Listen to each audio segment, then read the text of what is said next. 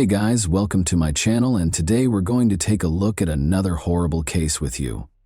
We examine the events that occurred in the U.S. state of Florida today. On October 16, 2018, 28-year-old Laura Picher was last spotted having dinner at a bar in Sebring. An employee at the Tampa restaurant called 911 3 days later after noticing something odd close to a dumpster. The case was solved by detectives using surveillance footage. Laura Picher was an extremely beautiful and consistently upbeat woman. She was gregarious.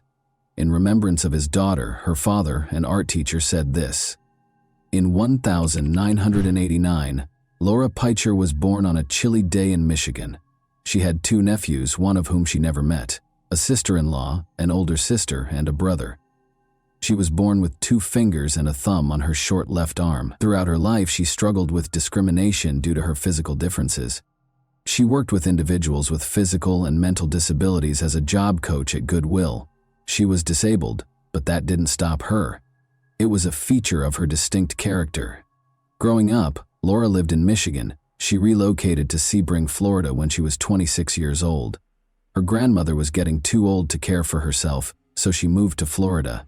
With a big heart, Laura left her job to visit her grandmother in Florida. The incident started with a 911 call on the morning of October 19, 2018, when staff members at the restaurant reported discovering the woman's body hidden under a wood board and wrapped in a plastic bag close to a dumpster behind the establishment. In a restaurant parking lot, a woman reported a bad smell next to a dumpster by calling 811. She initially believed it to be a dead animal, but upon closer inspection, she discovered what she initially believed to be a dead woman. Investigators showed up on the scene. Face down, the victim was discovered. She was half naked. She was discovered wearing a dress, and a plastic bag was placed over her before the bed's headboard was placed over her body, but the gown was lowered beneath her breasts. Her hands were tied behind her back by the criminal. They discovered a wallet that eventually held an ID card and a clear plastic bag filled with personal belongings, the most crucial of which was mail, by using a purse strap inside the dumpster. Laura Picher was identified as the victim. She lives in the city of Sebring, Florida, which is roughly 2 hours' drive from where she was discovered, and investigators concluded that she is not truly from Tampa. After more research, it was discovered that Laura owns a silver Toyota Tundra pickup truck. Her pickup truck was not in the parking lot close to where Laura's body was discovered, even though she may have driven it to Tampa. In case it was spotted anywhere, the truck was registered as a stolen vehicle and added to a law enforcement database. In the meantime, the restaurant manager was interviewed by investigators. The body was found on Friday morning, 2 days after the establishment's owners had cleaned the parking lot on Wednesday. This implied that the body had to have been there from Wednesday through Friday. Laura was strangled with a thin rope-like object, as evidenced by the obvious marks on her neck discovered by the medical examiner who conducted the autopsy on her body. Laura's death date was determined by additional indicators found on her body. It was obvious that the body had been on the ground for a long time because the skin was discolored. 2 days before she was discovered, on Wednesday, the medical examiner came to the conclusion that Laura had passed away. Meanwhile, police in Michigan, 1,200 miles away, informed Laura's family of her passing. Her parents were taken aback. In order to allow investigators access to Laura's trailer, Laura's parents drove 20 hours from Michigan to Sebring. Investigators sought to determine whether the trailer was a scene of a crime. They entered and searched the house to see if anything out of the ordinary had occurred, but there was nothing there. Everything had a place. No sign of a struggle had occurred there, which might indicate that Laura had been attacked elsewhere, nor was Laura's pickup truck present. The investigators were aware that reconstructing the timeline of Laura's final hours would be necessary to solve this case. They wanted to know who Laura had met, why she had come to Tampa from Sebring, and what had happened to her pickup truck. On Wednesday, investigators looked through Laura's cell phone logs. She stopped answering calls between 1 and 5 in the morning. It is a clear sign that something has occurred. According to the records, Laura called a man named Vidal Cortez twice on Wednesday morning. Detectives wanted to speak with a man named Vidal Cortez, who became the first possible suspect after Laura's friends disclosed that he was Laura's boyfriend. They needed to know if there had been any issues in their relationship and when he had last seen Laura. However, the police learned that Laura's pickup had been seen outside a Tampa convenience store before they could locate Cortez and speak with him. 3 miles from the scene of Laura's body, the detectives visited a convenience store. Laura's pickup truck was gone when they arrived. Nonetheless, the detectives hoped they could obtain some answers from the surveillance cameras that were placed both inside and outside the store. They saw a pickup truck arrive at the store and park after viewing the footage from those cameras. Although they attempted to zoom in, the video quality was subpar, making it impossible to identify the driver. A man exited the passenger seat of the pickup truck after it had parked.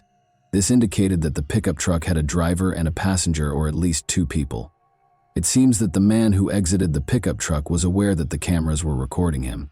He wore a baseball cap and kept his head down. He went into the store, but as before, detectives couldn't see his face on the videotape due to its poor quality. The picture was excessively grainy. The employees of the store stopped him from stealing the beer.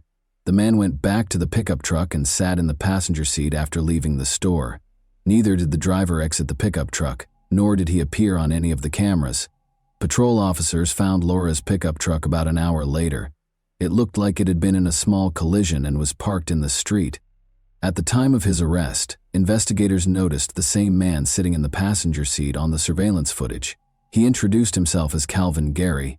He wore a tracking monitor on his ankle and was on probation. In the driver's seat was nobody. The pickup truck's driver had clearly run away, as only a pair of shoes remained. The detective started questioning Calvin Gary, while Laura's pickup was turned over to forensic so they could thoroughly inspect it for any evidence. He claimed that a man named Hot had given him the truck. They were going to steal beer from a convenience store, and Hot had just moved into the area. Calvin Gary was asked by detectives if he was aware of how hot the pickup truck got. "I don't know anything about Laura," he said, adding that he didn't know the answer to that question. "I don't know what happened to her," he said. He informed detectives that Hot was a short African-American man. Calvin Gary also provided detectives with Hot's location. When they spotted them, they proceeded to the designated address. The short man hid in a bushy grove. He was mistaken in his hope that the detectives hadn't noticed him. They invited him to approach them. The man had on a shirt and pants but no shoes when he came out of the shrubbery. He refused to give his name when detectives asked him to do so because he was uncooperative. The detectives then requested that he approach the car. They were able to quickly identify fingerprints thanks to specialized equipment. Detectives discovered a match in the database when they scanned the man's fingerprint. Gary Daniel was his real name, and he had a long criminal history. He was already a 3-time prisoner. The fact that Gary Daniel was from Sebring was another noteworthy detail. Be mindful, Laura was a resident of Sebring as well. Detectives assumed Danielle was the driver of Laura's pickup truck because he was shoeless. Remember how the police discovered shoes inside the pickup truck when they located it? Gary Danielle was therefore a suspect in the Laura Peacher case, due to all of these factors. Nevertheless, the detectives had to release him because there was insufficient evidence at that time for the police to bring any charges against him. Because Calvin Gary had an ankle monitor, they focused on him and the fact that he, Gary, and Daniel used Laura's pickup truck. But the police were able to follow him around. They learned that Calvin Gary had never visited Sebring where Laura lived, or the dumpster where her body was discovered. Following the discovery and interrogation of Laura's boyfriend, Vidal Cortez, detectives ruled out Calvin Gary as a suspect. However, he told detectives that Laura had gone to a Sebring bar on the evening of Tuesday, October 16, since she had been there the night before she died. Detectives were intrigued by this information and went to the bar to talk to the establishment personnel. Since Laura lived nearby, the manager told detectives that she frequently stopped by the bar for a bite to eat. Her most recent visit was on the evening of Tuesday, October 16. There was nothing unusual about her manner. She was smiling and friendly as usual. The existence of surveillance cameras within the establishment, which captured all events within the bar, was discovered by detectives. They viewed the video, which supported the bar manager's claims that Laura was wearing the same dress in which she was discovered. At the bar, she was seated. At the time, she was conversing with a waitress who was employed. She ate dinner. Nothing odd was going on, and she hadn't ordered any alcohol. Around 11 p.m., she left without meeting anyone and only talked to a waitress. Subsequent investigation revealed that the witness saw Laura with a man he described as Shorty at 2:45 a.m., approximately 4 hours after she had left the bar. She was spotted by the witness at a gas station outside a convenience store across town. At that moment, Laura was sitting in her pickup truck and appeared to be in good health. There was no sign that she was having problems or that she needed assistance. In addition, the witness stated that Laura and Shorty took off in their car. Since the gas station was the last known location where Laura was spotted alive, the investigators went there. At 2:54 a.m., when they began watching the security footage, they recognized a familiar face. Gary Danielle had entered to purchase cigarettes. Before he left, he chatted with another customer. Laura's pickup truck was seen backing out of the parking lot and onto the highway in footage captured by another camera. The footage supported an eyewitness's account that he unquestionably saw Laura Peicher and Gary Danielle together at a gas station near Sebring, but it was impossible to determine whether Laura was inside the pickup at the time, whether she was okay, or whether Gary Danielle was with her. Investigators searched the dumpster for clues that might connect Gary Danielle to Laura's murder early on Wednesday morning. Although the ATM receipt was partially torn, it contained information that helped law enforcement identify that it was a specific ATM at a Lakeland gas station. The receipt states that the transaction took place on Wednesday at 3:30 p.m., 12 hours after Laura was last observed in Sebring. In order to locate the ATM of interest, the detectives proceeded to the gas station. With any luck, the surveillance footage would help them solve the case. They could see Laura's pickup truck in the video, but they couldn't make out who was sitting in it. Fortunately, there were several cameras. The detectives watched Gary Danielle exit the pickup and go to the store after it had been parked. After taking out cash from the ATM and purchasing a soda, they departed the establishment. Detectives believed Laura was dead by this point because she was not seen and did not exit the pickup truck. Gary Danielle returned to the pickup truck and headed toward the location of Laura's body. They located him. For interrogation, Gary Danielle was brought to the police station. The only proof the police had at that point was that Danielle had used Laura's pickup truck, so they started interrogating him about it. The only thing he did, Danielle said, was to use an unlocked truck that had keys inside for that purpose. He didn't know who owned the pickup. The pickup truck's interior was fine, he said. He saw nothing out of the ordinary. After showing him a photo of Laura, the detectives asked him if he recognized the person in it. "I don't know the woman," Danielle said. He was asked if he had ever met Laura in Sebring by detectives. "No," he said. Then they told him that a recording had been made at a Sebring gas station. He's on the tape, and Laura's pickup truck is on the tape. He refused to answer any more questions after Danielle learned that the police suspected him of killing Laura. There was no tangible evidence available to detectives at the time to convince a jury that Laura Peicher was murdered by Gary Danielle. A person has a set amount of time to stand trial. The clock begins to run as soon as the suspect is taken into custody. The detectives chose to release Gary Danielle because they were still awaiting the forensic findings. Naturally, there was a significant risk that Danielle would flee, but the investigators determined that the risk was warranted in this instance. Many questions were addressed by forensic analysis. Drops of Laura's blood were discovered by the experts in the rear seat of her pickup truck. This suggests that Laura's body was either in the back seat of the pickup truck when she passed away, or that the crime was committed inside the vehicle.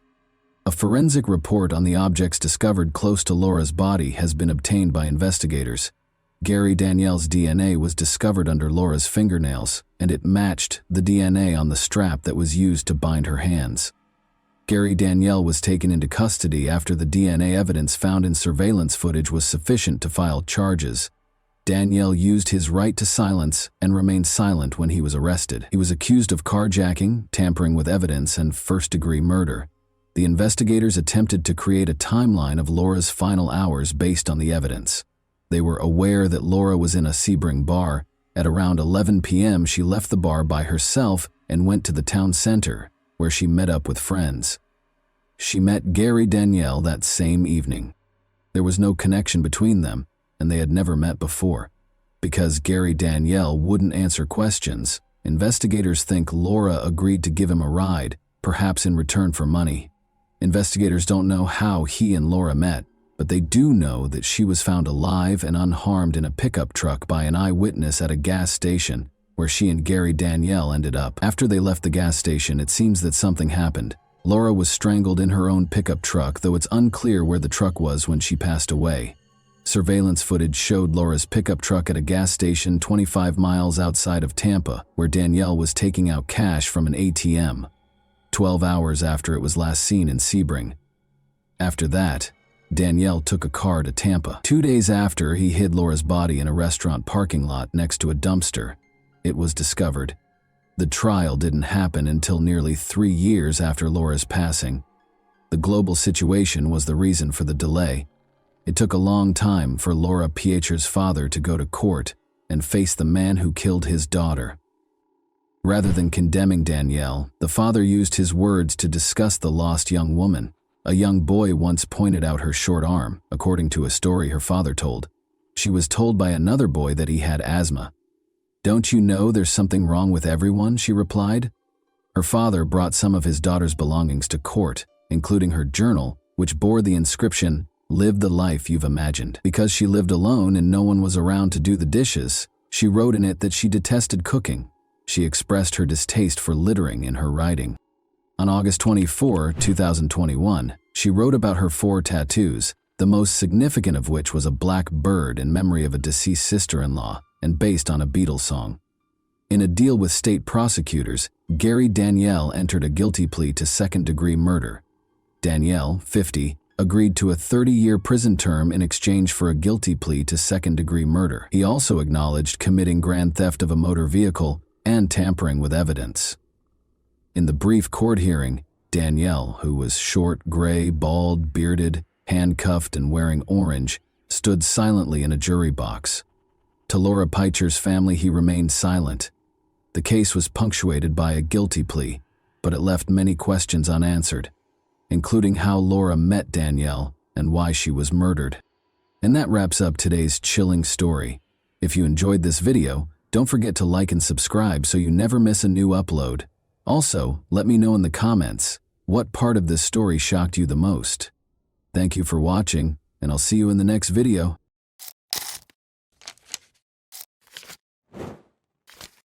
Hey guys, welcome to my channel, and today we're going to take a look at another horrible case with you. Lori Eisenberg called the Idaho authorities in February 2018 with a distressing message. She said she was sailing on Lake Coeur d'Alene with her husband, Larry Eisenberg, when he suddenly fell into the water. But after the body was recovered, a medical examination revealed a different picture, which made authorities believe that a more intricate and nuanced story was involved. Born in 1950, Larry Eisenberg earned a degree in forestry from the College of Idaho. He worked in forest cultivation, maintenance, and harvesting. He started working in the woodworking industry after completing his college education. He spent his entire life striving for success because he enjoyed working hard. In 1974, Larry married his first wife, with whom he had 2 children. But after the kids grew up, the couple got divorced. He soon met Lori Barnes, who was born in 1953. Lori's life used to be extremely impoverished. On occasion, her family even had to stay the night on farms that were deserted. She got married in 1973 at the age of 19, and the couple divorced in 1996, but they had 6 daughters together. She moved out after the divorce and became a single mother to her daughters. Many were drawn to Lori because of her amazing laugh and smile, and she was very good with people. Larry has consistently stated that he loves his wife more than anything else since they were married in 2004. Their neighbors and friends said their 17-year marriage was perfect. In northern Idaho, they led a contented life. Lori was the executive director of the North Idaho Housing Coalition at the time, which remodeled homes for impoverished families to buy or rent. Larry was retired but still involved in a number of community activities, and she was a well-respected member of the community. Lori and Larry decided to take their boat to Lake Coeur d'Alene on February 13, 2018, so they could watch the sunrise from Sunup Bay, a beautiful location. Given that Lake Coeur d'Alene is generally regarded as having serene waters, what happened that day was nearly unthinkable. But soon after they set sail, Lori looked very upset and used Larry's phone to dial 911. She reported her husband's drowning to the authorities. Lori described her desperate search for Larry in the water and her need for immediate help. At 11 a.m., officers reached the closest shoreline and sent a rescue boat to retrieve Lori so that she could receive medical care. Sheriff deputies asked the woman for any information regarding Larry's last known location when they arrived at the scene. Lori claimed she couldn't find her cell phone and didn't call emergency services until 2 hours after Larry went overboard. Additionally, Lori stated that she had to manually start the engine again because the ignition key had broken shortly before the incident. She then disclosed that, after searching the neighborhood for Larry, she chose not to drive the boat back to shore out of concern that she would lose the trail. She eventually located Larry's cell phone and dialed 911 after taking out a blanket to stay warm. But after she finished speaking, the cell phone fell out of her grasp and into the lake. The officer observed that the woman's emotion appeared to be very real during this exchange. They all believed it to be an accident. Lori was assisted by medical staff in waiting for an ambulance so she could be monitored further. Officers towed the Eisenbergs' boat to a speedboat nearby so they could inspect it. Detectives noticed blood spatter in multiple locations as soon as they got on the boat, most likely from Lori's nosebleed.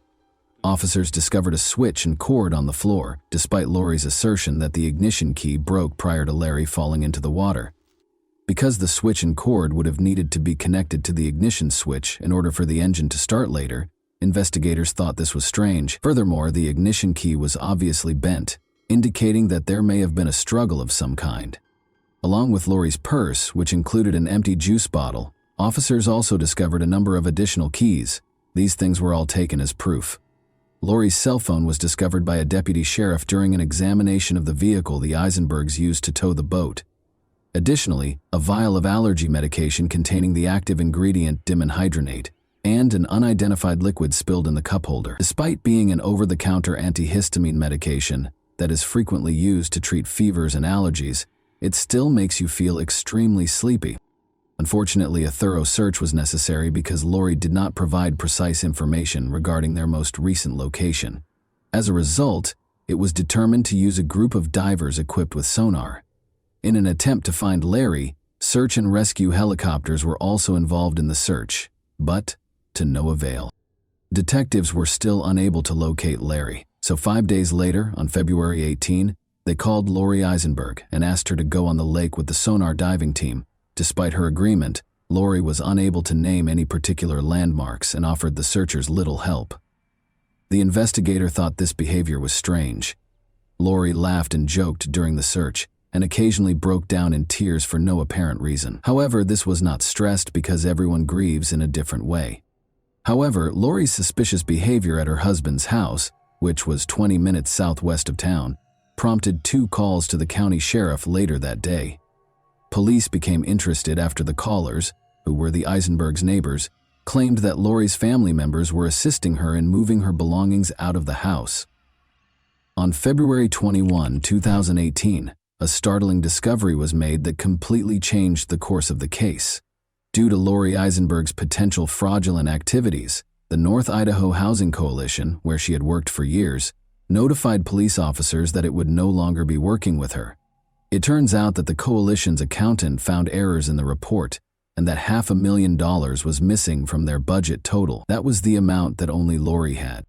Those who knew Lori Eisenberg were shocked by this news because, according to law enforcement, she was a law-abiding citizen with no prior criminal history. Larry's son made the decision to speak with the investigator at this point. He told him about Lori's peculiar actions and the potential role she played in his father's passing. However, the detective was certain that the woman had nothing to do with Larry's death and saw it as merely his personal grievance. However, in response to Lori's fraud charge, a search warrant was issued for the Eisenbergs' residence the following day. Several pieces of evidence were found during the search, including red stains on the floor outside the house, paper towels that appeared to have dried blood on them, black latex gloves, and a Ziploc bag that contained an unidentified white powder. Lori was immediately briefed on the evidence by the investigating detective. She countered that she was unaware of the brown stains in the backyard and that the blood they discovered on the gloves and towels was her own.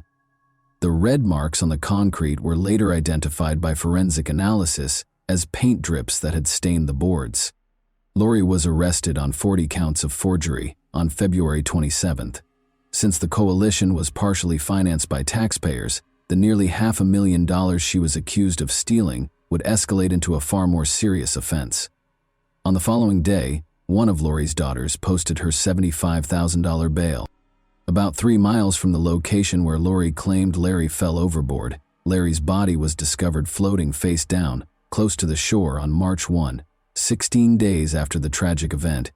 An autopsy the following day verified that the body belonged to Larry Eisenberg. That's not all, though. Toxicology tests conducted by the coroner's office showed that Larry's blood contained deadly amounts of the antihistamine dimenhydrinate. Experts concur that despite the extremely low frequency of overdoses, the drug is fast-acting and can be lethal if taken in excess in a short amount of time. Although the autopsy results were not made public by the authorities, Lori had previously claimed that her husband took several pills daily and frequently neglected to take the recommended dosage. Larry also had flu-like symptoms, according to Lori. Larry only ever mentioned being sick once, in a message to his friend.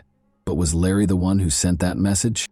The expert analyst concluded that the last time the cell phone signal was present close to Lori's son's house was when Larry vanished into the lake, despite the fact that Larry's phone had drowned.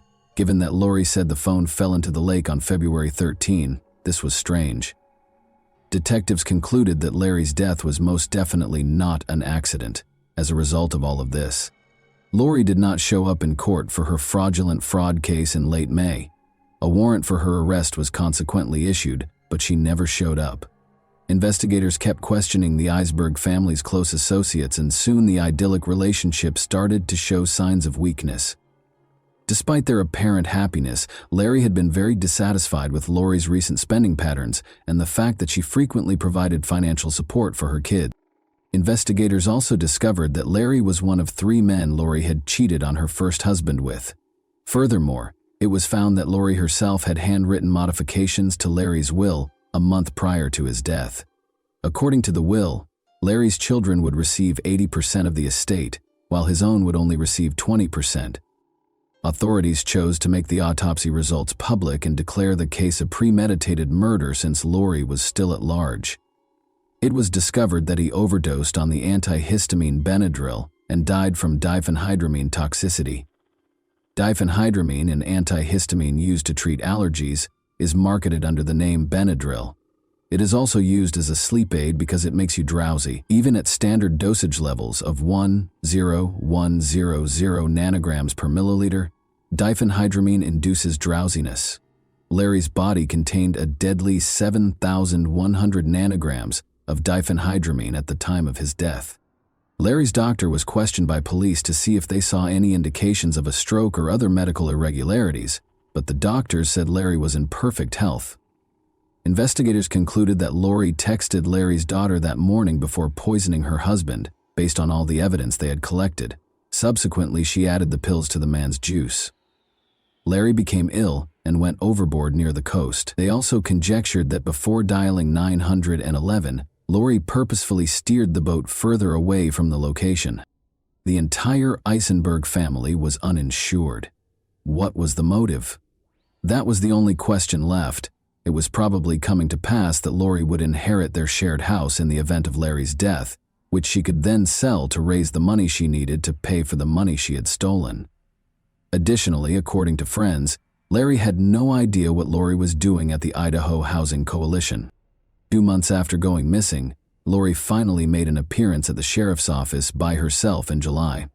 Until the fraud case was tried in court, investigators were eager to discuss her alleged murder of her husband. Eisenberg consented to enter a guilty plea to 3 counts of wire fraud and 1 count of federal program theft in November 2018. She also consented to make restitution of about $580,000. Eisenberg was found guilty of embezzling over $500,000 and given a 5-year prison sentence. In addition, Lori's daughters entered guilty pleas to individual conspiracy charges. Each of them received a $50,000 fine and a house arrest sentence. Even though that case was resolved, another one was still pending. Lori was questioned about Larry's death once more right after the sentencing. Detectives questioned her directly about whether or not she had killed her husband during that interrogation. Lori behaved apprehensively throughout this interrogation. Her foot started tapping, which is a sign of tension and anxiety. After that, she was informed of the autopsy's findings. The detectives persisted in pressing her with additional compromising evidence, even though she denied any involvement in her husband's death. She eventually demanded an attorney and refused to answer any more questions. Lori Eisenberg was charged by a grand jury with first-degree murder by poisoning, a capital offense, 2 years after her husband's body was discovered floating in Lake Coeur d'Alene. The COVID-19 pandemic caused her trial to be repeatedly postponed. In order to maintain her innocence and admit that she would probably be found guilty if the case went to trial, Eisenberg entered an Alford plea to a lesser charge of second-degree homicide, after initially being charged with first-degree homicide by use of poison. She entered a guilty plea to the lesser charge of second-degree murder in February 2021. Larry's daughter, Jessica McPherson, said she thought the plea agreement, which spared Eisenberg from acknowledging guilt, was a betrayal of her father's family. "The manner in which I lost my father," Lori Eisenberg, "has left a hole in my soul that I will never be able to fill. And for 3 years, that hole has just continued to get deeper and deeper at the web of lies, deceit, and manipulation that have continued to expand," Jessica McPherson said. Larry's son, Dean Eisenberg, stated, "It is impossible for me and those who are deeply impacted by the loss of such a great man and wonderful father to find closure." In an unforgettable way, he referred to his father as his best friend. "Even those who hated him loved him in a way," he stated. As her stepson talked about the man she confessed to poisoning, Lori Eisenberg wiped her eyes with a tissue. He spoke of a decent, industrious man who cherished his family, especially his wife. "I can only hope she did what she did to save him the embarrassment of finding out what his soulmate had done behind his back," said Dean Eisenberg. Lori's daughter, Amber Barnes, claimed that her mother controlled the household. "Larry dedicated his life to Lori. He loved her, he trusted her, and she killed him," Barnes stated. The pain felt by everyone who lamented Larry's passing was exacerbated by Lori's plea to Alford. "She deserves to be held accountable for her actions and be seen for who she really is," Amber Barnes stated. She saw Lori Eisenberg as a father figure and a great-grandfather who would give her children bear hugs and stroke their hair while telling them he loved them. "Our family lost 2 people that day on the lake. We lost Larry, the grandpa we loved, and we lost Lori, the mother and grandma that we loved, trusted, and thought that we knew. Lori shattered our lives when she took Larry's life. But it didn't stop there," Amber Barnes stated. Before the judge sentenced Lori Eisenberg, she spoke to the court for over 45 minutes. She claimed that she started stealing from the coalition because she was having financial difficulties with her daughters, one of whom she had expelled from her house when she was 15. She claimed that she felt unable to express to her husband her desire to support her daughters financially. She emphasizes that they lacked health and dental insurance. "I saw my precious little grandchildren suffering because their mothers were not able to have a double-income family and not able to provide what they needed," she said. "So what do they do when the kids get sick and have to go to the doctor?" According to her, "I got to the point where I was torn between adhering to the life and Larry's standards of life and being able to do what I thought I had to do. And so I came up with the most stupid, shameful plan ever, and that was to steal money from my employer." Eisenberg killed her husband, according to the prosecution, to avoid the additional humiliation of losing half of her assets in a divorce. Eisenberg, however, told the court that her husband wasn't supposed to consume the poisoned drink that killed him. Eisenberg claimed that she had considered suicide ever since her embezzlement was uncovered. Her words, "I knew my life was over." She claimed that after drinking the drink she had tainted with Benadryl, she intended to drown in Lake Coeur d'Alene, but her husband discovered it while she was asleep on the boat. "I had 2 options, death or life in prison. I never wanted to get away with anything. I know Larry would still be alive if it weren't for me," she replied. According to the judge, he was convinced that Eisenberg's account of what happened in court was accurate, at least the version she had chosen. "Your truth doesn't hold up in the light of all the evidence," he responded. Eisenberg was given a life sentence with 30 years fixed and credit for time served, according to the judge's ruling.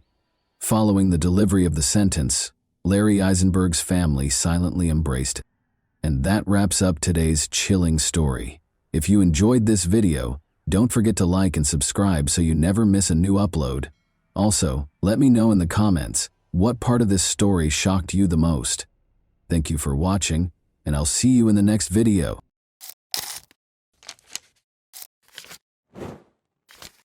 Hey guys, welcome to my channel, and today we're going to take a look at another horrible case with you. Lam Kor Wan, Hong Kong's first serial killer, was introduced in 1982. He worked as a taxi driver, but at night he was known as the Rainy Night Butcher and the Jars Killer. Over the course of 7 months, he killed 4 young women, concealing their bodies beneath his family's couch and preserving their body parts in jars. Every murder was more graphic than the one before it. They all appeared in unsettling movies, from suffocation to the amputation of body parts. What perverse ideas motivated this man, and who was he? How did these women end up as his gullible victims? Let's discover the terrifying reality that was born on May 22, 1955, in the center of Hong Kong. Lam Kor Wan had a challenging childhood. With 10 children, a legal wife, and 2 mistresses, his father, Lam Weil Lok, led a difficult life. This set the stage for Lam's turbulent early years. Lam was subjected to cruel treatment during his early years while residing in Malaysia with his biological mother. His father violently abused both of them at home. Lam's situation was made worse by the fact that his parents divorced when he was a child. Due to a horrific event in which his father slammed his head against a wall, leaving 2-year-old Lam unconscious with periorbital bruises and a fractured skull, his father had a fierce temper.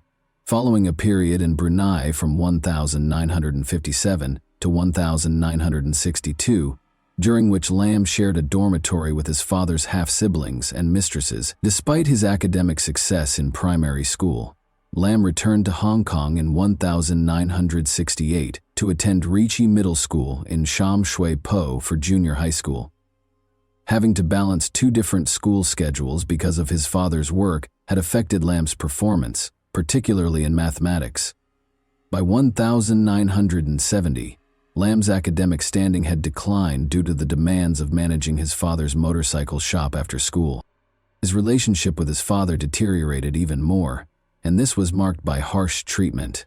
Lam also started running away from home a lot as a result of this. Up until middle school, it had become a recurring pattern in his life. Lam had begun working in his father's motorcycle shop years after he had graduated from high school. He later went on to learn how to service air conditioners from a relative. The entire ordeal, which was replete with family issues during difficult times, had prepared Lam Kor Wan to become the enigmatic individual he would become. After a fight with his father outside a public restroom on Hakuin Street in early 1973, he was expelled from his house and sent home. After forcing a woman into the bathroom with a knife, he touched her lower body in an inappropriate manner. He was arrested as a result of this incident. A doctor examined Lam and determined that he had mental health problems, making him unfit for trial or incarceration. He was therefore ordered to receive treatment at King Shan Mental Hospital. He chose to change his name to Lam Jiao Koang by the time he was 19, after being treated for 102 days and being released from the hospital. Along with his collection of locked-away pornography kept in a metal ammunition box, his family noticed his odd fascination with the female body. Even though his family made an attempt to assist him, nothing seemed to change. His behavior changed to something more unsettling when these measures did not satisfy him. The women chased him down the street after he bought a Polaroid camera and started taking illegal photos of them from beneath the doors of restroom cubicles. At their home in Kwantong, he had later been caught snooping on his sister as she undressed outside the restroom. After that, the family decided to move further away, into Kwa Wan at their new residence. There was an agreement in place for him and his younger brother to share a room and sleep in different parts of a bunk bed. They were to keep their possessions separate and free from outside interference. He officially began working as a taxi driver in 1978, after obtaining a license and assuming the name Lam Kor Wan. His family only saw him every 14 to 15 days after he was moved to the night schedule around 1980. He then developed an intense interest in photography in 1981, which led him to study the art form. But since he didn't have a darkroom at home to print color pictures, he looked for a photo studio. He enrolled in a photography course offered by the Chinese YMCA of Hong Kong at the Waterloo Road Association in order to avoid suspicion. His classmate was employed at a sim shots. Lam made up a story about needing help with autopsy photos because he was a part-time photographer and worked in a mortuary. Surprisingly, his account was approved, and the classmate edited Lam's images to prevent alarming other students. His mother observed a significant shift in his behavior after he had been a night taxi driver for a year. He began to disregard personal hygiene, declining to take a shower or change his clothes. On the gloomy night of February 3, 1982, at the age of 27, his mother even saw him wander home like a sleepwalker in the dead of night, but his demeanor became forlorn. During his time as a taxi driver in the Tsim Sha Tsui district, Lam changed from being a simple peeping Tom to something more sinister. He was looking for clients one day who were coming home from a night out. This is where things started to go south. When Chan Feng Lan, a clearly drunk woman, emerged from a restaurant at around 4 in the morning, she was in such need of a ride that many taxi drivers refused to give it to her. Lam, apparently unfazed by this, accepted her into his taxi and consented to drive her home.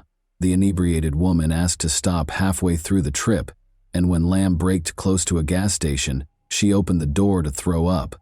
Uncertain of where she was, she asked Lam to return in the opposite direction after this disturbing incident. Later, Lammy admitted that he had considered killing her, but something inside of him snapped and he decided he had had enough after being initially disgusted by her vomiting.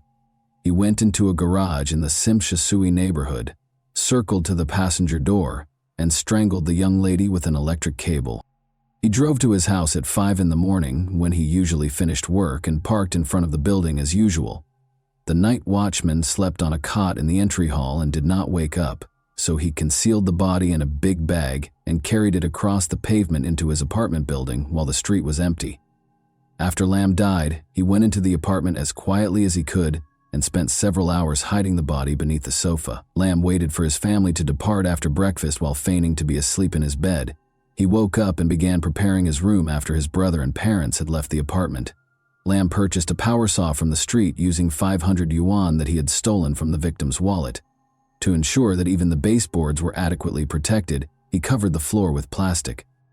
He began to dismember the innocent woman's body after placing it on the plastic. Despite his best efforts, he was unable to avoid leaving any blood traces, and some of it splashed onto the walls.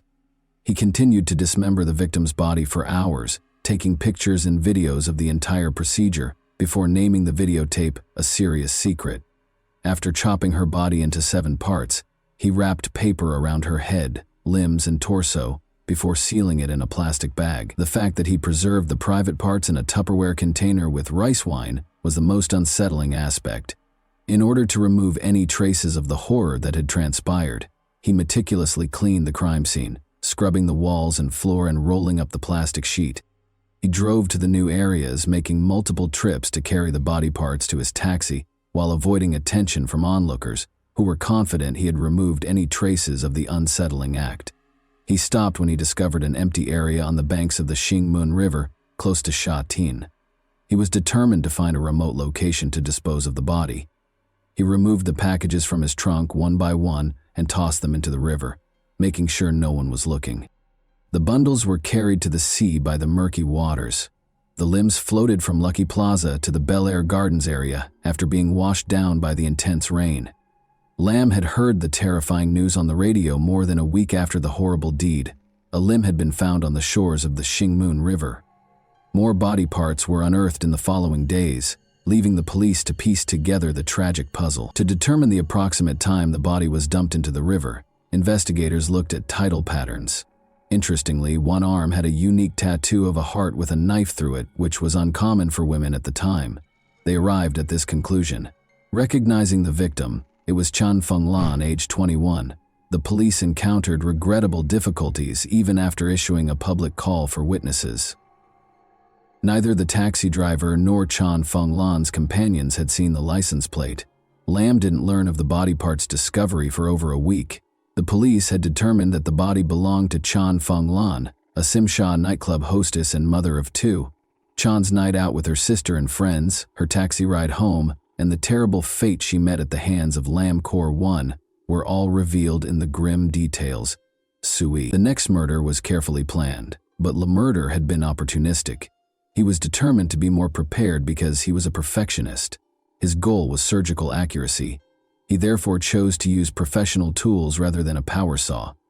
In the end, he bought specialized surgical instruments and multiple bottles of formaldehyde after studying knives, blades, and scissors in great detail. Formaldehyde was a colorless, pungent chemical that was used for disinfection and preservation. Lamb had claimed another victim on May 29, 1982, 3 days after acquiring his equipment. He was able to capture his second target, a bar employee.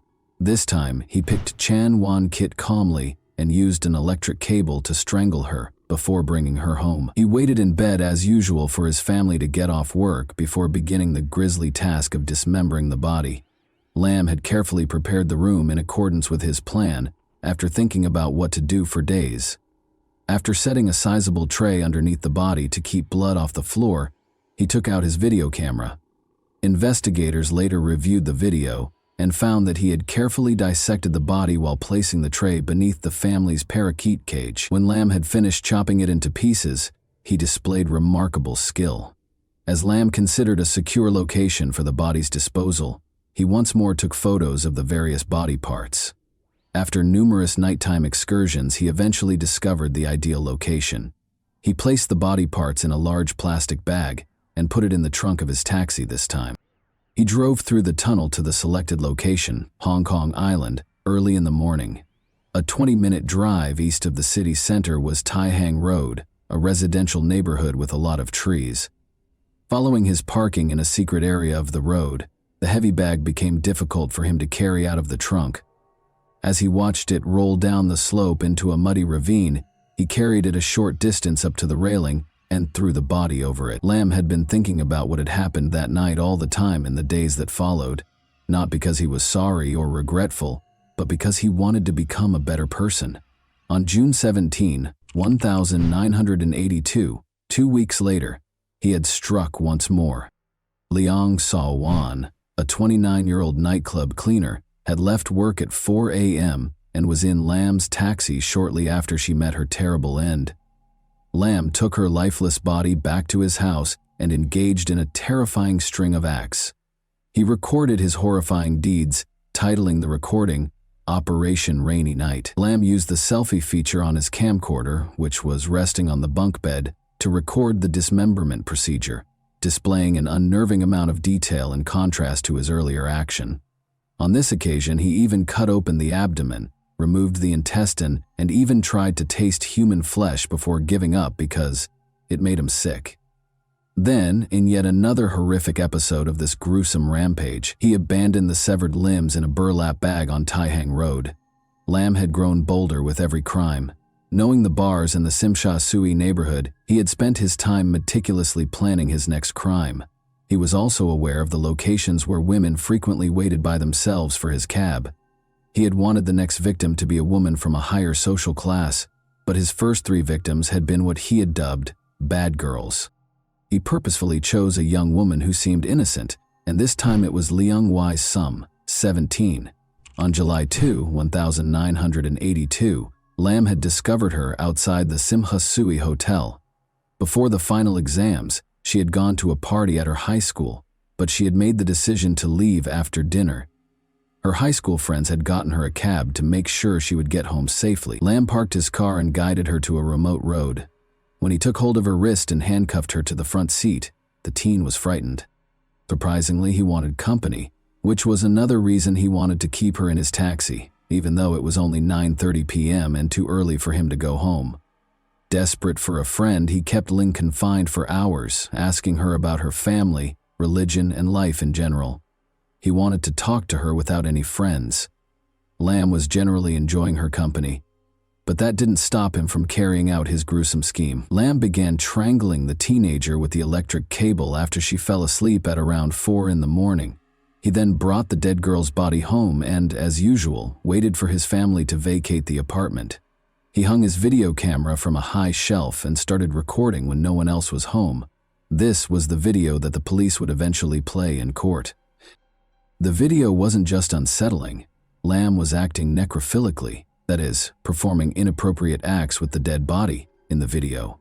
It should be mentioned that Lam had burned the young victim's skin after falling on her thighs while he was earlier assembling the lighting apparatus to record his activities.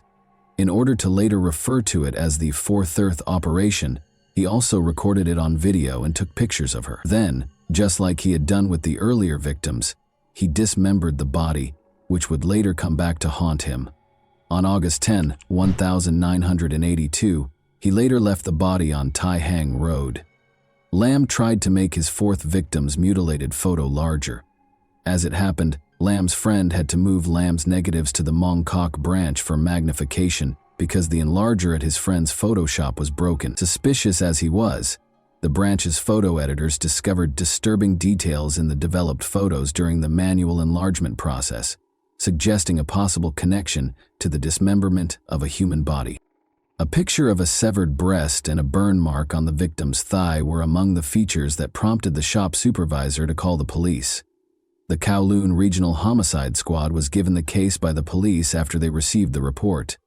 Detectives under the direction of Sergeant Lee Kwon obtained statements from the clerks at the Sima, Sui, and Mongkok branches while safeguarding the negatives and photograph. After a thorough examination and analysis of the flesh and blood color, the forensic officer from the Scientific Forensics Department concluded that the photographed corpse had been dead for less than 3 hours. The dismemberment technique ruled out the possibility that the perpetrator was teaching pictures because it implied that they lacked medical anatomical knowledge. The typical green sheet used in autopsies was conspicuously missing. Additionally, forensic specialists verified that the images were taken directly from a real body rather than from printed materials. In one picture, a tiny drop of water also reflected half the face of a girl who looked like Leong Wai Sum, who had disappeared on July 2. The police decided to make an arrest after concluding that Ling had been murdered, based on the results of the Scientific Forensics Division and medical examiner. Sergeant Lee had led the team in an ambush at the photo shop early on August 17. He asked the clerk to mix a Lam set of 13 photos with a few other pictures and encouraged him to talk to Lam about the pictures, where they were taken, and why they were being enlarged. The goal was to document the discussion and collect supporting documentation. Lam arrived by taxi to pick up the pictures at about 6 o'clock in the evening. Following his friend's request, he carefully examined each picture and clarified that the enlarged images would be used for courtroom presentations, especially so jurors could see the contents more clearly. Lam said that he worked in mortuaries on a regular basis. Sergeant Lee revealed his identity after verifying the images and making the payment, and he immediately took Lam into custody. Lam first made up a story, claiming that the pictures were taken by a four-eyed man he had met in Kwan who worked for the Oriental Daily. Investigations, however, showed that there was no such individual. In order to gather tangible evidence, the authorities promptly requested a warrant so they could search Lam's home within the allotted 48 hours. Otherwise, they would have needed to let him go. During the search, they found personal belongings, preservatives, anatomy books, surgical instruments, Lam's cupboards, and severed body parts, including the deceased women's breasts and vaginas.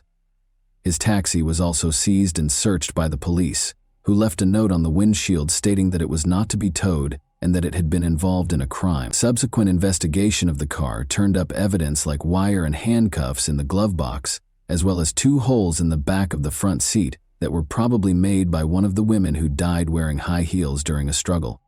Investigators allegedly recovered a large collection that included 1,900 carefully coded photos, 1,500 color slides, and 696 negatives that documented coronavirus victims at different points in his crimes.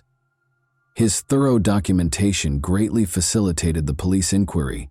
All of his victims' body parts were eventually found by authorities, allowing for their identification and eventual return to their families. To assist with the investigation, Lam Korwan was taken to the police station with his father and younger brother. Authorities suspected that the taxi driver wasn't acting alone because of the small living area and the amount of evidence found in Lam and his brother's bedroom. After 3 days of intense interrogation and detention, Linwas was freed. The younger Lam insisted that he had little contact with his brother because of their divergent schedules and was neither involved in nor aware of the incidents to expedite their release. Corwan was pressed by their father and younger brother to make it clear that they had nothing to do with trying to get her son to confess. Lam's mother went to the police station as well. Corwan assisted law enforcement in identifying the victim's body parts. The police, however, continued to suspect the younger Lam of involvement despite their cooperation. As a result, both brothers were brought before the Sanpo Kong Magistrates Courts on 4 counts of murder. In order to support the younger brother's persistent denial of involvement, they were later moved to the Su Lam Psychiatric Center for evaluation. After the 6th hearing, he was ultimately freed because there was not enough evidence. The case was sent to the Supreme Court for trial after a medical evaluation determined that Corwan was of sound mind, had a remarkably high IQ, reportedly over 130, and was deemed fit to stand trial with established prima facie evidence. On March 3, 1983, the trial began, and a large crowd gathered outside the court to watch Lam's behavior. Because it was thought that the more than 1,000 pieces of evidence that would be presented in the case were too graphic for women, a number of men were chosen to serve on the jury. Authorities claimed that the specifics of the case were too upsetting for women, so 7 men were chosen specifically to guarantee a fair trial and avoid shock. The only people who could watch Lam's videotapes were the jurors, judges, and attorneys. Furthermore, during the trial, the victim's organs were not allowed in the courtroom. Police officers, Photoshop employees, forensic and scientific specialists, and even Lam's relatives were called as witnesses by the prosecution. Acknowledging the strength of the evidence against him, Lam negotiated a reduced sentence in exchange for admitting to manslaughter. But this appeal was turned down. The jury was instructed by the judge to choose between charges of murder and manslaughter, rather than to discuss Lam's guilt. With testimony from 5 psychiatrists, the trial descended into arguments about Lam's mental health. 3 of them suggested an obsession with women, while 2 questioned his self-control. On April 8 the same year, after 18 days, the judge gave the jury instructions to render a verdict based on whether or not they thought Lam had control over his actions during the crimes.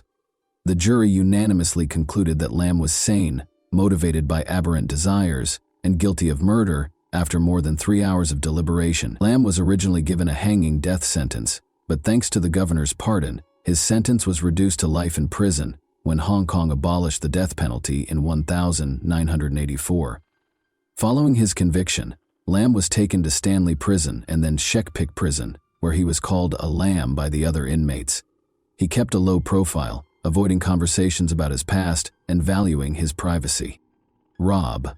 He reportedly had a modest salary, was reticent and rarely interacted with people. He read religious, medical, and newspaper articles and took part in Catholic and Christian classes while incarcerated. While he did not receive family visits, he did occasionally receive visits from church volunteers. He amassed a reputation among the prisoners for his understanding of purple star astrology, a type of Chinese fortune-telling, and his cell was stocked with books and newspapers. When Lam applied for parole in 2018 at the age of 62, after serving more than 34 years, even prison officials sought his counsel, raising public outrage. The parole board decided against changes or parole at that time due to concerns about the possibility of repeat offenses, even though they review parole every 5 years. According to reports, during the 1983 trial, Lam was also observed by some inmates dissecting cockroaches in the prison and making elaborate displays out of them while they were kept in a matchbox. In her testimony, Lam's mother described the physical abuse her oldest son had suffered as a child. The father of coronavirus had even caused severe head trauma when the boy was only 2 years old, leaving him with 2 black eyes. She had also been the victim of domestic violence. Experts have connected severe head injuries sustained as a child to psychological problems like necrophilia later in life. Lam reportedly told a psychiatrist that he thought God had given him the order to carry out the murders. Lam's actions remained mysterious throughout the investigation. Investigators were baffled by his decision to develop films at a Kodak store, even though he had the required equipment. Some conjectured that he may have secretly wished for arrest because he had almost been arrested before the gruesome autopsy results, and the manner in which the bodies were dismembered suggested that a professional killer was at work. However, despite these disturbing facts, Lamb's family had difficulties because of the case's publicity. They tried to sell their apartment but were unsuccessful because of its fame, so they were forced to stay after the case ended. The police, concerned about possible media exploitation, destroyed all of Lamb's tapes and photographs. Some of the victims' organs, however, had a different destiny there and were kept for educational purposes at the Wan Chai Forensic Medicine headquarters. As our journey through Lamkor, Wan's haunting saga, comes to an end, it is important to remember these 4 innocent women whose lives were tragically taken. Lamb's father sought atonement for his son's sins on November 16, 1986, by dedicating a memorial tablet at Yuan Shin College for the lives lost to his son's evil. The story of Lamkor Wan serves as a chilling reminder of the intricacies of the human psyche and the terrible outcomes they can produce. Such tales act as a forceful plea for greater comprehension, awareness, and attention to mental health. As the first serial killer in Hong Kong's history, Lamkor Wan, now 68, is serving a life sentence in the maximum security Shek Pik prison on Lantau Island for the gruesome killings that rocked Hong Kong in the early 1980 CE. His reign of terror came to an end on August 17, 1982, the fateful day of his arrest, when he was just 27 years old. His horrifying post-crime rituals, which included hiding victims under the family couch and preserving body parts in jars, earned him the terrifying nicknames the Rainy Night Butcher and the Jars Murderer. Such unsettling behaviors reveal a terrifying picture of a disturbed mind. And that wraps up today's chilling story. If you enjoyed this video, don't forget to like and subscribe so you never miss a new upload. Also, let me know in the comments what part of this story shocked you the most. Thank you for watching, and I'll see you in the next video.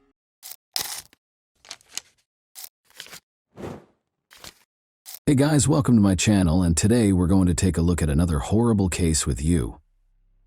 Born on May 23, 1973, in a small Tennessee town, Matthew Winkler came from a family where religion was very important. His life was centered around church activities from a young age, and his parents, who were devout Christians, gave him a solid moral foundation grounded in Christian principles. Matthew was taught the value and strength of faith at a young age, and it seems that his relationship with God served as his beacon. He was the youngest of 4 children, and despite their lack of wealth, the family was content, despite their financial struggles. Although Matthew enjoyed his studies, it wasn't until he was in his teens that he realized his true calling when he started participating in church ministries and assisting with youth events. He exuded confidence, charm, and a unique ability to connect with others. He made the decision to become a pastor at the age of 18, having already completed his education. Following his high school graduation, Matthew enrolled at Henderson, Tennessee's Freed Hardeman College. Students from all over the nation who were looking for a theological education were drawn to this university because of its strong Christian tradition. Despite his concentration on his studies, Matthew remembered to engage in extracurricular activities. He served as the soccer team's captain. He frequently planned events for students and took an active part in campus life. He immediately made a name for himself as a leader among his peers thanks to his enthusiasm and drive. He met Mary, his future wife, at the same college. Despite attending the same college, Mary's personality was very different from Matthew's. She was quiet and unassuming, and even though their paths crossed at different occasions, she did not receive the same level of attention as he did. Born in Tennessee, Mary came from a traditional family.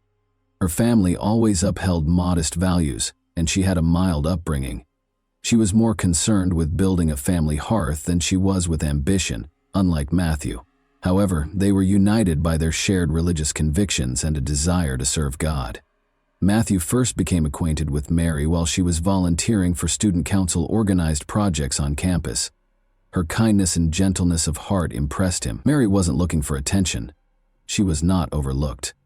He started their friendship, which swiftly developed into a more committed partnership for someone with Matthew's charm. Surprisingly, Matthew's vivacious personality was ideally matched by Mary's serene and prudent disposition.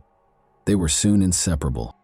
The couple started assisting the underprivileged, volunteering at community events, and working together on church projects. In addition to being his wife, Matthew viewed Mary as a ministry partner who shared his philosophy of life. Mary, however, believed she had found a man who shared her beliefs and was supportive. After graduating from college, they got married and relocated to Selmer, where Matthew accepted a position as a pastor at the nearby Church of Christ. There was more to the Church of Christ in Selmer than just worship. It served as the town's most significant hub for activity. It was situated on a hill with a lovely garden all around, and the congregation always congregated there.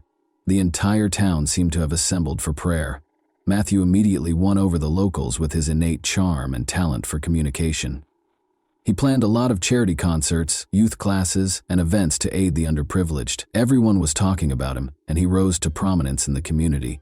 Mary actively assisted him in this ministry in spite of her modesty. She was present when Matthew took care of the house, assisted with event planning, and delivered significant announcements to the congregation.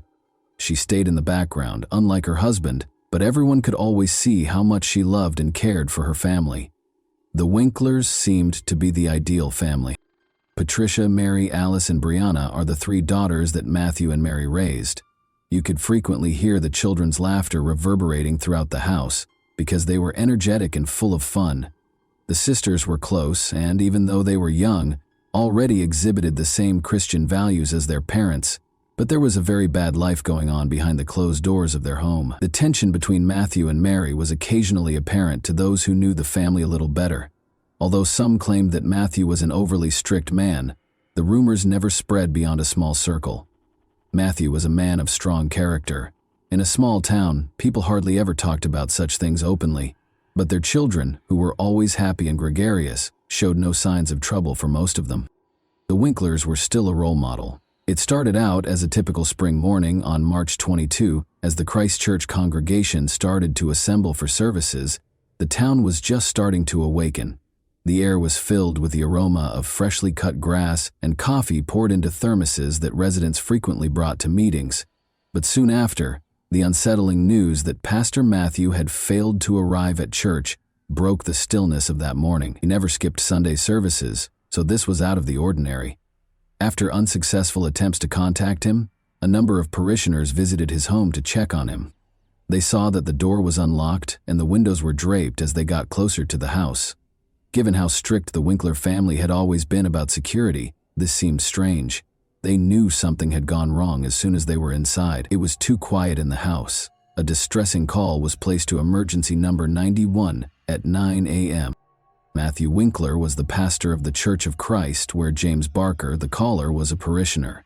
Barker stated that because Matthew had not shown up for the morning service, he and a few other churchgoers who were worried about the pastor had made the decision to pay him a visit at his house. A few minutes after the call, Barker found Matthew's body in his bedroom, and police officers quickly arrived on the scene. In order to avoid interfering with the investigation, Barker and other parishioners had already left the house. The house appeared to be in good condition upon first inspection, but the atmosphere was strange. The only evidence of violence or damage in the house was the fight in the bedroom. There was no sign of the family's presence, as if they had just left the house. The police officers were astounded by the house's unremarkable appearance as soon as they entered it. There was an incomplete breakfast in the kitchen, toys on the floor, and cups of leftover coffee on the table in the living room. However, the initially seemingly normal atmosphere did not match what the police officers soon learned when they entered the bedroom. They saw Matthew Winkler's body right away. He was on the bed, face down, in pajamas that showed obvious signs of abuse. Death had finally caught up with him, as was later revealed. The pastor had a noticeable large wound on his back a few hours prior, which was clearly caused by a gunshot, but the gun itself was not present in the room. The police observed that the gunshot shell casing was on the ground as they placed Matthew's body down. This immediately suggested the presence of a firearm, but none was found. There was evidence of a struggle in the bedroom. The nightstand had been knocked over, and books and personal items were all over the floor. As though someone had attempted to hide or flee, the sheet was partially hanging off the bed, and the bedding was wrinkled. This implied that at the time of the crime, the victim and the offender were engaged in combat. A few crucial details were also noted by forensic investigators who arrived soon after the police. The family had gotten up early that day and was getting ready for their morning duties, as evidenced by the empty bottles of shampoo and shower gel in the bathroom. but there were concerns about Matthew's own death in the bedroom and his absence from the church service. The shoe tracks that did not match Matthew's shoes, however, were the most interesting discovery. Someone was in the room when the crime was committed, as evidenced by prints found on the carpet near the bed. The pastor's shoes were not the same size as these footprints. This suggested a potential offender who might have been both directly involved in the incident and a witness to the murder. On one of the night tables, police also discovered a partial palm print that they later determined belonged to Mary Winkler. Her whereabouts were unknown at the time of the murder, but the print provided unmistakable proof that she was present at the scene, making this fact contentious. A child's note was left on the kitchen refrigerator by the family's eldest daughter. The paper said, "Daddy, you are loved." In the midst of the tragedy, the message was especially poignant and made investigators wonder about the motivations behind the crime. After examining the house and documenting important evidence, police started questioning. James Barker, who saw the first events, was the first person interviewed. Barker attested that he and a number of parishioners visited the residence early on March 22 in order to locate the pastor, who had not arrived for service. The next question posed by a neighbor is whether the perpetrator knew the family, because he also stated that there were no indications of violence or forced entry in the house, who also claimed that he saw Mary Winkler on March 21st in the evening. According to him, there were no indications of tension or conflict, and the Winkler family seemed friendly and at ease. The Winkler family was described by numerous witnesses as calm and amiable, so this turned out to be a crucial point. Soon after, the police started interrogating the church employees, who also attested to the absence of any indications of disputes or questionable activities, but it soon became apparent that nobody had any clue as to where Mary and the kids might have gone. The main thing that caught people's attention right away was that Mary and the Winkler kids were nowhere to be found. The family may have been kidnapped or on the run because their car was out of place. This turned into the primary query that investigators were attempting to address. Following the discovery of Matthew's body, a massive search was launched for the Winkler's vehicle, and hotels and gas stations were inspected for possible routes Mary might have taken.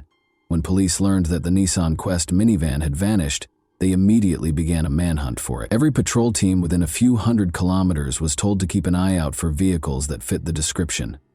Investigators also asked for surveillance footage from gas stations and major highways. Because Selmer is a small town, there were few options for escape routes, which gave police hope that the missing men would be found soon. The car was seen on a surveillance camera at a gas station in northern Alabama, roughly 200 kilometers from the crime scene, a few hours after the search started. 3 kids were in the backseat of the car, and the driver was a woman, according to the video. Although her motivations were still unknown, this discovery was the first concrete indication that Mary had left the state with the kids. Police started looking through Mary's cell phone's messages and calls while they searched for the car. Cellular carrier's information indicated that her phone was in operation in the Jackson, Alabama area. During the time that the car was spotted, Mary made a number of brief phone calls, none of which were to friends or family. This demonstrated her prudence and desire to avoid leaving an overt trace. Calls made the day before the murder were also examined by investigators. One significant discovery was that Mary had spoken with the bank where the family had a loan about their financial troubles. Based on this information, police theorized that strange financial relationships might have been the driving force behind the crime. Examining Mary's financial activity was another crucial area of attention. The family booked accommodations at a small Jackson motel using their credit card. Police were able to further focus their search as a result, and on March 23, 2006, just over 24 hours after Matthew Winkler's body was found, they went straight to the address that was provided. Mary Winkler and her 3 kids were discovered by police in a motel in Jackson. A tiny room with 2 beds was occupied by the family. Mary opened the door almost instantly when the officers knocked. She didn't appear panicked, but she did look exhausted. She later discovered that she had purchased the toys her 3 daughters were playing with on the way in. There was no opposition to Mary's arrest. After giving him a hug, the woman calmly climbed into the police car. The investigators were taken aback by her actions. She didn't try to escape or defend herself. She merely said, "I knew you would find us." This was a crucial detail because it showed that she was aware that she was going to be arrested. The kids were treated by psychologists at a nearby social assistance center. They looked healthy at first glance, but they were confused and didn't know what was going on. Patricia, the oldest daughter, informed center employees that her mother had asked them to be obedient while they were on a brief vacation. Investigators also spoke with people who knew the Winklers, including Mary. While neighbors characterized the family as amiable and successful, others noted that Mary had recently appeared to be depressed. According to one of her friends, she hardly ever interacted with people outside of her family and church. According to Matthew's church colleagues, he was a strict man, particularly when it came to family matters. This was inconsistent with the public portrayal of their happy marriage. The Winklers had substantial debts, according to officials at the bank where the family's loan was arranged, and a member of the congregation remembered that Mary had appeared distracted and depressed the day before. The bank sent a letter requesting repayment shortly before the tragedy. The family may have become tense as a result of this. The testimony of witnesses and the evidence collected suggested that the couple's relationship was not as perfect as it seemed. According to Mary, Matthew was emotionally harsh and frequently chastised her, but at the time following Mary's wink, there was no proof of physical abuse. Was taken into custody by police at a motel in Jackson Township. Investigators sought to ascertain her involvement in her husband's murder, and she consented to an interview. Despite appearing exhausted and depressed, the woman maintained her composure. She maintained that what happened was an accident, but her confession became the main focus of the case. Mary made it clear right away during her initial interrogation that she had no intention of concealing her role in the incidents. It was an accident, but I did it. Her voice trembled as she told investigators about Matthew's death, but she responded to inquiries promptly and clearly. Although she acknowledged that she had picked up a shotgun the night of the murder, she maintained that she had no plans to kill her husband. Mary said it was a tense night. She claimed that she and Matthew had argued about money issues that had been accumulating for months. She claimed that Matthew had accused her of mishandling their finances and of keeping bank correspondence about their debt hidden from him. Mary remembered him telling her that I had ruined everything. Following her husband's remarks that evening, Mary disclosed that she felt depressed and humiliated. According to her, Matthew was frequently severe and insisted on complete order in the home. However, his criticism had gotten especially harsh in the last few months. He allegedly discussed that evening how her behavior had put the family in danger of going bankrupt. Following that altercation, Mary acknowledged that she felt confined. She said that in order to get her husband to listen, she took a shotgun. She claims that she only wanted him to stop yelling and had no intention of hurting him. He was standing by the bed when she came up to him, explaining that she had taken the weapon from a closet in the bedroom. I wanted him to see me in a new light. I wished he would stop yelling. I said, she said. Mary said she had no idea how the weapon operated. She claimed she didn't have time to realize anything because it happened so fast. All I can recall is the sound. It was really noisy. She recalled realizing what had happened when she watched Matthew fall onto the bed following the shooting.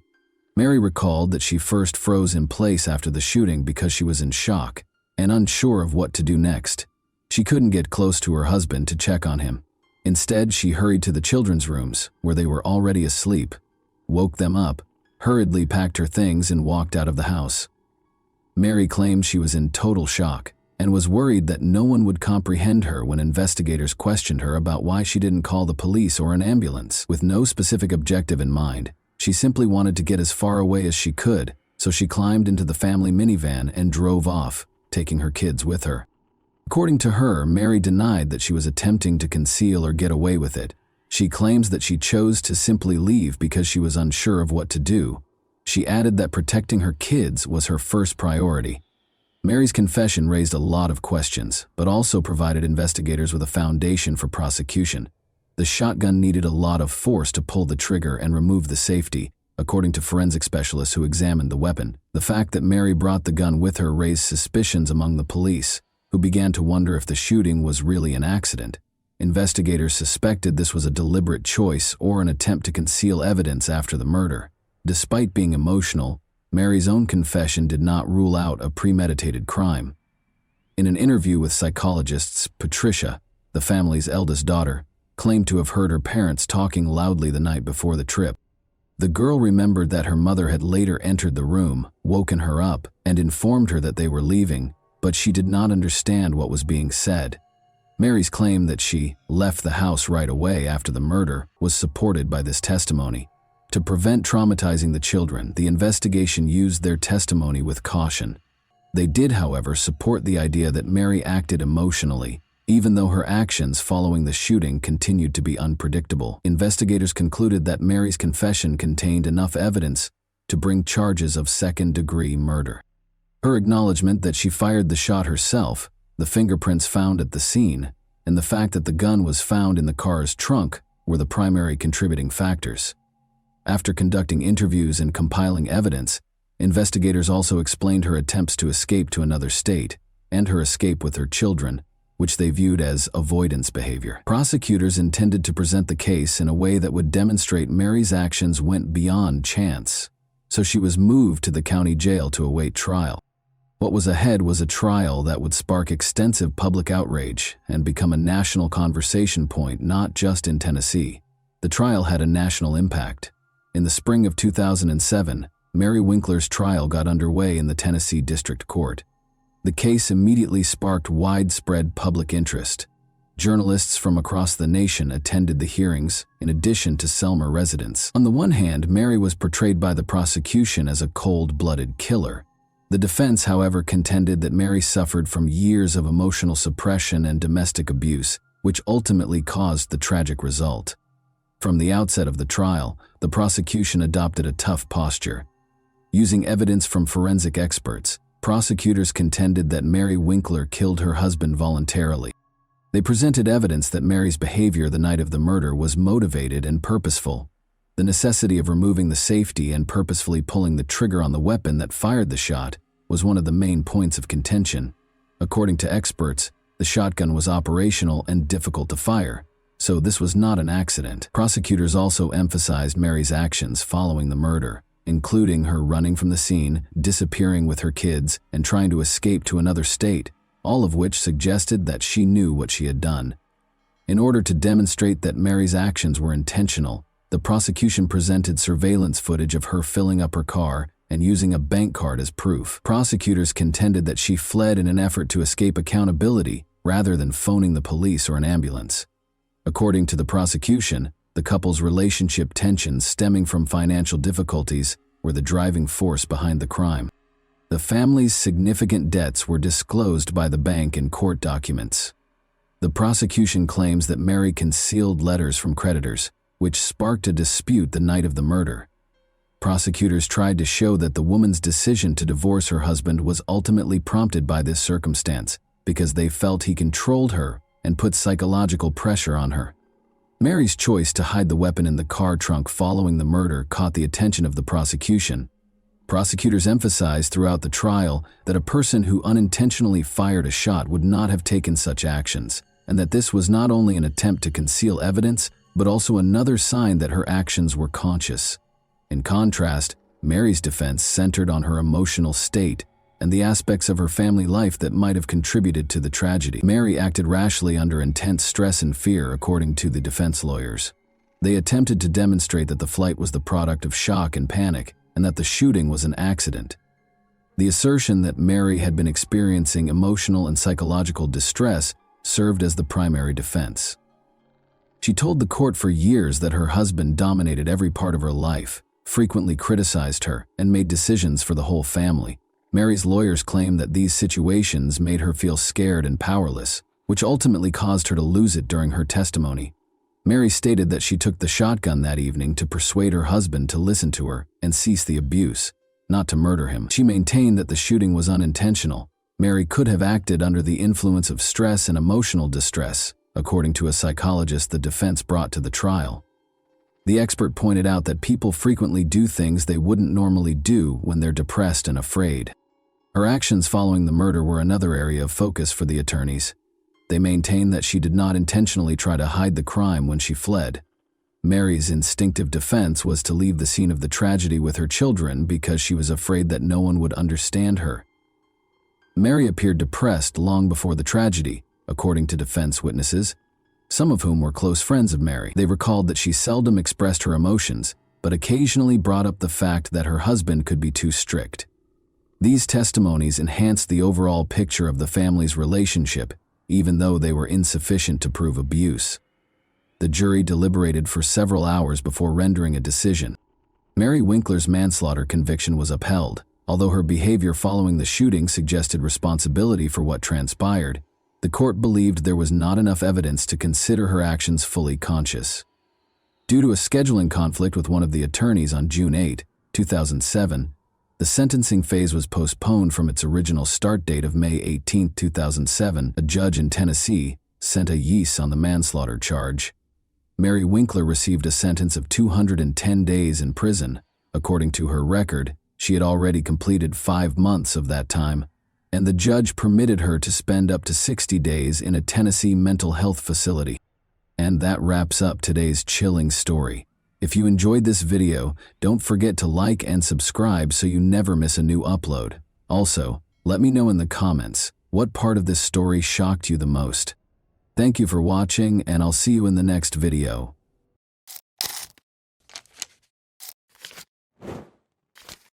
Hey guys, welcome to my channel, and today we're going to take a look at another horrible case with you. We examine the events that transpired in Jacksonville, Florida in this video. The body of Kim Dorsey was discovered in her house. Detectives discovered during the scene that she had attempted, but failed, to flee through her bedroom window. With multiple suspects, detectives had to put in a lot of effort to solve this case. Kim Dorsey was 38 years old in 2012. She earned a degree in civil engineering from the University of North Florida. She owned her own construction company, was a certified general contractor, and served as the director of training for Inspection Depot's Quality Assurance Division. She and her husband, Derek Dorsey, occupied a lovely home. Derek was a respected member of his community and had been a firefighter for 20 years. Everyone believed that Kim had the ideal marriage and that she was a lovely person. But when the front door of a perfect couple's house closes, nobody knows what happens inside. When Derek returned home from work on October 28, 2012, he found Kim's lifeless body. He dialed 911 right away.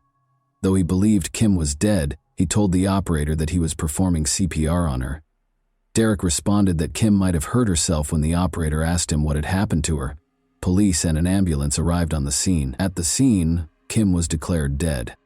Derek suggested that Kim might have hurt herself to the 911 operator, but detectives investigating the scene knew right away that foul play was involved. Derek covered his wife's body with a blanket after locating her. Upon the arrival of the medical examiner, they took off the blanket and witnessed the severity of Kim's ordeal. Detectives were informed by Derek that he had left for work the morning before. Firefighters are on duty all day and all night. He expected to find Kim in bed when he entered the bedroom on Sunday morning just after 8 o'clock. It was very dark in there because of the heavy curtains. At the foot of the bed, he noticed Kim sprawled on the floor. Kim had already passed away when he dialed 911. Experts concluded during the autopsy that Kim Dorsey had passed away about 24 hours prior to Derek dialing 999. Police discovered a lot of evidence at the crime scene. Kim had a plastic tie around her wrists and ankles. On the floor was a broken pool stick. On the floor beside it was a gun. In addition, there was a knife on the ground near Kim's body. Both the bedroom doorway and the wall had bullet marks on them.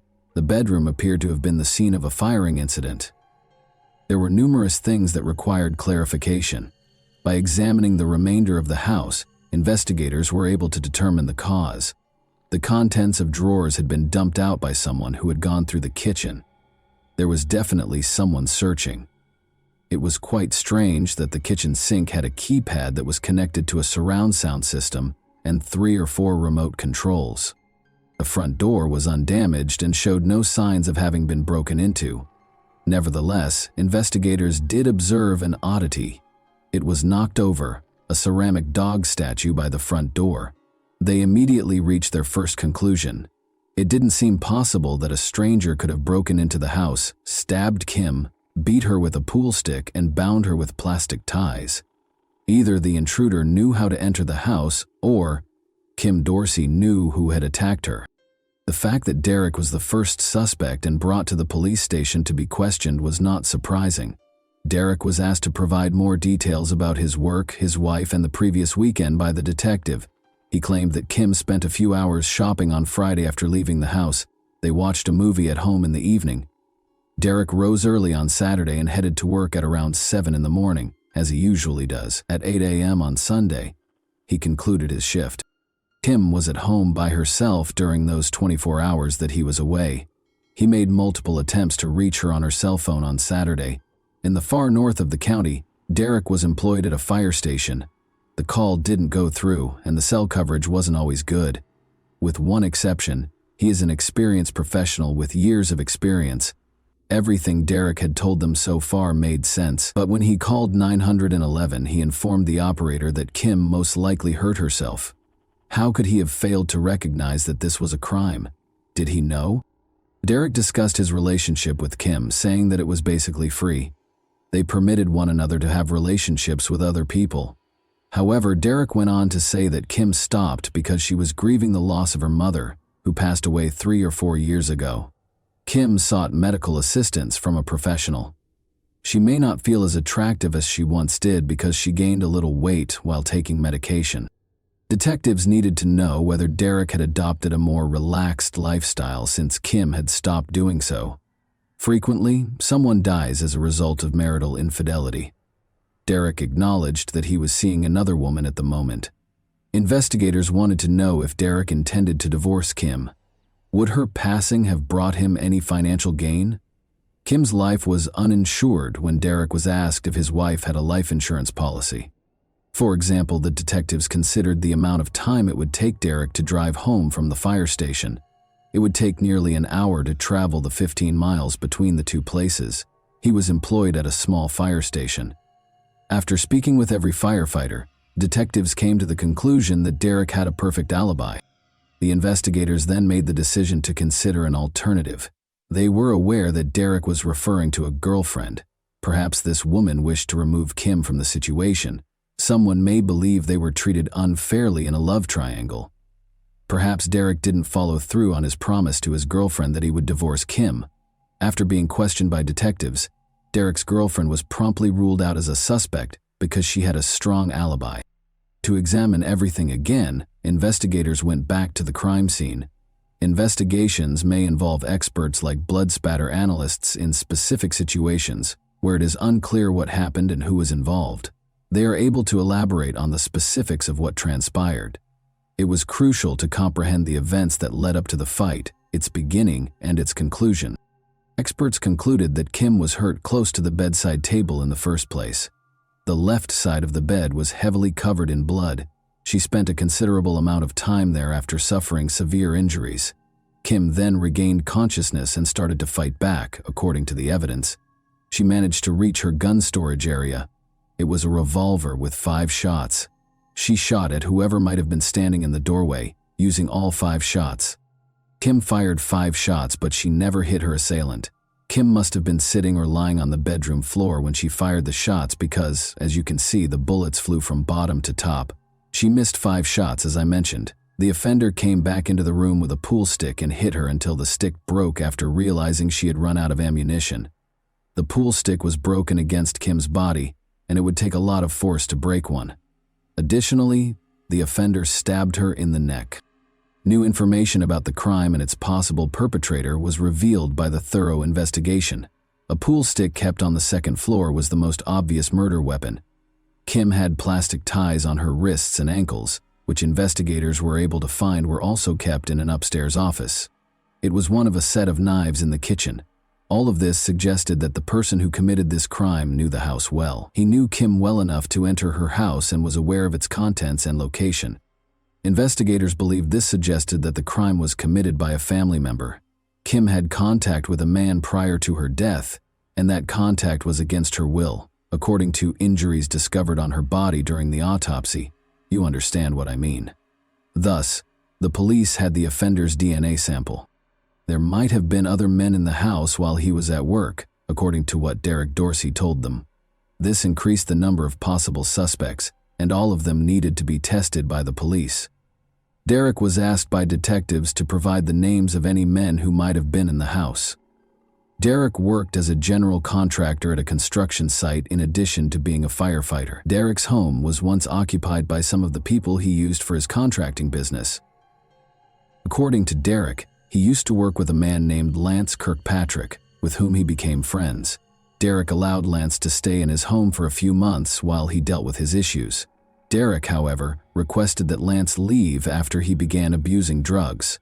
Derek claims that Lance was on a boat in the Atlantic Ocean the weekend the crime was committed. Derek mentioned a man by the name of Joshua Veal as the second individual. Derek tried to assist Joshua, made friends with him, and gave him some work. After some arguments, Derek and Kim allowed Joshua to live in their home before Joshua eventually moved out. However, Derek stated that he was still supposed to meet Joshua the morning he found Kim's body and continued to hire him for odd jobs. Derek was going to pick up Joshua Veal on Sunday morning after he got off work. Joshua failed to show up for their scheduled meeting at a convenience store. If he wanted to earn money, why wouldn't he attend this meeting? Joshua thus turned into a suspect. Joshua Veal's criminal history was found by the police, primarily for drug offenses. After being arrested, he was brought to an interview room. Joshua was asked to explain his weekend activities by the detective. He stated that he had spent the entire weekend, including the moment the detectives thought the crime was committed, having a party at his house. The investigator then inquired as to whether he and Kim Dorsey were romantically involved. Although he said no, he made it clear that he thought Kim was a very attractive woman and that he wouldn't mind dating her. The detective eventually told Joshua that Kim had passed away. The detectives were surprised by his response. He broke down in tears. But was he pretending, or were his feelings real? They released him after obtaining a DNA sample from him. The DNA discovered on Kim Dorsey's body was not Joshua's, according to forensic analysis. The police have one less suspect as a result. Derek gave the police the names of other people who knew his house. They were all excluded after submitting DNA for analysis. After that, investigators made the decision to go back to the crime scene once more. But this time, they wanted to take Derek on a tour of the house. It was quite odd that they discovered 4 remote controls for the surround sound system in the sink. When they first inspected the kitchen, water had been poured into the remote controls, most likely to remove the DNA. When Derek managed to turn on the television, an adult film started right away. According to Derek, it wasn't his film. Is it possible that the offender was watching television? Derek recalled that the house had recently been occupied by another man. They were experiencing issues with both their television system and the remote control. An employee of the business that sold them the system stopped by on Friday afternoon and adjusted the surround sound. About 12 hours prior to Kim's death, this man was in the house. What would happen if he chose to return while Derek was at work? Detectives found this man quickly and started interviewing him. They saw that his hands were cut. He claimed it was nothing out of the ordinary that he had injured himself at work. He consented to give his DNA and denied any role in Kim Dorsey's ordeal. The DNA that was discovered on Kim's body did not match it. When an officer came across a routine police report of temporary unauthorized use of a vehicle, things quickly started to go south. That's a pretty fancy way of saying that you let someone take the car even though it was stolen. Just 17 hours prior to Kim's passing, the theft took place. A police report was filed by the girl who claimed the car was stolen. Lance Kirkpatrick was the man she let use the car, and he never came back. Early in the investigation, Derek Dorsey was recalling who had visited his home when he heard the name Lance Kirkpatrick. However, Derek thought Lance was in the ocean at the time of the crime, on a boat. Detectives were informed by the girl who reported the car stolen that she, Lance, and other people were at a party on Friday night. She let him use her car, and Lance consented to go get a drink at the store. Lance Kirkpatrick departed at that point and never came back. Investigators made the decision to learn whether the vehicle ever came close to Kim Dorsey's house.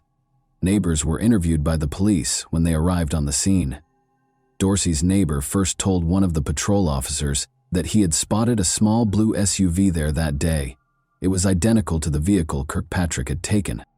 The SUV was reported to the police a few days later.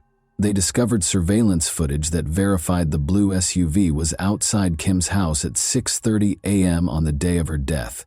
Lance Kirkpatrick was the top suspect after police saw this surveillance footage. They contacted the woman from whom he had stolen the car in order to locate him. Although she didn't know Lance's location, she claimed to know where to look for Brian Kiefer, one of his friends. After being brought to the police station, Brian was questioned about Lance Kirkpatrick. Brian was at the same party when the SUV vanished, investigators discovered. Being one of the people who allowed Lance to use the car, Brian claimed to have spent the entire night driving around in a taxi in an attempt to find out where Lance was. It took him until the following day to locate him. According to Brian, Lance appeared unkempt and he saw that one of his arms was injured. What Brian went on to say was totally surprising. Lance informed him that he was going to jail because he had killed a man. It was a beating, he said. There are a number of reasons why someone would confess to a crime. To begin with, due to guilt. They are unable to tolerate it. They are unable to conceal it. Keeping it to themselves is not an option. Alcohol and illegal substances may be the cause of reason number 2. When an individual loses self-control and begins babbling. Lance gave Brian information that only a criminal would be aware of. He claimed, for instance, that he used a pool stick to attack Kim. In addition, Lance claimed to have been shot 5 times. It was a 5-shot revolver, so he waited for the 6th shot. But it never came. Because he was aware of the specifics of the crime, there were 2 possible suspects in this case, Lance Kirkpatrick or Brian Kiefer. Brian informed investigators that Lance was hiding in his home's attic. An arrest was made for Lance Kirkpatrick. Throughout the interview, he remained composed. He was questioned regarding his relationship with Derek Dorsey and the last time he visited his home. "I was there a week or a week and a half ago," Lance said. Derek and Lance had communicated long enough. He did a lot of work with him. He was aware that Derek would be gone for 24 hours due to his schedule. Kim would be home alone, he knew. Lance was questioned by detectives regarding her relationship with Kim Dorsey. He claimed that their relationship was trouble-free, but the interview ended there because Lance insisted on having a lawyer and would not respond to any questions. Investigators had to find another way to prove Kirkpatrick was at Kim's house because he refused to cooperate. Numerous questions could have been addressed by DNA testing. Lance's father provided a DNA sample which investigators compared to Kim's body. The parallels were striking. It cleared Brian Kiefer, another suspect, in addition to confirming Kirkpatrick as the murderer. Investigators think Kirkpatrick had some sort of evil scheme based on his actions in the hours leading up to the murder. As you are aware, Lance drove away in someone else's vehicle that Friday night and returned. He was aware of the route to Kim's home. He was aware that Derek would be gone for 24 hours due to his schedule. Kim was alone at home, and he knew it. He was aware that the spare key was stored beneath the statue of the dog. Taking that key, he went inside the house. Kim Dorsey most likely heard him at that point. The specifics of what transpired next, however, remain unclear. Lance Kirkpatrick first entered a not guilty plea in spite of the overwhelming evidence. However, Kirkpatrick acknowledged that he was responsible for Kim's death during a trial that took place almost 2 years after her passing, but he maintained that he had no intention of killing her. Kirkpatrick claimed that Kim Dorsey was training him and that he was good friends with the Dorseys. He claimed that after going to the gym 3 or 4 times a week with Kim Dorsey, they occasionally got together for drinks and flirted, which occasionally resulted in intimate contact. It wasn't anything constant. It was random. It wasn't planned, Kirkpatrick remarked when discussing his private meetings with Kim Dorsey. According to Lance, on the day of Kim's passing, they had intimate, consenting contact. He acknowledged that he was the owner of the adult film's DVD. He asserted that after they were done, Kim Dorsey was upset with him for assisting her husband in meeting other women. She snatched up a gun in her anger and began shooting him. He claimed that everything that transpired after that was because he was essentially attempting to defend himself by fighting back. He claimed that after leaving the pool stick in the kitchen, he fled and hid there. He claimed that in an attempt to seize the gun from Kim, he dashed over and swung the pool stick wildly. He claimed that after knocking her unconscious, he tied her up with plastic ties and placed the gun in his back pocket. He claimed that after the shooting, he decided against tying her up because he believed it would look bad when the police showed up. He claimed to have located a knife to cut the plastic ties, but they began to struggle when Kim eventually grabbed the knife. He claims that he stabbed her by accident. The police never showed up, and he fled because he was too scared to dial 911. I was frantic. I didn't know what to do. I was scared. I just sat and was waiting for the police, Kirkpatrick recalled. The prosecutor tried to expose Kirkpatrick's deceit and inconsistencies in his testimony to the jury during cross-examination. Finally, the state wanted Kirkpatrick to explain to the jury the punishment he believes he should receive. "I'm guilty," revealed Kirkpatrick. "I don't know what I want right now." Lance Kirkpatrick received 3 life sentences without the possibility of parole in May 2015. The jury suggested life in prison, but he could have received the death penalty. His mother pleaded with the jury to spare him from death. With tears in his eyes, Derek Dorsey delivered a victim impact statement following the sentencing. According to Derek, Kim Dorsey was much more than just a firefighter's spouse. All of her achievements, including earning a degree in civil engineering from the University of North Florida and launching her own company, were attributed to her intelligence, strength, and hard work, he said. Derek expressed his disappointment with the sentence in an interview, saying he had hoped for the death penalty. And that wraps up today's chilling story. If you enjoyed this video, don't forget to like and subscribe so you never miss a new upload. Also, let me know in the comments what part of this story shocked you the most. Thank you for watching, and I'll see you in the next video.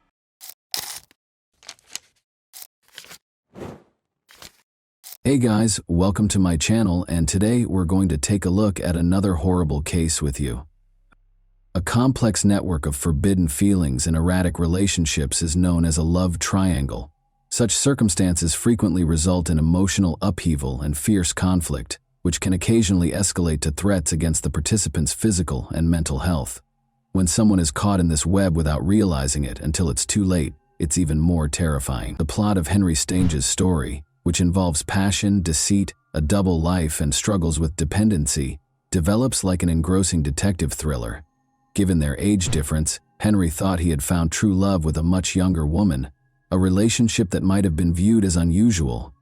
Unbeknownst to him, though, the woman was also entangled in another romantic relationship. She deftly used both men to further her own agenda for months before her well-planned house of cards fell apart. Marcus, a hiking enthusiast and amateur photographer, was exploring the desolate terrain of Joshua Tree National Park in Southeast California at around 7 a.m. on Friday, June 5, 2018. Marcus saw a sizable group of vultures scavenging over something as he veered off a main trail. He decided to stay away, assuming it was the carcass of a large animal. Marcus chose to photograph the birds circling in the barren desert using a small camera that he usually used for landscape photography. After taking a few pictures, he forgot about the strange sight and resumed his hike. The next day, as Marcus moved the pictures from his camera to their home computer, he told his wife about his hike. His wife's face changed dramatically as she looked at the pictures. She gestured to one of the pictures and beckoned Marcus over. Zooming in, it was startlingly obvious that beneath the vultures, something like a human leg was partially buried in the sand. The couple, shaken, immediately reported what they had witnessed to the local authorities. Marcus gave them all the pictures and explained the precise spot where he had seen the birds. Investigators found the area, which was close to one of the park's main roads, with relative ease. A seemingly ordinary discovery became the subject of one of the most intricate and astounding criminal investigations in recent memory. A pair of coyotes and a group of vultures stood out in sharp contrast to the barren desert about 30 feet from the roadside. Seeing coyotes scavenging in the middle of the day was unusual, and the officers became suspicious right away. After pulling their car to the shoulder, they got out and went to the scene. They discovered a shallow grave there that was less than 2 feet deep and had been hastily dug into the dry ground. The site had already been disturbed by local wildlife, revealing its squalid contents. This was obviously not a natural occurrence when forensic experts showed up to exhume the remains. The remains belonged to a white middle-aged man who had been interred there for approximately a week.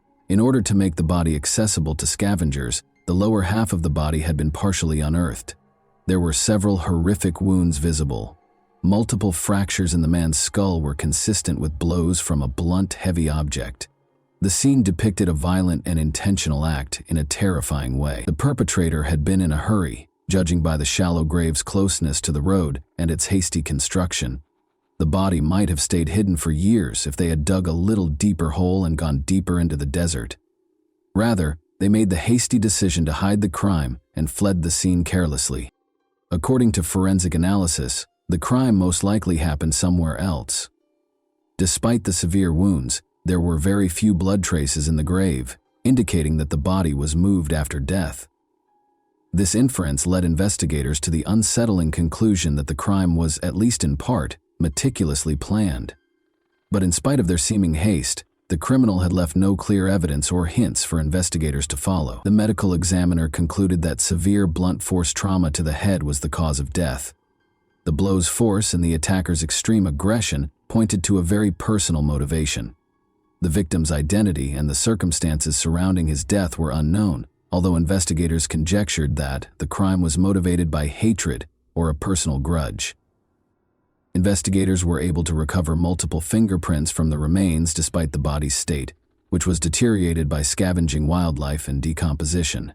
No matches were found when the prints were scanned through criminal databases. The absence of previous records indicated that the victim had never before encountered legal issues. However, investigators were able to identify the victim after uploading the prints to the Department of Motor Vehicles database. Henry Stange, a 54-year-old resident of the Californian suburb of Murrieta in Riverside County, was the owner of the remains. About 90 miles separated Henry's home and the location of his body's discovery. In an attempt to learn more about how and why his life had ended so tragically in the isolated Joshua Tree wilderness, investigators immediately went to his home. Henry Stange lived alone in a messy bachelor pad that mirrored his solitary way of life. Empty pizza boxes and takeout containers littered countertops, and personal items were strewn all over the house. There were no indications of forced entry, theft, or a struggle, but the place lacked the coziness of a home that had been inhabited. Whatever had happened to Henry had obviously happened somewhere else. The most disturbing finding was waiting for investigators in the house's attached garage. This area, which was probably the location of the crime, told a graphic tale. The storage boxes, tools, and walls were all covered in dried blood splatter. A sizable pool of congealed blood lay on the floor, partially smeared as if someone had tried to clean it but quickly gave up, as indicated by the empty bottle thrown close by. There was a heap of blood-soaked rags in the garage corner that had been heavily bleached. Investigators discovered what looked to be the weapon used in the crime, a heavy dumbbell smeared with dried blood near the front door of the house. Wires hanging overhead indicated that a security camera had been taken out by force. Additional cameras were discovered, torn from their mounts in the living room and hallway upon closer examination of the house. The perpetrator of this heinous act was aware of the camera locations and had taken them to remove any possible proof. Regretfully, investigators had little evidence left by the offender. No shoe prints or foreign fingerprints were found, and Henry was the only one with blood or DNA. Detectives had more questions than answers because the scene appeared to have been painstakingly cleaned. There were no known legal issues with Henry. He had no apparent enemies, lived alone, and was divorced. He was a quiet, amiable man who kept to himself most of the time, but was always courteous, according to his neighbors. But given how vicious the crime was, it begged the question, who would do such a barbaric thing? Did it have anything to do with Henry's odd pastimes? Or was it someone from his past? Most concerning of all, why hadn't he been reported missing earlier? Henry was raised in a close-knit household that placed a high importance on relationships and respect. In a nearby town, his mother and two younger sisters resided with their families. Through frequent phone conversations and sporadic visits, the family regularly maintained communication, but Henry had grown more reclusive in recent months, talking less to his loved ones and keeping personal information private. Though they tried not to overreact, his family was concerned about him. They became more worried when he didn't get back to them for a week or so, but they chose to hold off on setting off an alarm. Henry's mother and sisters were devastated to learn of his violent death. Heartbroken and shocked, they immediately volunteered to help investigators by providing any information they could, in the hopes that it would aid in the case's resolution. At one time, Henry Stange was a man of energy and athleticism. He enjoyed hiking, traveling, having outdoor adventures, and being in nature. Henry was a gifted guitarist and a passionate motorsports fan who loved his motorcycle, a valuable asset that had taken him across several states. However, everything changed in the spring of 2014. Dear one day, as Henry was getting ready to go for a ride, a pickup truck with an inebriated driver collided with his motorcycle. It was a devastating collision. Before coming to a halt, the driver pulled Henry for almost 300 feet. Henry miraculously lived, but his injuries changed his life. Henry's legs were severely damaged in the collision, necessitating several major surgeries. He had to go through months of exhausting rehabilitation in order to be able to walk again. But the physical pain continued. No relief was provided by over-the-counter medication. Strong painkillers were prescribed by doctors to treat his illness, but the drugs soon caused dependency, which in turn led to a crippling addiction. Henry had been married for more than 10 years and was raising 2 children with his spouse at the time of the accident. At first, his wife helped him through his recovery and increasing reliance on medicine, but the strain was too great. In order to be nearer to her family, she moved to a nearby town and filed for divorce in 2016, taking their kids with her. She remained friendly with Henry in spite of their separation, enabling him to continue being active in their children's lives. Due to his physical limitations following the accident, Henry was forced to give up many of his prior interests. Rather, he focused on his passion for electronics and technology. He converted one room of his house into a fully functional radio studio by spending a lot of time tinkering with devices and equipment.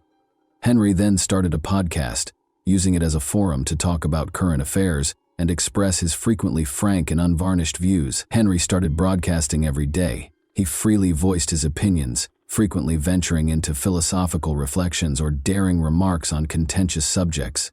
His show's lack of censorship attracted a devoted audience, garnering him both ardent supporters and ardent detractors. He started to be purposefully provoked by some listeners, especially those who held opposing opinions, which caused him to lose his temper. Videos of these outbursts were captured and circulated on social media, frequently edited to portray Henry negatively. Investigators discovered a particularly antagonistic person who appeared to have a deep-seated grudge against Henry in one online community for amateur radio enthusiasts. This individual regularly made fun of Henry's remarks, posted edited snippets of his broadcasts, and insulted him. However, it soon became clear that Henry was not the only one who exhibited this behavior. As a kind of amusement, the user frequently attacked and disparaged prominent members of the community on the platform. Although it was clear that they were hostile toward Henry, it was unclear if this online animosity was related to the crime. 4 months prior to the tragedy, in late January 2018, Henry Stange went through a terrifying ordeal. His family claims that while he was asleep, someone broke into his house in the middle of the night. After breaking in through a window, the intruder struck Henry repeatedly in the head with a hammer. Since nothing was taken from the house, it is obvious that a personal grudge was more likely to have been the motivation than robbery. When they left, the assailant took the hammer that they had brought. Henry surprisingly chose not to call the police to report the incident. He installed covert security cameras all over his house instead, taking matters into his own hands. The person who broke into his house the second time was aware of the camera's locations. Henry's last known broadcast was broadcast on the evening of Thursday, May 24, 2018, according to investigators piecing together his last days. After that, his utilities showed no activity, no text messages, and no records of incoming or outgoing calls. Investigators concluded that Henry's death occurred on this day because neither electricity nor water had been used since that evening. Those closest to Henry were interviewed by detectives as the first step in their investigation. They found out that he was still going through the divorce process. After the split, the couple had been embroiled in a contentious legal dispute over Henry's residence, despite his and his ex-wife's best efforts to keep things civil for the benefit of their 2 kids. In the meantime, his ex-wife had moved in with her mother along with their kids. When it was discovered that Henry's ex-wife had been paying the house's utility bills, the tension increased. Henry survived on a meager disability allowance following the accident that prevented him from working, but it was insufficient to cover all of his expenses. She continued to provide financial support to him even after they split up. Henry's ex-wife reportedly paid him occasional visits, according to the neighbors, most likely to settle their property dispute. However, the couple's shouting matches could be heard all over the neighborhood, as these visits frequently turned into loud arguments. An important question was brought up by the Discord. Was the mother of Henry's children really so desperate to settle their dispute over the house that she went to such lengths? Henry's ex-wife emerged as the main suspect at this stage of the inquiry. She gave a somber account of their relationship when detectives brought her in for interrogation. After Henry's motorcycle accident, his ex-wife claims that their once happy and stable marriage took a drastic turn. The prolonged use of prescription drugs changed his personality and made him more challenging to live with, despite her best efforts to help him heal and adjust to his new life. After a while, she felt compelled to depart. She made sure he had a roof over his head by continuing to support him by paying his bills, even after they parted ways. It was challenging for investigators to ascertain whether she could have committed such a horrible act because of her financial support and loyalty. The investigators needed to do more research. Even though Henry's ex-wife continued to be interesting, her story presented a more nuanced picture that necessitated more research into Henry's tense relationships and unspoken conflicts. At first, Henry's ex-wife tried to settle their property dispute amicably, but when Henry brought a young girlfriend into his life, things drastically changed. Conflict arose when he declared that he and his new partner would be living in the house. Henry seemed so consumed by his passion that he completely forgot about his children's needs. Despite their disagreements, Henry's ex-wife didn't seem to have any reason to hurt him. Instead, she was sympathetic to her ex-husband. She also had a strong alibi for the day that investigators thought the crime was committed. She was in another state for a week-long business trip. Now that she was no longer under suspicion, investigators focused on the enigmatic young lady Henry had fallen so deeply in love with. According to Henry's mother, her son started dating Ashley Stapp, a much younger woman who was only in her early 20s, approximately 10 months prior to his passing. Both Henry's mother and his sisters disapproved of Ashley because they thought her actions were strange and her motivations were unclear. It was difficult to see why the young college student had chosen Henry, considering his age, disability, and dependence on a meager disability allowance. Even though Ashley didn't seem financially driven, it was clear that she had personal motivations for keeping the relationship going. As the romance developed quickly, Henry's family became concerned and made an effort to alert him to possible dangers. But Henry brushed their worries aside, announcing with pride that Ashley was his perfect woman. Further information was given by a neighbor who mentioned that Ashley frequently visited Henry's house and that they had spoken on multiple occasions. In particular, the neighbor remembered Ashley driving a unique blue Chevrolet with a big dent on the back passenger door. Ashley was seen once more on the day that police searched Henry's house. She appeared to watch the scene from a distance, as witnesses saw her drive slowly past the house before accelerating away without stopping. Her behavior sparked suspicion. Why didn't she ask what was going on if she had seen police at Henry's house after noticing that he hadn't communicated for a week? Investigators wanted to talk to her because of her suspicious behavior. Ashley's social media profile showed a shocking turn as investigators dug deeper into her past. Henry was not mentioned in her public images or posts. Rather, it seemed that she was in a committed relationship with another man, a young, healthy American. Marine, the man in question turned out to be U.S. Marine Corps Lieutenant Curtis Kruger, who was 30 years old. Images of Ashley and Henry together showed them smiling and embracing, but there was no sign that Ashley was involved with Henry. This disclosure raised serious concerns about Ashley's genuine motivations and the dynamics of her relationships with both men by implying a complex web of lies and deceit.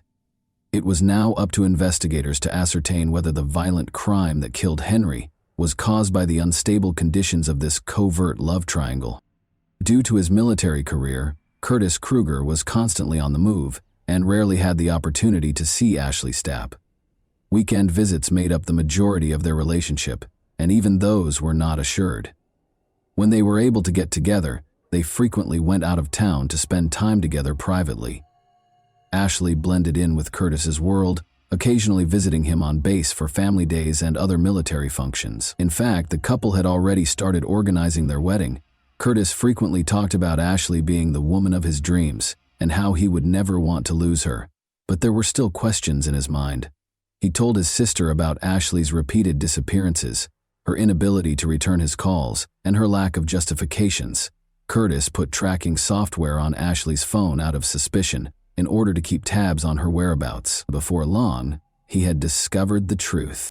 At a gas station close to Henry Stange's house, Curtis confronted Ashley. She gave Curtis the address and, under duress, acknowledged where she had been spending her time. But instead of admitting to being unfaithful, she disclosed a concerning secret.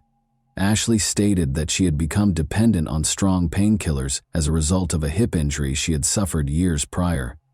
She added that Henry had been attempting to cut back on his use because he was also struggling with a similar addiction. He had a lot of medicine left over from this effort, which Ashley had been taking for herself. She accused Henry of being abusive and said he made her give something in exchange for the medicine. Her story infuriated Curtis, who decided to take matters into his own hands. On a chilly January night, armed with a hammer, he broke into Henry's house and assaulted him while he slept. Curtis later confessed his actions to his sister, who would later become a crucial witness, after he thought he had killed Henry. Curtis was unaware that Henry had survived the assault. Henry believed the assault was connected to his vocal podcasting, so he chose not to notify the authorities. He was unaware that the attack was focused on his girlfriend and her double life. Detectives had a problem because Curtis and Ashley were the main suspects. Both suspects could have requested legal representation and exercised their right to remain silent, which could have delayed the investigation, and they did not have enough evidence to make an arrest. To get around this, the police came up with a cunning scheme to surprise the two, a trap that would eventually reveal the truth. In order to monitor Curtis and Ashley's phone conversations, the authorities first secured a court order. Officers then went to Ashley's brother and asked him if he recognized anyone in a picture of her with Henry. He said he didn't know the man next to her, but he recognized his sister right away. The officers clarified that they needed to identify the man in the picture because they were looking into a serious crime. In order to learn more, they asked the brother to email Ashley the photo. She reacted rapidly. Ashley said she didn't know who the man was or anything about a crime when she called her brother. Ashley called Curtis in a panic shortly after. She explained that the police had somehow linked her to the investigation during the tearful conversation. Confident that they had hidden the body in the desert and removed the cameras to cover their tracks, the two suspects expressed bewilderment over how this had occurred. Although they refrained from using overt language regarding the crime, they did discuss certain details that would only be known by someone who was directly involved in the events. Curtis and Ashley were taken to the station separately for interrogation after being arrested on the same day. Curtis asked for a lawyer and instantly refused to talk, but Ashley found herself facing the taped version of her chat with Curtis. She started confessing after realizing she couldn't deny her involvement. At first, Ashley's remarks were ambiguous and inconsistent. Although she acknowledged being at the scene of the crime the night of the attack, she denied seeing the assailant. She initially claimed that Henry was ambushed in the garage after he went to investigate a break-in at the house. Ashley's story changed when investigators showed evidence that her and Curtis's phones were tracked to Henry's house the night of the crime. She acknowledged having a romantic relationship with both men for almost 10 months. Curtis made the decision to confront him after learning of her relationship with Henry. Ashley admitted that he thought Ashley would avoid Henry after Curtis attacked him in January and seriously hurt him. Curtis, however, was furious to find out that she was still seeing him. Curtis drove to Henry's house the night of the crime and attacked him once more. Ashley acknowledged that she had assisted Curtis in hiding the crime. She disclosed that she had guided him to the location of Henry's security cameras, assisted him in taking them down, and helped conceal Henry's body in the desert. At last, Ashley revealed where Curtis had used the hammer in the January initial attack. When found, this weapon still contained traces of Curtis's fingerprints and Henry's blood, which was crucial evidence in the case. In August 2020, Curtis Kruger and Ashley Stapp's trial got underway. Curtis insisted that he was protecting his fiance's honor and denied any wrongdoing. According to his lawyer, Ashley was the real catalyst, living a double life and controlling both men for her personal gain. The defense also emphasized that Ashley had stolen all of Henry's prescription drugs from his house for her own use following the heinous crime. Curtis was convicted in September 2020 of assaulting Henry, second-degree murder, and tampering with evidence. He was given an 18-year prison term with no chance of release until 2031. Ashley agreed to a plea bargain, acknowledging that she had obstructed justice and tampered with evidence. She received a sentence that included 2 years of probation 9 months in jail, and treatment for her substance abuse problems. After only 4 months of service, Ashley was released. However, she broke the conditions of her probation and was returned to prison to complete the remaining 5 months of her sentence. Although Ashley has been free for a while, no trustworthy information regarding her life or current location is available. And that wraps up today's chilling story. If you enjoyed this video, don't forget to like and subscribe so you never miss a new upload. Also, let me know in the comments, what part of this story shocked you the most? Thank you for watching, and I'll see you in the next video.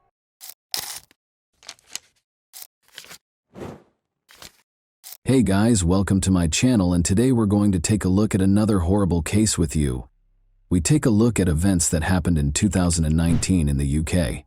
On April 28, 2019, 39-year-old care worker Emma Faulds vanished under mysterious circumstances. After receiving a call from her family 2 days later, the police began a thorough investigation to find out Emma's true fate. 700 square miles had to be searched by the police. In 2019, Emma resided in Kilmarnock. Located in southwest Scotland's East Ayrshire, Kilmarnock is a town and former burgh. There was quiet and comfort in her home, and she was always followed faithfully by her dog Maverick. Emma led a quiet, measured life. In addition to having a good heart, she was well known among her neighbors for her ability to relate to everyone.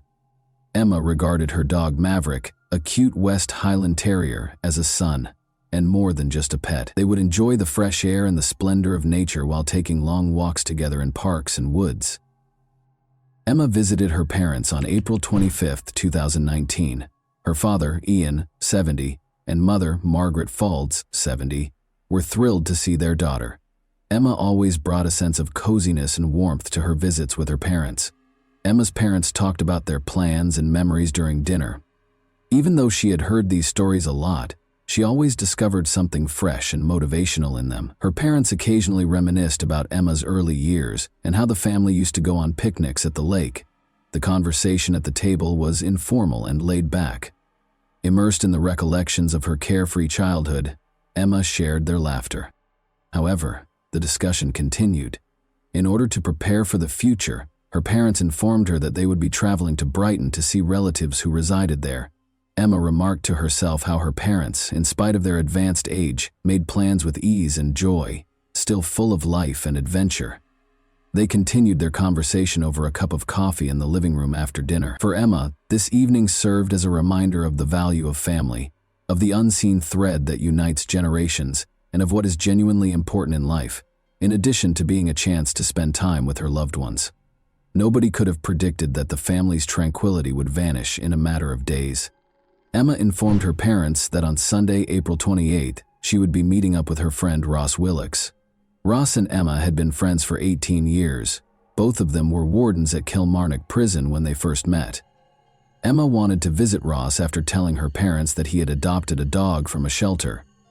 Emma told her sister via text that she was going to have a bit of a mad one. Ross resided in Monkton's Fairfield Park. Emma texted a friend at around 8 p.m. to let them know she was at Ross's house, where she would be spending the night and enjoying a glass of wine. Emma's phone was referred to as an extension of her arm because she was typically in constant communication with her loved ones. However, Emma didn't text or call any of her family members or friends the following day. Margaret, her mother, said this was completely uncharacteristic. Emma's parents were in Brighton visiting relatives on April 30th. Emma's employers called her mother, Margaret, to inform her that her daughter had failed to show up for work. Emma's parents were immediately aware that something was amiss because she spoke to a friend or family member every day. "We were on edge and decided to report her missing because it was so unlike her," said her dad. Around 4:30 p.m. when police officers broke into Emma's apartment on Fullerton Street in Kilmarnock that day, they found her pet dog, Maverick, home by himself. A neighbor had heard Emma sobbing. Everyone knew Emma well enough to know that she would never leave her dog alone. Emma kept Maverick in a cage during his recovery from a recent operation on his cruciate ligament to prevent him from jumping and running around. The investigation, known as Operation Salsion, immediately focused on Ross Willocks because he was the last person to see her alive. At approximately 11 p.m., Willocks informed officers that Emma had made the decision to drive back to her apartment. which was less than 9 miles away. He claimed that while they were at his Moncton home, she became anxious about her recently operated dog and wanted to bring it home. They chose to visit her apartment. He claimed that after traveling with her, he took roughly a dozen lines of cocaine. According to Willox, Emma was cheerful and upbeat and was having fun. She was planning a cruise and discussing her upcoming 40th birthday. At around 7 a.m., he said, he took a taxi home. April 29. After Emma was reported missing, her sister, Myram Faulds, who works in Abu Dhabi, went back to Scotland to assist in the search. On May 1, 2019, she took a plane back to Scotland and started assisting with her sister's search. Emma vanished the following day, leaving a profound sense of unease and uncertainty in her wake. Her family launched a difficult and demanding search for her as soon as they couldn't get in touch with her. The police swiftly acted, coordinating with Emma's friends and relatives. Soon, informational pamphlets with Emma's picture were lining the city's streets. They asked that anyone with information about her contact the police, and they included information about her last known location. On social media, word of Emma's disappearance spread, and every post on her family page drew an increasing number of supportive comments and wishes for her safe return home. Desperate, Emma's family begged for assistance from the public every day. The authors wrote, "Any detail could be crucial. Please help us find Emma." The police also asked for assistance from the town's residents, realizing how urgent it was to solve the case. Private CCTV camera owners were asked to review their footage by detectives. Maybe something suspicious would be captured on camera, or perhaps Emma's figure would be glimpsed among the typical street scenes. A strong feeling of unease was mingled with both hope and fear.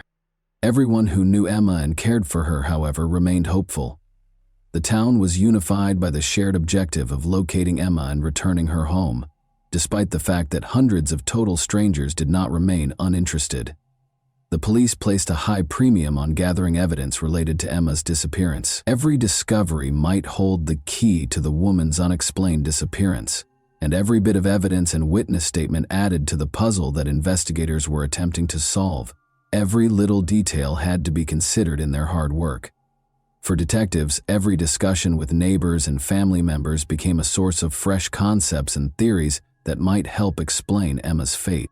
One of the key success factors was the investigative team's capacity to carefully examine the evidence. They were able to create a tenuous but significant series of events that ultimately led to Emma's demise because of their meticulous attention to detail and unwavering pursuit of the truth. Furthermore, it was critical that the investigators take into account both the psychological and physical evidence. They made an effort to learn more about Emma's personality, relationships with other people, potential enemies, and the reasons behind her actions that most people would find improbable. Emma's vehicle was essential to the chronology. At 5:39 p.m., dashcam footage showed the blue BMW 1 Series parked outside Ross Willox's residence. April 28. Emma's car was parked outside her house the following morning, but strangely it was parked on the other side of the street. Emma always parked her car directly outside her apartment because she suffered from obsessive-compulsive disorder. When the police were able to obtain footage from a private CCTV camera, they were extremely fortunate to discover that Emma was not the driver of the car, but rather a man. Let's examine the video that was made public by the police. If you pay close attention, you can see the driver cleaning the dashboard and steering wheel of the vehicle. Investigators think Ross Willox was the driver of Emma's car and was aware of Emma's fate. After Emma was reported missing, her family and friends posted posters and handed out leaflets throughout Ayrshire. But Willox chose not to participate. Sarah Faulds, Emma's sister, told investigators that she spoke with Willox after Emma vanished, and he provided her with 2 different accounts of what transpired. "Hi Ross, I'm just wondering if she's still with you. No one's seen her," she texted Willox on April 30, 2019, to which he responded that she wasn't with him. In a subsequent message, Willox told Sarah that he had driven Emma home himself. When Sarah inquired about the time of her departure, he replied, "Sunday. Maverick was getting rowdy with my dog, Patty, and Emma was getting stressed." Experts started using CCTV and cell phone analysis to map Willox's movements as the hunt for Emma grew more intense. CCTV footage of Willox purchasing bleach, rubber gloves, and tins of outdoor disinfectant from multiple stores was found. When we put all those pieces of evidence together, it painted a suspicious picture of Ross Willox's movements. They also looked into his background and found that he had previously constructed wind farms in Dumfries and Galloway, close to the Galloway Forest, according to Detective Crombie. When cameras captured 2 trips to the region in the days after Emma vanished, this became crucial. The first was in his Mercedes SUV on April 29. The second was in a Jaguar he purchased for his wife, who was working overseas when Emma disappeared. Later, during the search of the Jaguar, a police dog trained to detect the smell of dead bodies repeatedly barked at the boot area, providing a positive indication. In addition to an officer with extensive local knowledge and experience working as a wind farm liaison, police also called in search specialists from the UK National Crime Agency. According to Detective Crombie, some areas of the 700-square-mile Galloway Forest Park resembled the moon's surface. Willox's cell phone was examined by digital forensics specialists, who then superimposed the CCTV footage that was found on the routes he took in the 48 hours following Emma's disappearance. As previously stated, the police dog made a signal when searching Willox's Jaguar. Even though investigators knew Emma was dead, they still needed more solid proof to find Willox guilty. They had to locate Emma's remains. Police called for assistance from the public once more. The Mercedes on Monday, April 29, and the Jaguar on Tuesday, April 30, were both known to have been on the A714 Girvan to Newton Stewart Road. Detective Martin Fergus, who was in charge of the investigation, stated, "What Emma's family is going through is unimaginable, and our priority is to find her. I am thankful to members of the public who have been in touch and have provided us with valuable information which has led us to explore this area. I believe the A714 route is key to helping us find Emma, and I am appealing again to those who use this route regularly. Please take time to think back and consider if you saw a Mercedes or Jaguar car on this road, or parked up somewhere, or even off-road. If you have dash cam footage, please take the time to go through and check it. You may not realize it, but you could have captured footage of the vehicles in these locations, which could provide us with vital information and assist us in finding Emma." Since Willox was the sole suspect in the Emma Faulds disappearance case, he was constantly monitored by the police. Neil Moore, Ross Willox's best friend, gave the police another crucial lead. Moore claimed that after Willox requested to use his device, he noticed the searches on it. On May 8, 2019, Moore told prosecutor Paul Kearney that he discovered searches he had not made on his iPad. They included: do police put tracking devices on cars? Can cars be traced by GPS? And can UK police trace your car without a warrant? Willox was being watched when he was taken into custody at his mother's home on May 8 on suspicion of Emma's murder. Declaring that he had no idea where Emma might be, he entered a not guilty plea. The Galloway Forest is roughly 700 square miles in size. However, police were able to concentrate on a search area by employing specialized techniques. During Operation Salzan in the search of the 700-square-mile Galloway Forest area where Emma's body was suspected to be, police called in Professor Lorna Dawson. Among other things, the soil expert was asked to inspect Willox's Timberland boots. On June 11th, Professor Dawson presented her findings. Emma's nude remains were discovered 24 hours later, concealed in a section of Glen Truel Forest that is not typically traversed by people. When comparing the soil that covered Emma's body to the boots, there was a 92% match. Another potential match from the forest site was discovered beneath the Jaguar car's wheel arch. As a wind farm project manager, Willox was familiar with the area, but he told police that he was only there to walk his dogs if they saw him. He was also located in and around the area by mobile phone analysis. According to Detective Pakalek, Bear, his dog, who was trained specifically to locate dead bodies, started barking, signaling that he had discovered something. To conduct additional investigation, the officer went back to the location. Pakalek put on sterile gloves and stated, "I lifted the vegetation to see if it was a body part or torso. I could see the lower portion of a naked body." A service was held at Holmesford Bridge Crematorium after hundreds of mourners paid their respects at Kilmarnock's New Lay Kirk. Maverick, Emma's West Highland Terrier, was leading the procession out of the church while sporting a blue bow tie. Emma's relatives posted on the family's butcher shop's social media page that They felt compelled to make a public statement. Only now. They claimed that during this incredibly depressing and agonizing time, they had received fields of flowers, hundreds of messages, and countless cards. This proves that there is a great caring community spirit in Kilmarnock and further afield, indeed worldwide, they stated. The Faulds family and Emma's dog, Maverick, signed off on the message, saying, "Thank you all so much for your support and kindness you have shown us during the past few weeks. We're not there yet, and it will be a long time until we get answers to all the questions that have been haunting us, but knowing that everyone is with us makes it easier to bear." Emma Faulds' murder has been charged against Ross Willix. In addition, Willix is accused of trying to thwart the course of justice by concealing Emma's body for several days before disposing of it in a forest, and by trying to conceal his alleged role in her demise from April 28 to May 8, 2019. According to the prosecution, he searched online for information on blood and how to disable vehicle tracking and disposed of Emma's clothes, belongings, and cell phone. Prosecutors also claim Willix asked officers where Emma was and said he was concerned, leaving voicemails on her phone on multiple occasions while feigning to think she was still alive. Despite Emma's apparent neck injury, jurors were informed that her body was so decomposed that a pathologist was unable to determine what killed her. Dr. John Williams, a pathologist, testified in Glasgow's High Court that he examined Emma Faulds after her death, but because of the state of decomposition, Dr. Williams said he could only determine so much from her remains. He added that he was unable to pinpoint Emma's death date when questioned by prosecutor Paul Kearney. According to Dr. Williams's report, there were no significant natural diseases found, and she did not have any fractures to her arms, legs, or ribs. In response to the question posed by prosecutor Paul Kearney, "So nothing to point to a natural cause, but with the great caveat that your examination was affected by the state of decomposition?" Dr. Williams said, "That is right." It was discovered during the trial that Emma Faulds' toxicology samples included traces of alcohol and painkillers. The jury was informed that the cause of death must be declared undetermined after Dr. Williams read from his report saying, "In summary, the medical cause of death has not been established. The degree of decomposition has limited many aspects of the post-mortem."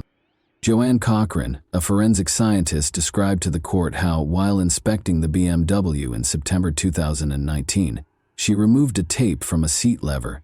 It matched Ross Willix's DNA profile, according to the expert.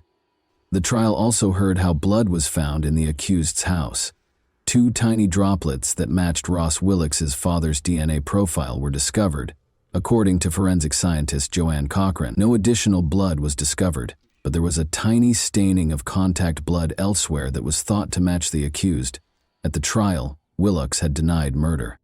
In his version of events, he claimed to have left Ms. Faulds fit and well after partying with her for a while before they drove to her apartment in Kilmarnock, Ayrshire, which was about 9 miles away. Willix's attorney, Donald Findlay, stated that it would not be suitable to offer any apologies on behalf of his client, who disputes his own responsibility. According to Findlay, he is not the kind of person I would have expected to have found himself guilty of a crime of murder. The murder of somebody that he knew and cared for. They cared for each other, not in any romantic sense, but as friends. Something catastrophic went wrong in the early hours of the morning and one life was lost. Margaret Faulds, Emma's mother, described the location of her daughter's discovery on the first day of the trial as, "No one would walk there or drive there. You would have to see it to believe how remote it was." Nevertheless, one individual went there with the intention of ensuring that no one would discover what he had done to his friend of nearly 20 years. Professor Lorna Dawson, a soil specialist, presented her results on June 11 after testing the Mercedes and Jaguar vehicles for soil and a pair of Willix's Timberland boots. Search teams eventually located Emma after refocusing on damp, marshy areas as a result of Professor Dawson's analysis. She informed the trial that the deposition site was not a place you would typically walk through, and that there was no natural path to it. Her words, "You would avoid it." Professor Dawson stated that rather than originating from a similar common bog habitat, the soil recovered from the boots came from the deposition site. A jury convicted Willix of murder and attempted obstruction of justice following a 6-week trial.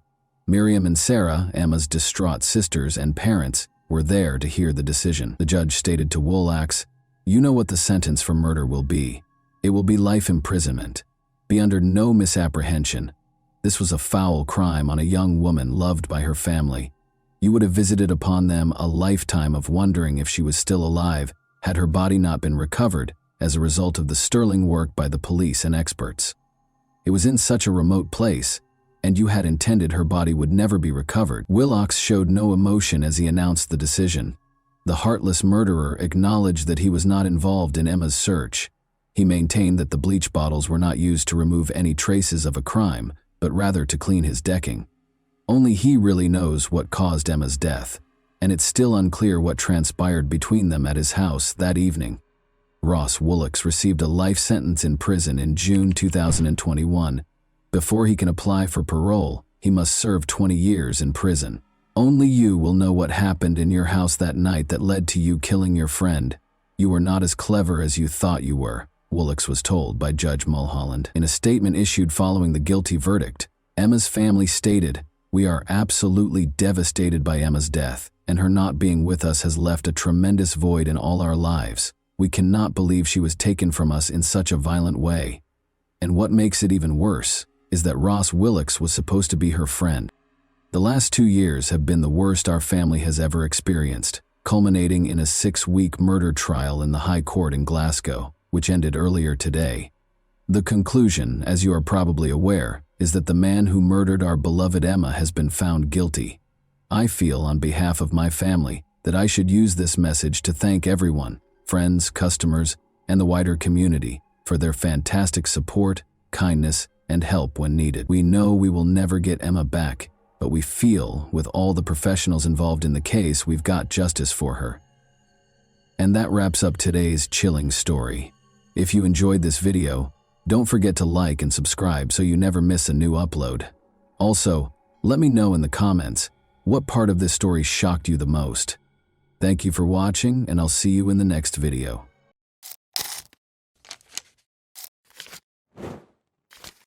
Hey guys, welcome to my channel, and today we're going to take a look at another horrible case with you.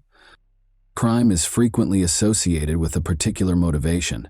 Acts by people with mental health conditions, those under the influence of alcohol or other controlled substances, or incidents that happen during periods of severe emotional upheaval may be exceptions. Although the phrase motiveless crime is used, criminologists contend that the majority of these cases have unidentified hidden motives. Ohio as a whole was rocked by the disappearance of college student Emily Murray in 2000. The individual who caused Emily's terrible demise had been hiding in plain sight, helping law enforcement with their investigation and even providing tips to implicate others, until she was discovered dead a few weeks later. Authorities encountered a bewildering dilemma when they eventually took him into custody. There didn't appear to be any clear reason. Many theories were put forth, but none of them were supported, to explain why he did this. To make things even more confusing, the suspect seemed to like Emily and even to be protective of her, but then something changed and he became a predator. The perpetrator has never disclosed the reason behind his killing of a helpless young woman, even though it has been almost 25 years since the incident. On February 19, 1980, Emily Miranda Murray was born in Sleepy Hollow, a small town in Westchester County, New York. She came from a wealthy family and was the youngest of 4 siblings. Growing up with her 2 older brothers and 1 sister, Emily remained close to them all of her life. Emily's family moved to Shaker Heights, Cuyahoga County, Ohio, when she was 2 years old. Her father quickly rose to the position of head of one of the scientific university's departments after receiving an offer of a distinguished position there. The family's financial stability allowed them to live comfortably, and her mother devoted herself to raising the kids and providing a cozy home environment. The Murray children achieved academic success, graduating with honors from high school and attending prestigious universities. Emily in particular had a strong interest in biology and medicine and hoped to work in these fields.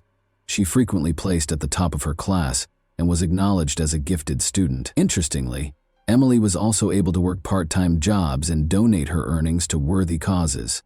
Emily's parents' strong Christian beliefs had a significant impact on her upbringing. Emily followed the family's example by attending church on a regular basis and being always willing to lend a helping hand to those in need, both verbally and physically. She spent a year traveling the world with different humanitarian organizations after graduating from high school. She visited New Zealand, Australia, Japan, and a number of European nations during this trip. Emily Murray moved into the campus residence halls at Kenyon College in Gambier, Ohio, in 1998 to start her studies. According to those who knew her, she was a positive influence on everyone around her, full of vitality and vitality. Emily was very driven, kind, sympathetic, and personable.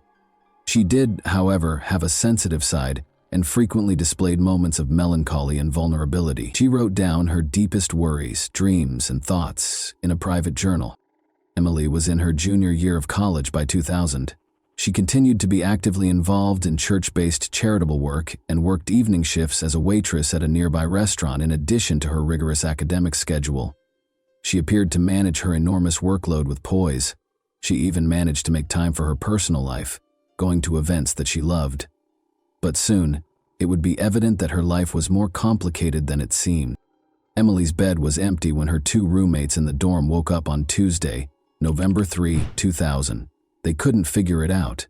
Emily was always thoughtful and informed them if she would be spending the night somewhere else. They thought she might have gone straight to class or stayed late at work because her restaurant shift had ended at 2 in the morning. However, things started to feel strange when they discovered that her notes and textbooks were still on her shelf. The roommates asked friends if anyone had seen Emily before leaving for their lectures in the morning. As it happened, she hadn't been seen since the day before and hadn't attended any of her classes. Her friends initially attempted to explain the situation in the hopes that there would be a plausible explanation, even though her absence was disturbing. Emily had been anticipating the celebration of a close friend's 20th birthday for weeks, and it was scheduled for that evening. She had picked out a thoughtful present and even assisted in planning a surprise for the birthday person. Emily could not imagine missing the party, but her friends became increasingly concerned when she failed to appear. They contacted Emily's family in a desperate attempt to get answers, believing that she might have returned home because of an emergency. When her parents learned that she had disappeared, they became very upset. Desperate to learn what had happened to their daughter, they drove to Gambier that same evening to participate in the search. The Murrays and their older children had reached the campus by morning, and they were desperately attempting to determine what might have happened to their youngest daughter. By then, the college community had become aware of Emily's disappearance. She was not found despite the efforts of several volunteer groups, friends, and classmates. She appeared to have disappeared completely. Emily's car, a dark green Subaru Outback that her father had given her for her 20th birthday, was also found to be missing. The Murrays immediately contacted campus security to report the missing student and ask for assistance in setting up a search, but their worries were dismissed with indifference. Security personnel waved away their concerns, speculating that Emily was probably hanging out alone with a boyfriend and would be back shortly. The family was told to wait a bit longer, even though they insisted Emily would never leave without telling anyone. Emily had not been seen for over 24 hours, and her family was becoming more and more desperate. They reported a missing person to the local police after realizing that campus security would not be able to assist. They were shocked to learn that police initially appeared to minimize the incident as well, assuming Emily might have taken an unplanned break or gone off on her own. She was a 20-year-old college student after all, and they didn't have to explain her every action. Nevertheless, the police finally consented to check Emily's dorm room. At that point, they learned she had forgotten her identification, bank cards, and personal items. It appeared that she hadn't changed since leaving her job because she had last been spotted in her restaurant shift uniform. This cast doubt on the notion that she had taken an unplanned break or gone off to hang out with a boyfriend. It was improbable that Emily would depart without cash or necessities. Emily was officially listed as missing on the second day following her disappearance, which was also her last day of employment. By that point, her friends, family, and community members who were worried were already searching on their own, distributing flyers featuring her picture throughout the town and searching the neighborhoods. The investigation started at the eatery across the street from the campus where Emily was last seen. The Pirates Cove was a well-liked hangout for students because of its convenient location and reasonably priced menu. Emily's shift that night turned out to be her final one. Overburdened by her demanding schedule, she had resigned from her job that evening. She had made the decision to reduce her workload. She had been finding it difficult to balance her rigorous coursework, her part-time evening shifts, and her volunteer work at the church. Her personal life had suffered as a result of her hectic schedule. She had broken up with her boyfriend Adam just a month prior because they hardly ever had time together. Many of Emily's friends came to the Pirates' Cove that night to cheer her on her last day of work. However, since they had classes the following morning, nobody stayed up too late. Emily stayed for an extra half hour to complete some tasks, even though her shift ended at 2 in the morning. As a result, her coworkers were the last to see her, and the police would use their testimonies to piece together what happened that night. During those last moments at the restaurant, Emily wasn't by herself. She was assisted in closing up by her friend Olivia, who was also a waitress, and a bartender named David Cale. Around 2:45 a.m., they completed cleaning the dining area together. Everyone started to head home shortly after that. Gregory McKnight, a 24-year-old cook who was the last to depart and shut down the restaurant at 3:15 a.m., confirmed this. Nothing out of the ordinary caught the attention of her colleagues. Emily was being kind, happy, and courteous as usual. She told them she was just going back to her dorm to get some sleep before her morning classes, without mentioning any plans for the rest of the evening. Investigators discovered Emily's personal journal, which had disturbing entries when they searched her dorm room. Emily had been fighting a protracted bout of depression, which she had kept a secret and attempted to handle on her own, despite her cheerful and amiable manner. Emily was well known for being sensitive and sympathetic, and she frequently internalized other people's suffering, which made her both emotionally vulnerable and incredibly compassionate. Emily was frequently exposed to the harsh realities of life, such as tales of cruelty and injustice, through her charitable work. She gave her all to helping those in need, but she felt helpless in the face of the world's more powerful forces, which frustrated her.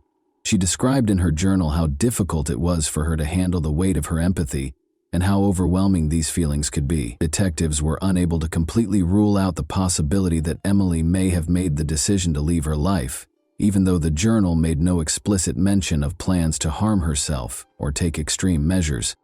Emily's close friends and family were extremely offended by this theory.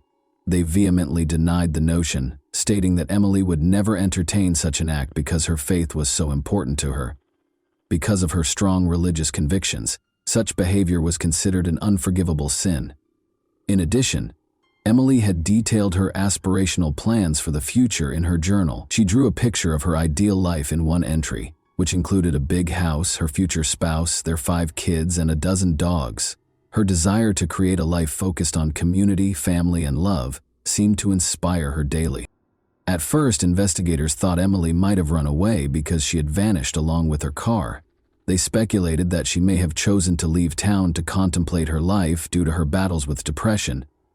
This is a reasonable explanation for her disappearance, because it could have been made worse by her recent breakup with her boyfriend and resignation from her job. Adam, Emily's ex-boyfriend, was the first person investigators focused on, which makes sense in situations like this. Their relationship had been turbulent, with several breakups and reconciliations, but it had lasted for roughly a year and a half. But this time, Emily had made the decision to permanently break things off, and she had told Adam so in what seemed to be a peaceful and friendly exchange. Investigators couldn't help but wonder what if Adam hadn't been able to let her go. They decided to stay friends. When contacted, Adam voluntarily went to the police station. He seemed truly upset and genuinely concerned about Emily's welfare. He clarified that he and his roommate had visited the Pirates' Cove the night before Emily vanished, but they had departed at midnight. Other students attested to seeing them when they returned to their dorm. According to 2 other roommates, Adam and his roommate spent the remainder of the night inside. Adam was promptly ruled out as a suspect because he had a strong alibi and no evidence of involvement. After that, investigators focused on Emily's colleagues. In the course of their investigation, one of the Pirates' Cove's cooks revealed an unexpected fact. Emily was rumored to have rejected the romantic feelings that the bartender David Cale had for her. Emily and Cale worked the same shift, stayed late to close, and left the restaurant 10 minutes apart on the night of Emily's disappearance. After she turned him down, could Cale have waited for her outside and hurt her in some way? They brought David in for another round of interrogation. He acknowledged that he had once asked Emily out, but he had never brought up the subject again after she declined. He insisted that their relationship was merely cordial and business. In addition, David gave what investigators considered a very strong alibi. He was picked up from the restaurant by his father after his shift. and they immediately drove to another state to attend his sister's wedding. Investigators had no evidence to connect him to Emily's disappearance after the alibi was confirmed. The same cook, Greg McKnight, gave detectives a new lead after the bartender was ruled out as a suspect. He implied that Dave Yoakum, another cook, was also strangely attracted to Emily. Dave had a reputation for having trouble relating to women. When rejected, he was prone to losing his temper and was awkward and rude. This behavior was corroborated by other waitresses, who also reported that Dave had awkwardly approached them. He frequently made scathing comments in response to his attempts being rejected and acted in a generally disrespectful manner. Additionally, investigators found it highly suspicious that Yoakum was fired from the restaurant after a heated argument just 4 days after Emily vanished. Yoakum had not been at the restaurant the night Emily disappeared because he was off work, but detectives had to question him and find out where he was. When asked, Dave said he was genuinely shocked to be named as a suspect in the case. He gave a convincing alibi by claiming that he had gone to a rock band concert in a nearby city that evening with friends who corroborated his account. The investigation came to a standstill after all suspects were exonerated and no fresh evidence surfaced.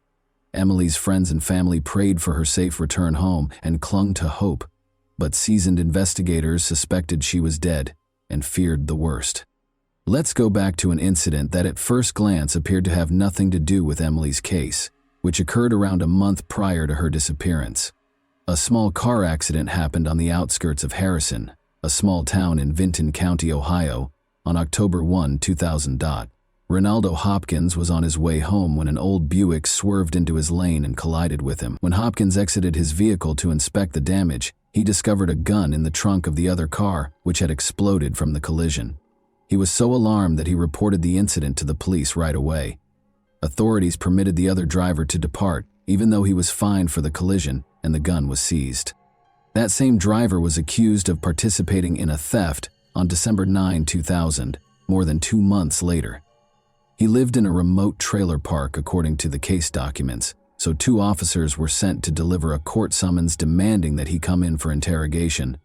Officers discovered the trailer in a remote location, far from the other homes in the park. When they got there, 2 rusted, damaged cars that looked unlikely to ever run again were parked in front of the property, which gave the impression that it was deserted. But the officers found a dark green Subaru Outback behind the trailer, which didn't fit the scene. They verified that it was Emily Murray's car, which was reported missing along with its owner, after searching the license plates through their database. The name of the resident of the property where Emily's car was found, as well as information about the car's discovery, were promptly forwarded to the Gambier division looking into her case. The cook from the restaurant where Emily had worked, Gregory McKnight, was that person.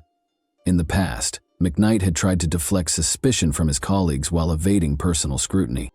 In record time, a police team was sent to the scene and a search warrant for McKnight's trailer was obtained. 2 officers went inside to start their search because the door lock was broken. The foul stench of decay overcame them almost immediately.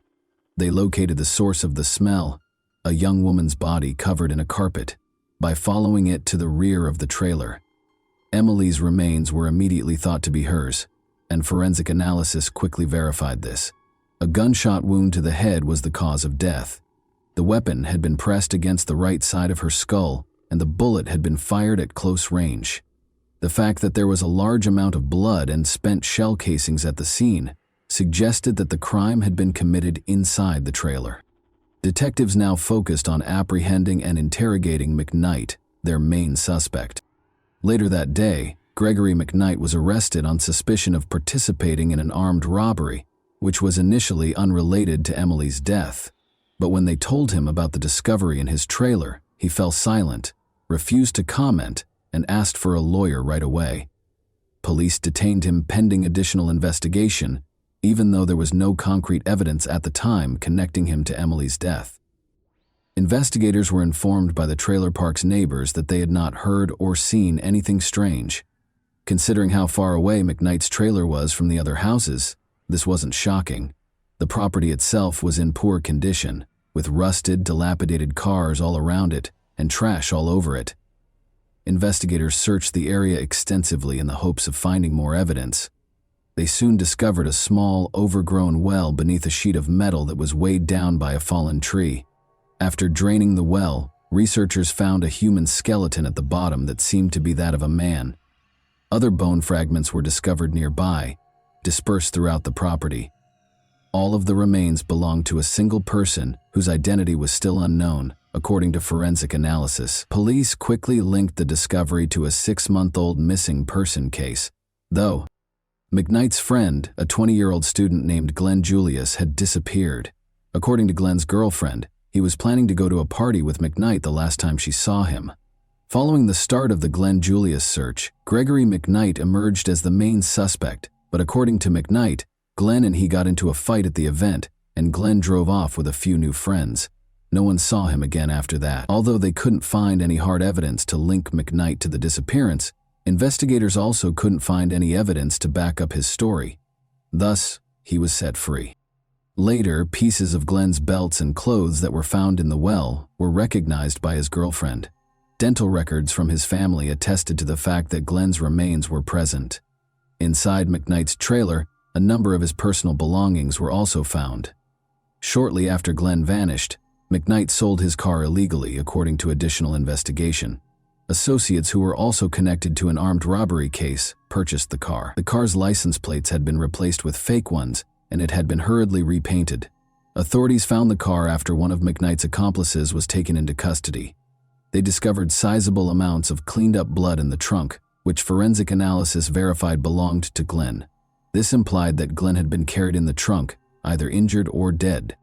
The work had been done sloppily, probably with homemade tools, and Glenn's body had been partially dismembered. The bones were deeply scratched, like saw marks. Investigators discovered an axe, a shovel, and several other tools inside McKnight's trailer. These were all removed for forensic analysis.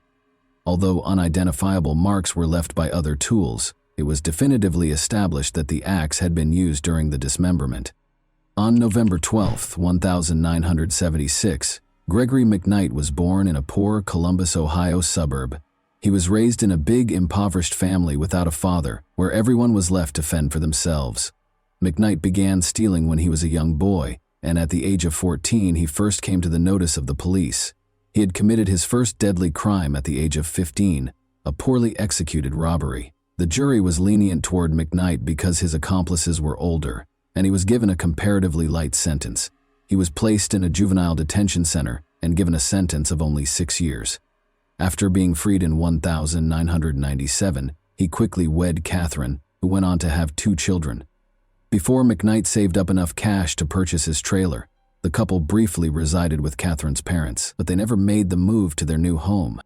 Gregory McKnight killed Glenn Julius in May 2000 and concealed his body in the well behind his trailer.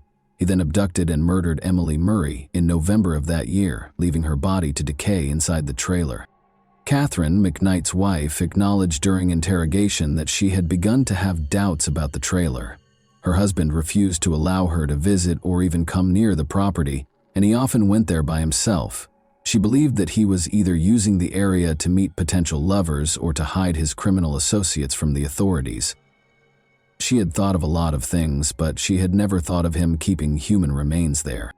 The majority of the evidence against McKnight was circumstantial, despite the fact that it was substantial. The precise manner and location of Julius's death were unknown to the authorities. Consequently, the prosecution was unable to pursue the death penalty for that specific offense. Emily's case appeared to be simpler. There were obvious traces connecting her and McKnight to the trailer when her body was discovered at the scene, but there was no apparent reason for such a heinous act, and the murder weapon was never found. Emily had not been robbed, she had not been assaulted, and even her car had been left behind the trailer. Why McKnight would perpetrate such a heinous act against the young college student was still a mystery. Several colleagues attested that McKnight had consistently treated Emily with dignity. He was said to be courteous, and once he had even intervened to shield her from an inebriated patron who had mistreated her. Even McKnight declined to assist investigators. He gave no information about either crime and denied all charges. The prosecution contended that McKnight had tricked Emily into falling into a trap following her work at the restaurant. Given her kindness and trustworthiness, he may have asked her for assistance, and Emily, oblivious to the danger, was powerless to refuse. He may have shown romantic feelings for her once he was inside the trailer, but he went into a rage and committed the crime after she rejected him. A psychiatric evaluation found that McKnight was fully aware of his actions and could be held accountable, despite the defense's attempt to claim that he was mentally unfit. By changing strategies, McKnight's lawyers attempted to portray Emily as a suicidal person with severe depression, alleging that McKnight only helped her carry out a purported death wish. Emily's loved ones were incensed by this argument, but it didn't change the court's decision. Gregory McKnight was convicted of 2 indictments of first-degree murder, kidnapping, and armed robbery in 2002. He was placed on death row to await execution after being given a death by lethal injection sentence. Every appeal and clemency request was turned down. Gregory McKnight, who said in 2015 that he would sooner die than rot in prison while awaiting execution, asked that his sentence be carried out. He quickly had second thoughts, though, and made another unsuccessful attempt to appeal the sentence. McKnight filed a lawsuit in 2020, claiming that he was subjected to unfair treatment and racism during his trial. He maintained that the punishment was unduly severe because the jury and the judge were both white and had acted biasly against him. Gregory McKnight is still waiting to be executed on death row as of right now. And that wraps up today's chilling story. If you enjoyed this video, don't forget to like and subscribe so you never miss a new upload. Also, let me know in the comments what part of this story shocked you the most. Thank you for watching, and I'll see you in the next video.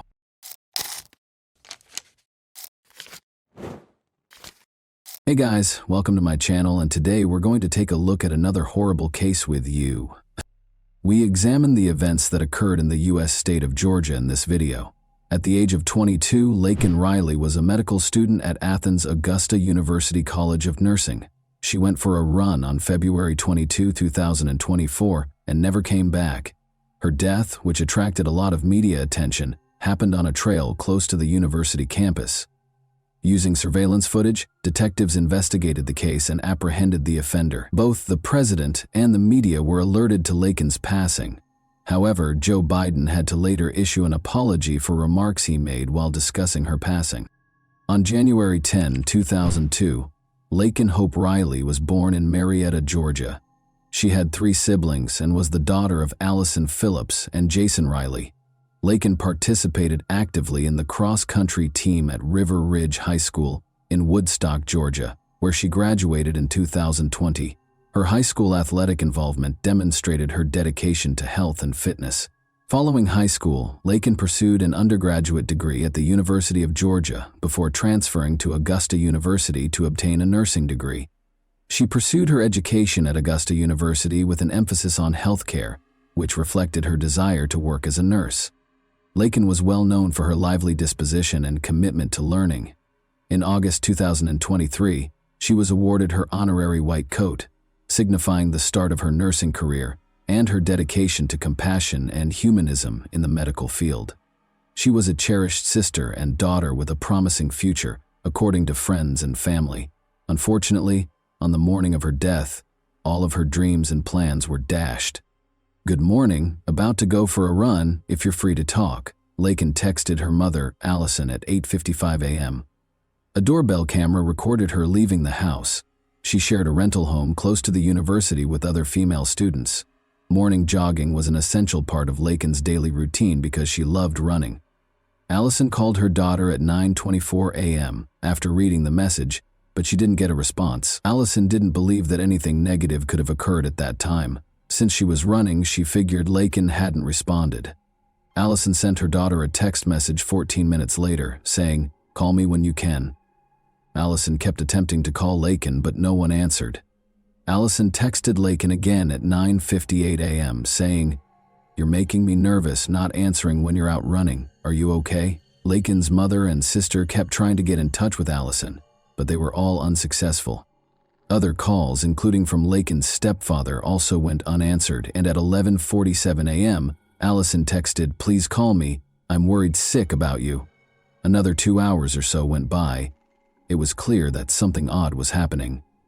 Lakin's run could not have lasted longer than 3 hours, and she was always in contact with her family. The police were notified of Lakin's disappearance at 12:05 p.m. Her dead body was discovered in a wooded area close to the lake where she had been jogging 30 minutes earlier. Her mother and sister had already arrived when the police discovered Lakin's body. The moment Allison received the worst news of her life was caught on camera. Lakin Riley died from a combination of asphyxia and blunt force head trauma, according to an autopsy.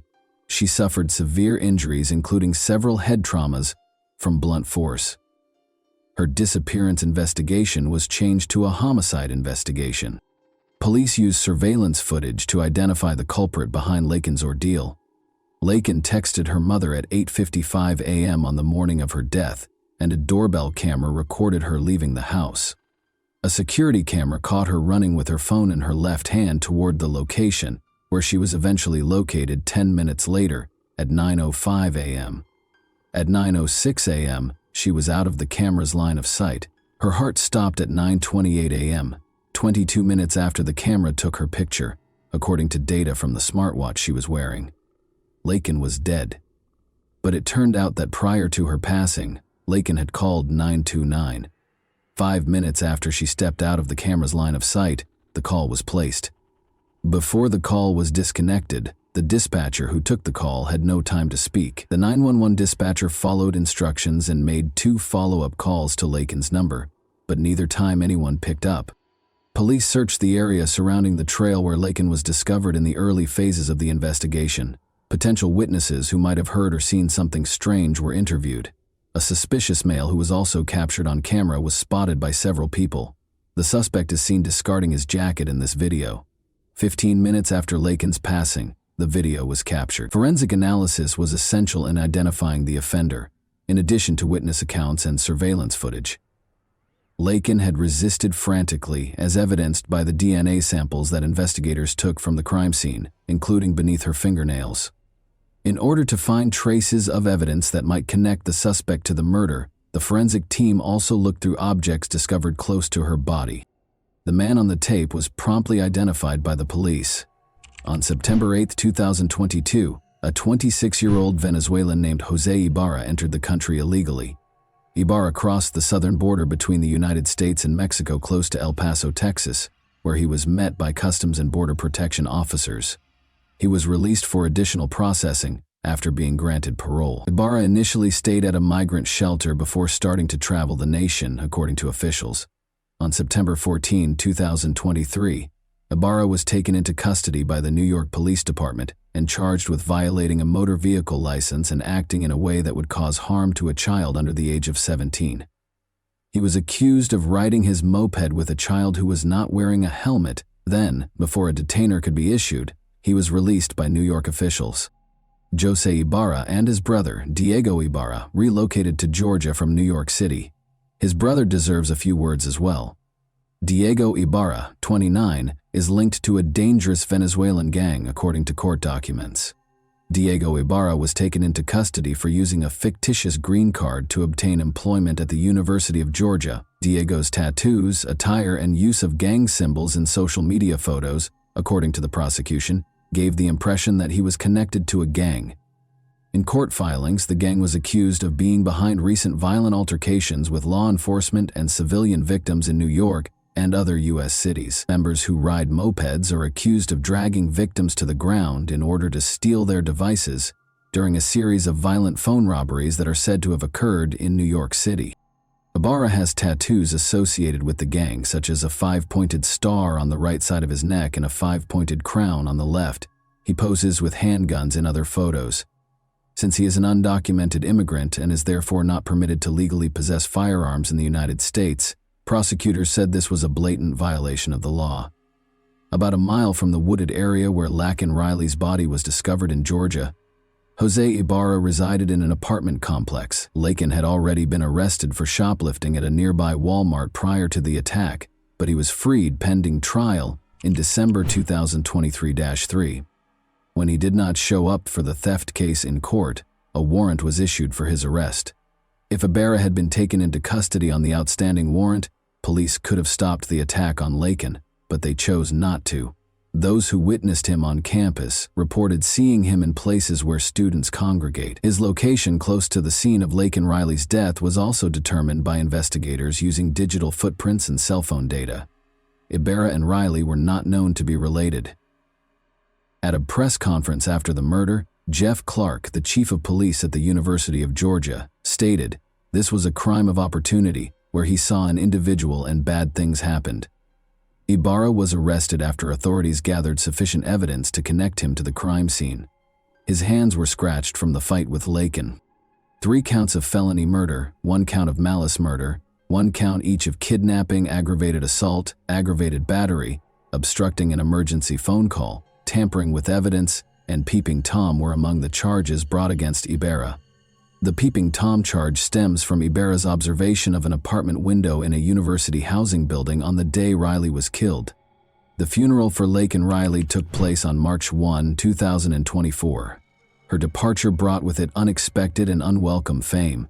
Too much was known about her death and its raging aftermath, and too little was known about her life by many who had heard of her. It makes sense that those closest to her were reluctant to participate in interviews. The absence of someone like Laken, whose light never stops shining, makes the world seem even more hopeless. Simon Mossad, the lead pastor of the church, wrote to the media, "Don't even begin to scratch the surface. She was a loving daughter, sister, and friend. She had a gift for making anyone she was around feel comfortable and seen. Laken was special. She was a gift to anyone who knew her, smart, kind, compassionate, and thoughtful." A wooden sign was located on the shore of Lake Herrick in Athens, close to the spot where Laken made her final run. The murder of Laken Riley and the immigration status of the man accused of it swiftly became a rallying cry for some prominent Republicans to blame immigrants for crime in America and criticize the Biden administration for its handling of the southern border situation. Someone had used black tape to change the word lake to Laken. The untimely death of Laken Riley has caused national indignation and touched the hearts of Georgians everywhere. At the time, Georgia Governor Brian Kemp wrote on X, "Joe Biden's failed policies have turned every state into a border state, and I'm demanding information from him so we can protect our people when the federal government won't." The brutal murderer who took the life of Laken was one of the millions of illegal aliens that the Biden administration simply released and unleashed upon our country, House Speaker Mike Johnson stated on X. During his Georgia campaign stop, Donald Trump had a meeting with Laken Riley's family. "What Joe Biden has done on our border is a crime against humanity and the people of this nation for which he will never be forgiven," Trump said, claiming that Riley would still be alive today hadn't Joe Biden willfully and maliciously eviscerated the borders of the United States and set loose thousands and thousands of dangerous criminals into our country. He continued, "He was an illegal immigrant, and he should not have been in our country, and he never would have gotten into our country if Trump was president." Joe Biden, on the other hand, made a mistake in his speech, but did not downplay Laken Riley's death. To the thunderous cheers of his supporters, Biden mispronounced the victim's name during the speech, saying instead Lincoln Riley. Lincoln Riley, an innocent young woman who was killed by an illegal. He also added, note the word illegal in that quote. Laken's mother, Allison Phillips, posted on Facebook, "Biden does not even know my child's name. It's pathetic. If you were going to say her name, even when forced to do so, at least say the right name." Allison also wrote, "Amen," beneath a comment labeling the 81-year-old Biden a disgrace of a president. Following criticism from some members of his party for using the term to refer to those who entered or are currently residing in the United States illegally, Biden later apologized, but not for referring to the young woman as Lincoln. Instead, he apologized for referring to Ibarra as a illegal. "I shouldn't have used illegal. It's undocumented," said Biden. At the same time, Trump attacked Biden for the remarks while on the campaign trail in Rome, Georgia. He said, "Joe Biden went on television and apologized for calling Laken's murderer illegal," to furious booing and jeering. "Biden should be apologizing for apologizing to this killer." He compared his words to Biden's. "I say he was an illegal alien, he was an illegal immigrant, he was an illegal migrant," and charged that Biden, who has long been regarded as a compassionate leader, lacked regret. "He's got no regret. He's got no empathy, no compassion, and worst of all, he has no intention of stopping the deadly invasion that stole Precious Lakin's beautiful American life, Trump stated. Ibarra was indicted on 10 counts on May 8, 2024. He was refused bail after entering a not guilty plea to all counts. He requested a bench trial during a pre-trial hearing, waiving his right to a jury trial, which was scheduled to start on November 13 with jury selection. In the courtroom, family members of Laken Riley gave statements. Allison Phillips, the mother of Laken Riley, pleaded with Judge Patrick Haggard to punish Jose Ibarra harshly. There is no end to the pain, suffering, and loss that we have experienced or will continue to endure, Allison stated when making a statement in court as part of the family impact. This sick, twisted, and evil coward showed no regard for Laken or human life, said Allison. We are asking the same be done to him. Allison characterized her daughter as intelligent, industrious, considerate, kind, and, above all, a child of God. She claimed that her daughter worked with the elderly in nursing homes and went on mission trips. This monster took away our chances to see Laken graduate from nursing school. He took away our ability to meet our future son-in-law. He destroyed our chances of meeting our grandchildren, and he took my best friend, the mother of Riley said.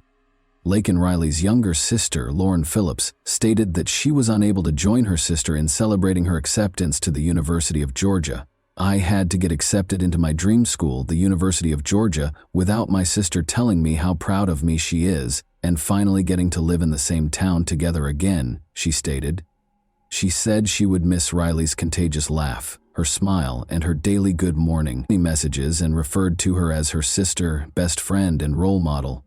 She lost her sense of security as well because of the murder. I cannot walk around my own college campus because I am terrified of people like Jose Ibarra, she stated. She referred to Ibarra as a monster and stated that she was certain he was the cause of her demise. As he read one of Laken Riley's final journal entries to her future husband, John Phillips, her stepfather broke down in tears. To my future husband, I'm working every day to become the best wife I can be, Laken wrote in part. According to John Phillips, Laken's journal entry only scratches the surface of what was cruelly and tragically taken from her and her family. Prosecutors told the court how the nursing student battled for her life and dignity against a man who had gone hunting for women that day. As the trial finally began on Friday, November 15, Ibarra retaliated when she saw Laken Riley, according to prosecutor Sheila Ross. When she refused to be a victim, he bashed her skull in with a rock repeatedly, Ross stated. Riley's death was tragic, according to defense attorney Dustin Kirby, who also described the case's evidence as graphic and unsettling in his opening statement. He questioned how Ibarra's fingerprints could be on the phone if he was allegedly wearing gloves, though, and stated that there was insufficient evidence to prove that it was Ibarra.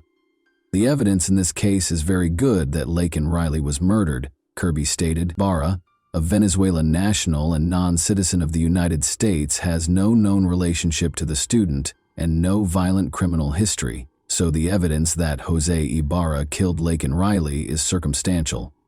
Rather, investigators characterized Laken's death as an opportunity crime. Ibarra's fingerprint on Laken Riley's phone screen and her DNA beneath her fingernails were among the evidence the prosecutor produced.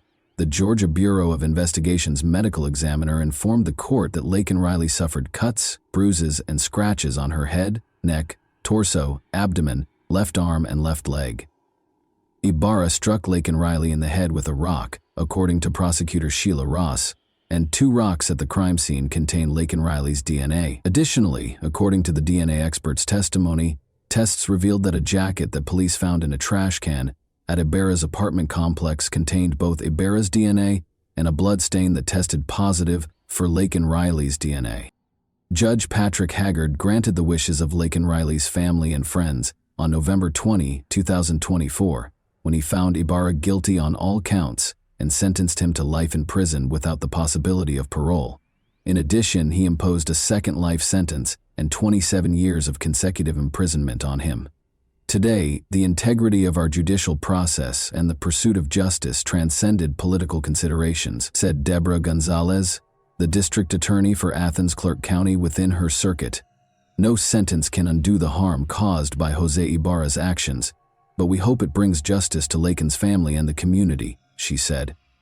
Our hearts remain with Lakin's family and friends as they continue to grieve this tragic loss. The Lakin-Riley Act was approved by the House of Representatives on March 7, 2024. The Lakin-Riley Act would allow states to sue the federal government for not enforcing immigration laws and would require federal detention of illegal immigrants who commit theft or burglary if it were to become law. In August, Riley received her honorary white coat, which represented compassion, humanism, and the beginning of her nursing career, and she had just made the fall dean's list. The nursing school issued a statement on Facebook. She was set to graduate in 2025.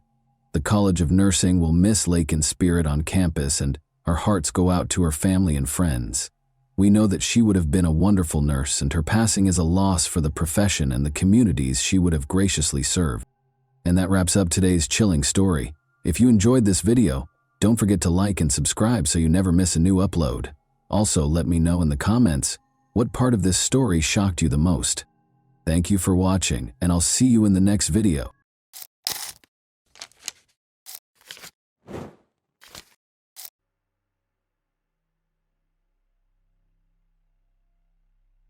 A 19-year-old woman was discovered dead in her own apartment. Investigators quickly discovered several disturbing facts, but they were unable to solve the case for several years before revealing the truth. Everyone was shocked and outraged by the unexpected outcome. Nona Dismayed was born December 26, 1985, in Russellville, Arkansas. She grew up in a large family with 4 brothers and 1 sister. When Nona was 10 years old, her father died. This event was a tragedy for the entire family, but they were about to receive an even more devastating shock. Later, the young woman told her mother that her father had repeatedly subjected her to violence. She was afraid to speak up while he was still alive, and her confession shocked her mother. Even after such a tragic experience, the woman had no idea what her husband was capable of. Nona found the strength to move on and eventually decided to assist other young women who had been victims of similar crimes. She joined a volunteer organization to help children in need during her school years. Nona started dating a guy named Kevin Jones. The young woman also competed in beauty contests and achieved significant success. Nona won several local contests, qualifying her to compete for the title of Miss Arkansas. In addition, the young woman was an active member of the local church and sang in the choir. When Nona was 19, she and her boyfriend enrolled in Arkansas, which launched an attack on a university in their hometown. The young woman decided to rent her own apartment because she wanted to start her own life.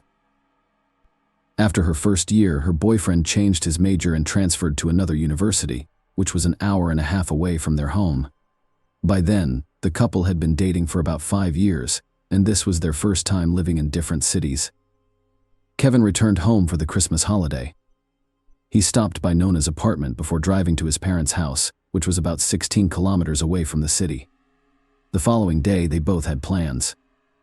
Nona had to take her final 2 exams while also meeting with a young woman from the volunteer organization. Kevin planned to take his mother, a librarian, to a school event on December 15th, around 9 a.m. Nona messaged Kevin, wishing him a good day. He was expecting Nona to call him after her exams and tell him how they went, but she wasn't returning his calls or messages, so he became concerned around 6 p.m. While attending a school event with his mother, Kevin couldn't help but wonder why Nona hadn't answered her phone all day. Kevin eventually decided to call his friend, who worked as a pizza deliveryman in the neighborhood where Nona's apartment complex was located. Kevin asked him to come by and see if everything was fine. His friend arrived quickly and noticed that Nona's car was parked in the parking lot, and the lights in her apartment were turned on, but no one was answering the door. He told Kevin about it, and Kevin told his mother that he was worried about his girlfriend and wanted to go to her apartment to make sure everything was fine. The woman agreed, and they headed to the apartment complex together. Kevin's friend was waiting for them there, and the 3 of them began knocking on the door, but there was no response. Kevin had a key, but he left it at home that day because he had no intention of stopping by. A few minutes later, Kevin and his friend attempted to open the front door because they suspected something bad had happened to Nona, but they were unable to do so. Kevin then remembered that there were sliding glass doors in the back of the apartment. When he approached them, he immediately noticed something strange. Nona was concerned about her own safety, so she installed a special removable grill on the back glass door whenever she was alone at home. They are primarily used against burglars. They are simple to install and remove from within the home, but extremely difficult to do from the outside.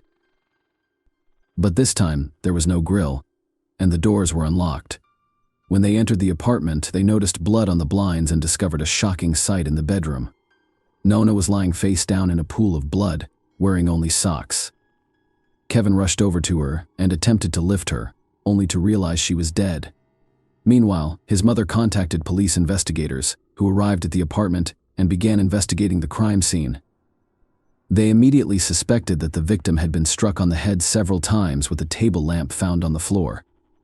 Investigators discovered a bloody fingerprint on the table lamp, possibly left by the killer next to the victim's body. They also found an empty condom wrapper on the bedside table and no signs of forced entry. Medical examiners confirmed that the table lamp was used as a weapon, with the metal base matching. Experts suggest that the perpetrator may have used a condom found in the apartment, making it difficult to determine the presence of sexual violence. However, the crime scene was not thoroughly examined, with investigators failing to collect blood samples from the blinds on the back door or search for shoe prints in the apartment, which could have been used. When he entered the apartment and ran to her, he tried to lift her up, and upon realizing that she was dead, he hugged and held her. The police found this behavior strange and suspected that Kevin had done it deliberately by hugging the victim and getting covered in her blood he may have destroyed.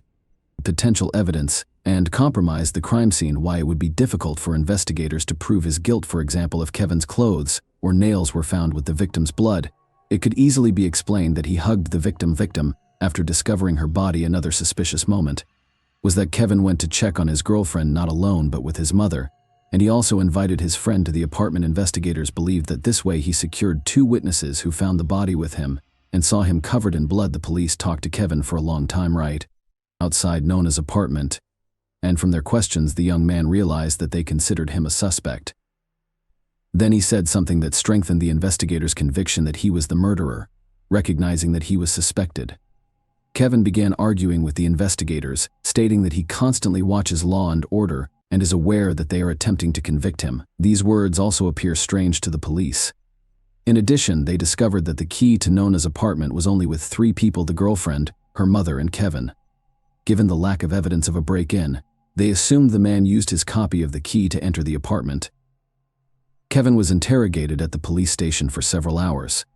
During the interrogation, he told investigators his version of events and insisted he had nothing to do with the murder. However, investigators directly accused him of the murder and urged him to confess. Around 4 p.m., after numerous attempts to call his girlfriend, Kevin sent a message asking if she was still alive, despite the fact that Nona had already died. When the police left the interrogation room and left Kevin alone, he stood up and began punching the back of the chair for the investigators. This became another indication that the young man was violent and capable of murder. However, the police found no evidence linking Kevin to the murder. Medical experts discovered that Nona attempted to defend herself, which would have resulted in bruises and scratches on the killer's body, but none were found on Kevin. Despite this, the detectives remained convinced he was guilty and attempted to gather evidence. After interviewing over 50 people, the police were unable to find any witnesses. However, after speaking with known friends, they discovered that shortly before her death, she had begun seeing another man secretly from Kevin. Investigators immediately checked this person, but he had a solid alibi for the time of the murder, which raised suspicions about Kevin. She was killed with extreme cruelty, which in most similar cases indicates the killer's strong personal animosity toward the victim. A few days later, Kevin agreed to take a polygraph test. The operator concluded that the young man provided numerous false answers, and one of the investigators claimed that this was the worst polygraph result he had ever seen in his 28 years of experience. However, there is one caveat: the person who read the device's readings was not a certified specialist. He was simply a police officer who had not received the necessary training to work with this device, which did not bother the detectives. Following the interrogation, they increased the pressure on Kevin, attempting to force a confession. They claimed that all his acquaintances and relatives already knew that he killed Nona. The police really told everyone that Kevin's guilt was practically proven, and that he would soon be arrested, they convinced the victim's parents that he was the one who killed their daughter, although they refused to believe it. Until the end, the day before the funeral, a farewell ceremony was supposed to take place in the church, and Kevin had been helping to organize it since early in the morning. Later on, detectives called him in for questioning again, promising to release him before the start of the ceremony. In the end, Kevin spent 7 hours at the police station and missed the ceremony. Nobody present knew he was being questioned, so many assumed that Kevin didn't show up due to guilt over what had happened. Known as parents didn't even want him to come to the funeral, as investigators had already convinced them of his involvement in the murder. But Kevin still came and sat far away from her relatives. After examining evidence from the victim's apartment, experts discovered a fingerprint on the light bulb in the desk lamp. The fingerprint was left by blood, indicating that it could only have been made during or after the murder. Despite this, investigators continued to search for Kevin for months. This request was granted, and the trial began in a different city. The defense called a witness who provided Kevin with a solid alibi. A plumber had visited his parents' house that morning and saw him around 10:30 a.m. The prosecution insisted that Kevin had time to go to Nandes and commit the murder because, according to medical experts, she died between 10:30 a.m. and 1 p.m. They also shared an interesting fact. Kevin had turned off his phone between 10 a.m. and 12 p.m., which coincided with the victim's murder. Furthermore, data from Kevin's phone revealed that he only began calling his girlfriend at 4 p.m., despite claims during questioning that he had been trying to reach her all day. However, at the time, the young man may have meant both calls and messages. Lawyers presented 2 additional witnesses, both of whom testified that Kevin did not commit the murder. One of them was Kevin's grandmother, who stated that on that particular day, she saw her grandson near the gas station and gave him money to go have a snack at a cafe. Another witness saw the man between 12:30 and 1 p.m. at the restaurant, and the establishment's cameras captured him eating lunch. As a result, the young man could not have committed the murder while simultaneously returning in time.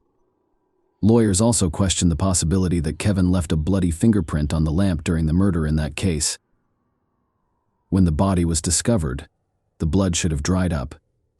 Experts who came to the apartment that evening wrote in the report that the bloody fingerprint was slightly damp, confirming that Kevin could have left it accidentally when he found Nona's body with his mother and friend. However, fingerprints were also found on the table lamp that was used to hit the victim, but they did not belong to Kevin. He determined that after death, the victim's body lay on her back for some time before being turned face down. This could imply that the young woman is still subjected to violence. The expert confirmed that he found no direct evidence of this, but added that he could not rule out such a possibility. The prosecution claimed that no fingerprints or DNA were found on the empty contraceptive package found next to the victim's body. However, a retest revealed male DNA, which did not belong to Kevin and did not match any databases. The trial lasted over a year and was concluded by the jury in July 2007. And now that he had avoided punishment despite their client's acquittal, the legal team promised to keep working on the case and find the true killer. Given the police's obsession with Kevin, no one expected them to finally do their job correctly. The lawyers first extracted DNA from the contraceptive packaging. Compared to all the men who knew Nona, all of these people volunteered to provide samples, and none of them matched. This went on for 2 months until an unexpected event occurred in September 2007. When the police arrested Gary Dunn for robbery, things became more interesting. First, this man had previously been convicted of assaulting another woman. Second, he lived in the same housing complex as Nona. In the early stages of the investigation, the police considered Gary as a suspect but quickly switched their focus to Kevin as the killer. The boy's lawyers requested a DNA test, which revealed that a sample from the contraceptive packaging matched Gary's DNA. After the young woman's murder, investigators even questioned Gary using a polygraph. Gary did go shopping with his mother, just not at the time of the murder, but 2 days before, as evidenced by receipts with purchase dates, which Gary even showed to the police, but they simply ignored such important information. They noticed that the dates on the checks did not match the day of the murder. This was stated in the reports, but for unknown reasons, they either ignored it or failed to notice that the days did not match. Finally, experts compared his fingerprints to those of unknown table lamps, and they matched. However, a serious issue arose here. The fingerprints and DNA matched, but not completely. The judicial system follows certain guidelines. In Gary's case, the necessary coincidence indicators for determining guilt were insufficient, despite the fact that the DNA and fingerprints were unlikely to belong to someone else. The investigators were likely guilty because they did not thoroughly examine all available evidence immediately after the murder, as required by the rules. It is possible that the DNA samples deteriorated. He was on parole in 2002. He attacked a woman who was running in the park, knocked her down, and began beating her, threatening to kill her. The woman escaped and ran to her car. Meanwhile, Gary fled the scene but was quickly apprehended. The man served 19 months in prison and was released early. Interestingly, his DNA sample was not included in the database. Gary's trial began in April 2010, and there were plenty of surprises in store for everyone. His own wife testified against him, claiming he was an aggressive and dangerous man. Gary frequently raised his hand against her, and the woman was terrified for her life, so she was afraid to leave him. But the most intriguing detail was that, a few weeks before the victim's death, she noticed her husband spying on Nona through her apartment window. Based on this, the prosecution assumed that the man planned the attack because of his criminal history. Gary had a history of violence, and he may have been keeping a close eye on Nona because she lived only a few meters away. On December 15th, he decided to act. He allegedly knocked on her apartment door and entered under false pretenses, grabbing the table lamp and striking her several times before assaulting and killing her, because Gary used contraception. Medical experts were unable to definitively state whether the victim had been sexually assaulted, but all evidence pointed to it. Gary's lawyers denied his involvement, but he had no real alibi, so they concentrated on blaming Kevin, according to the lawyers. Kevin discovered that the young woman was cheating on him and killed her. Kevin had to testify in court and listen as they attempted to portray him as the true criminal. The prosecution was unable to use Gary's fingerprints or DNA as evidence, resulting in a mistrial. A new trial was soon held, with a key difference being testimony from a woman who Gary nearly killed in 2002.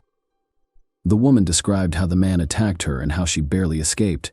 Despite this, the second trial was declared a mistrial. First, he tried to kidnap a woman from a church parking lot, but she fought him back. A few hours later, Gary stripped in front of another woman in a mall parking lot and was quickly arrested. Given his criminal record, and the fact that he is practically known as killer, the court decided to sentence him to the maximum term. Gary was sentenced to 15 years in prison for 2 incidents and is still serving his sentence. Despite his right to petition for early release, authorities are unlikely to grant him such an opportunity. They also have the right to charge him with murder for the 3rd time, but they are not rushing to do so. The likelihood of the new trial ending in the same way as the previous 2 is high, so investigators are gathering more information. During the trial preparation, Kevin discovered that Gary's polygraph test results revealed lies, but investigators did not consider him a suspect. Unfortunately, his lawsuit was dismissed due to the statute of limitations. As a result, negligent police officers did not face any consequences for allowing the real killer to roam free for years and may not be punished in the future. Please leave your thoughts on this story in the comments, and thank you for watching.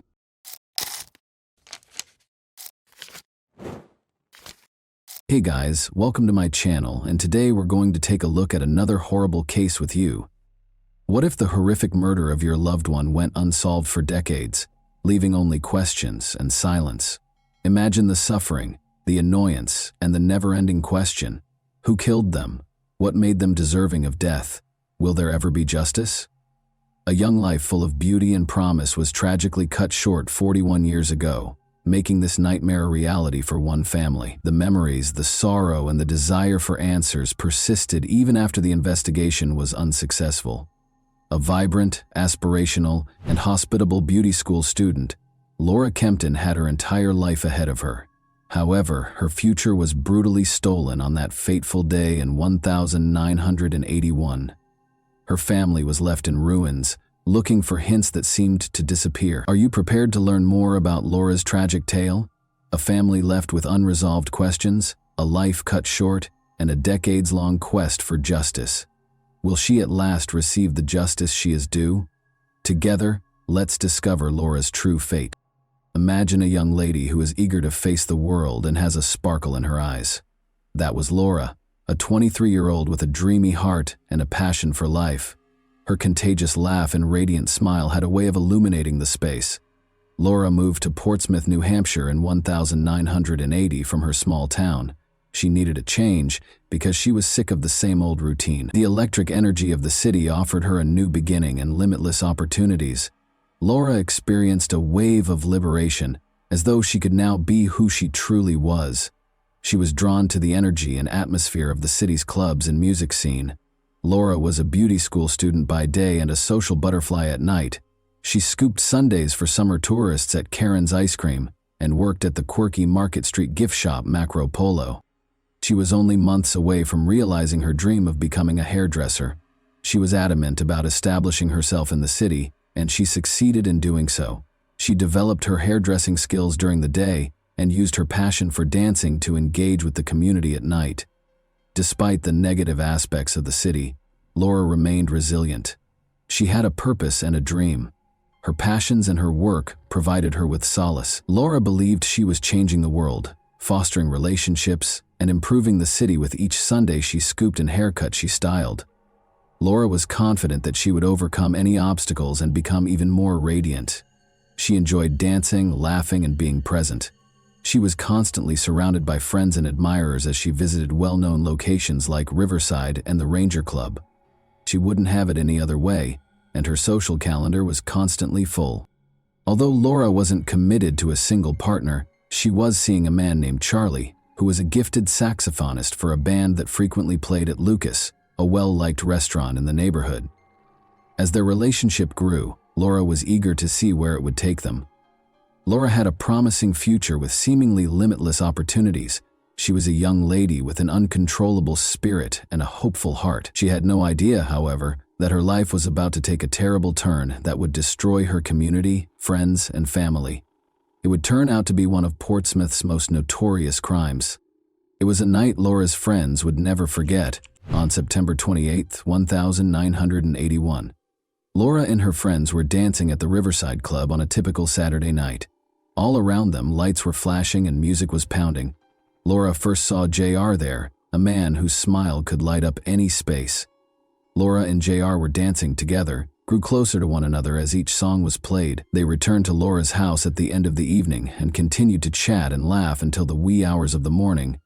JR gladly accepted Laura's invitation to stay over since she truly liked him. They stayed up late telling each other stories and making each other laugh until they were unable to stay awake. Still grinning and making jokes, they stopped by Goldie's Deli for a quick breakfast the next day. However, Laura had to leave quickly for her job at Macro Polo, which she genuinely loved. She was buzzing with energy as she left the house that morning, and her friends noticed how excited she appeared. Laura was thinking about JR during her lunch break at Cafe Petronella. After work, she was eager to see him again. She couldn't help but smile when she thought about what they had. Laura and her friend Karen got together later that night and made the decision to visit Lucas, a bustling place on Hanover Street that is well known for its fantastic dancing and music. Together, they had a great time laughing until their sides ached and dancing as if no one else was around. Laura was only interested in having fun with Karen and enjoying the music, despite several guys trying to get her attention. At 1 a.m., Karen bid Laura farewell as the evening came to an end. On 20 Chapel Street steps, they had no idea that danger was close by. A curious 13-year-old boy named R.R. Seath lives across Sheath Street, left his bedroom to go to the restroom. As he walked through the living room, he noticed his mother sitting in the dark room, still awake. However, the living room window, which provided an excellent view of the first-floor apartment across the street, caught R.S.'s attention instead. The lovely young woman who had moved in that summer was someone he had become used to seeing.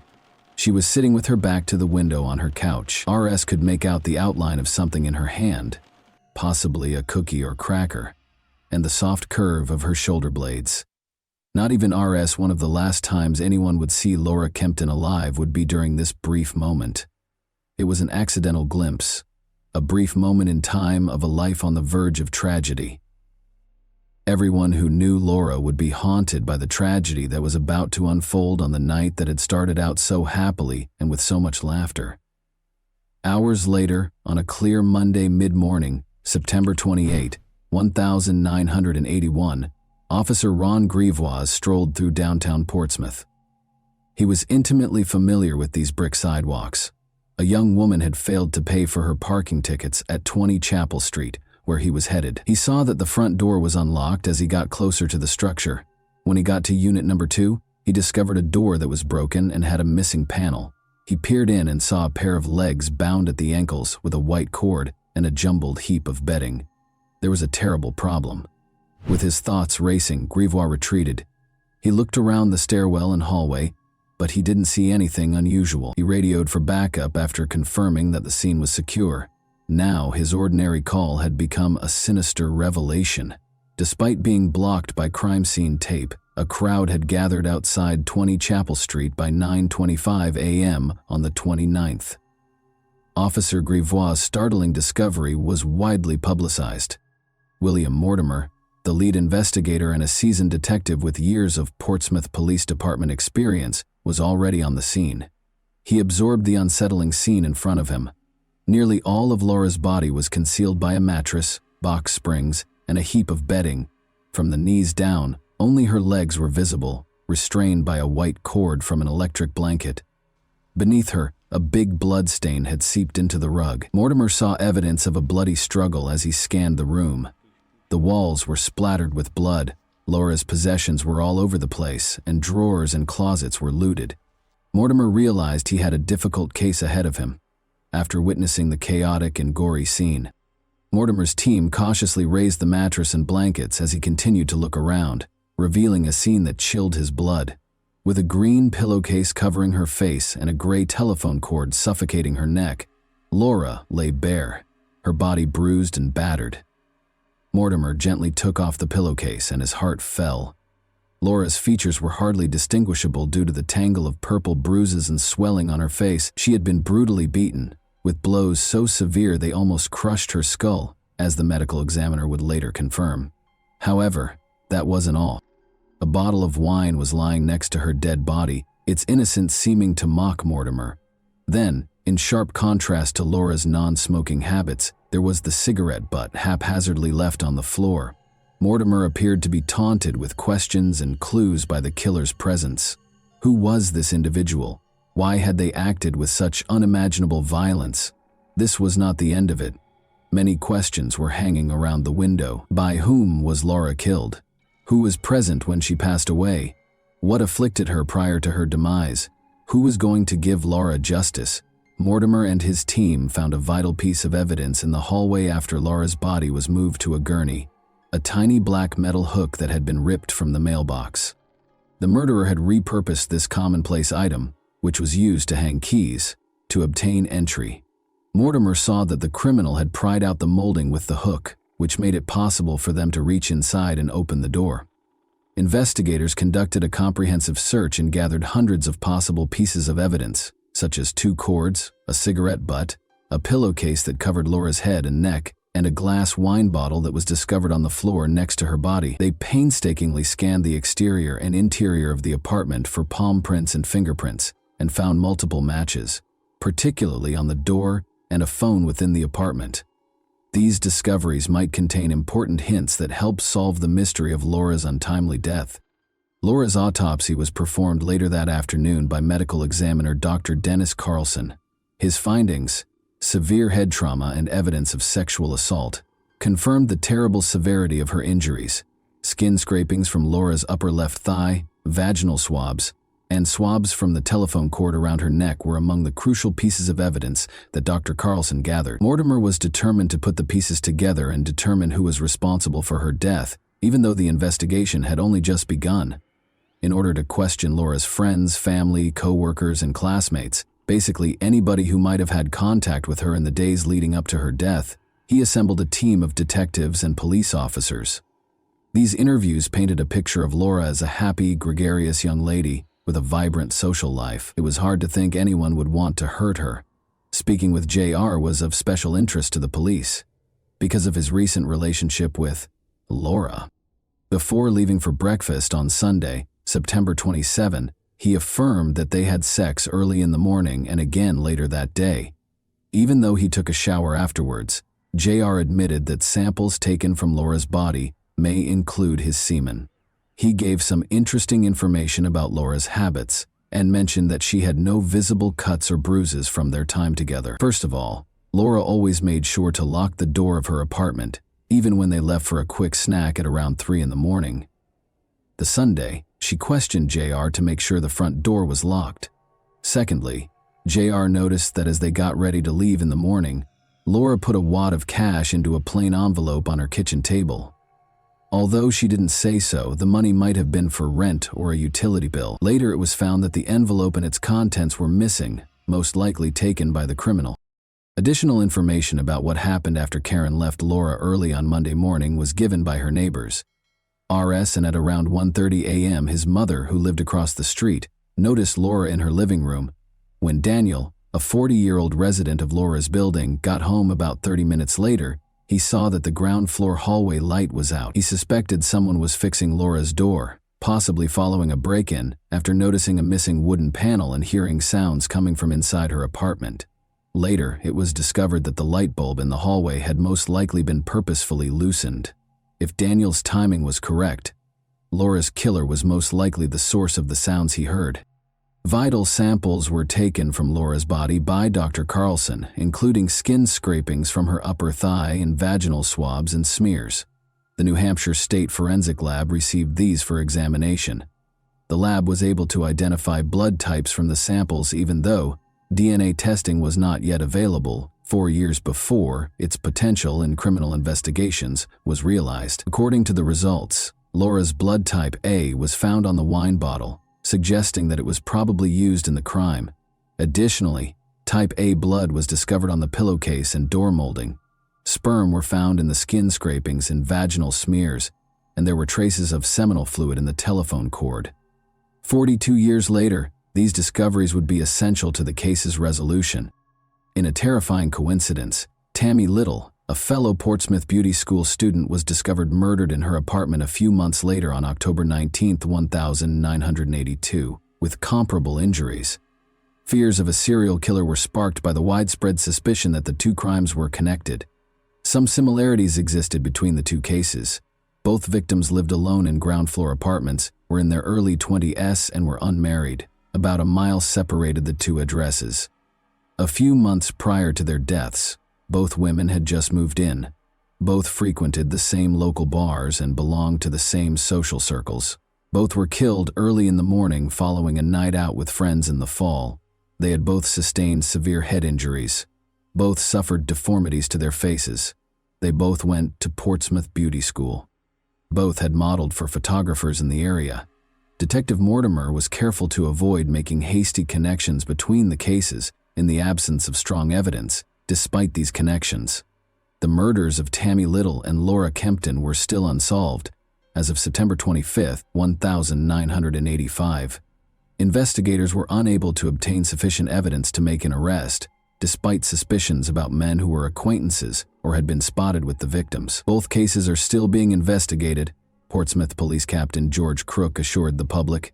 The frustration of having a top suspect, but not enough proof to establish guilt beyond a reasonable doubt, was acknowledged by Assistant Attorney General Brian Tucker.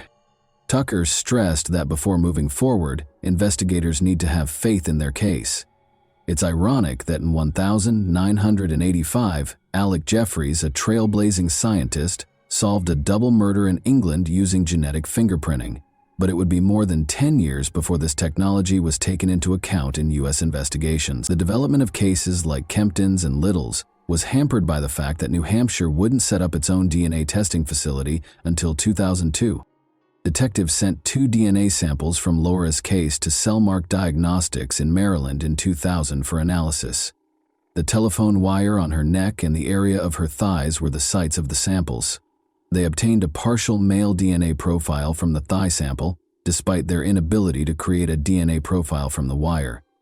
The Portsmouth police submitted more evidence to the Maine State Crime Lab for analysis in 2002, 2 years later. From the vaginal swab, forensic analyst Kathy McMillan created 2 DNA profiles, one for Laura and another for an unidentified man.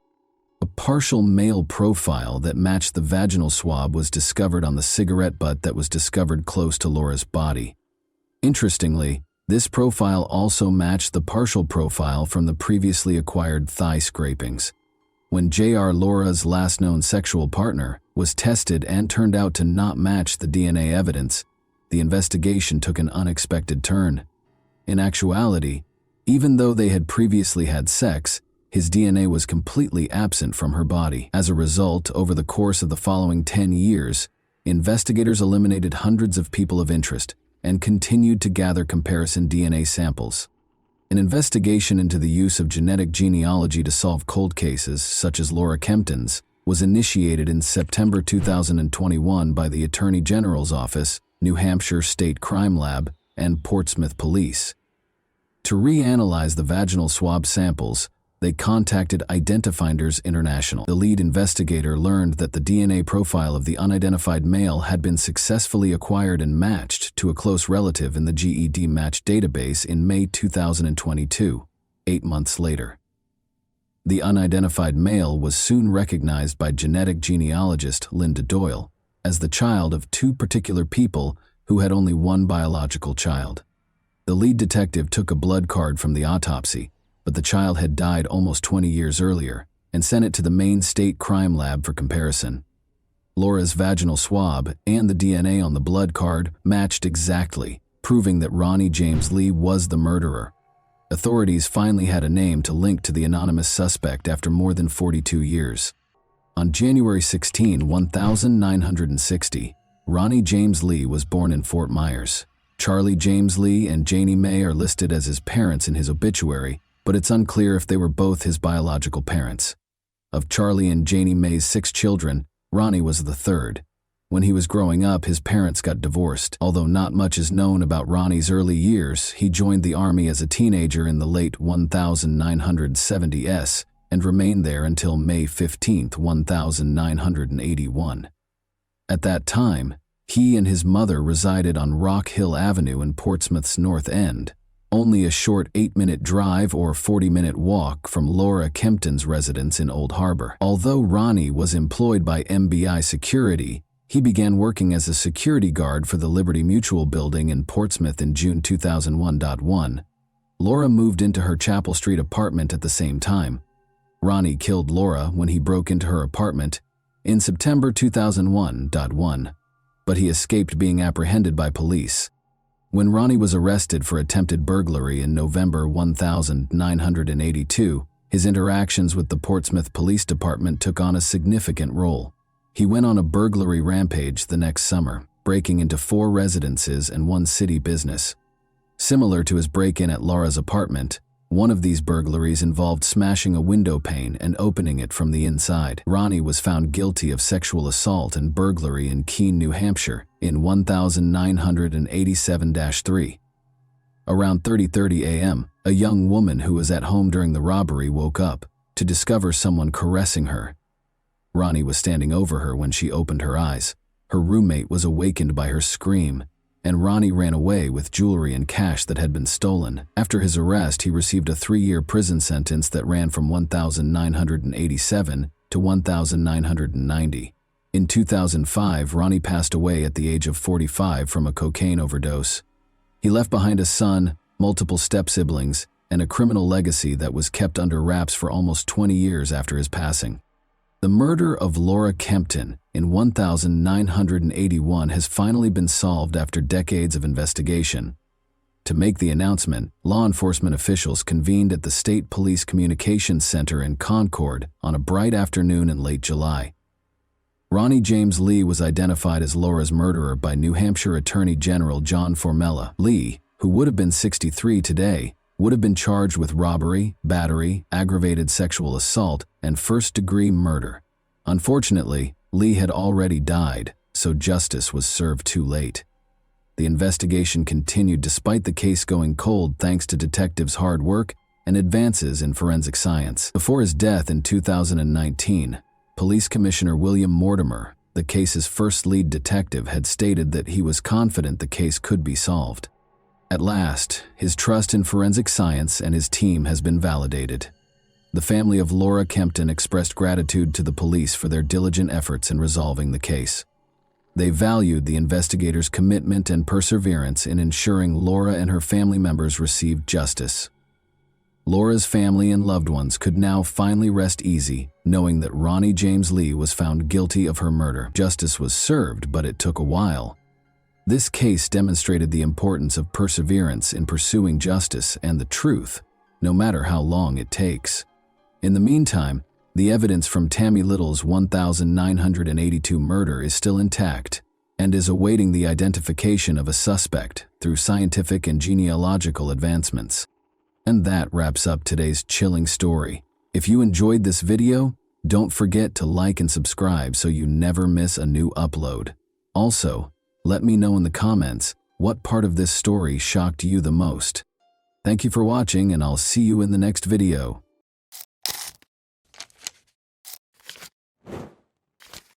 Hey guys, welcome to my channel, and today we're going to take a look at another horrible case with you. Today we'll examine what happened in the U.S. state of California in 2011. Daylene Carlson, a 23-year-old college student, relocated from Idaho to Stockton, California.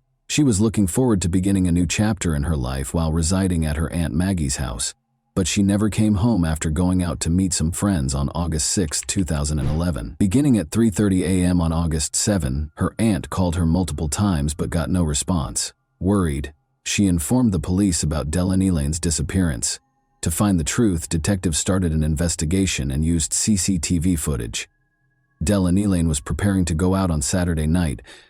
Her cousin Cecily had plenty of time to acquaint her with the local nightlife, as college was still 3 months away. Cecily had a fever, so they stayed home instead of going to the Finnegan's pub to meet up with some more friends. Daylene had to return home by 1 in the morning after going to the bar by herself, but Maggie and Aggie started to worry when 1 in the morning rolled around and Daylene was still not home. Maggie repeatedly called Colleen Eileen but got no answer. Maggie stayed up all night calling Colleen Eileen's number every now and then, but, as before, her niece didn't answer. Maggie searched for a plausible reason why Colleen Eileen hadn't come home. Dellen Elaine hadn't come home by morning, so she speculated that her niece might have spent the night at a friend's house. Maggie called the police when she realized she could not wait any longer. Despite receiving a report, the police believed Dellen Elaine had stayed at a friend's house following the party and would soon return. The investigators made the decision to hold off a bit longer. In the meantime, Dallenine's family started their own inquiry. On social media, they announced Daylene Elaine's disappearance and urged anyone with information to get in touch with the police or her family. The day after Daylene Leal's disappearance, August 8, 2011, the police opened an official investigation because her family suspected something terrible might have happened because it was out of character for her to simply vanish without warning anyone. Her Aunt Maggie's home was the first location the detectives visited. They wanted to talk to Daylene's relatives, see her in her room, and make sure none of them had anything to do with her disappearance. Danielle was a girl, like any other American. Her disappearance was extremely unusual, and she was young, attractive, and had big plans for the future. Detectives searched Daylene's room, but they found no evidence that she had fled her house. Her room contained all of her possessions, as well as a few documents. Cecily took a picture of Daylene wearing torn jeans and a brown and white striped top the night she vanished. Cecily informed Detective Daylene that they had frequently visited the Finn Pub's pub in the past, and that Daylene had planned to go there. The detectives then went to the bar to speak with the employees and perhaps obtain additional information. On the night Daylene vanished, the bar manager recalled seeing her in the street at around midnight. He described what had happened that evening, but he could not think of anything out of the ordinary. Thankfully, security cameras were present.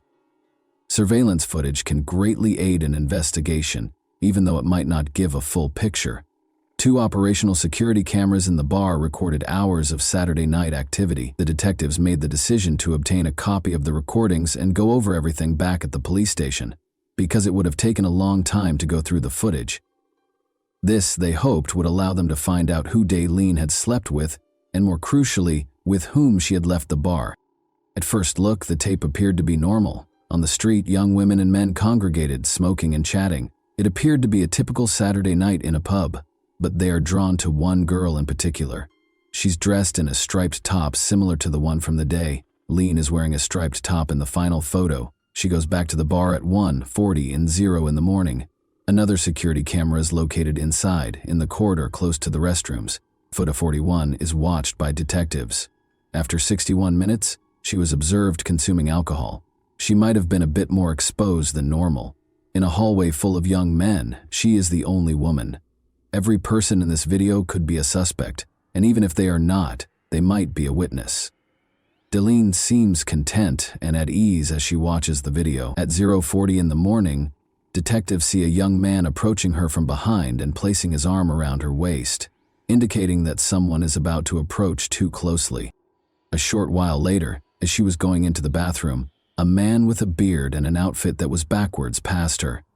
Deline, who was not particularly disturbed by the young man's presence, also didn't seem very happy to see him. As soon as they saw this video, the detectives knew they needed to find this man, so they talked to her friends and neighbors. They discovered once more that Jason Gilly was the man who had Deline around his waist. Jason was well known to Dawn Cecily's cousin Cecily and her friends, who frequently got together at his house for an enjoyable evening. Investigators found Jason Gilly's home and spoke with him. They questioned him about where he was when Deline vanished that night. Jason clarified that he had planned to take Deline home after spending the evening with her, but he had to leave early due to his child's needs. Jason claimed that he came home by himself. He claimed that because his young son was ill, he left the bar at around 1 in the morning and got home at 1:30. He brought up another possible suspect. Jason suggested to the detectives that they should speak with Evangelisti. According to him, Evangelisti was seeing Jacob Evangelisti, but they had a fight in front of Jason 4 days prior to her disappearance. Because jealousy frequently leads people to act rashly, the detectives were interested in this information. Thus, they made the decision to learn more about Jacob Evangelisti. The investigators discovered some recent images of Jacob while searching through Deline's social media accounts. To find out if Jacob was present, they made the decision to watch the bar's security footage again. They changed the video at 1:06, when Deline left the eatery and went up to the man who was leaning against the wall. Deline's behavior appears to drastically change when he is around. She seems to be very upset about something, as evidenced by the vigorous hand movements. The investigators attempt to determine whether it might be her boyfriend Jacob, but the bright lights make it impossible to see his face. After a few seconds of their brief conversation, Deline left, leaving the detectives to keep watching and trying to figure out who the mystery man was. They finally recognize him as Jacob Evangelisti when he turns to face the camera. During the interview, detectives brought Jacob Evangelisti in to be questioned. Jacob appeared to be quite upset. He was asked about his relationship with Deline by the detectives, who specifically wanted to know when and how he had last seen her. Jacob claimed that he and Deline had last seen each other at a bar. Jacob disclosed that Deline had ended their relationship that evening at Negan's bar. "I had no intention of ending my relationship with Deline," he said. To be honest, he was furious that she had ended their relationship. Deline had left the bar without him, Jacob later said. He adamantly denied any involvement in her disappearance. After that, the investigators reviewed the CCTV footage to see if it supports his account. Jacob walks into the bar at 1:09 in the morning. They keep on observing. Deline enters the picture after Deline. She seems to be bidding one of the patrons farewell. She then exits the frame at 1:15 a.m. The detectives kept going over the video until the bar had closed and all of the patrons had left. The lights go out at 2:38 a.m. When Day Nether appears again, the parking lot is almost deserted. It appeared that Jacob was responsible for Deline's disappearance at this stage of the investigation. Investigators have not yet found any evidence that her disappearance was the result of foul play, but it's possible that he just couldn't move on from the fact that she had left him. Deline's family is searching on their own, according to Deline. They created flyers and began distributing them throughout the city. They wanted as many people as possible to know about Doli's disappearance. After she left the bar, she might have been spotted by someone. Detectives ask Evangelisti if anyone knows what happened to her at the stock station. Evangelisti wants more, but he maintains his denial of any knowledge. James, another person in Deline's social circle, is the name he gives instead. Deline claims to have a new boyfriend. Delaney's social circle also includes James. They had a relationship, even though James wasn't Delaney's boyfriend. James was also a close friend, which was another interesting fact. Jason Gilley's pal. They actually shared the same home. Darlene's ability to enter into such a relationship and then vanish almost instantly afterward was highly intriguing. This sparked intense suspicion about James and the idea that he might have had something to do with her disappearance. James was asked to talk about his relationship with Darlene at the police station. Although he acknowledges that he and Darlene were romantically involved, he says he has no knowledge of the night she went to the bar. James had information he wanted to share, but he claimed to have been out of town when the police began looking into his alibi. He informed investigators that Darlene texted him to let them know she was with a new man after she disappeared.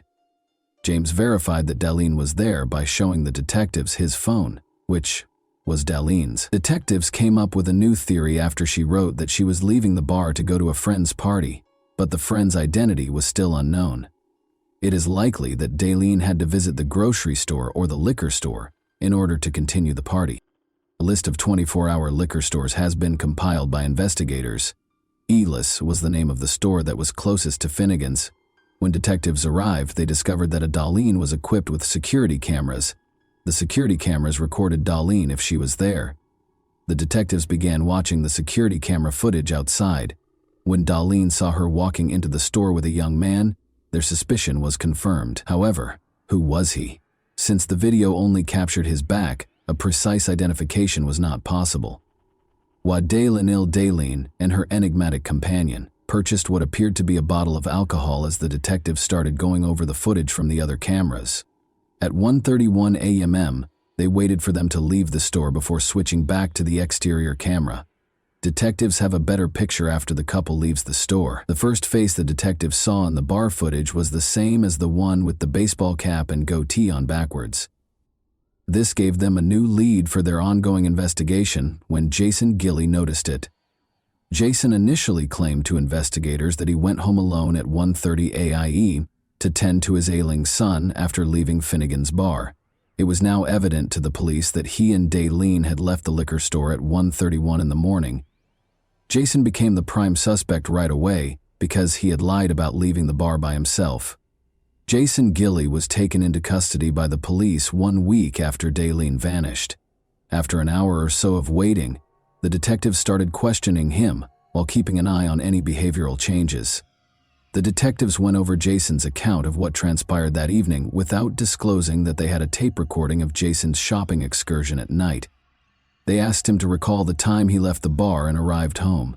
Jason lied once more, claiming that he got a text from his grandmother at 1 in the morning and went home to see how his son was doing. The detectives then told him that they had spoken to his grandmother, who denied any involvement in the night.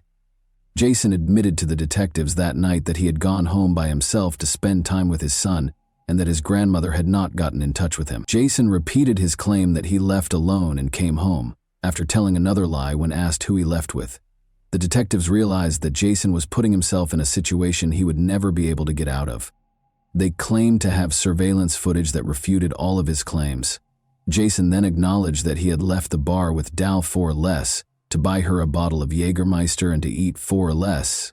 However, he claimed to have driven her back to the bar before leaving for home. He claimed it slipped his mind when detectives questioned him about why he had lied about a crucial detail, such as the fact that Darlene had left with Darlene. Darlene claims that he invited her to stay the night on his couch and she agreed. He acknowledged that he and Darlene had had intimate contact and that they shared a Jägermeister. After he explained it to Darlene became upset, said it shouldn't have happened, and sobbed as he went home. Jason related a news story about how they got into a fight early on Sunday morning while he was driving Darlene home. He picked up his grandmother on the corner close to his house and got into her car. She tried to get out of the car just before they arrived at Darlene's house. Darlene Karengrein was upset and yelled to be allowed to get out of the car for the duration of the 30 to 45-minute drive. She said she couldn't believe Jason had done this and called him a piece of garbage. Jason claims that the last time he saw Darlene, she got out of the car and fled when he pulled over. The interview ended when Jason insisted on having a lawyer. Gilley was not charged by the police because they did not have enough evidence. Gilly had no choice but to let him go. Jason went to the police station on August 22, 2011, after being released on August 18, 2011, to report that his wallet had been stolen or lost. Upon seeing him, detectives investigating Dalene's disappearance were taken aback. Jason was approached by Detective Robert Fain, who asked him to accompany him on a retracement of the path he took on the day Dalene vanished. Jason consented and led the detective to the spot where Dalene is said to have jumped out of the car and run away. When the detective questioned Jason about why he didn't try to apprehend her, Jason said that he had to return home because the car behind him was honking, so he got back on the freeway. Then Jason explained that he had been looking for Lean for 10 or 15 minutes, but he had to leave because his gas tank was nearly empty. To get gas, he drove to Stockton's Archie Road. The detective went to the gas station with no fresh leads. Luckily, security cameras were in place. There, at 10:46 a.m. on August 7, 2011, Jason pulled over at the gas station on Archie Road exit on Highway 99 in Stockton, according to surveillance footage. It had been 9.5 hours since he had last taken a video at the Dalene liquor store. Jason appeared to be acting normally at first, but the inconspicuous gesture caught our attention. Jason appears to be unclean. Jason's shirt and arm are covered in dirt. He seems to be shaking his shoulders at one point. This conduct seems very suspicious. Before leaving the gas station, Jason checks the passenger door before getting into his car and walking back to it. He opens the passenger door once more and slams it shut after 20 seconds.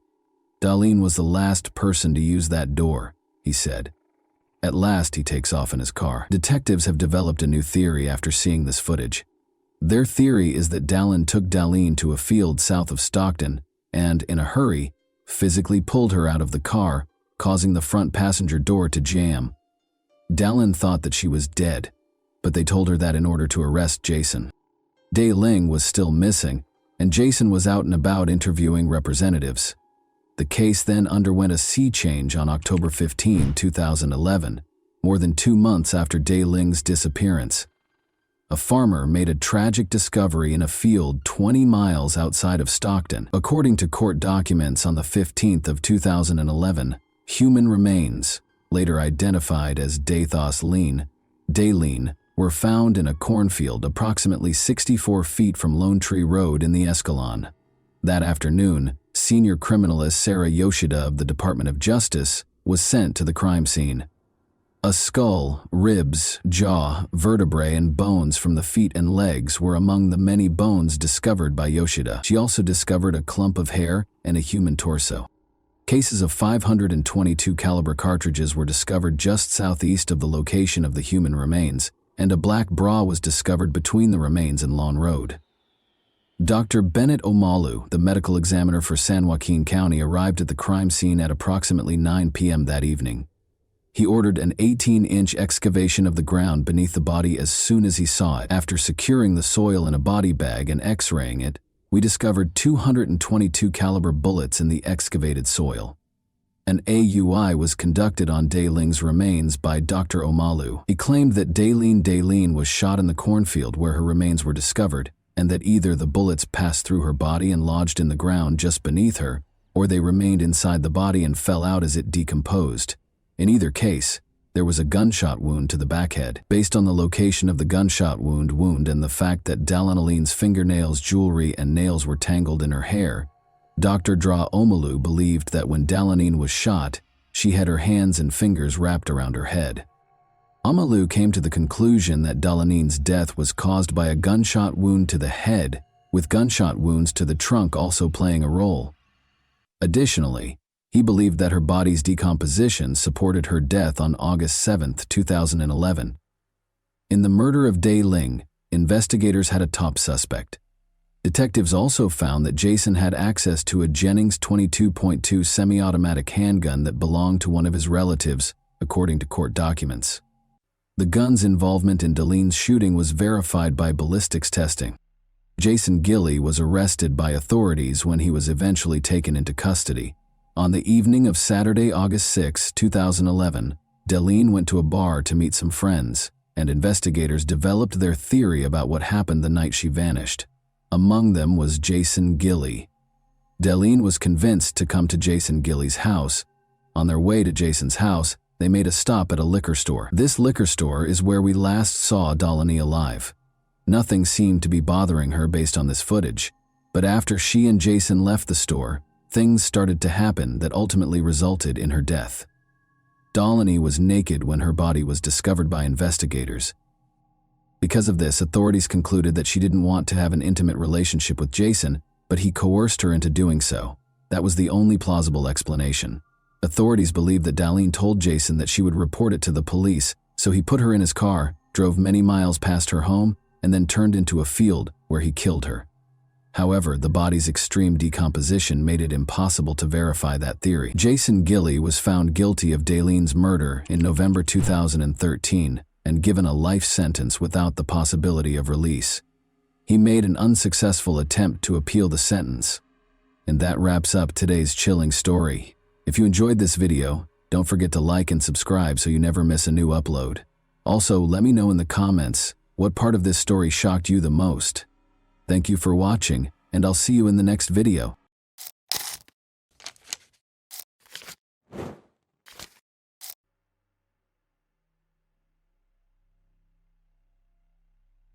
A freshman at a prestigious university vanished without a trace after a sporting event, leaving her car and keys in the parking lot.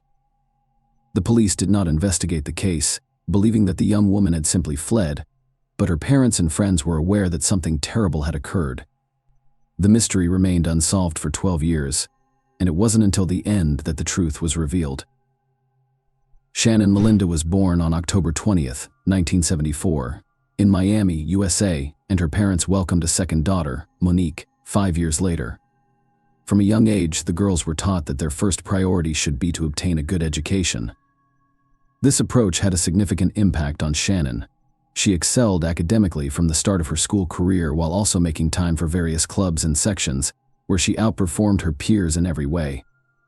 Shannon made it clear in high school that she wanted to pursue a career in politics or law. She led the school debate club and, in her final year, even gave speeches in the United States. Congress and the General Assembly of the United Nations are part of special training programs. Following these events, she decided she wanted to work for the Supreme Court. To achieve this goal, she required a solid legal education. Shannon submitted applications to several of the country's top universities. Given her perfect grades and extracurricular accomplishments, all universities and colleges were eager to accept her, but she chose Emory University in Atlanta, Georgia. In addition to being one of the top 20 universities in the country, Emory offered her a $15,000 annual grant for the first 4 years of study, which covered the majority of her tuition. She moved to Atlanta after graduation to pursue a degree in political science. The university made a strong impression on her. She quickly adjusted and made many friends. Shannon was able to find a part-time job despite receiving the grant. A few kilometers from her dorm was a softball field that needed employees, and her responsibilities included keeping track of the game's score. Shannon was forced to quit her job on March 26, 1994, due to an error made by her supervisor. That morning, another employee was supposed to keep score, but Shannon was accidentally added to the roster and agreed to work the game. Shannon arrived at the stadium around 8:40, and her shift ended 4 hours later. Usually after work, the young woman would stop at a nearby gas station to get a soda. That day, she also left, but no one saw her again. The stadium management had expected her to return after halftime to turn in her scorecard, but she never did. Her friend and roommate, Athena, was the first to sound the alarm. Shannon's absence from her dorm in the evening initially alarmed her. She had no other place to sleep and was unlikely to stay with anyone after not waiting for her roommate. The next morning, Athena decided to call Shannon's parents and see if they had heard from her in the previous 24 hours. Shannon's parents were at work at the time, so Monique, her younger sister, answered the phone. Monique informed Athena that she hadn't spoken with Shannon in a few days and promised to ask their parents when they returned home. Athena became increasingly concerned and told 2 mutual friends about Shannon's disappearance. They decided to look for her on their own. They got into their car and drove around campus. They eventually made it to Shannon's stadium, where they were met with a disturbing discovery. As they approached the stadium, they noticed a gas station nearby and were surprised to see Shannon's car. Her parents gave her a black Nissan 280SX as a gift. When they arrived at the gas station, they found the car empty, with the keys in the ignition and the doors unlocked. Shannon would never leave her car in such a state, which added to their anxiety. Her friends called the police because they suspected something terrible had happened. Unfortunately, the officers who arrived did not take the situation seriously. They took a quick look at the car and determined there was no evidence of a possible crime. Because there was no blood or signs of a struggle, the officers told the friends not to worry. They did not even collect fingerprints from the steering wheel or doors. Furthermore, they asked Athena to drive the car to the university parking lot, which she did. The officers spoke with the gas station attendants, who confirmed seeing Shannon around noon the previous day, but saw nothing suspicious. Shannon had most likely fled at the age of 19, according to the official police version. The case was not treated seriously. Shannon's parents decided to travel to Atlanta right away to join the search for their daughter. When they discovered that the police were unwilling to investigate, they did everything they could to change the situation, and their efforts were successful. Shannon was accepted into a non-profit organization by former President Jimmy Carter as a result of her connections after speaking in Congress. Shannon's parents had brought her disappearance to his attention. Carter and Senator Bob Graham secured FBI involvement in the case. Shannon's parents flew to Atlanta and started looking for their daughter. With the assistance of other students, they printed and distributed thousands of flyers about Shannon's disappearance. Later, her father rented a billboard and announced a $10,000 reward for any information leading to Shannon's location.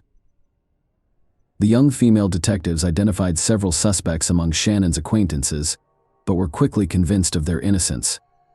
3 days after Shannon vanished, something interesting occurred. An unidentified man called the police hotline number listed on the flyers to report Shannon's appearance. He stated that the reporters made a mistake when reporting on the young woman's disappearance. Shannon was said to be wearing green shorts on the day she went missing, but they were actually blue. Furthermore, the caller stated that he had Shannon and would keep her as long as he wanted. Despite this distressing call, law enforcement continued to believe Shannon had simply fled somewhere. This assumption persisted for several days until April 6th, when an unidentified man made a second call. This time, he called the university's counseling center to inform them that Shannon was at his residence and was fine. He promised to call later and demand her return. Finally, he stated that he would leave Shannon's ring for the police near where he was calling to confirm his statements. This time, the FBI quickly traced the call and discovered that it originated from a payphone near a Burger King restaurant in suburban Atlanta. When detectives arrived at the location, they discovered the ring in a cloth baggie wrapped in duct tape. Shannon's parents confirmed that the ring belonged to her. This news brought them relief because it gave them hope of seeing their daughter alive again. Since then, they had been waiting for the perpetrator to call back and make his demands. This event prompted law enforcement to reclassify the disappearance case as a kidnapping. The police department appointed a new lead detective, who immediately pointed out his predecessor's lack of professionalism. He said that almost all of their actions were flawed. They did not take Shannon's fingerprints and instead asked a stranger to drive her car to another location. They also did little or nothing to investigate the case, believing that the young woman had simply run away and would return shortly. With this in mind, the investigators decided to rework every possible lead from scratch. The first thing they looked for was the softball field where Shannon was last seen the day she vanished. The fact that the young woman had been missing for several weeks added to the confusion. In addition, a championship game was held on the field that day, bringing the total number of visitors and participants to over 100. The detectives attempted to question as many people as possible, urging them to recall any suspicious incidents during the game. To their surprise, many people shared the same story. The only oddity in that game was the referee's behavior. According to the players and stadium staff, he was extremely dismissive of his job and was constantly distracted, even during important events. Instead of doing his job, he kept trying to talk to Shannon and ask her out. The referee's name was Calvin Hinton, but he preferred the nickname Butch. The 33-year-old man worked as a mechanic for Delta Airlines and refereed matches as a hobby. He had a wife, taught Sunday school at the church, and appeared harmless. The detectives dug deeper and discovered that Butch had left the softball field around the same time as Shannon. After speaking with his co-workers, they discovered another strange detail the day before the game. He had asked the other umpires to fill in for him because he was supposed to have a date. They were all aware that Butch was married, but he explained that his wife was out of town for a few days. When all of his coworkers said no, he called his boss and requested to leave the game early, explaining that his brother's wife was in the hospital and they had no one to leave the children with. Butch returned to the stadium 2 hours after leaving, still wearing his officiating uniform. He went into the locker room, changed, and then left. 3 hours later, he returned to the stadium and was spotted by a colleague and asked what he was doing there. Butch explained that he had forgotten to deliver his paycheck to the accounting department, but he didn't have it with him. Furthermore, Butch asked his colleague if he had seen where his car was parked for a man who had just arrived at the stadium. That question seemed strange. Investigators questioned Butch, who denied any involvement in Shannon's disappearance. He said that after leaving the stadium, he went straight home. As proof, he showed detectives several outgoing phone calls made within 40 minutes of leaving the stadium. He agreed to a polygraph interview, but failed. Almost all of his answers were found to be false, but they were insufficient to warrant his arrest. It was, however, enough to obtain a search warrant for his home, which was conveniently located near the Burger King where the police discovered Shannon's ring. Detectives discovered 2 additional intriguing facts. His neighbors claimed he lit a fire in the early morning hours following Shannon's disappearance. Later, Butch called his father and requested a handsaw, claiming that a tree had fallen on his car. Detectives went to his house with their service dogs but found no evidence of Shannon's presence there. However, they noticed 3 areas with overgrown soil. When they dug them up, they discovered something extremely creepy. There were dozens of women's clothing and shoes beneath the ground, as well as a sleeping bag and softball field scorecards. Experts examined the excavated clothing, showed pictures to Shannon's parents, and determined that none of it belonged to the young woman. Butch admitted he had no idea where these items on his property came from. He assumed they were left by the previous owners of the house. In the end, the police were in a difficult situation. A number of facts pointed to Butch's involvement in Shannon's disappearance, but there was no direct evidence against him. They hoped that a more thorough examination of Shannon's vehicle would yield results, but they were out of luck. Because the police did not collect fingerprints or DNA samples on the first day of the investigation, the experts were unable to locate them. However, they came to an interesting conclusion: someone had thoroughly wiped down the car, erasing any potential traces. In an attempt to gather hard evidence against Butch, one of the detectives discovered an intriguing fact. He examined the bag containing Shannon's ring and discovered that such items are not made for retail sale. He contacted the manufacturer and discovered that Delta Airlines was the only buyer of such bags in Georgia. According to the company, mechanics use the bags to store small airplane parts. As we recall, Butch was a mechanic for that company. The detectives thoroughly examined everything and discovered another tiny clue. In Butch's car, they discovered a piece of the same duct tape used to wrap the pouch. On the tape itself, the experts discovered microscopic particles of the same metal. After analyzing its composition, they determined that this compound is only used in the aviation industry. Despite this, the case remained frozen for several months. The police and Shannon's parents were certain that Butch was responsible for the young woman's disappearance, but no one could prove it. All evidence was circumstantial. When the airline learned of the suspicions against him, they fired him immediately. Previously, he had managed to mockingly boast to his colleagues that he was a suspect in a kidnapping. After reviewing his background, investigators discovered Butch had a lengthy criminal history.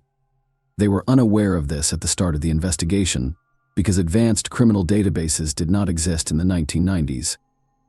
It turned out that he had committed his first crime while a minor. He worked part-time and one day went to his boss's house, where only his wife was present. Butch attempted to tie her up but failed. The woman persuaded him to leave by promising not to tell anyone, but she then called the police. Butch was arrested but, due to his age, was only ordered to receive involuntary psychiatric treatment, despite admitting to intending to abuse the woman. When he was in his 20s and married, he was arrested again for kidnapping a 14-year-old girl. He called his younger brother's ex-girlfriend and scheduled a meeting, assuring her that his brother would accompany him. However, he arrived alone and, claiming to have a gift from his brother, tied her hands and led her to his home, locking her in the basement. Butch's wife discovered the victim and contacted the police. The girl told investigators that Butch had molested her, but he only received a 4-year sentence. She also revealed disturbing information. Butch had threatened her with the same fate as 2 previous victims. Butch was released early, less than 2 years later, and remarried, his new wife unaware of his criminal history. The police suspected he had other victims whose remains were never discovered. Investigators were never able to charge Butch in Shannon's case, so they continued to search for evidence without success. Butch was released from prison in December 2003 after serving an 8.5-year sentence. During that time, police were unable to connect him to Shannon's kidnapping, but they struck lucky. Butch frequently hinted to his fellow inmates about his involvement in the case. Detectives interviewed about 10 inmates, and one, Adonis Cornwell, remembered Butch's late-night confession. Butch claimed that Shannon was killed by the demons inside him, not by him, and that her body would never be found because it had been scattered to the wind. This testimony, combined with previous circumstantial evidence, enabled investigators to take the case to trial. Butch was arrested in August 2004 and charged with kidnapping and murder. According to the investigation, Butch saw Shannon at a gas station and lured her into his car using false pretenses. He threatened her and drove to his home. He then returned to the stadium, parked Shannon's car at the gas station, left the keys in the ignition, wiped away the prints, and left. When he returned home, he most likely abused, killed, and disposed of Shannon's remains. Many questioned whether the court would convict Butch without a body. At the time, there had never been a case in Georgia where a person was convicted without a body. Investigators worked hard to get the most out of the circumstantial evidence. They even brought in inmates to testify on Butch's confessions. Despite this, Butch maintained his innocence. Following the trial, the jury was unable to decide. Butch was found guilty of murder after 3 days of deliberation. Consequently, the court sentenced him to life in prison. He was 43 years old at the time, and in theory he should have spent the rest of his life in prison. But there was one unsettling detail: the perpetrator was eligible for parole every 7 years under the statutes in effect at the time of the murder. Butch attempted to challenge the court's decision but was unsuccessful, and 2 years later, in 2006, something very unexpected happened. He decided to confess to the murder. His story was almost identical to the prosecution's. He saw Shannon in the parking lot and suggested she go to Burger King for a meal. Shannon agreed, so they drove there in his car. After lunch, they returned to the field, but Butch missed the right turn, came to a halt, and complained that his leg was cramping. He asked Shannon to drive and sat in the back seat. He pulled out a prepared knife and threatened to make the young woman drive to his house. He tied her up and told her he would not hurt her. Butch stated that all he wanted to do was sell her car and then let her go. She remained calm and did not attempt to scream or fight back. Butch returned to the stadium and drove Shannon's car to the gas station, leaving the keys inside. He did this in the hopes that someone would steal it, which would throw the cops off guard after thoroughly wiping the steering wheel and other areas where he might have left fingerprints. Butch returned home, abused the young woman, and then left for the movie theater with his nephews and their parents. Apparently, this family outing was planned as an alibi. When he returned home, he continued to abuse Shannon while repeatedly promising to let her go as soon as he sold her car. He then allegedly began to realize the gravity of his actions and attempted to figure out what to do next. He went to bed, awoke a few hours later, and began to panic. He then went down to Shannon's house, wrapped a tie around her neck, and strangled her. According to Butch, she was sleeping at the time, and everything happened quickly. Next, he spent hours debating what to do with the body. By morning, he had decided to burn it, so he started a large fire and added fuel before putting the body in. He changed his clothes and attended the church service. When he returned home, the fire had allegedly consumed all remains. The man claimed that the unbearable weight of guilt forced him to confess what he had done, but it was difficult to believe. First, he made 2 taunting phone calls to the police and the university, claiming Shannon was still alive after having already disposed of her body. Second, he intended to kidnap another woman, his wife's closest friend. That day, as soon as his wife left town, he called her and invited her over, claiming that he and his wife wanted to meet her, but the friend declined, saving her life. Knowing this, can we speak of Butch's remorse and guilt? In addition, he claimed that the fire reduced the body to ashes in a matter of hours, which appears impossible. The man stated that when he returned home from church, there was no trace of Shannon. He allegedly waited for the ashes to cool before gathering and dumping them on the railroad tracks. Most likely, he lied and needed to bury the remains, including the bones, somewhere. But why would he do this? Butch's only option was to realize he might never be released and play the remorse game. However, if he had pointed out where the body was buried, his sentence could have been altered, denying him the opportunity to petition for release. Despite the fact that experts discovered traces of fuel, he continued to insist that the fire in his house was caused by a broken vacuum. He is currently in prison, and his next petition for parole can be filed in 2025, when he will be 64 years old. Shannon's parents are still fighting to prevent his release. The only question that remains for investigators to this day is whose belongings were buried in Butch's backyard. Was he involved in the deaths of other young women? Possibly in the dozens? Please leave your thoughts on this story in the comments, and thank you for watching.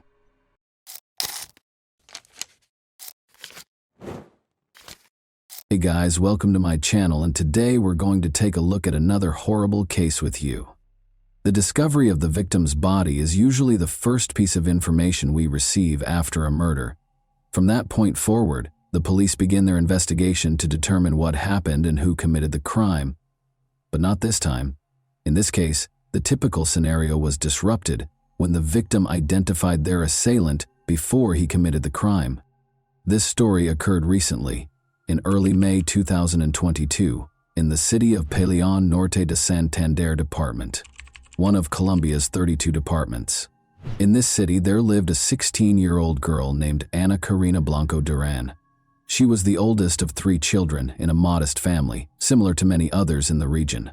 However, this had no impact on Karina's personality or dreams. She was in the 11th grade and eagerly awaiting graduation. Karina's relatives and friends described her as disciplined and determined, but also cheerful, sociable, and optimistic.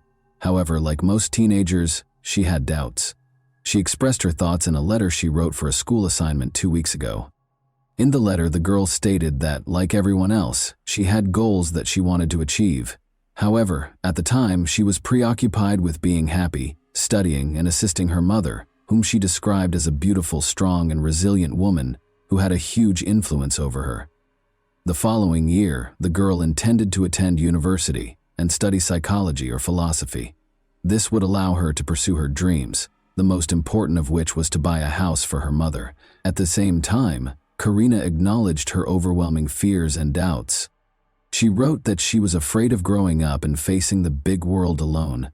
She sometimes wished she could go back in time and play with dolls again, something she didn't get to do as a child because she had to grow up quickly and help her parents. Karina, almost prophetically, explained what would happen to her in 2 weeks in her final sentence. She wrote that she feared human evil, and she was not mistaken.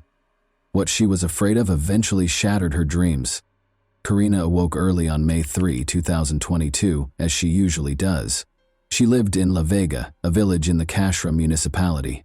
Karina had to walk for at least an hour every day along several country roads to the bus stop that would take her to school because her village was relatively remote.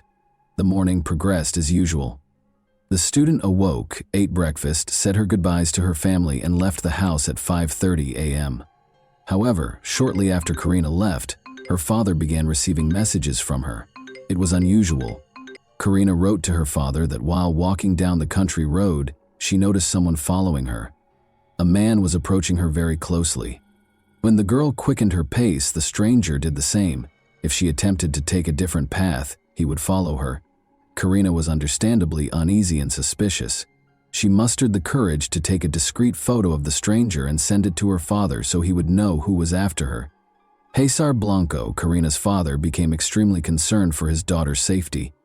He dashed out of the house, taking the same route to the bus stop that she had taken, but he couldn't find her anywhere.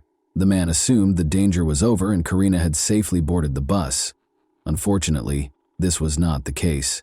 Karina's parents were later informed by the school that she did not attend class that day. Karina's parents reported her disappearance to the police. Because it was a small village where everyone knew each other, word of the incident spread quickly among the locals. The The girl's family distributed a photograph of the stranger who had been following her since the morning. A few hours later, a man who worked at a local farm mentioned another farm worker who looked very similar to the man in the photograph.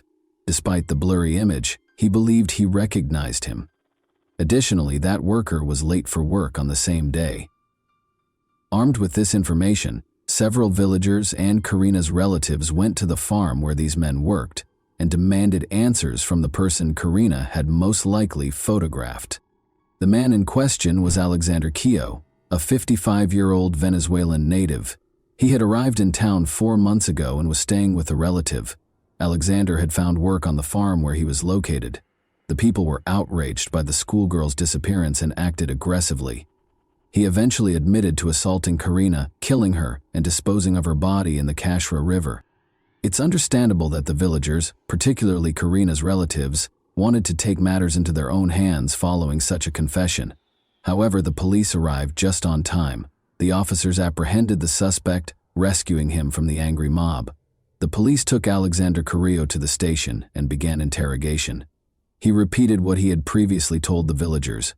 He admitted to killing the schoolgirl and revealed where her body was disposed of. Following the crime, he cleaned himself up, changed his blood-stained clothes for clean ones, and returned to work. The man truly believed he would never be found, unaware that the victim had taken a photograph of him. During the interrogation, villagers gathered near the station. They were furious and wanted to take matters into their own hands. Concerned for the man's safety and believing his life was in danger, the police decided to transport him to another location. They escorted the suspect out of the station and attempted to get him into the car. However, when the crowd began to act, they dragged Carrillo from the vehicle and attacked him. The police couldn't intervene because there were so many of them.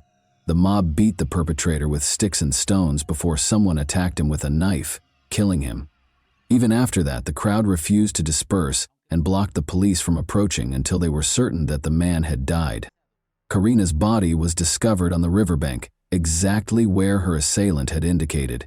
Her bag was nearby.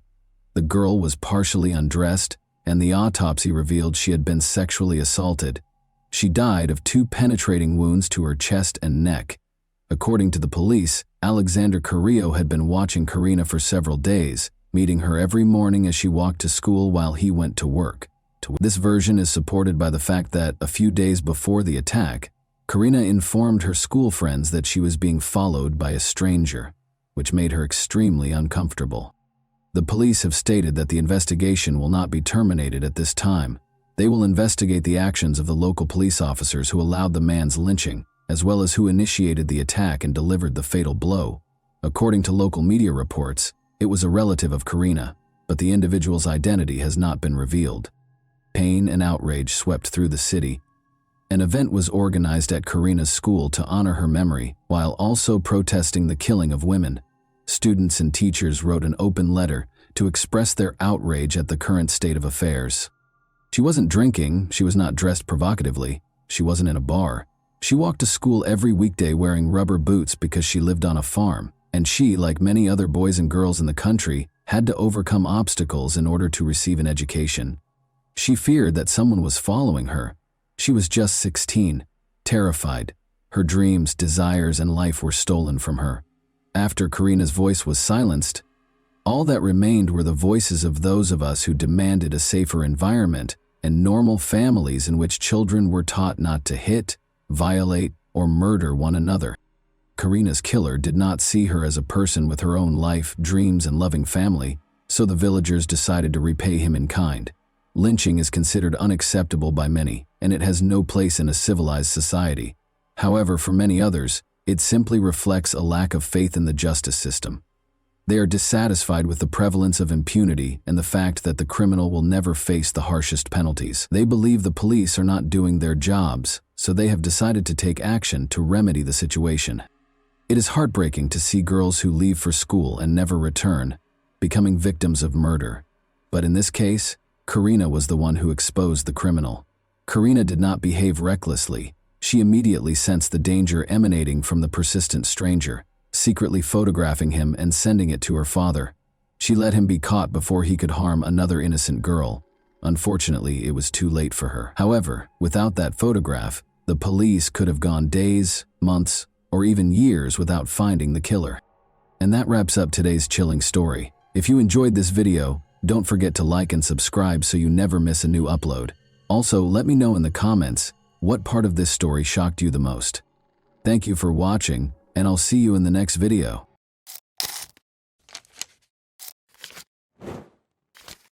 Hey guys, welcome to my channel, and today we're going to take a look at another horrible case with you. Jasmine Block, a 15-year-old from Alexandria, Minnesota, had 1 month until the start of the new school year on August 8, 2017. She was having a great time boating with her friends during her summer vacation, but by nightfall, Jasmine was suffering from a headache. Sarah, her mother, suggested that she take it easy and wait for the pain to subside. Jasmine laid down after taking her mother's advice. Sarah had to leave for an urgent family matter at 10:30 p.m. Before leaving the house, she made sure Jasmine was okay and would attempt to get some sleep. Knowing that Jasmine's older sister and her boyfriend were at home gave her comfort. 3 hours later, Sarah found her younger daughter gone when she got home. To her surprise, the top portion of the pajamas she was sleeping in was on the floor, and Jasmine's phone, keys, and bag were all at home. She had also lost 2 pairs of shoes. At first, Jasmine's family thought she had just gone outside to get some fresh air in the hopes that her headache would go away, because she had never left a note before. She wasn't in the house, though. Because her daughter was terrified of the dark, Sarah was certain that she wouldn't flee, especially at night. This indicated that she had been abducted. Sarah became so worried that she called the police. Hundreds of locals and the police joined the search for the missing teen in the days that followed. Posters asking anyone who saw Jasmine to report her whereabouts were displayed everywhere. The young girl found herself in the worst nightmare imaginable as the hunt for Jasmine went on. A family friend named Thomas Barker visited them that evening on August 8th while she was trying to fall asleep despite having a headache. Since she was a young child, Jasmine has known Thomas Barker, the 32-year-old father of her best friend. The youngest of his 6 children was born only a month ago, and he was married. Jasmine believed him when he told her that his son was having a breakdown of some kind, and that he couldn't manage it alone. In an attempt to soothe his son, Thomas asked if she could accompany him to their house. Even though it was late, Jasmine was unable to turn down his request, but she had a hazy feeling of danger during the ride. Her instinct was correct. The story about his son's breakdown was really a pretext. Rather, Barker drove Jasmine 16 kilometers from her home to a remote mobile home in the neighboring town of Carlos. Barker attacked her out of the blue and used zip ties to bind her hands and feet. Jasmine's actual nightmare started inside the mobile home. Before attacking her, Barker threatened her with his gun. Once his craving was satiated, Barker told his victim why he had taken her hostage. He brought up the incident a few days prior when Jasmine fell while riding a bicycle with his son. She revealed a bruise on her body by slightly lifting her shirt. For Thomas, it was an innocent incident. The 32-year-old man's inappropriate thoughts were triggered by it, which ultimately led him to abduct her. Barker and Jasmine stayed in the mobile home for the next few days. After 3 days, Thomas's old friend Joshua Holby, 31, and his acquaintance Stephen Powers, 20, arrived at the house, decreasing Jasmine's chances of escaping.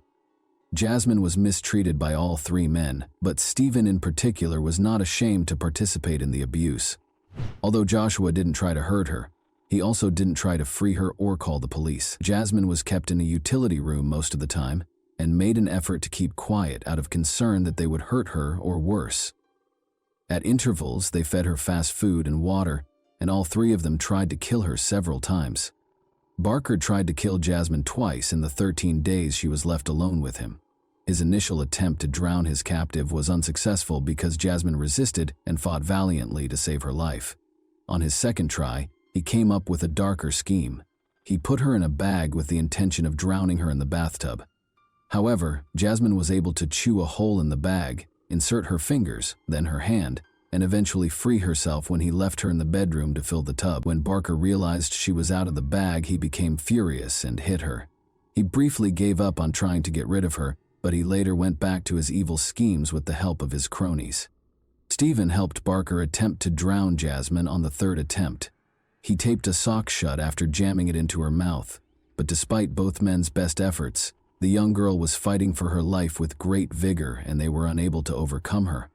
Joshua, the heaviest of the kidnappers, sat on top of Jasmine after the criminals realized that drowning her would not work, and sandwiched her between two halves of a sofa bed with a pillow over her head. They had a very clear idea. They wanted Jasmine to choke, but she persisted in struggling, kicking, and fighting, so this plan also failed.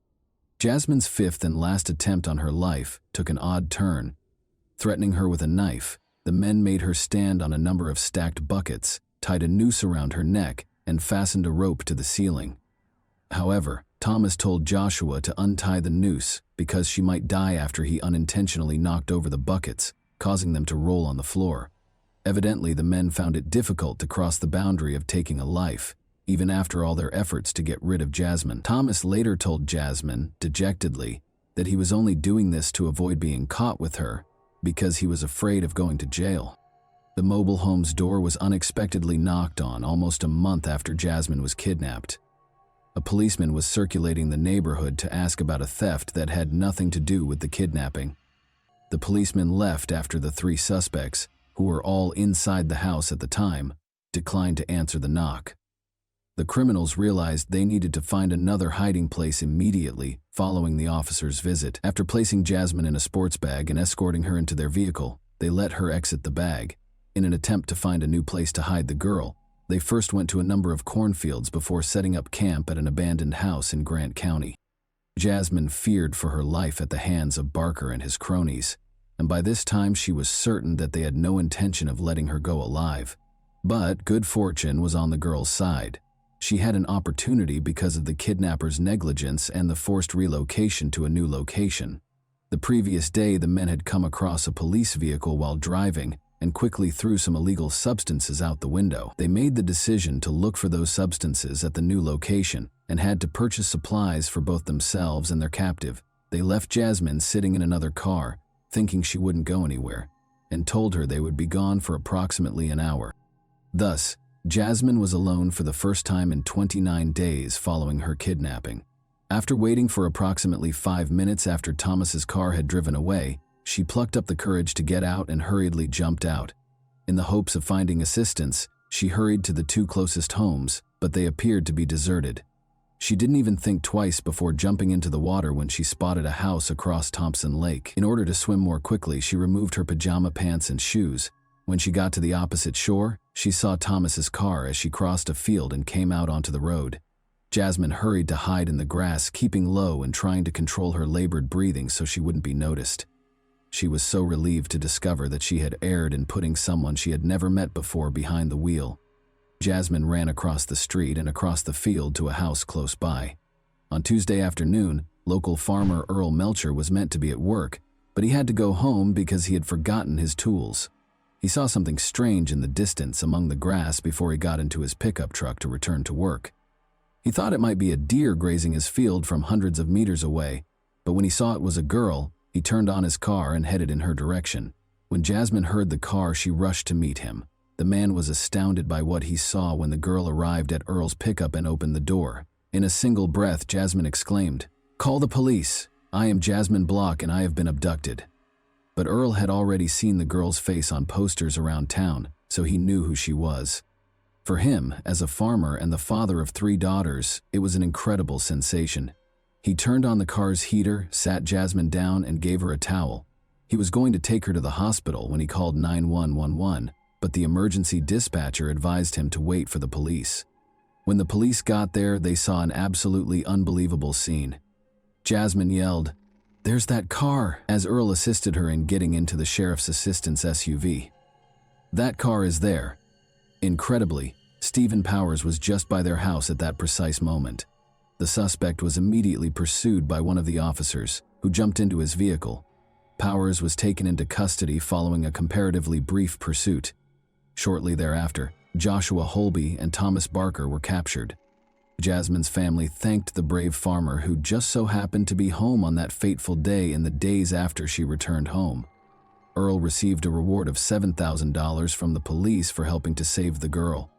"Thank you, Earl," said the police chief, praising his actions. "This world is a better place because of people like you." To which Earl replied respectfully, "Anyone could have called 911. I was in the right place at the right time by chance." Earl already knew what he was going to do with the reward money. He gave the money to Jasmine and her family and invited them to lunch. He clarified that, although the sum meant a lot to him, Jasmine's family needed it far more than he did. Their family and friends were shocked to learn that Thomas, Joshua, and Stephen were the ones who had abducted the girl, even though they had previous criminal records. According to Thomas's sister, she couldn't fathom how her brother, who has cerebral palsy and uses a walker, could have managed to kidnap a teenager. She added that she helped with the search for the girl, and that Barker's wife and mother even went to the house where he was keeping her, but they had no suspicions. Thomas Barker was given a 25-year prison sentence for his actions toward his son's friend a year after the kidnapping. He will spend the rest of his life listed as a violent offender. He can, however, apply for civil commitment after being released from prison, and, if accepted, he will live out the rest of his days in a specialized facility. Stephen Powers will spend 8.5 years, and Joshua Holby will spend 8 years behind bars. Even though the girl managed to get away, the 29 days that the three men held her captive had a profound effect on her. Never again will she be the same. Her words, "None of us will be." She has trouble sleeping because she fears nightmares, and every time she closes her eyes, she sees the faces of the kidnappers. Jasmine finds it difficult to trust people these days, so she withdraws from them. Fortunately, acknowledged Sarah, her mother, the world is not without kind people. Jasmine had the chance to visit a post-traumatic stress disorder specialist in Texas to try out novel therapeutic approaches.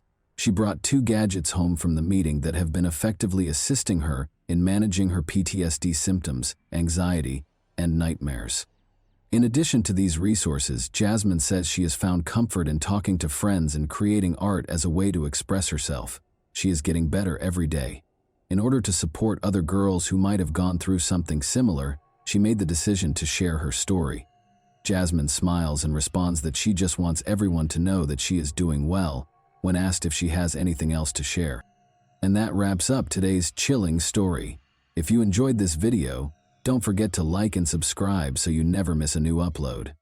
Also, let me know in the comments what part of this story shocked you the most. Thank you for watching, and I'll see you in the next video.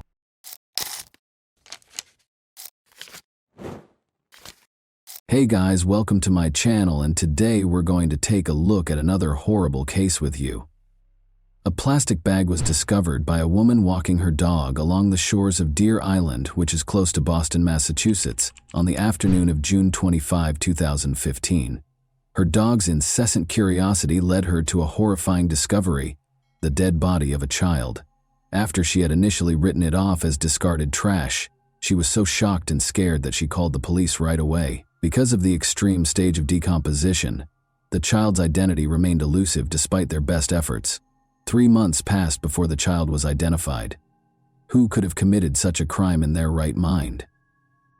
As soon as the child's body was discovered on Deer Island, the investigation into her death got underway.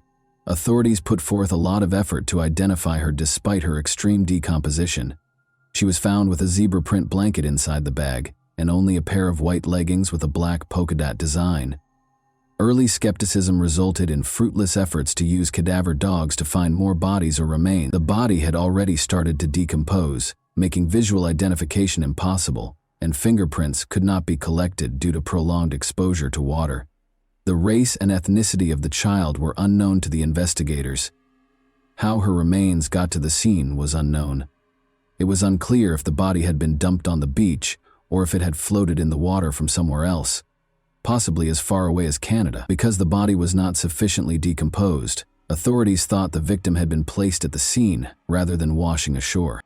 On July 3, 2015, an autopsy was performed after the child's body was found, but the cause of death was not established.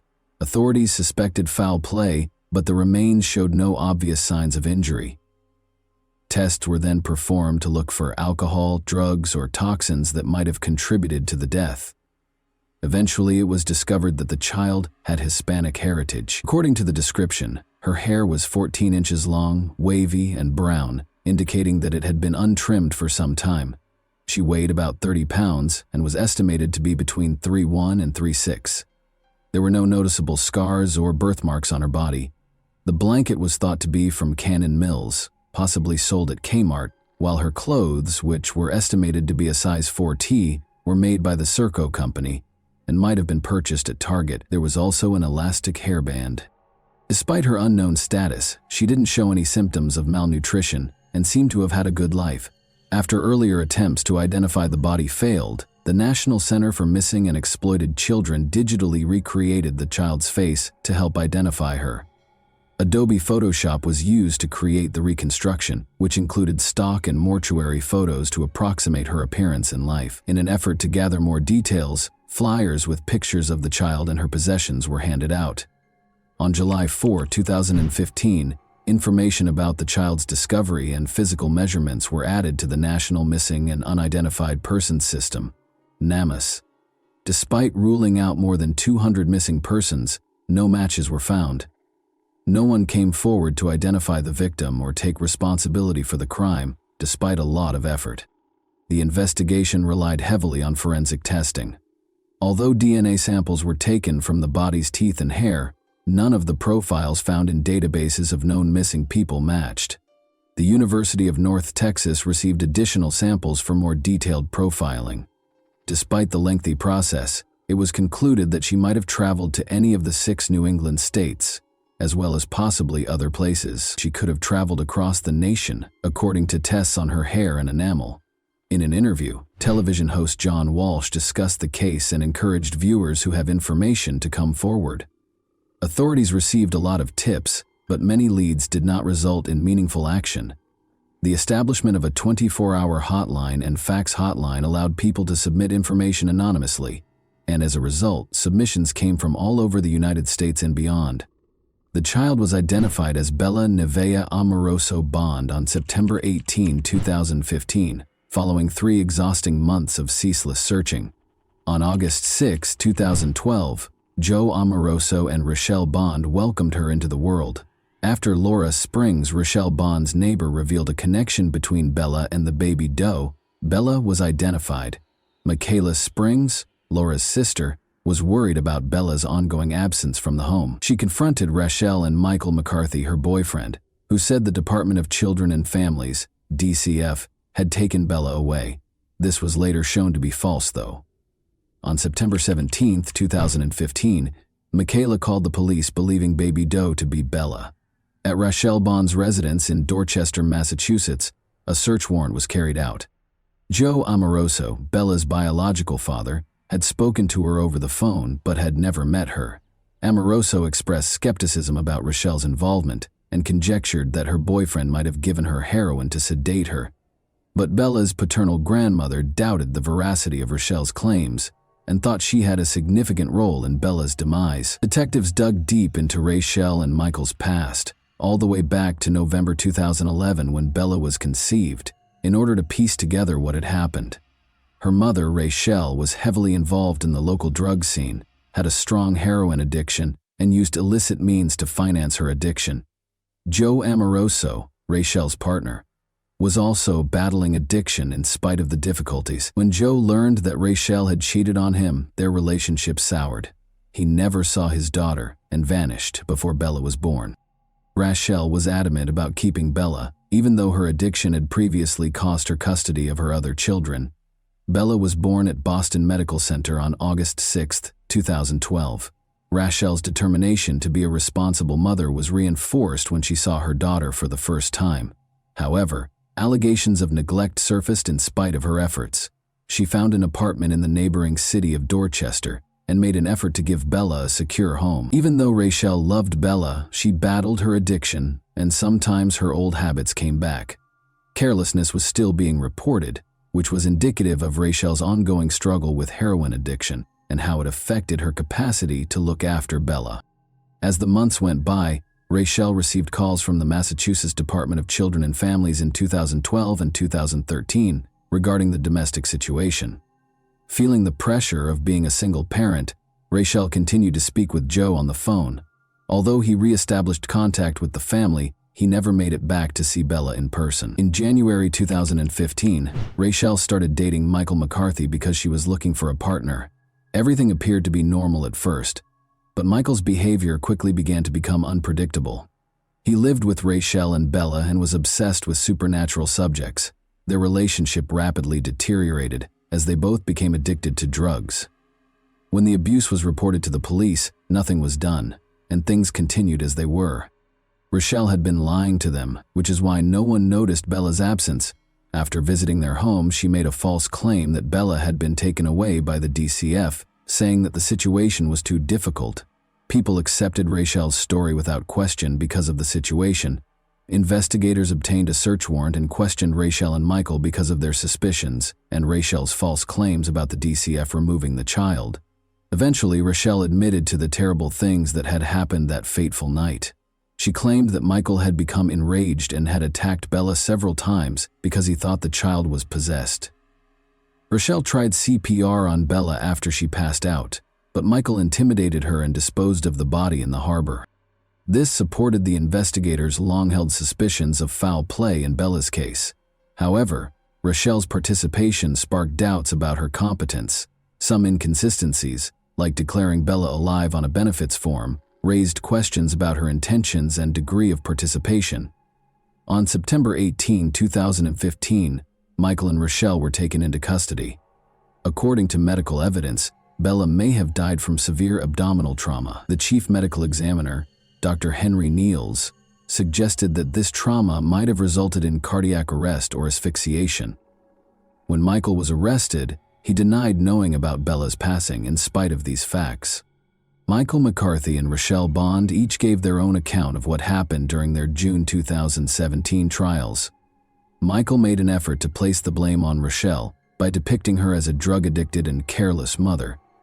Rachel, meanwhile, insisted she was innocent of the crime, but acknowledged that she assisted in disposing of the body under Michael's pressure. Because she kept claiming benefits for Bella after her death, she was also charged with welfare fraud. Although the court tended to accept Rachel's account during her trial, she was still charged with serious crimes, with cadaver dogs proving that a body had been found in the McCarthy home and bruises on the body that matched Rachel's description. The evidence against Michael appeared to be stronger. But there was no concrete proof that Michael was responsible for Bella's passing. Michael's defense team claimed that because Rachel had allegedly informed him that Bella had been taken away by the state's child welfare agency, he was unaware that she was missing. A complicated web of deceit, abuse, and addiction within Bella's family was exposed by the trials. Michaela Springs' testimony as a crucial witness, meanwhile, highlighted the emotional cost of pursuing justice for Bella.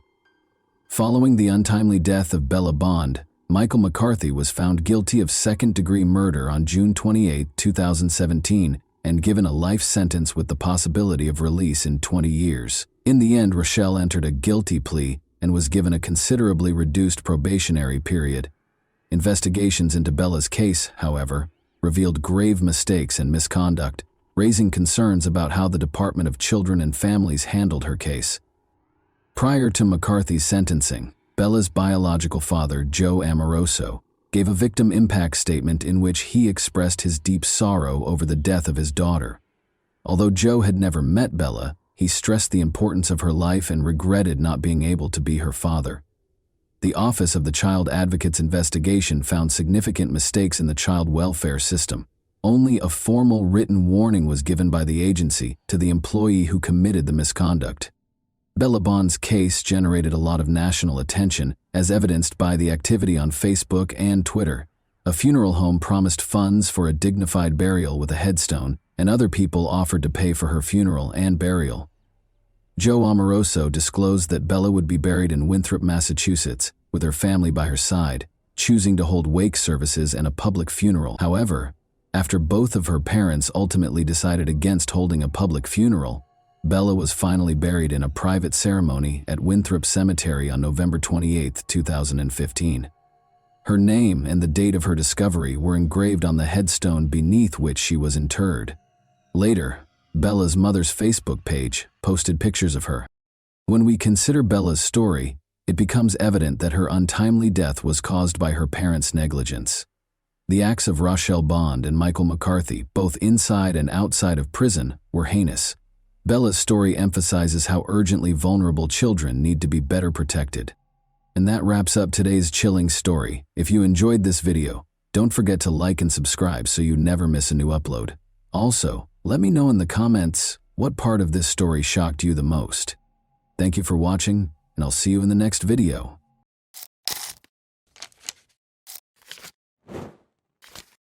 Hey guys, welcome to my channel, and today we're going to take a look at another horrible case with you.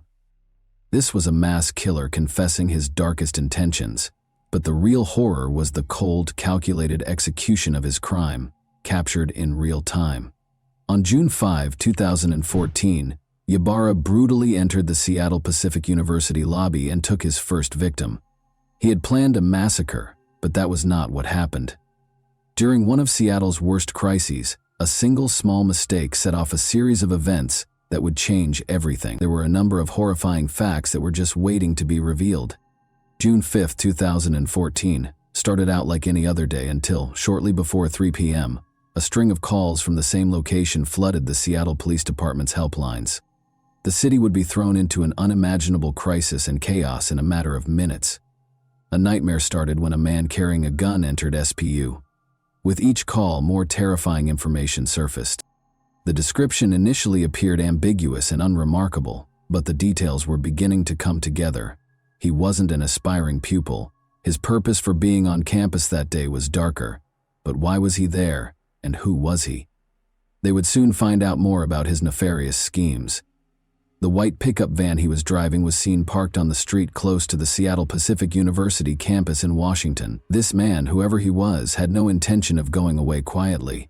And just as police closed in, something far worse was about to happen. Paul Lee, a 22-year-old random student, was struck by the first bullet. The question was no longer who he was. The van belonged to 26-year-old Aaron Ybarra. Now the only question was, how far would he go?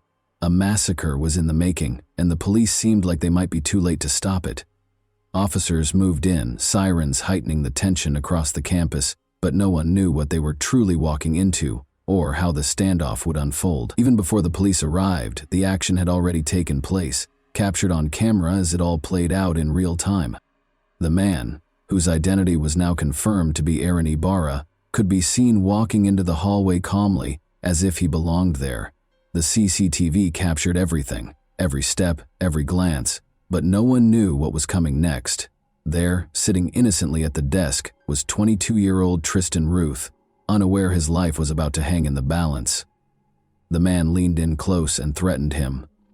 "Don't move, or there will be consequences." But it wasn't just Tristan in the building, unaware of the danger. Sarah Williams, 22, had just reached the bottom when Ybarra turned and shot without thinking. Sarah was shot at close range in the chest. Tristan saw his opportunity then, and he took desperate action. The gunman would not be as fortunate, though, as his next move would be the demise of his entire scheme. Aaron's statements were obviously more than just threats. He was shooting people, and he had a clear plan that was only a few seconds away from causing total mayhem. However, he then committed a critical error. A security guard caught the gunman as he stopped to reload his weapon. A 22-year-old student and security guard named John Mice came up behind the shooter. Everything suddenly changed in a split second.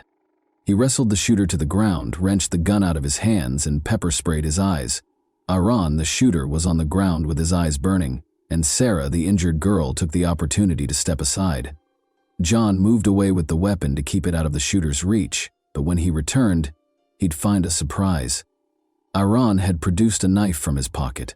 Next, John would engage in a physical altercation with the pepper-sprayed Aaron to remove the weapon from his grip. He was going to have unexpected help. Suddenly, a second hero, Justin Sarah, kicked the weapon out of Aaron's reach, ensuring it would do no harm. What was seconds away from becoming a massacre was stopped in its tracks, thanks to their courage. But the tragedy was nowhere near an end, and what came next was going to expose the harsh reality that changed everything.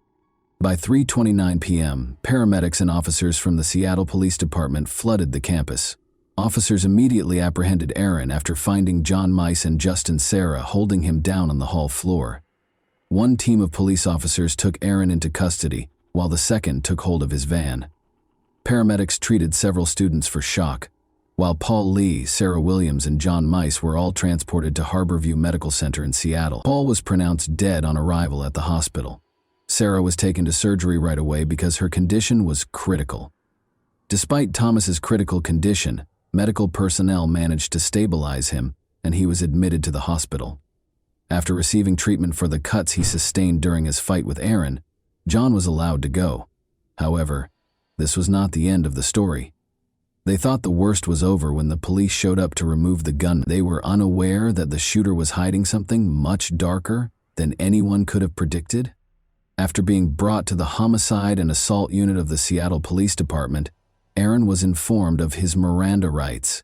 Detectives Dana Duffy and James Cooper then brought him in for an interview. What secrets was he concealing, and what was his true motivation? The truth was finally going to be revealed in the interrogation room, where the answers were hidden.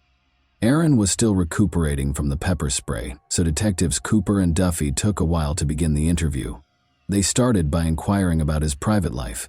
Janice and Ambrose Ybarra welcomed Aaron into the world in July 1988. He grew up in Seattle's Mount Lake Terrace neighborhood with his younger brother Joel and older sister Brandy. From the start, Aaron's life was described as turbulent. Ambrose, his alcoholic father, was a frequent source of conflict for the family. Aaron discussed his psychological issues, including his severe OCD, as he became more at ease during the interrogation. As the investigators spoke with this profoundly disturbed individual, they discovered that his OCD was only the beginning of his psychological problems, which started when he was 13 years old. Innocent students were suffering on the SPU campus because of a sin that only existed in Aaron's troubled mind and about which they knew nothing. When Aaron was little, his family made the decision to rearrange the furniture in his bedroom. Aaron claims that he became fixated on the status quo and that this changed him. Aaron had realized that respect could be gained by using fear. The mass murderer Eric Harris served as his initial source of inspiration. But there was another reason why he preferred using guns to cause harm. Aaron loved firearms just as much as his father and brother did, and he even spent 8 years working at a Mount Lake Terrace gun range. He was a competitive shooter who was said to be extremely proficient with a firearm. Aaron was characterized as pleasant, shy, and humorous by some of the people who had met him at work. People were unaware, however, that the quiet young man was harboring demons. The theft of Aaron's firearms was the last straw. The compulsive Aaron couldn't get over it and was convinced that he detested everyone.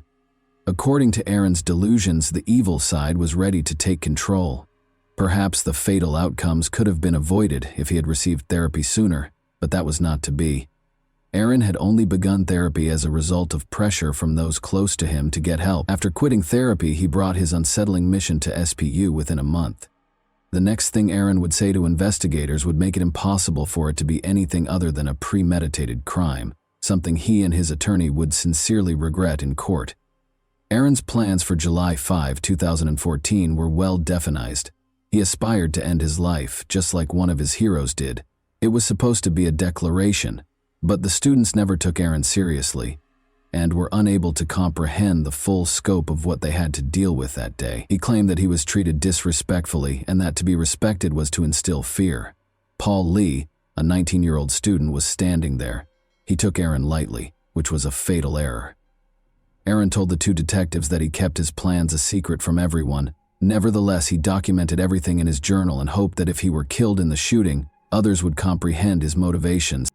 Aaron talked to Detective Duffy one-on-one during the interview, telling her that he had realized something was wrong with him, but that his hatred eventually got the better of him. Aaron appeared to have accepted his fate and realized that his actions would have a severe impact on his life and future by the end of the interrogation. As investigators got to work on their case against Aaron Ybarra, students began to return to campus life and resume their regular activities in the wake of the tragedy. Aaron had only managed to kill one person, but his goal was much more deadly: to cause widespread devastation. However, the prosecution was aware that the defense was preparing for a tough fight as they worked tirelessly to create a strong case. The real battle was only getting started. Aaron Ybarra was put on trial for his crimes on October 10, 2016. Prosecutors weren't going to let Aaron's defense team get away with a lesser charge or sentence, even though they were already ready to use the insanity plea as their argument in the case. According to defense lawyer Ramona Brandis, Aaron experienced crippling bouts of mental illness and depression, which caused him to hear the voice of God, who urged him to go on a murderous rampage. She also questioned his upbringing and his unstable home life, claiming that he never got the support he actually required. Aaron's victims' testimonies were crucial to establishing the case as it actually was. Paul Lee was the worst hit, followed by Sarah Williams. Before she could resume her regular life, she spent days in the hospital. She made an effort to describe the pain she endured in court. The entire scene in the SPU lobby where he and John Mice had overpowered Aaron was described by Justin Sarah.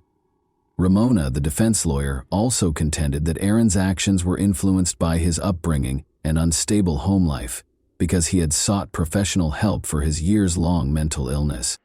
Under the direction of Senior Deputy Prosecuting Attorney Kristen Richardson of King County, the prosecution team was ready for the insanity defense. Aaron's own words were going to be used against him by the prosecution. They provided evidence that Aaron had voluntarily stopped taking his medication and quit therapy in order to allow his dark side to take control, shattering the notion that he did not receive assistance for his mental health problems. The assertion that Aaron was getting assistance from at least one family member was supported by testimony from his mother, Janice. His journal also provided evidence to the prosecution that he had premeditatedly planned and executed the shootings. Additionally, the recorded interrogation by detectives Cooper and Duffy was made available to the jurors, demonstrating Aaron's complete awareness of his actions and the repercussions. Aaron tells detectives in the video that he was inspired and motivated by Sung Hui Cho and Eric Harris, but he makes no mention of hearing the voices of God or Satan. Although the prosecution acknowledged that Aaron had serious mental health problems, they made it abundantly evident that Aaron planned and chose to carry out the shooting. Now that the sentence was just a few seconds away, everyone was wondering if the jury would feel the same way. Following weeks of testimony and arguments from the prosecution and defense, the jury returned a guilty verdict on November 16, 2016. Aaron was convicted of 1 count of assault, 3 counts of attempted first-degree murder, and premeditated first-degree murder. Judge Jim Rogers sentenced Aaron Ybarra to 112 years in prison on February 17, 2017, for the shooting at Seattle Pacific University. Aaron spoke to the courtroom full of SPU employees, students, family members, and surviving victims during his sentencing. Aaron was the center of attention, but nobody was emotionally ready for what he said next. He apologized for the horrible crime he had committed. In addition, he expressed regret for killing Paul Lee, whom he hoped was still alive. Speaking to the survivor of the attack, Sarah Williams, he told her that she did not deserve the events of that day. Aaron expressed his desire to go back and change everything, but he acknowledged that it was too late. He will be housed at the King County Adult Detention Center for the duration of his sentence. John Mize was awarded the Congressional Medal of Honor in 2015 for his valiant efforts to apprehend the SPU shooter. Since the 2014 shooting, Aaron Ybarra's family has stayed out of the spotlight. The public and social media spheres still contain scant if any information about his family members and their lives. Paul Lee's legacy endures in the lives of his family and friends. Soon after Paul's memorial service in June 2014, the Lee family established the Paul Lee Foundation. The goal of the foundation was to carry on Paul's work of supporting those who experienced mental health problems and depression. It was cruelly ironic. He wanted to help people with mental illnesses, but before he could complete his education, he was harmed by someone he would have preferred to assist. The foundation has made it its mission to raise money to support groups that conduct research and create solutions to assist people with mental health conditions. Many people will be discussing what caused Aaron Ybarra to become a school shooter in this case today. Seeing young lives lost so needlessly and murderers succumbing to their own mental health problems is heartbreaking. Could something have been done to prevent this tragedy, considering Aaron's family life was, to put it mildly, turbulent? Or was he destined to become a killer? Before he committed suicide, he was troubled, mistrustful of people, and desperate to be remembered. However, he chose to target the helpless students instead of exacting revenge on the innocent or facing down actual villains. And that wraps up today's chilling story. If you enjoyed this video, don't forget to like and subscribe so you never miss a new upload. Also, let me know in the comments what part of this story shocked you the most. Thank you for watching, and I'll see you in the next video.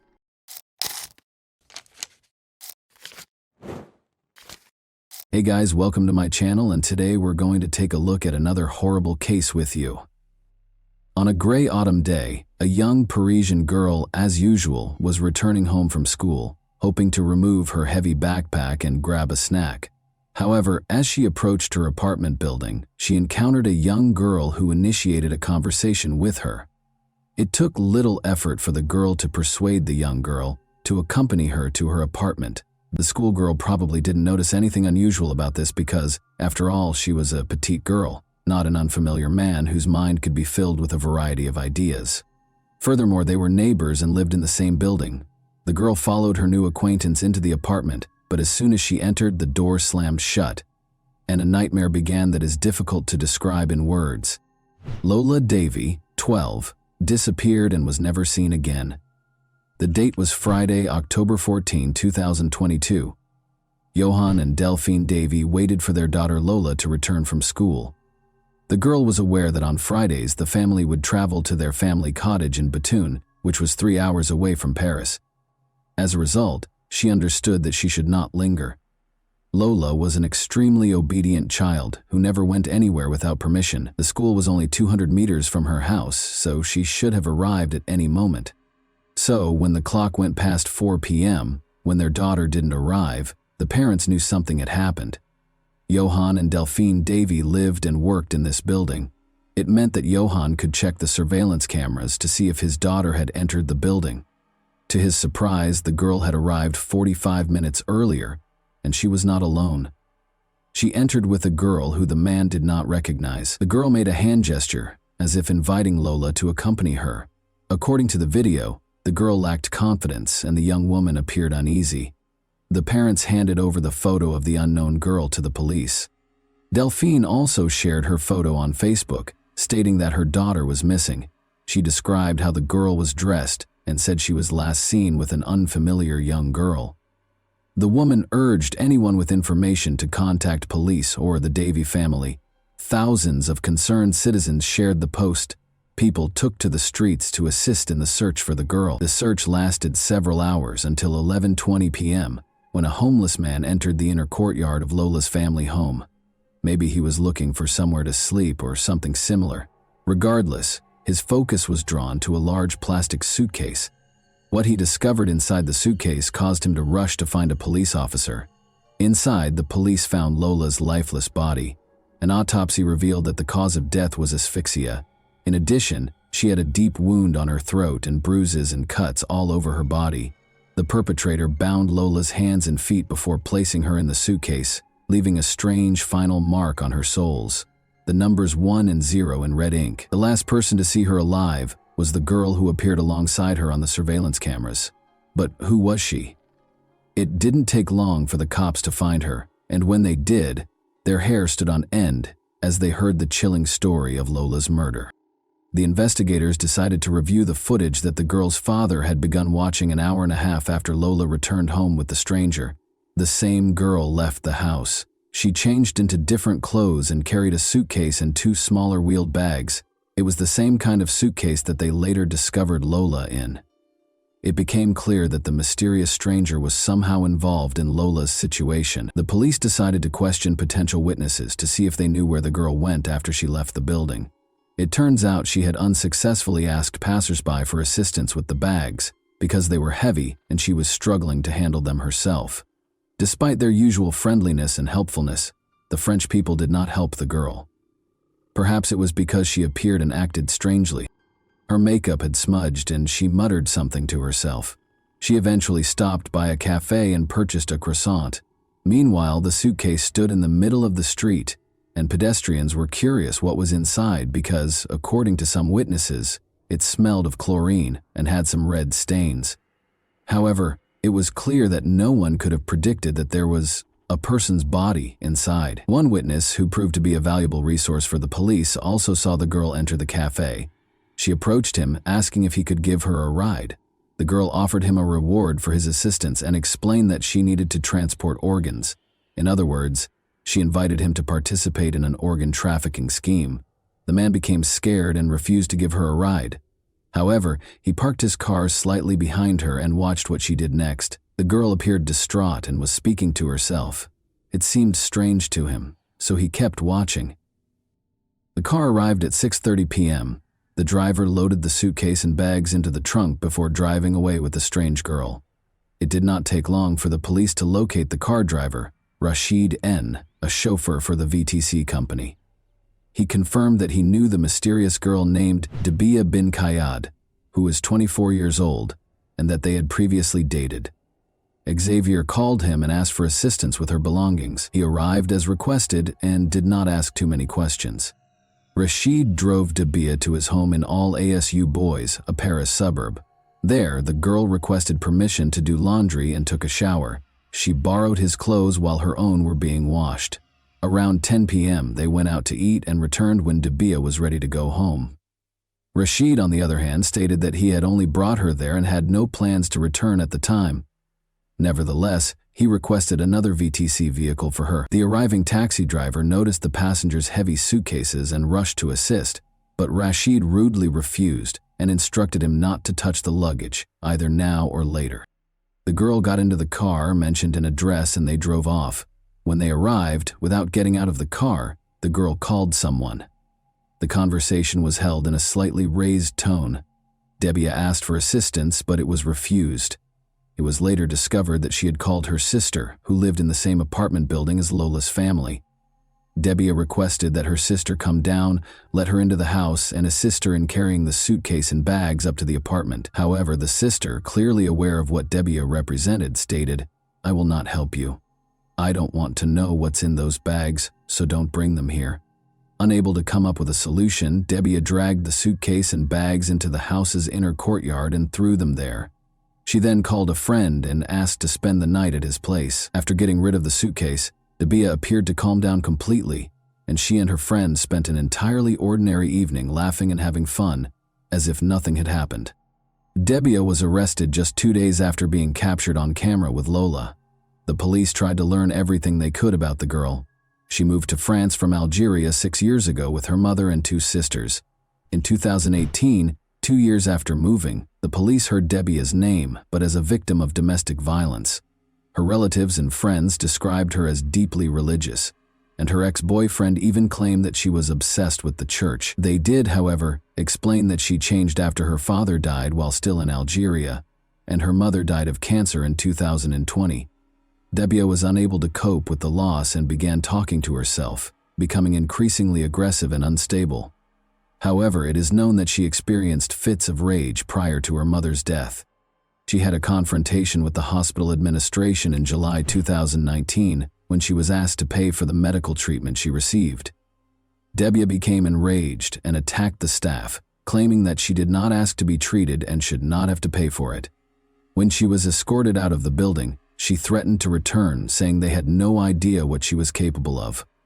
Despite her outburst of rage, the girl had no need to be taken to the police. When she was arrested in August 2022, the girl was no longer a student and had no right to remain in the country. However, because she had no criminal record, she was released and given a 30-day window to complete her paperwork or leave the country. But the girl did not do either. She simply vanished from the sight of the official authorities. She didn't work, didn't have a permanent home, and was officially homeless, despite having moved in with her sister. Her older sister admitted that Dabia had been exhibiting obvious mental issues for some time. She couldn't handle failure, and whenever she was told no, she would explode. However, Dabia refused treatment and her sister had no idea what else she could do. During the interrogation, Dabia admitted her guilt in the incident several times before retracting her statements. When the police showed her the footage of how they found Lola, she claimed she didn't feel hot or cold from it. She also stated that she had been mistreated and that her parents died before her eyes. She told the investigators that she lured Lola into her sister's apartment and forced her to undress and shower. The autopsy confirmed that Dabia assaulted her, tied her hands and legs, and taped her face with duct tape. As a result, Lola lost consciousness and eventually her life. Dabia went about her business as usual, drinking coffee and listening to music.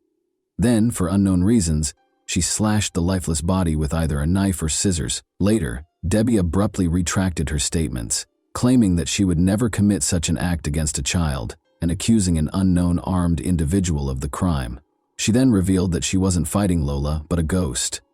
Later, She returned to her initial confession, and it appears that the investigators were able to uncover an even more bizarre and inhumane motive for the crime.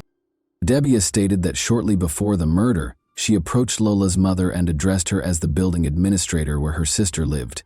She requested an electronic card, a pass to the building, so that she could come and go whenever she wanted without having to ask her sister to let her in.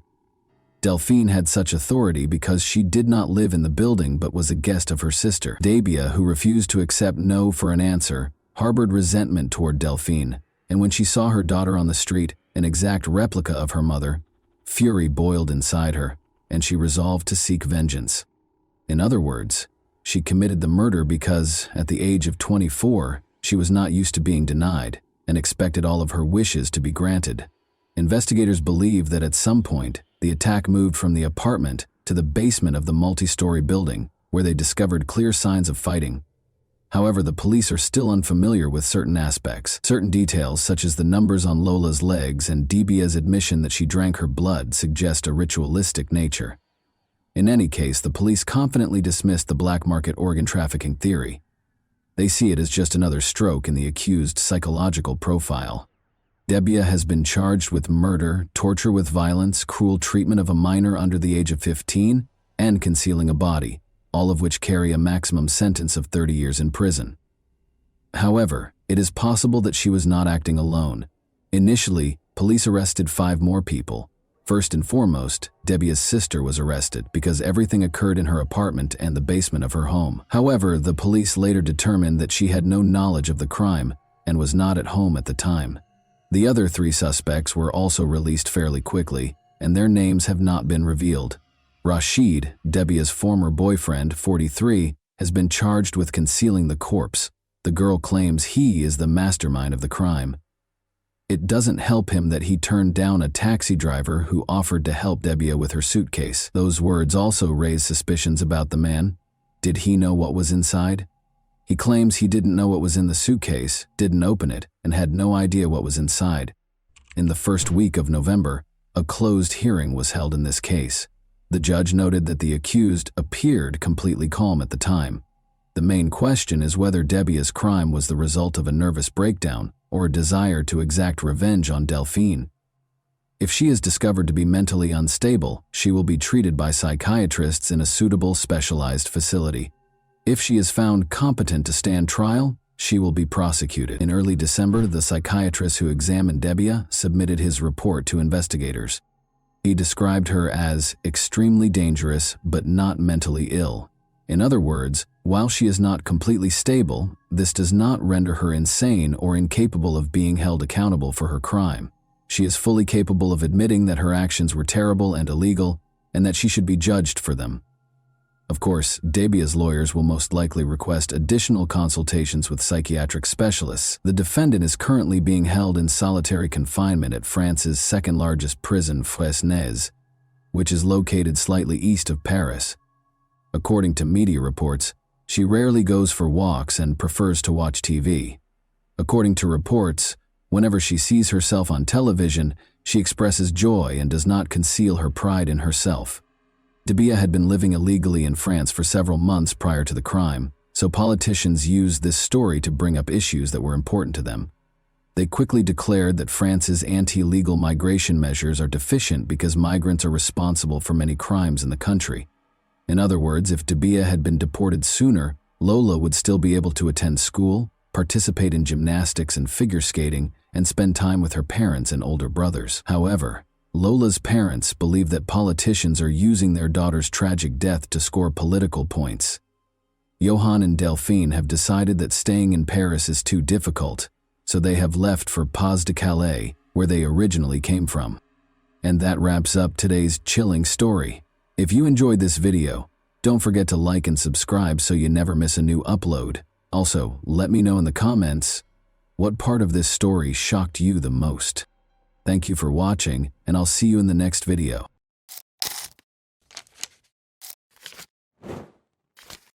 Hey guys, welcome to my channel, and today we're going to take a look at another horrible case with you. The frequency with which people are buried alive in movies makes you unconsciously believe that this never occurs in real life. Regretfully, incidents like this do happen, and the best evidence of this is a story that happened in Huddersfield, UK 10 years ago. Marcin and Michalina fell in love right away. When their feelings waned, however, Michalina insisted that it was time for her to move abroad and begin a new life. Marcin, though, would sooner kill her than let it happen. Not all people separate like well-mannered adults do. Some people think they can literally bury all of their problems in the ground. Here, 19-year-old Marcin Kaspak and 21-year-old Michalina Lewandowski first crossed paths in their home country of Poland in 2005. A year later, Marcin asked Michalina to marry him, and the two of them relocated to the UK to begin a new life together. But things soured between them in 2008 after Michalina found out she was expecting a child. They canceled their engagement, but they still lived together in Marcin's parents' home. Michalina wore her engagement ring even after the engagement ended because she still loved Marcin and hoped they could resolve their differences. That was not meant to be, unfortunately. By 2011, Marcin's lack of interest in making amends with Michalina was clear. In an effort to stay away from her, he trained 5 times a week at the gym and spent nearly all of his free time there. Unexpectedly, however, Marcin asked Michalina to accompany him and his friend, 18-year-old Patrick Boris, on a shopping trip on Saturday, May 28, 2011. Michalina was taken aback because Marcin didn't often show an interest in hanging out with her. Still, she was relieved and hoped that things would get better now. The girl quickly went to the restroom to apply makeup. Jakub, their 3-year-old son, was fortunately with his grandmother, Marcin's mother, on that particular day, and was not present when the events transpired. Upon exiting the restroom, Michalina noticed Patrick and Marcin gazing at her with a horrifying smile on their lips. Taking Michalina's hand, Marcin said, "I want to show you something." Then he took a 300,000-volt stun gun out of his pocket, put it to her neck, and pressed the trigger. The agony swept through Michalina's body as she collapsed to the ground. Bodybuilder Marcin, who weighed 101 kg, saw her convulse from the electric shock while kneeling on her chest and holding her down on the ground. Momentarily regaining consciousness, Michalina asked Marcin if he meant to murder her, to which he replied that she should not be afraid, as he would simply take her somewhere. Patrick was then told to get some packing tape. The men taped Michalina's mouth shut, gagged her, and then tied her wrists and ankles. They shocked her with electricity once more before abandoning her, frightened and bound. Even though she initially believed it to be a mean joke, she was now certain of their true motivations. She was immobile and worried about fainting, not knowing if she would ever regain consciousness. Michalina was hauled into the kitchen and crammed into a cardboard box by Marcin and Patrick a few hours later. One day, they brought up a plastic bag. Marcin started to tape the box shut, but she thought they were going to put it over her head to suffocate her. The girl struggled to scream as she lost what little peace she still had. Then Marcin got on his knees, chuckled, and declared, "I've been hating you for 4 years. Your son will never be seen again." His uncanny composure on his face was more terrifying than the hateful words he spoke in this scene. The cardboard box was sealed. Then the men picked it up from both sides, carried it to Patrick's car, and put it in the trunk. The girl knew they had gone far before Patrick and Marcin took the box away. Michalina felt her back being scratched by the stones as the men pulled her along the ground. The fact that Marcin and Patrick had taken her to a wooded area close to Huddersfield was hidden from her inside the box. After digging a shallow grave beforehand, they buried the box containing Michalina inside. Michalina was lying in the box, still in excruciating pain and terrified, when she heard the men hurling dirt onto her grave. The box itself was dark and extremely small. In an attempt to keep from passing out, Michalina began breathing as shallowly as she could, because she was certain she would suffocate. In an effort to determine whether the car had moved on so she could start to flee, she strained her hearing. That Marcin would hit her with a shovel if they were still around when she tried to escape was no longer a possibility. Even though Michalina was unable to hear a car leaving, she eventually made the decision to take action, whether or not they were in the area. She made an effort to maintain her composure despite the thousands of ideas racing through her mind. She would later admit that she kept going because she was thinking about her little boy, Jakub. She would never see him again if she passed away, and he would be left motherless. She could not let that occur. Looking down at her restrained wrists, Micheline realized she had her diamond engagement ring, which she could use to break free. Michelina was able to sever the tape that bound her mouth, hands, and feet with the ring's sharp edges. She started scratching at the box's cardboard after that. After some time, she managed to make a tiny hole in the cardboard, which she discovered was a little damp, perhaps from the wet dirt that had been piled on top of it. Through the gap, Michelina stuck her fingers out and ripped the box apart. She only felt dirt, though. The same dirt that had been thrown on her grave by her boyfriend. She was still unaware at the time that, in addition to the meter-deep layer of dirt they had buried her beneath, they had also positioned a 40-kilogram log on top to make sure she couldn't get out. As more and more dirt soaked into the box, it covered her clothes, hair, and face. Michelina cried out for assistance, but no one was there to hear her. Her body shook with pain, and she grew weary, but she knew that continuing on was essential if she hoped to see her son again. "Don't give up," she said to herself again. Simply, don't give up. Michelina persisted in pushing, tearing, and pounding at the cardboard box until she managed to reach out her whole hand and raise her head above the floor. She breathed in the fresh air with anticipation. She could see the sky above her head, the trees, and the leaves, even though it was dark. Even though Michelina was completely covered in dirt and had lost all her strength, she no longer had any doubts about her ability to get away. Finally, she was able to pull herself up and claw her way out from under the ground with one last effort. After being in the box for an hour, Michelina miraculously emerged from her grave. In addition to surviving, she saved herself by using the diamond engagement ring that her would-be murderer had given her. Running toward the road from the woods, Michelina signaled a passing vehicle. That the driver didn't run away in fear when he saw a weak, dirt-covered woman come out onto the road was a great blessing for her. He listened to her and then stopped to call the police to find out what had happened. Michelina showed the police the cardboard box where she had been left to suffer her last moments in horrifying pain when they arrived at the crime scene 15 minutes later. Without a doubt, Marcin had never been more terrified in his life than he was when the police knocked on his door and told him he was being taken into custody on charges of attempted murder and kidnapping. He resisted for a long time, claiming that his intention was not to kill Michelina, but simply to frighten her. But no one took this defense seriously, so it didn't do him much good. After leaving Michelina to die, the men took PS500 from an ATM using her bank card, went home, and began playing video games, as the police quickly learned. In fact, Marcin was not planning to return for Michelina. His idea was completely different. Marcin, 25, was a dedicated bodybuilder who had become dependent on anabolic steroids, which led to his frequent outbursts. He concluded that it would be best for his son to grow up without a mother at all. After learning that Michelina had decided to leave the fight for their relationship and was going to return to Poland with Jakub, Michelina would not be able to raise his grandson as well as his own mother. With the intention of killing his ex-fiancée, he came up with one of the most horrific ways to end her life. Marcin was given a 20-year prison term after being found guilty of attempted murder and kidnapping in January 2012. Although Patrick was convicted of kidnapping, he was not found guilty of attempted murder. He received a 4.5-year sentence in a juvenile detention center. Both men were not eligible for parole until they had completed half of their sentences. Marcin won't, however, be available for purchase anytime soon. The police searched his parents' home, where he lived with Michelina and their son after he was arrested. The house contained a variety of chemicals and instructions for making explosives, according to the police. Consequently, Marcin received 8 more 4-year sentences for the explosives, while already serving his sentence for attempted murder. I prevented him from achieving his goal of killing me in the most horrific manner possible, even though he wished for my demise. I battled my way out of that grave with the last of my strength. Following the delivery of the guilty verdict, Michelina remarked, "Now it is he who is imprisoned." Even after learning that her ex-lover had received a 20-year sentence, Michelina is still terrified.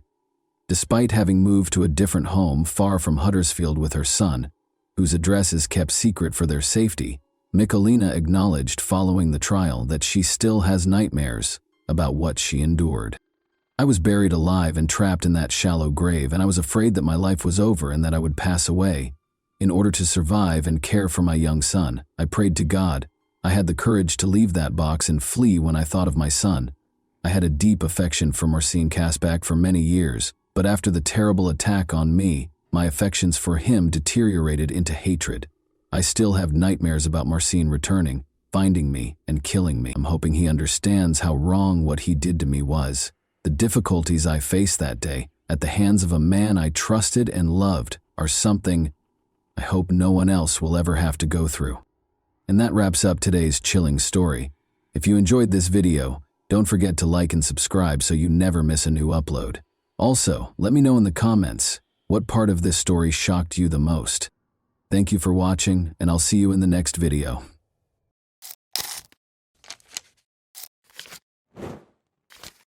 Hey guys, welcome to my channel, and today we're going to take a look at another horrible case with you. Perhaps the most vulnerable time in a person's life is during their adolescence. It's a period of time when people are neither children nor fully grown adults. Even though they are still innocent and carefree, they frequently keep secrets, sometimes out of embarrassment or fear. Tragic events can occasionally result from an inability to communicate those difficulties to a loved one or trusted parent. Florida has been rocked by the case of Justice Garrett, whose life was tragically cut short in 2018 at the age of 16. Her mother's realization that she had failed to recognize or comprehend the nightmare her daughter had been living through was heartbreaking. Justice's story revolves around a horrible secret she kept out of fear of being judged, which ultimately resulted in an unthinkable tragedy that took her life. Born on March 19, 2002, Justice Mary Garrett was the oldest of two daughters born to Danielle and Sebastian Garrett.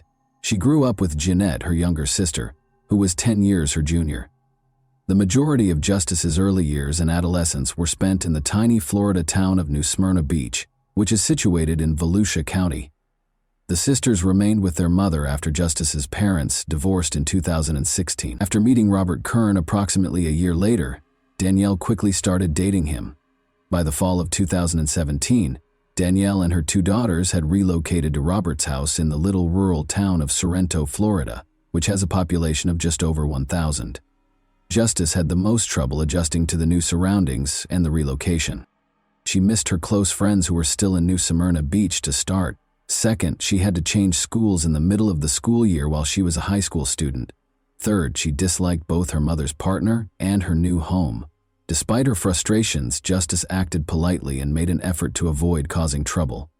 Justice made friends at her new school right away because of her outgoing, gregarious, and humorous personality. A classmate named Rochelle became particularly close to her, and the two were essentially inseparable. The girls even listed each other as sisters on social media, and Justice often stayed over at Rochelle's house. Justice missed the school bus on Friday, April 13, 2018, because he slept in too late. She didn't have time for breakfast that day because she was rushing to get ready for class.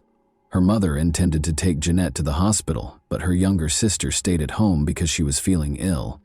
Since school was just a few stops away, Justice chose to ride the public bus there. After packing her backpack and bidding her mother farewell, she departed from the house.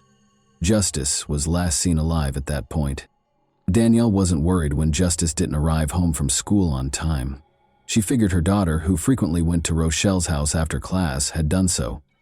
By nightfall, Danielle assumed Justice had made the decision to spend the night at her friend's house, as she had been doing often. She wasn't immediately alarmed by the fact that Justice's phone was off. On Saturday morning, though, Rochelle called Danielle and anxiously inquired as to Justice's well-being. With a shiver running down her spine, Danielle questioned in a shaky voice whether Justice hadn't spent the night at Rochelle's house. She was shocked by the answer. Since Thursday, Rochelle disclosed, she had not seen Justice. Justice's phone had been off for almost 2 days, and she hadn't arrived at school on Friday. Danielle went into a panic. She hurried to the local police station and reported her daughter missing after multiple unsuccessful attempts to get in touch with her. The hunt for Justice started right away. Officers initially thought Justice might have returned to her hometown for a weekend visit with friends, after learning that she had only been in the area 6 months prior. Authorities believed she would reappear soon, because teenagers of that age frequently leave home on their own initiative, whether in protest or for other reasons. Danielle, however, was adamant that her daughter would never do anything like that without telling her. Finding out Justice's social circle and whether she had a boyfriend, had been in a recent argument, or had any other information that could help piece together what happened the day she was last seen was the first step. All of Justice's possessions were still at home, and she had not taken any cash. Shortly after she left for school, her phone stopped working. She hadn't returned any calls or messages, and her social media accounts hadn't been active since late Thursday night. She hadn't gotten in touch with anyone, so none of her friends knew where she might be. Justice didn't experiment with illegal substances or drink alcohol, according to her close friends and family. She had never engaged in serious romantic commitments and was not in a relationship. Justice had never broken the law, had no enemies, and had no conflicts with other people. Her peers viewed her as sweet, kind, and compassionate, and her teachers at school gave her positive reviews. Police promptly reviewed all local traffic accidents, incidents, and crime reports in the region. One possibility they entertained was that she had been in an accident and was unable to speak. She was not, however, listed as having participated in any such incidents. Investigators were able to follow her movements on the morning of her disappearance by using information from her phone. Justice left her house at 7:30 a.m. and started to walk in the direction of the school. After about 15 minutes, she started acting strangely. After a brief pause, she made a sudden direction change. Her phone was switched off shortly after.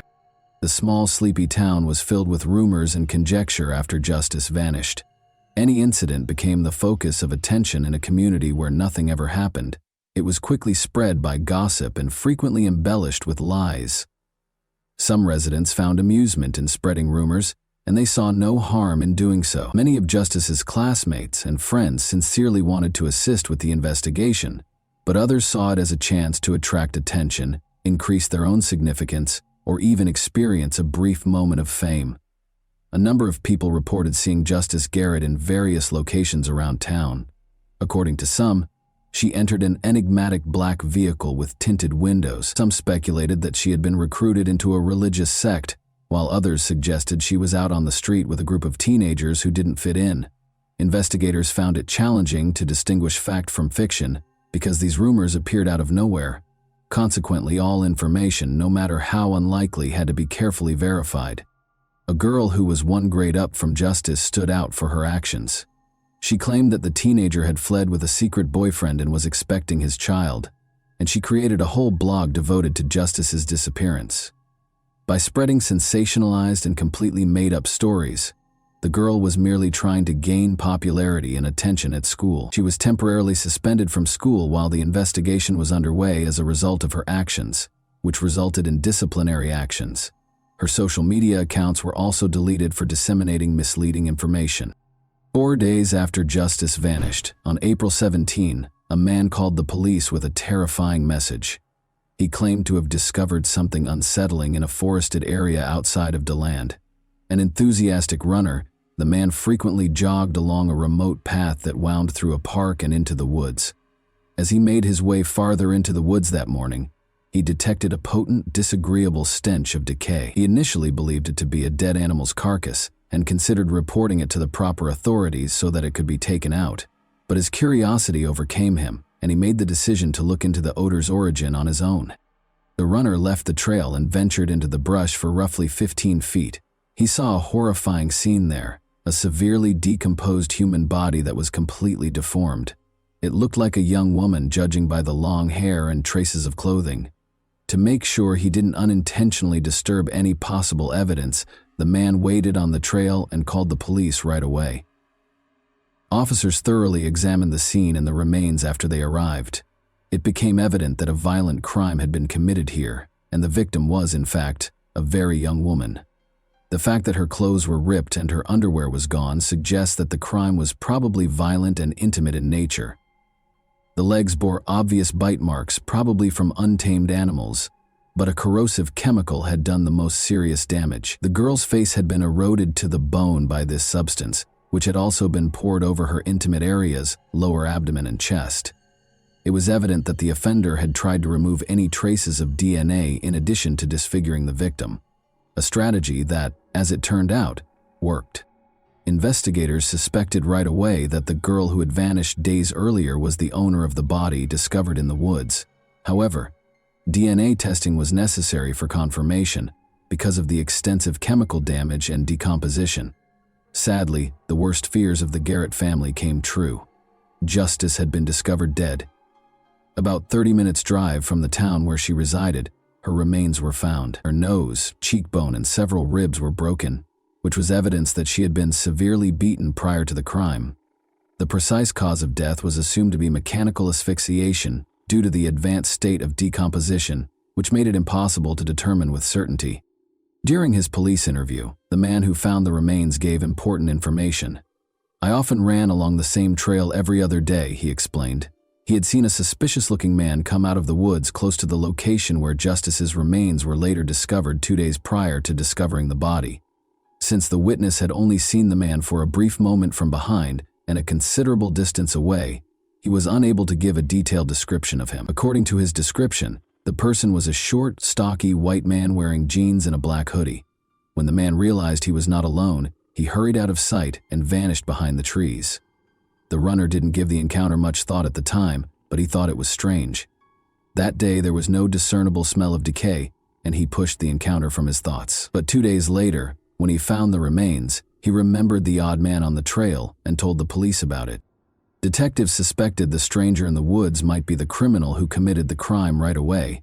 He might have gone back to hide his tracks and obliterate the evidence. Experts concluded that chlorine bleach was the corrosive agent used on the body. The remains became unidentifiable due to the rapid decomposition caused by the chemical and the humid climate of the area. However, after passing a polygraph and offering a strong alibi for the day Justice vanished, the jogger was excluded as a suspect. Justice's mother claims that her daughter had intended to ride the public bus to school that morning, but according to street cam surveillance footage, Justice never went to the bus stop. The mystery was further complicated when a neighbor claimed to have seen Justice get into her stepfather Robert's vehicle. Detectives now had to question the teen's parents again to find out why they hadn't told the truth, which fundamentally altered the course of the investigation. Danielle confessed right away, stating that Robert Kern, her partner, had recently had his driver's license temporarily revoked, but he agreed to give her a ride because her daughter was running late that morning. In order to keep Robert from getting upset, Danielle had kept this information from him. She thought Justice was still alive and would soon be going home at the time of the first interview. To confirm the stepfather's account, detectives immediately asked for footage from security cameras close to the school. But according to the recordings, Robert had not dropped Justice off at school or any other location. There were no cameras on his car on the way to the school. Where had they gone then? It was evident from this new information that Robert was probably the last person to see Justice alive. Robert acknowledged driving Justice that morning in spite of having his license suspended when he was questioned again. He claimed that Justice had pleaded with him to take her to DeLand, a nearby town, rather than to school, where she was allegedly scheduled to meet with a covert boyfriend. Robert said he had originally refused to take her there because he didn't know the name of the person she was meeting, but in an attempt to mend their tense relationship, he finally acceded to her requests. He allegedly promised Justice that he would not tell her mother about this outing. She told him that she would come back alone later in the day and that since it was Friday, she would spend the night at a friend's house. Robert concurred because he saw nothing out of the ordinary or worrisome about the circumstances. A potential secret boyfriend was added to the case as a result of this discovery. Investigators had to find him and identify him quickly.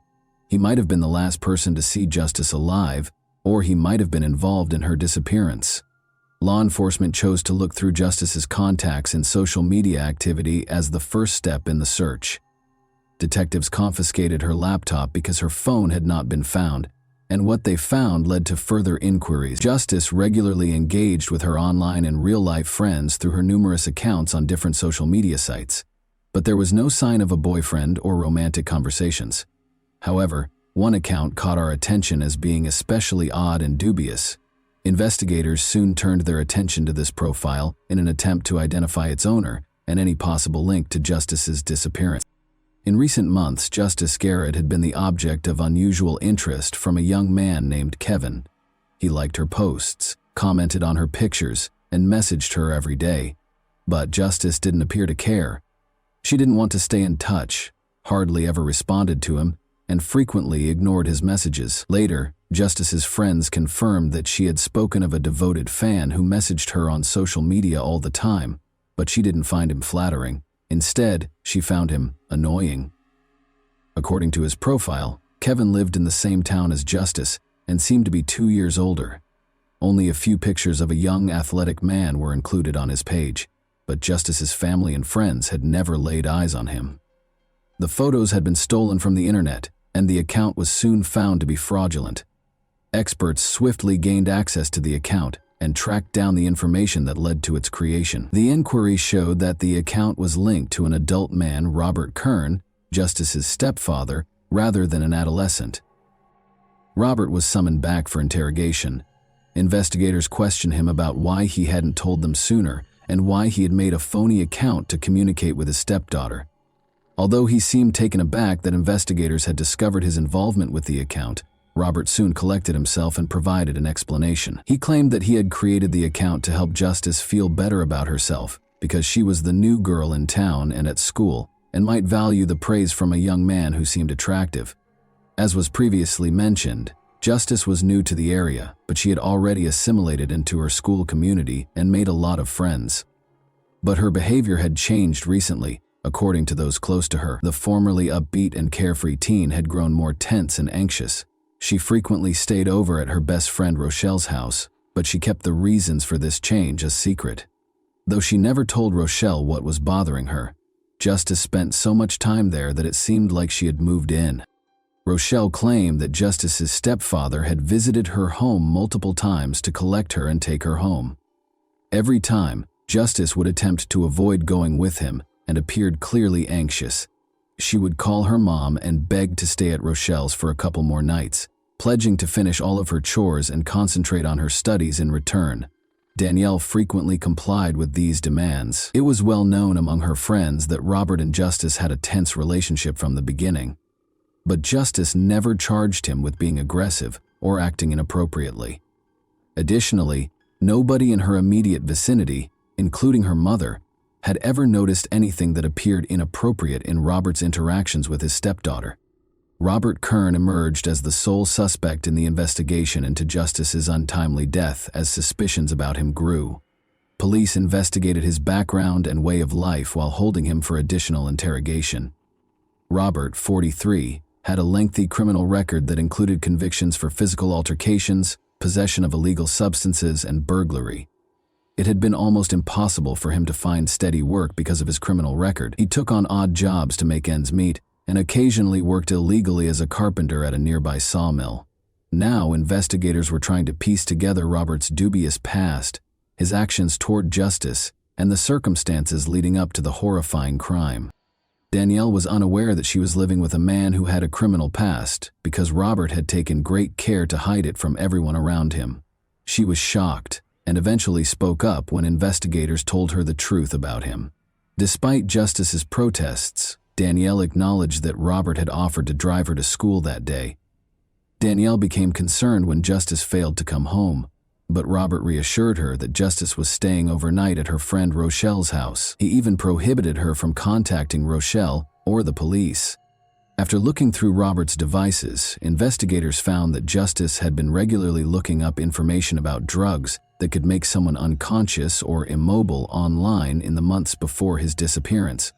Additionally, he had investigated buying such drugs on the dark web, and it seemed he had been successful. That wasn't all, though. Additionally, Robert had investigated methods of removing DNA from a body, concentrating on common household chemicals like bleach and disinfectants. He had even looked at satellite images of the wooded areas in the area, especially the DeLand outskirts, where Justice's body was eventually discovered. It became evident that Robert had spent months carefully preparing to commit his crime, dispose of the body, and remove any evidence. From the start, his motivation appeared to be clear. Robert had become unnecessarily fixated on Justice and understood that using force was the only way to fulfill his perverted impulses. He had made the decision to eradicate her completely in order to escape legal repercussions for his actions. When investigators examined the geolocation data from Robert's phone that day, they were able to eliminate any remaining doubts regarding his involvement. Together with Justice, he had driven away from their house toward her school before turning suddenly and coming to a stop in a remote location. Robert most likely turned off Justice's phone at this point and rendered her unconscious with a chemical, most likely chloroform. But he neglected to turn off his own gadget, which later recorded his movements. After being tracked toward DeLand, Robert's car came to a halt for about an hour. He would have had enough time during this period to attack Justice, cause her physical harm, strangle her to death, and conceal her body in the woods. In order to destroy any possible evidence, he poured a tiny bottle of a chlorine-based substance over her face and other parts of her body that day. But Robert started to worry that he might have left traces. He brought a big container of bleach back to the scene 2 days later. In a last effort to eliminate any last traces of Justice's involvement in the crime, he then liberally doused Justice's head, chest, and lower body with the chemical. The jogger later found Justice's body and reported it to the police after spotting the attacker when he returned to the crime scene for the second time that morning. Kern's alibi, meanwhile, was soon discredited.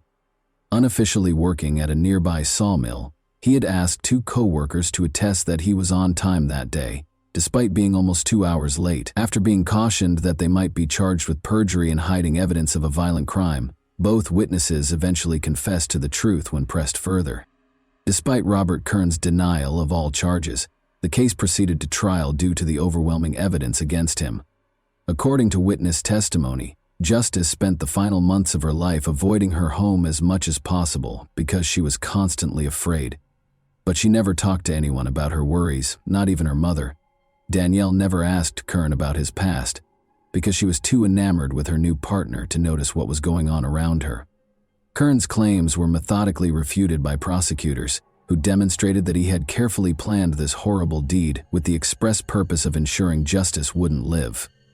Kern was further connected to the crime scene when particles found on his car mats were matched to moss and soil samples from the location where Justice's body was found. However, the corrosive chemical Kern used had eaten away at the victim's remains down to the bone, destroying all DNA evidence and tissue samples, making it impossible to prove the claims of an intimate assault. Nearly 2.5 years after the crime, in August 2022, Kern was found guilty of premeditated violent murder. He will never be freed because he was given a life sentence without the chance of parole. And that wraps up today's chilling story. If you enjoyed this video, don't forget to like and subscribe so you never miss a new upload. Also, let me know in the comments, what part of this story shocked you the most? Thank you for watching, and I'll see you in the next video.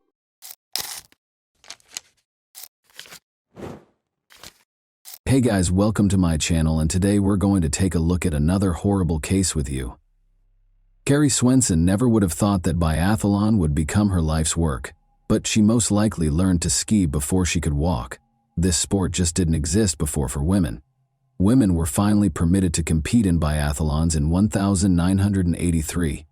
The USA squad competed in the first Women's World Championship in Chamonix, France, but did not qualify for the first Women's European Cup, even though many of them had undergone years of intense training. Carrie Swenson, a 22-year-old American, began with the customary 10-kilometer race.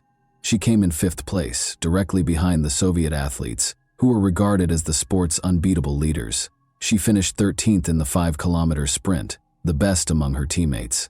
But the relay was where the team, and Carrie personally, truly triumphed. Carrie and her teammates became the first American medalists, while the Americans finished in 3rd place. Following the conclusion of the biathlon season, Carrie went back to Montana and organized the summer of her dreams. She worked at Lone Mountain Ranch, a well-known tourist ranch, and ran trails in the backcountry in her spare time. Carrie let the night air into her bedroom by opening the window. She had earned her microbiology degree from Montana State University that morning. Her parents celebrated her graduation and her brother Paul's 21st birthday with a party after the ceremony. Just the summer before, they had relocated to the Lone Mountain Ranch in the Big Sky region to practice and take in the mountains, just like they had as kids. She had dreamed since she was 5 years old that she would leave to pursue her dream of studying veterinary medicine after one more year of competitions. Unaware that her dreams would soon be dashed by the self-centered schemes of 2 recluses, Carrie turned off the light in her room and contentedly fell asleep. Carrie was unaware of the 2 men's conversation that was going on in the mountains a few kilometers away. The younger man was clearly irritated. Though he felt lonely in the mountains and yearned for female companionship, he generally enjoyed living away from people and their rules. "Do you recall the plans we talked about to find a woman for ourselves, Dad?" After giving his 18-year-old son a close examination, the father questioned, "Do you believe the time has come?" The son confidently nodded in response. Carrie ran around Old Ray's Lake on Sunday, July 15th. Bob Sharp, the proprietor of the snack bar where she worked, had informed her that he had spotted a grizzly bear nearby, and she was keen to see one for herself, so she decided to take this route. Carrie ran pretty fast as usual, paying attention to her breathing. She only realized there were two men in front of her at the last second. The strangers appeared disheveled. The younger one had a knife and a pistol in his hands, and neither of them was grinning. The hunting season was long over, but there were still rifles lying by a tree. The men made it clear to Carrie that they had no good intentions without taking their eyes off her. Regretfully, she saw them too late to turn around and flee. An adrenaline rush brought on by fear caused Carrie to run even faster, attempting to get past the strangers as fast as she could. But her plan didn't work. On the trail, the older man leapt directly in front of her and took hold of her wrist. He took hold of her other hand before she could respond. Unable to escape their hold, Carrie chose to keep her composure and use her cunning. She was scared by the wild expression in the older man's eyes. Remain composed. Avoid upsetting them, she thought. She pleaded, "Please, let me go." "No, we don't often see attractive girls like you. We would like to speak with you. What is your name?" He held Carrie even closer as he asked. He started questioning her about who she lived with, whether she was married, and other things. Carrie tried to scream, but the man quickly silenced her after realizing she wouldn't be easily freed. After letting go of her left hand, the stranger hit her in the face and tied her up with a rope. The men promised to hold her for 4 or 5 days before releasing her if she didn't enjoy living in the mountains, but she could tell by their smirks that they were more likely to exploit her weakness and end up killing her. She kept telling herself, "It's just a nightmare," hoping to wake up at any second. However, she knew it wasn't a dream because of the throbbing pain in her face and wrist. Carrie attempted to reason with them by stating that her friends and family would find her. The older man retaliated by threatening to shoot anyone who attempted to save her. In order to avoid being seen, the men rushed on, hoping to get deeper into the forest and away from the lake. All Carrie could do was let them pull her along on the rope. In order to make sure she wouldn't run in the wrong direction when she had the opportunity to flee, she covertly memorized the area while feigning submissiveness. As though kidnapping girls were a daily occurrence for the men, they strolled alongside each other, engaging in casual conversation. They talked about how they felt about the mountains, laws, and society. The elderly man voiced his displeasure with the way the area had developed, especially the fact that farmers were permitted to graze their animals on his property. He assured the younger man that he could acquire all life's necessities without going back to school or abiding by social norms. Carrie came to the conclusion that her captors were probably mentally ill as a result of these discussions. Carrie requested water and said she needed to rest in an effort to slow their pace. They decided to take a rest. As they got closer to a swamp, Carrie was horrified to see the older man start drinking from it. She attempted to alert him to the harmful bacteria found in the swamp, but he dismissed her worries, claiming to have never heard of it before. She also took a few sips, reluctantly. She observed that when she pretended not to be afraid of the kidnappers, they acted less violently. Carefully, Carrie began asking them how long they had been residing there without being aware of the risks associated with drinking water from the nearby swamp. They responded that although they had lived in the mountains for 12 years, they were still relatively new to the area. Carrie felt even more uneasy when the younger man smirked and added that they were in dire need of female companionship. Then they went on their journey. In an attempt to leave hints for her loved ones who would be looking for her, Carrie tried to step on soft ground and break twigs. Sadly, the older man saw her attempts and stopped them. Carrie, however, obstinately continued to make marks, and the older man continued to erase them because she had nothing to lose. They went on in this manner, and Carrie noticed that no one had yet begun searching for her when she looked at her watch. Only 4 o'clock in the afternoon had arrived. Alan Goldstein, Carrie's friend and co-worker who instructed visitors in shooting at the ranch, started to question why her run was taking so long. He was worried that she might not have been able to return home by herself because she might have run into a bear or twisted her ankle. Carrie was being led farther and farther from the ranch by the strangers in the meantime. They asked her whether she could walk 60 kilometers in a day. After talking about how far they needed to go, she declined to respond. It was impossible for her to tell her captors that she could run 50 kilometers in hilly terrain while training. They might go more slowly if they believed she was weaker than she actually was. Now she was certain they would not allow her to survive. Not today. Not in 4 or 5 days. They wouldn't give up their valuable independence for her. Carrie kept studying the men quietly. They were remarkably similar to one another in addition to having a similar philosophy. Her suspicion that they were father and son grew. Carrie was aware that people would soon begin searching for her, but nothing had scared her more than the idea of her parents or friends becoming the victims of her captors. Making an escape was one way to avoid this. She changed her strategy after pleading fail. "Change your tactics when you're losing," her tennis coach would often say. "When you have the chance to alter your approach, why keep playing a losing game?" Before deciding to take a night's rest at around 5 o'clock, the men chained her to a tree, drastically reducing her chances of escaping. Carrie was the centerpiece of the feast that the black flies and mosquitoes were enjoying. She was tired, thirsty, hungry, and afraid for her life. Now chained close to the tree, she saw a number of rocks, one of which might be used to break a chain link. It was time to try the new tactic. At night, Carrie made the decision to become intolerable. "Hey, standing by the tree is getting old to me," she insisted. "Leave the chain loose so I can sit down." Despite their confused expressions, the men let her sit. She tried to reach for the rock in private, her eyes closed as though she were sleeping.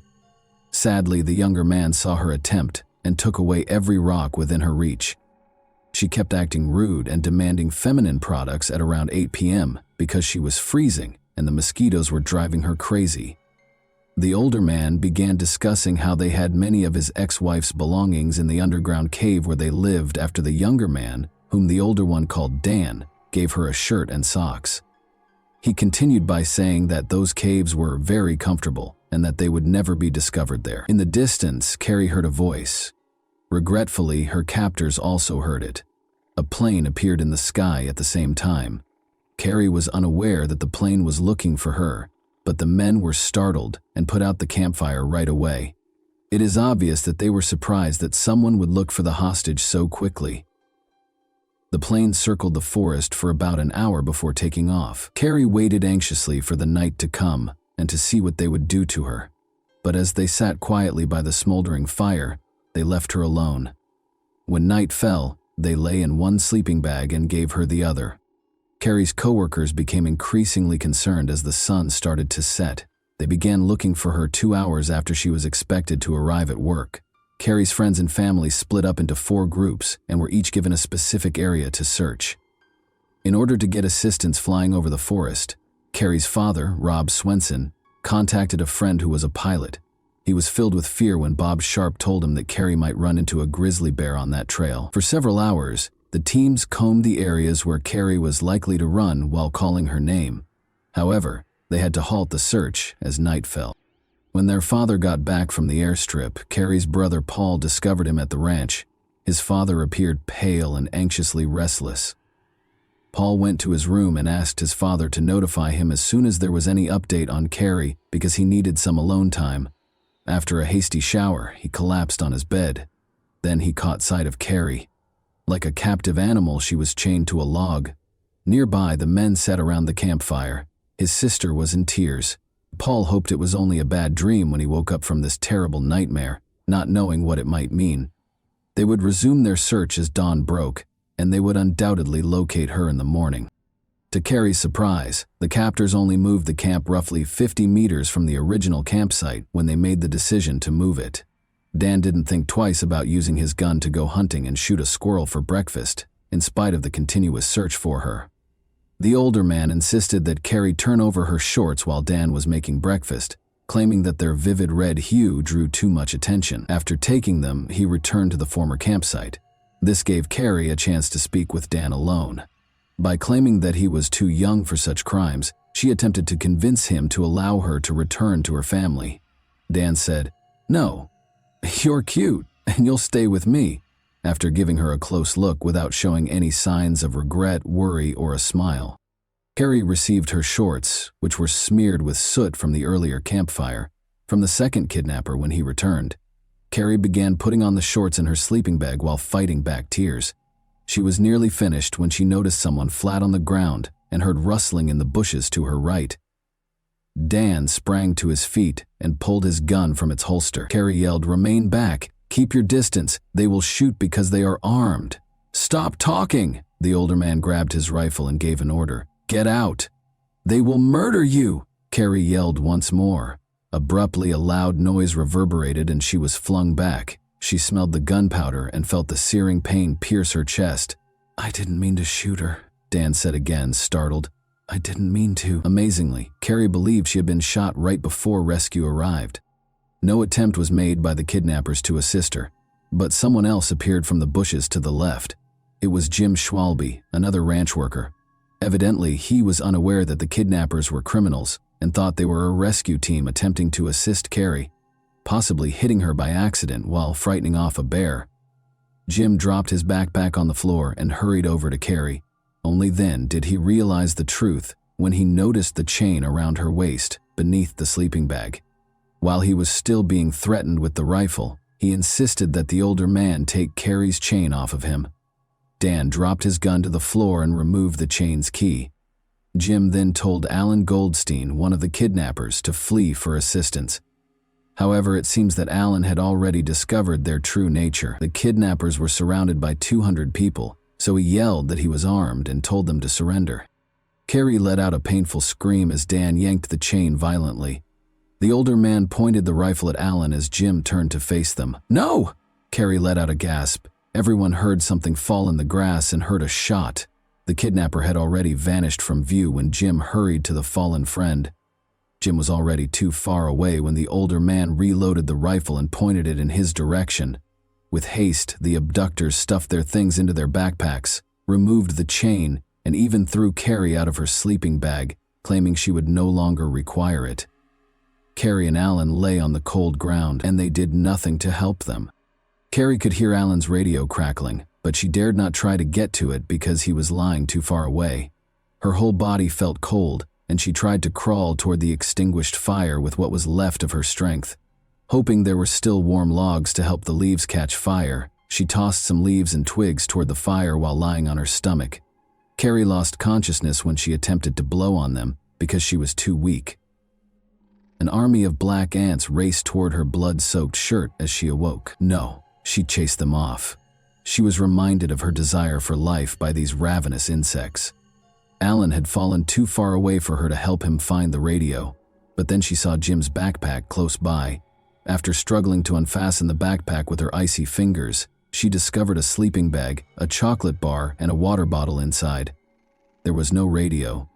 After successfully inserting her legs into the sleeping bag, Carrie opened the water bottle to find some warmth. She took a sip of what turned out to be warm lemonade and nibbled on the chocolate bar. Carrie attempted to approach Alan once more, but this time she had to pull the sleeping bag with her. She couldn't help but think of her brother Paul's reaction when he saw her crawling on the ground like a caterpillar. He would most likely chuckle and encourage her at every turn. She laughed at the absurd ideas that crossed her mind during these times. Unaware of the situation, other search teams carried on their work about 1.5 kilometers away from the shootout. Jim Schwalbe, breathing heavily, abruptly cut them off. To those around him, he yelled, "There were 2 guys. When Carrie yelled at us to keep away, they shot her and tied her to a log." "Is she alive?" Bob asked him. "She was when I fled, but she was shot by that scoundrel, and Alan was struck in the head by the elderly man." Carrie was losing life with each breath. The bleeding worsened as breathing became extremely challenging. She instinctively made a choice. She closed her eyes and found herself back on the biathlon track, where, like speed and accuracy, athletes systematically practice their breathing technique. Carrie was able to slow down her bleeding and heart rate by focusing and breathing very slowly, almost like in yoga. Strangely, the annoying flies that buzzed around her kept her awake. Jim was on her mind. Unless he encountered the kidnappers once more, he ought to have brought assistance by now. A few hours later, that grating buzzing noise was back. Searching for the source, Carrie noticed a helicopter hovering over the treetops. People were looking out of it as it paused right over her. "Please, locate us as soon as possible," she begged in silence. She heard the sound of a radio and the crack of branches as the helicopter took off. "Aid!"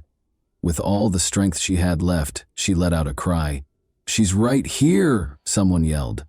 "We located her. Carrie, are you all right? Do you hear me?" "Yes," she said in response to a man's question. All she could do was smile, wishing she could yell, scream, or thank them for finding her. It was difficult to see what was coming next because her eyelids felt heavy, like they were made of lead. The police worked tirelessly to track down Carrie's kidnappers while she was being transported to the hospital. They had no idea that it would mark the start of a months-long search. The two fugitives are the only ones who are familiar with the hundreds of kilometers of local mountains and forests. For 5.5 months, the kidnappers were able to successfully elude the police, and the media romanticized their image, portraying Dan as a handsome prince and the other man as a strict and affectionate father. A local businessman even expressed interest in selling T-shirts featuring their pictures. The victims of their crimes were ignored by the journalists in the interim.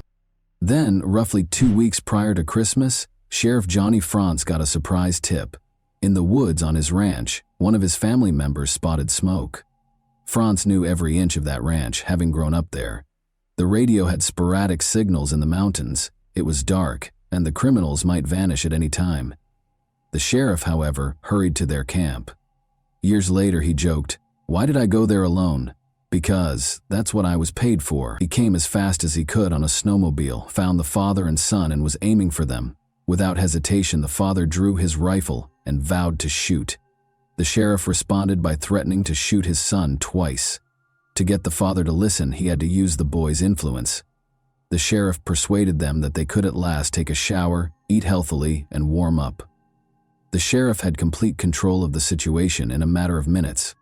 Dan and his father, Don Nichols, were taken into custody and charged with kidnapping. Don was also accused of killing Alan Goldstein. It was disclosed during the trial that the men had plotted the abduction for a number of years. About 5 or 6 years ago, Don Nichols bought a chain for his future bride because Dan wouldn't live in the mountains without a woman, and not all girls would accept their lifestyle. Carrie was meant to be the mother of his son's future children, and he had aspirations of starting his own clan and living apart from society. Don was released in 2017 after receiving an 85-year prison sentence. Dan only spent 6 of the 20 years he was sentenced to in prison. With his marriage, education, and decision to assist those with disabilities, it appeared that the young man had changed his life. He was, however, arrested once more in 2012 in relation to illicit substances. After spending 8 days in the hospital, Carrie started pushing the limits of her physical capabilities and conquering pain to hasten her recuperation as soon as she was released. Carrie recovered sufficiently by 1,986 to compete in triathlons in Oslo, Norway. Despite her 4th-place finish, the 3rd-place finisher acknowledged her abilities by inviting her to join her on the podium. Although it might have appeared to others that she was completely recovered, Carrie was aware that the injury and kidnapping had left a permanent mark that would never go away. During intense physical exertion, she still felt pain from scar tissue and the bullet shrapnel that was still embedded in her body, affecting nearby nerves. She therefore made the decision to give up competitive sports and concentrate on becoming a veterinarian, moving to Colorado to pursue her studies. Carrie Swenson, who has loved the outdoors since she was a young child, is a veterinarian in Bozeman, Montana, and still enjoys it today. She has turned into a harsh critic of the media's coverage of the kidnapping and hardly ever discusses what happened.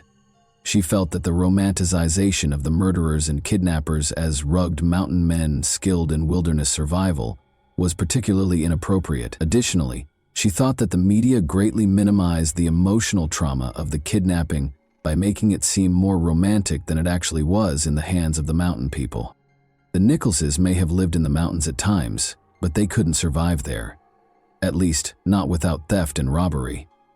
Often leaving the woods for months and buying modern equipment, in the end they were so easy to catch because they froze, starved, and grew tired of mountain life. They are no true mountain men, Carrie wrote in a 2012 article for the local newspaper after Dan was arrested once more. And that wraps up today's chilling story. If you enjoyed this video, don't forget to like and subscribe so you never miss a new upload. Also, let me know in the comments, what part of this story shocked you the most? Thank you for watching, and I'll see you in the next video.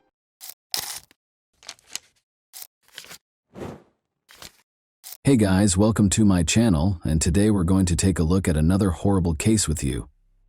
When 9-year-old Charlotte Senna abruptly vanished in the middle of the crowded park in Greenfield, New York, a fun and laid-back day in the park turned into every parent's worst nightmare. Charlotte appeared to disappear into thin air, but dozens of people immediately began looking for her. In a matter of seconds, the nation's attention was drawn to the Charlotte disappearance case, a terrifying story of a kidnapping, endless searches, and an amazing turn of events that left everyone in shock when the kidnapper gave a crucial clue to solving the case. Possibly more than one, this thriller is full of unexpected twists and events that unfold before our eyes. Charlotte Senna, a 9-year-old fourth grader, lives in Greenfield, Saratoga County with her two sisters ages 4 and 10 and her parents, David and Trish. Her mother is a food inspector for the Stewart Shops chain, and her father, David, is a pipeline mechanic. Charlotte's parents are a typical working family, and they never would have thought that their daughter would be the object of a repeat criminal who wants to use her to help him out financially. Evidently, though, nobody is immune to the nightmare that has become reality. Charlotte was having a picnic with her family and friends on Saturday, September 30th, 2023, at Morrow Lake State Park, which is only a 15-minute drive from their house. The 6,250-acre park is named for Morrow Lake and is located 70 kilometers north of Albany, New York. It is a well-liked recreational destination with boating and fishing opportunities, a sandy beach, 158 picnic areas, walking trails, and amazing dense forested areas. Its easy access to other resort towns draws tourists from all over the state. David and Tricia Senna, Charlotte's parents, made the decision to unwind with a sizable gathering here. Charlotte and her friends went cycling around lunchtime. She was about to head back to the camping area after a few rounds when she promised her friends that she would complete one more lap alone before joining the others. The time was around 6:15 p.m. back then. Her parents, however, became aware of her absence 10 minutes later.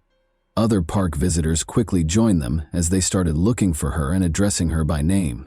To assist in finding the child, people got up from their tables and left their food. The area where she vanished became chaotic. They eventually located her daughter's bicycle at 6:45 p.m. That was the beginning of every parent's worst nightmare. The parents had already called the police at 6:47 p.m. They were appalled that they had already lost 30 minutes and were positive that Charlotte had been kidnapped. How were the girl's parents made aware of her abduction? They got a clue from her bicycle. Charlotte wasn't the type to just up and start walking instead of riding her bike. She could ride with the breeze, so why would she get off? If the bike had malfunctioned, things would have been different, but it was in perfect operating order. Besides, it was standing on its kickstand, not lying on the path. In other words, something, or probably someone, managed to attract the girl's attention, stop her, and then kidnap her. Police officers reached the park by 7 p.m. There were definitely severe worries about Charlotte's safety, because the bicycle was located, but she was nowhere to be found. But the police could not rule out the possibility that the child had just lost their way. As a result, both directions were pursued. Information regarding the missing child was quickly disseminated by the media. Numerous individuals looked for her, but as night fell, the situation deteriorated. Over 100 people had already begun searching the park by Sunday, and another 300 joined them the next day.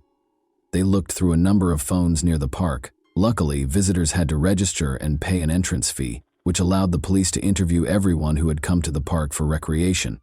But this took time, and when the officers searched diligently and failed to locate the girl nearby, they began to suspect that she had been kidnapped. Furthermore, Charlotte's scent trail was lost nearly at the same location as her bicycle.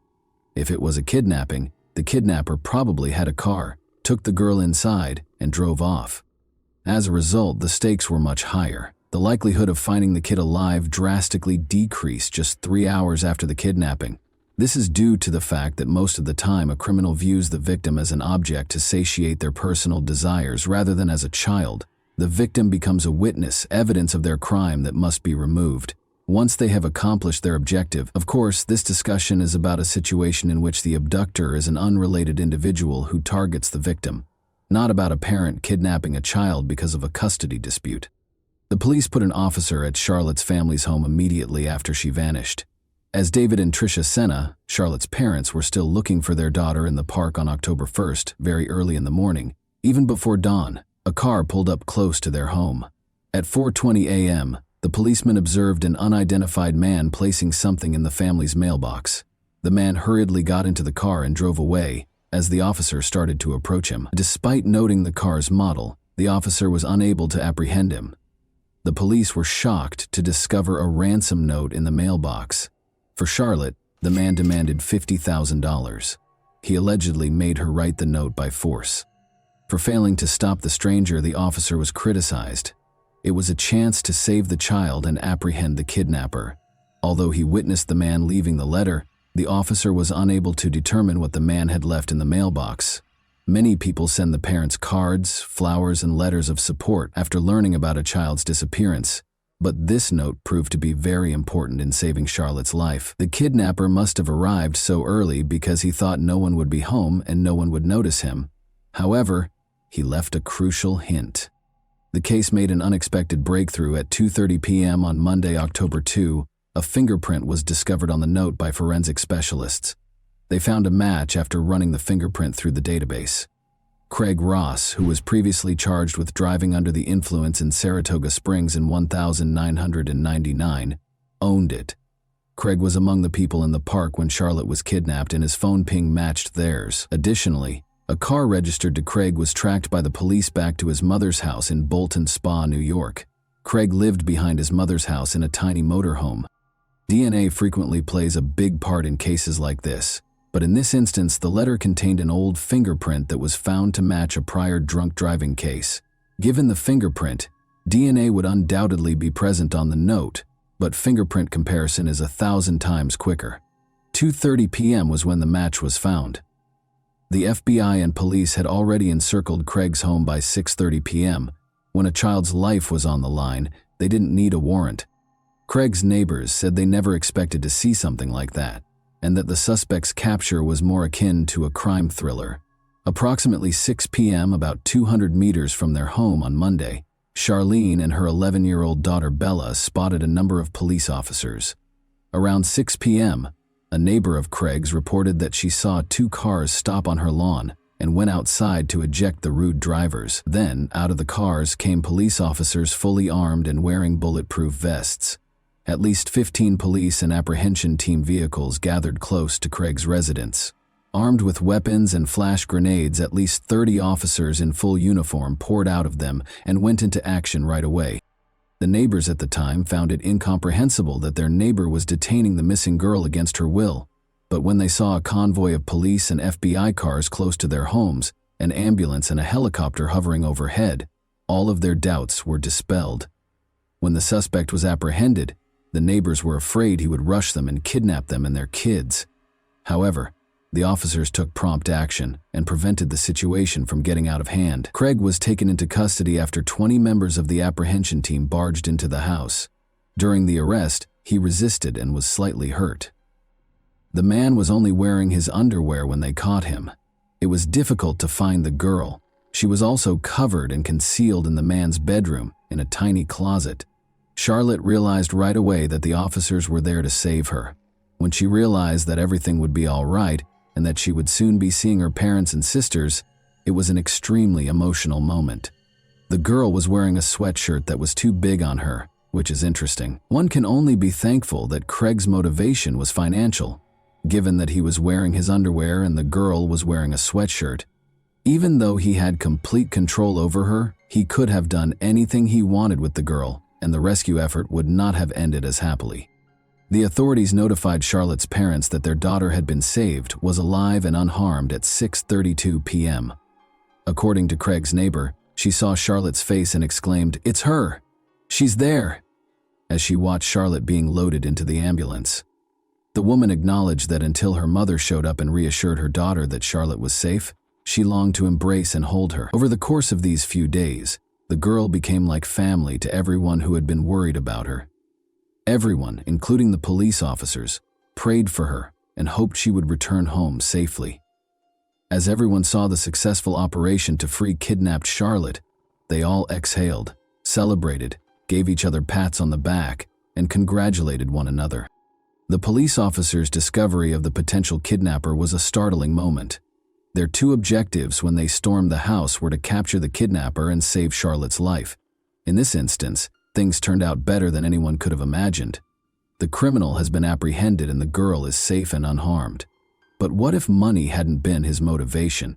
It would have been too late by the time they recognized him. The mere thought of it is terrifying. Charlotte was taken to the hospital right away, and following a medical examination, her family was allowed to return home. Charlotte is in excellent health, aside from the evident shock following the kidnapping.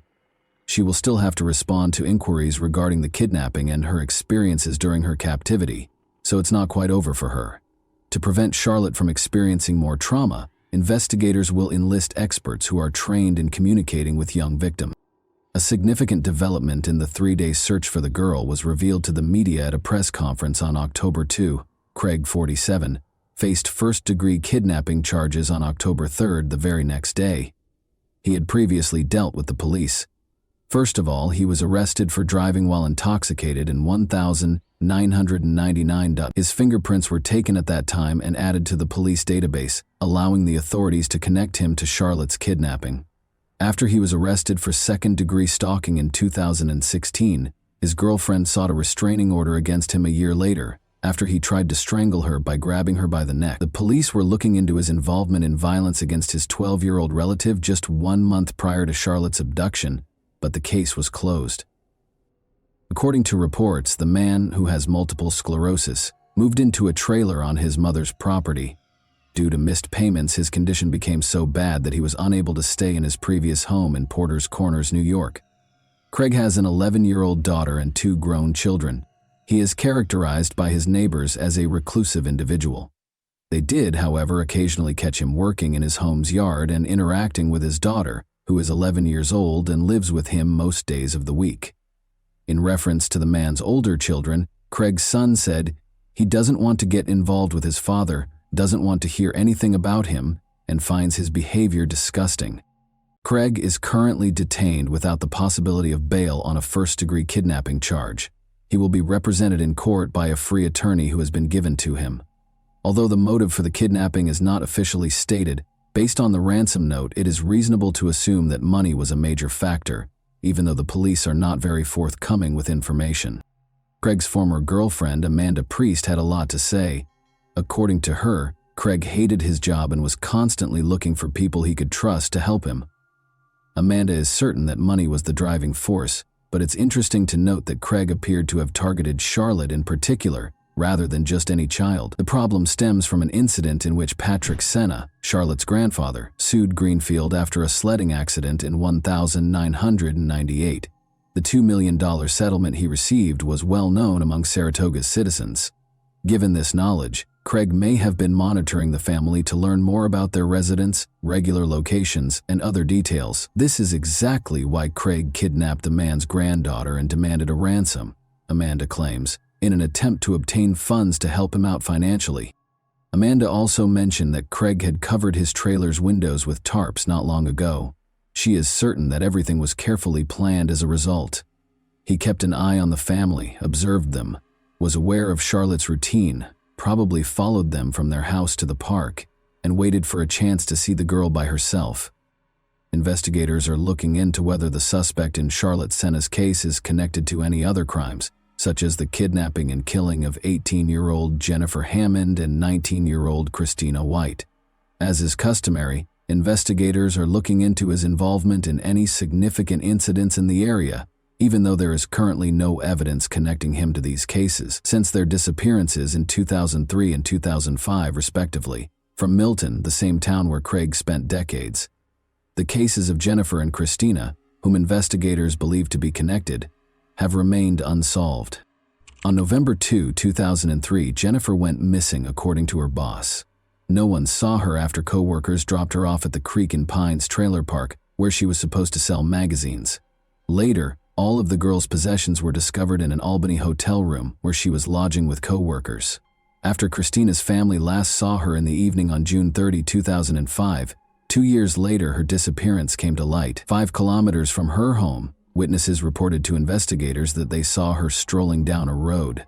In March 2006, hunters discovered Christina's remains, which were essentially just a skeleton, 16 kilometers from her last known location in the D-Town forest in Greenfield. According to the autopsy, Christina's chest and abdomen were fatally struck by the murderer.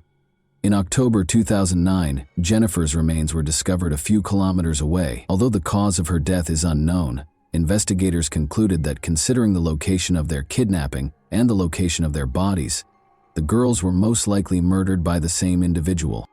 According to criminal profiler John Kelly, who was familiar with the area and probably liked red-hamed girls, Craig Ross presumably abducted Charlotte, but we know that the best predictor of present or future behavior is past behavior. Therefore, it's always important to find out if a person has committed abductions in the past. There may be a connection because Craig's path from the park to his house apparently goes through wooded areas connected to these 2 unsolved murders. He was keeping an eye on the family and may have believed he could kidnap them again because he had done it successfully in the past. However, he could demand ransom and simultaneously improve his financial situation rather than committing murder. In any event, the inquiry is still ongoing to determine whether he is connected to any other crimes. He has been questioned by the police in the interim to determine whether he was keeping an eye on Charlotte and whether his motivations extended beyond his need for money. The Senna family thanked everyone who put in so much effort to bring their daughter home. Naturally, they expressed their relief at Charlotte's return home and recognize how lucky they are that things turned out this way. They are aware that not all kidnapped children make it back home safely. And that wraps up today's chilling story. If you enjoyed this video, don't forget to like and subscribe so you never miss a new upload. Also, let me know in the comments what part of this story shocked you the most. Thank you for watching, and I'll see you in the next video.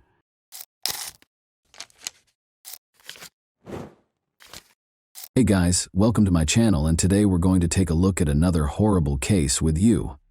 On May 13, 2015, around 5 p.m., firefighters extinguished a raging fire in a garage by the road in the village of Sand Lake, Michigan. At that moment, a terrified woman dashed up to their car, screaming that her neighbors had died. Several firefighters accompanied the woman to her neighbor's house. 2 lifeless bodies lay on the bedroom floor in a pool of blood. It appeared that they'd been shot. To preserve the evidence at the crime scene, the firefighters avoided touching anything and immediately informed the police that they had discovered 2 bodies and needed investigators and forensic experts. Forensic experts had been at the crime scene for about an hour, collecting evidence and photographing the bodies of 46-year-old Martin Durham and 47-year-old Glenna Durham, when one officer noticed a small movement in Glenna's chest. He rushed to her body and attempted to feel for a pulse, but Glenna's eyes opened wide and she sat up abruptly, screaming, "What are you doing, Marty?" The officer immediately summoned paramedics, who transported the injured woman to the local hospital. Marty and Glenna met as teenagers in the early 1980 SS. Marty invited the girl on a date to a local open-air theater, where they both lost their virginity in the same evening, with little interest in the film itself. Their relationship progressed quickly and passionately, but it ended after a few months, in part because Glenna, 17, married soon after. Marty started a family on his own. Christina Keller was 14 years old when she met Marty, then 19, at a party at his house. The young man appeared charming and amusing to the girl, but also a little strange because he immediately declared that he would marry her someday. Marty arrived on her doorstep the following day. He must have made a good impression on Christina's parents, because he has never left her life since. Their friendship turned into a romantic relationship, and Christina, then 16, discovered she was expecting their first child. Within 2 years, she was carrying their second son, prompting the young couple to marry. Christina and her husband had a daughter 11 months later. Christina was 19 and Marty was 24 at the time. Initially, the young family lived with relatives, but in early 1995, Marty secured a higher-paid job at a factory in Michigan, and the family of 5 relocated. However, Marty was involved in a car accident on the evening of February 16, 1995, on his way home from work. Another vehicle speeding through a red light collided with his vehicle. The larger vehicle nearly crushed Marty's car, trapping him inside. Marty was transported to the hospital, where he had been clinically dead for approximately 5 minutes. He suffered severe injuries to his left side and was in a coma for more than 3 weeks. When he regained consciousness, he had no memory of his wife, children, or much of his previous life. He spent 1.5 years learning to walk, speak, eat, and care for himself again. Christina provided physical support for him during this time. Marty began to resemble his former self, but psychologically he had changed. He became enraged as a result of the brain trauma. He never fought with his wife or children, but he became a domineering figure. Even his sense of humor grew darker. Christina filed for divorce in 2000, nearly 5 years after the accident. She still cared deeply for her husband, but her feelings had shifted to a more maternal nature, as she had taken on the role of his caregiver and could no longer relate to him in any other way. Marty purchased his first home in May 2001 using funds from the insurance company and a bank loan. The house was located in Sand Lake, Michigan, a small village with a population of 500 people. Marty was overjoyed with his new home, which he had moved into with his 2 sons and an African gray parrot named Bud.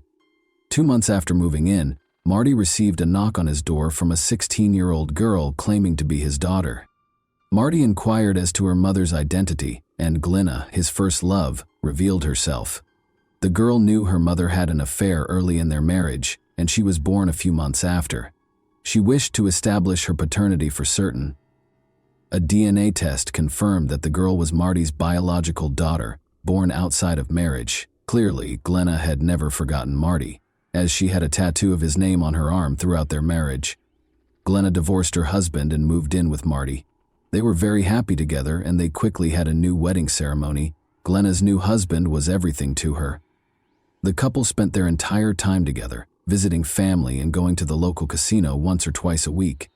Glenna would sit in the car and read a novel while Marty went hunting. Glenna was paid $3,200 per month to care for her husband, after officially taking on the responsibility. Marty received more than $1,000 in disability benefits each month. Glenna also sold Marty's excess medication, bringing their total monthly income to around $5,000. When Marty's sons moved out, this income was enough to support them in the small village.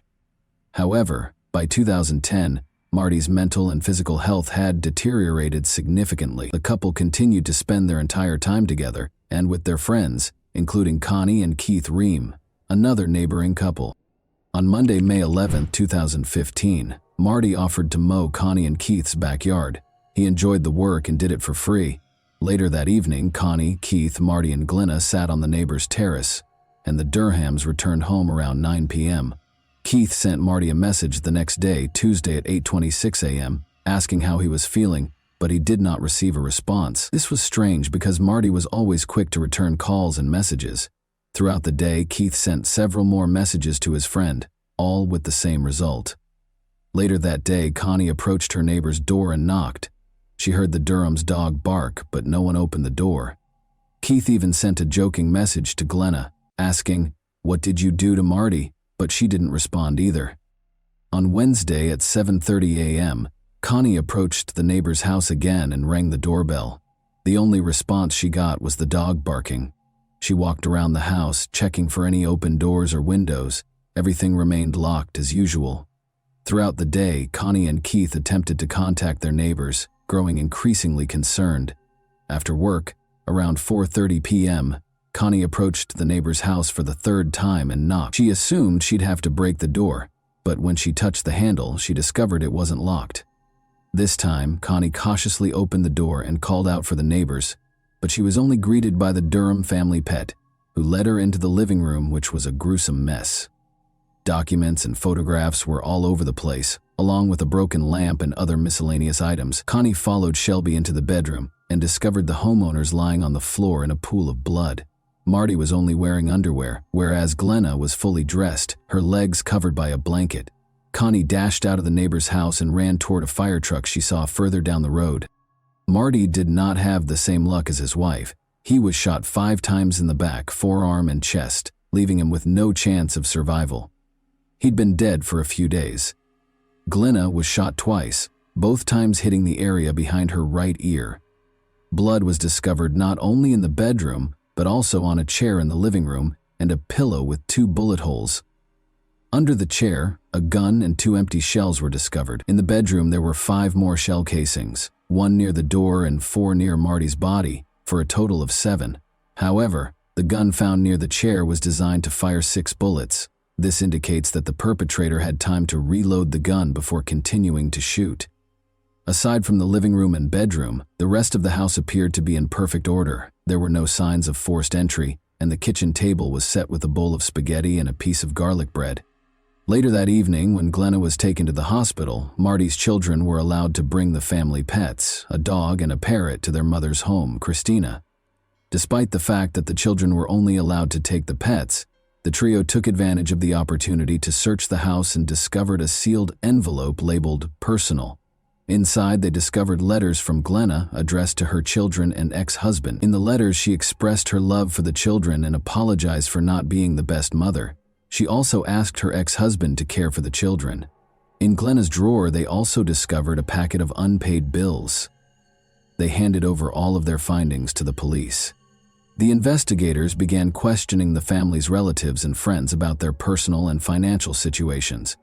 They enjoyed spending time together and became completely absorbed in each other's company. However, it quickly became clear that they were having serious financial difficulties. Glenna was in charge of the family's finances, and relatives suspected Marty was unaware of the gravity of the situation because he was so frugal. On the other hand, Glenna had developed a serious gambling addiction. She would buy hundreds of lottery tickets and lose thousands of dollars at the casino. But whenever her husband approached her, she pretended to be playing with $1 bills. Glenna played every week, and in 2010, she spent $75,000 on her addiction. The family had fallen behind on tax payments, had credit card debt, and Marty's car was about to be repossessed. However, their most pressing concern was their home. Glenna hadn't made mortgage payments in over a year, and they owed $48,000. Marty's mother saw a list of homes that would be seized due to debts in early April 2015, a few weeks before the family was attacked. Marty's address was on the list. She called Glenna, who assured her that the newspaper had printed the incorrect address and that she would resolve the issue. Of course, it turned out that their home was being repossessed. Despite the fact that Marty had taken out a mortgage, Glenna received notice on April 28 that their home would be auctioned if they did not pay $5,000. Interestingly, the auction was scheduled for May 12th, just 1 day before Marty and Glenna were discovered by their neighbor. The investigators concluded that Marty was unaware of the impending loss of their home because he had been renovating it for the previous 2 months. He painted the bathroom just 2 days before they died. Glenna was able to regain consciousness after 3 days in intensive care. She had no recollection of the day of the murders or the days before. She couldn't remember writing the letters to her children or ex-husband. Because the eyewitness couldn't provide any useful information, the police had few leads or clues to work with. Marty, an avid hunter, frequently showed his firearms to friends, so the weapon contained multiple DNA samples. Glenna and Marty did, however, sell drugs for cash, and large sums of money were kept in envelopes in a safe. Could it have been an unplanned robbery? The living room was in disarray, as if someone had been looking for something and the money from the safe was missing. This version of events appeared to be the most plausible, but finding the killer among their illegal clients was like looking for a needle in a haystack. It took a full year before an unexpected witness helped solve the case. Bud, a 19-year-old parrot, had been living with Christina for the previous 12 months. Bud was an African gray parrot with the unique ability to mimic not only sounds and words in his environment, but also human voices. Originally, he was Christina's beloved pet, but Marty took him, presumably to retaliate against his ex-wife for leaving. When Bud returned to his beloved owner, he began repeating various conversations he had overheard while living with Marty, such as how Marty interacted with the dog. However, at some point, he started repeating an argument between a man and a woman. They were clearly arguing with one another, raising their voices and occasionally mixing profanity with everyday words. At the end of the conversation, a male voice said loudly, "No, don't shoot." Christina recorded this scene performed by the parrot on video, but did not report it to the police because she assumed it would be laughed off. However, a year after Marty's murder, a local journalist interviewed his mother, and she mentioned the video. The journalist became very interested and broadcast it on the news. The video quickly went viral, prompting the police to reopen the investigation and narrow their focus on one suspect, Glenna Durham. They examined Marty and Glenna's phones and discovered that Marty's last action on his phone was to search for information about lawnmowers on the evening of the 11th after returning home from the neighbors. The examination of Glenna's phone proved to be far more intriguing. It had been used until the 13th, when the bodies were discovered. Since 3:32 a.m., someone used the phone 5 times between 4 and 4:48 a.m. To learn more about the gun used in the shootings, including how to reload it, the final message was sent to Glenna's mother at 4:48 a.m. and said, "I love you, please forgive me." Glenna was arrested and charged with first-degree murder. She maintained her innocence, and her lawyer attempted to show that another family member or a stranger had broken into the house to steal medication, cash, or Marty's weapons. However, the forensic experts found no evidence of forced entry into the house. What about the money from the safe? Marty's children had taken it while they were searching the house for Glenna, who had been taken to the hospital, and their father to the mortuary. When investigators discovered this, they claimed that no one had asked them about the money at the police station, so they did not say anything. In any case, the version of a robber was abandoned because nothing was stolen. The prosecution's version of events seemed much more plausible. They believed Marty was killed on the morning of the 12th because he was wearing underwear. When the man realized he was going to lose the house, he became very upset, and a heated argument ensued. Marty attempted to flee into the bedroom after Glenna grabbed the weapon. She shot him in the back. Marty was still on his feet, reaching for another weapon from the bedside table. Glenna fired again, striking his forearm. Only then did he turn to face her, and she fired 3 more shots into his chest. Marty lay lifeless on the bedroom floor. Glenna spent the entire day completing paperwork. She wrote letters to her ex-husband and children and made spaghetti for lunch. Glenna was still engaged in these activities when the neighbor first arrived at her house on the evening of the 12th. Glenna planned her next steps, knowing that her and Marty's neighbors would become concerned regardless. She needed to act fast. She sat in a chair in the living room, placed a pillow against her head, and fired. However, nothing occurred. The pillow absorbed the impact of the shot, and the bullet only grazed her. She had to look up how to reload the pistol because it was down to its last bullet. This means she didn't try again until the early morning of the 13th, when she sent a message to her mother.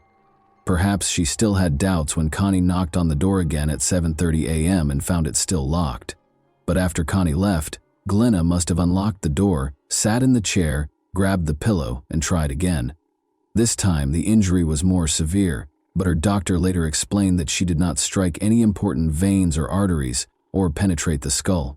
It's difficult to imagine what condition she was in, but because head wounds always bleed profusely, she may have decided to simply bleed out.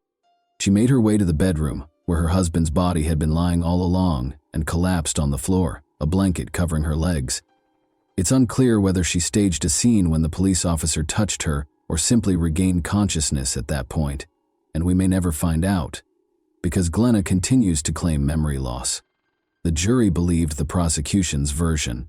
On Wednesday, July 19, 2017, after 9 hours of deliberation, they found her guilty of murder. Glenna Durham was sentenced to life imprisonment. Of course, the parrot named Bud was not called as a witness in court, and it's not because he swears a lot. It is simply impossible to prove that he did not hear that particular dialogue on television or radio, let alone take an oath on the witness stand. In other words, if Bud had been involved in the process and it had been less than 24 hours since Glenna's guilty verdict, her lawyer would have filed an appeal. And that wraps up today's chilling story. If you enjoyed this video, don't forget to like and subscribe so you never miss a new upload. Also, let me know in the comments, what part of this story shocked you the most? Thank you for watching, and I'll see you in the next video.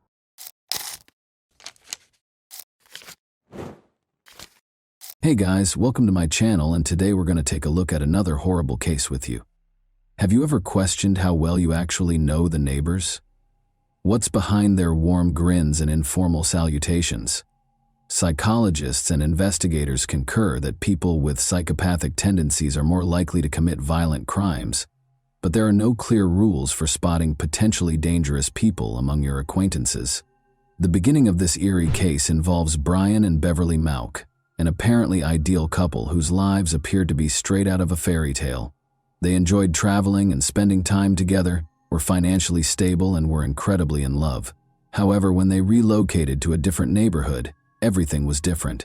Beverly and Brian were found dead in their house shortly after they had moved in. Investigators were immediately directed to a nearby residence by blood evidence found at the scene. Even the most experienced detectives were taken aback by the motivation behind this heinous act. Brian and Beverly Mauck's love story. At a party hosted by a mutual friend in the spring of 2001, Brian and Beverly first crossed paths. They were both college students at the time, but it was obvious they had discovered something unique as soon as their eyes met.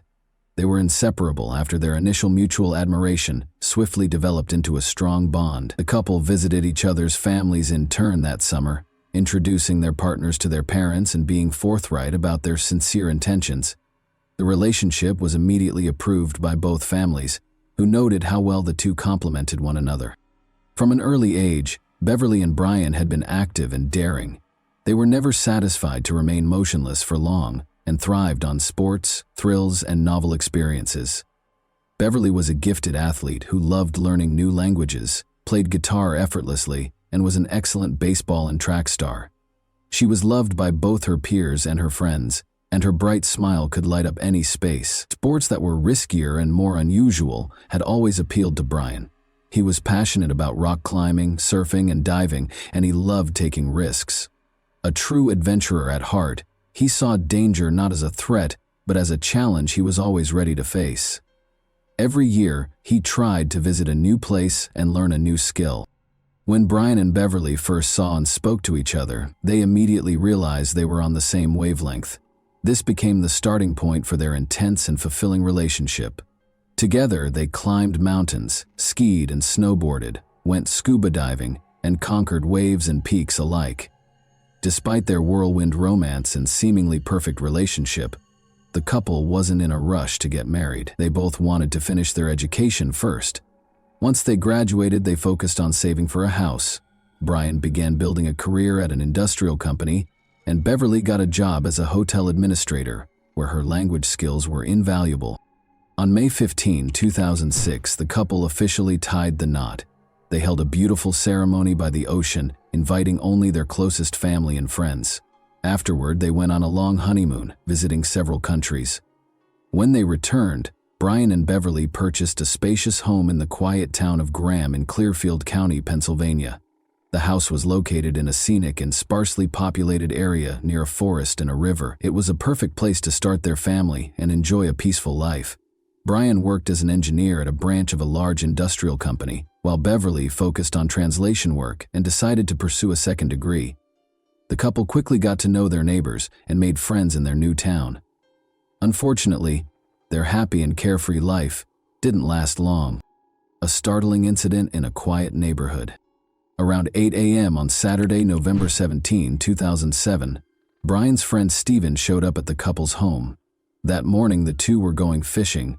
When Steven knocked on the door, no one answered. Steven knocked more loudly and waited, thinking that Brian had likely overslept, but there was no sound in the house. Steven made the decision to wait in his car for roughly half an hour while making several unsuccessful attempts to call Brian, but his calls were not answered. Frustrated and feeling a bit upset that his friend might have changed plans without telling him, Steven eventually left to fish on his own, since he had all the necessary gear with him. Later that day, still unable to reach Brian or Beverly, Steven decided to return to their house once again. There was no answer at the door. This time, Steven decided to walk around the property and look through the windows. He was starting to feel uneasy. Brian was a responsible and punctual person who wouldn't just disappear without notifying anyone. When Steven reached the garage, he looked through a small window and saw that the couple's car was parked inside. This made him even more anxious, but he tried to push away any bad thoughts. Moving to the living room window, he attempted to see inside, but as it was already getting dark outside and the house lights were off, it was hard to make anything out. What he could see, however, left him deeply alarmed. The TV was lying face down on the floor, and just beyond it, something large and unmoving was on the ground. Steven rushed back to his car to grab his fishing flashlight, switched it on, and directed the beam into the living room. What he saw froze him in terror. On the floor lay two bodies, partially covered with a blanket that was soaked through with blood. One bare foot stuck out from one side, and a hand was visible on the other. Horrified, Stephen immediately called emergency services to report what he had seen. He waited for law enforcement to arrive, staying by the house of his friends. When officers arrived, Stephen was the first to be interviewed. He recounted everything he knew about the day and expressed deep regret that he hadn't checked the windows earlier that morning when neither Brian nor Beverly answered his knocks or calls. Examining the crime scene, the front door wasn't locked, nor was it forced open, which immediately raised suspicions. Inside, in the living room, the lifeless bodies of the homeowners were discovered. Both had been dead for at least 12 hours. Based on initial observations, the cause of death was determined to be gunshot wounds inflicted by a large caliber weapon. Each victim had been shot 3 times, leaving no chance of survival. The precision of the attack indicated that the assailant was determined and deliberate. But why? There were no signs of theft, personal belongings, cell phones, and even cash were untouched, ruling out robbery as a motive. There were no signs of struggle, and apart from the gunshot wounds, the bodies showed no evidence of other injuries or aggression. Investigators were left with the chilling impression that this was either a calculated execution or a deeply personal act of vengeance. However, according to witnesses, the couple had no known enemies or unresolved conflicts. The bodies had been moved after the crime, as evidenced by drag marks smeared with blood across the floor. The perpetrator had clumsily attempted to clean up, leaving smeared blood trails and splatters on the walls and furniture, indicating where the victims had been during the attack. 6 spent shell casings were found at the scene. Surprisingly, the assailant hadn't bothered to collect them. Later, forensics verified that a .22 caliber revolver was used to fire the shots. Investigators came to the conclusion that a single perpetrator most likely shot both victims using the same weapon. The lock remained intact, indicating that the couple had voluntarily allowed the guest inside. Investigators speculated that Brian may have answered the door, identified the guest, and granted them entry. He may have turned toward the living room after inviting the individual inside, but the moment he did, the attacker produced a gun and fired 3 close-range shots into Brian's back. One of the bullets left his body and hit the TV screen, knocking it to the ground. Beverly probably came out of the bedroom because of the noise. She attempted to flee when she noticed her husband lying in a pool of blood and the attacker standing close by. Unfortunately, she didn't get very far before she was killed in the hallway after being hit in the back by 3 bullets. Later, her body was pulled into the living room and set next to Brian's. The fact that both victims were still in their pajamas suggests that the crime was committed while they were asleep in the early hours of the morning. It was still unclear why the attacker had wrapped a blanket over the bodies. The drag marks on the floor were smeared, giving the impression that someone had attempted to clean them but had instead made the situation more chaotic. It appeared as if someone had attempted to sweep away a sizable bloodstain that was close to the body. Investigators discovered a long-handled plastic broom behind the couch, its bristles matted with dried blood. But the reason the broom handle was left at the scene was because the criminal had carefully cleaned it of fingerprints. The reason for the broom's use quickly became apparent. The criminal had been carefully cleaning the floor in an attempt to remove bloody shoe prints. Similarly, palm prints and smudged fingerprints were discovered on door handles, furniture, and walls, making identification impossible. Experienced forensic investigators were aware that the longer a criminal remained at the scene, the more likely it was that they would leave behind something incriminating, even if the attacker made an effort to clean up and hide their tracks. Their intuition was right. They discovered a crucial clue: a partial boot print on the blanket that covered the victims' bodies. Because it wasn't blood-stained, the print wasn't immediately noticeable. Rather, the tread pattern showed on the fabric underneath it, and it was imprinted where there was only a thin layer of blood on the floor. After sending the blanket to a lab, forensic experts determined that the tread belonged to a rare type of heavy-duty work boots with a unique sole design. After more research, it was discovered that a Clearfield County construction company had recently bought multiple pairs of these exact boots. With this lead, investigators started questioning company employees in an effort to reduce the number of possible suspects on their list. Detectives discovered a palm print on one of the surfaces of the house in addition to the shoe print. There was optimism that the case would be resolved in a matter of days, and it appeared to be a breakthrough. Nevertheless, no matches were found when the print was scanned through law enforcement databases. This implied that the offender had no past records and had never had their fingerprints taken by the police. The initial suspect, Stephen, the friend who had found the bodies and alerted the police to the crime, was, of course, the first suspect. Suspicion was aroused by the fact that he had been to the crime scene twice that day, but Stephen clarified that he didn't call the police until later because he had thought earlier in the morning that Brian and Beverly were just sleeping. Stephen was shocked and furious to learn that he was a suspect. He had no alibi because he said he had been fishing by the river by himself for almost the whole day, where no one else had seen him.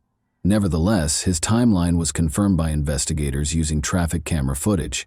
As he had described, the recordings verified that he had traveled to and from the fishing site during the day. Stephen was further exonerated by fingerprint analysis, as tests for gunshot residue on his skin and clothing revealed no evidence, and his prints did not match any recovered from the scene. Furthermore, the boot prints were not the same size as Stephen's shoes, and he had no affiliation with the construction company that had bought the boots. All suspicions against him were abandoned, since there was no proof linking him to the crime. An unexpected observer. In the meantime, detectives interviewed neighbors extensively in an attempt to locate witnesses. They eventually received a promising lead when they knocked on the door of Daniel and Jennifer Tabaris, who lived across the street from the Mocks. When they called, Daniel said he was happy to answer their questions, but that his wife Jennifer was at work. He disclosed that at approximately 5:30 a.m., he now knows that the strange noises he heard from the Mocks' house on the day of the crime were gunshots. Daniel, intrigued but wary, had noticed a white pickup truck parked close to the Mocks' home through his window. He was positive the car was not the couple's. Two men left the Mocks' home a few minutes after the loud noises were heard. The low light just before dawn made it difficult for Daniel Tavares, the witness, to get a clear view of them, but he gave a thorough account of the white pickup truck's driver that was parked close to the house. Daniel reported that the driver was a white man of about 40 years of age, with a sturdy build, long dark hair pulled back in a ponytail, and a mustache. Additionally, he saw a tattoo on the man's left hand, though he was unable to discern the design. No other neighbors reported seeing anything similar, despite the fact that this information seemed promising. Brian and Beverly's friends, family, and co-workers were unable to name anyone in their social circle who fit this description or had a truck like that. The fact that the car was not visible on any local traffic cameras further suggests that the criminals may have evaded detection by taking a detour through the woods. A county-wide alert was issued for the white pickup truck, but no leads were found. A fresh suspect surfaces. In an interview with detectives, Beverly's mother recalled that a few months prior to the crime, her daughter had brought up Jeremy Flint, a neighbor. Law enforcement had been keeping an eye on Jeremy, a 22-year-old man, for dealing illegal substances.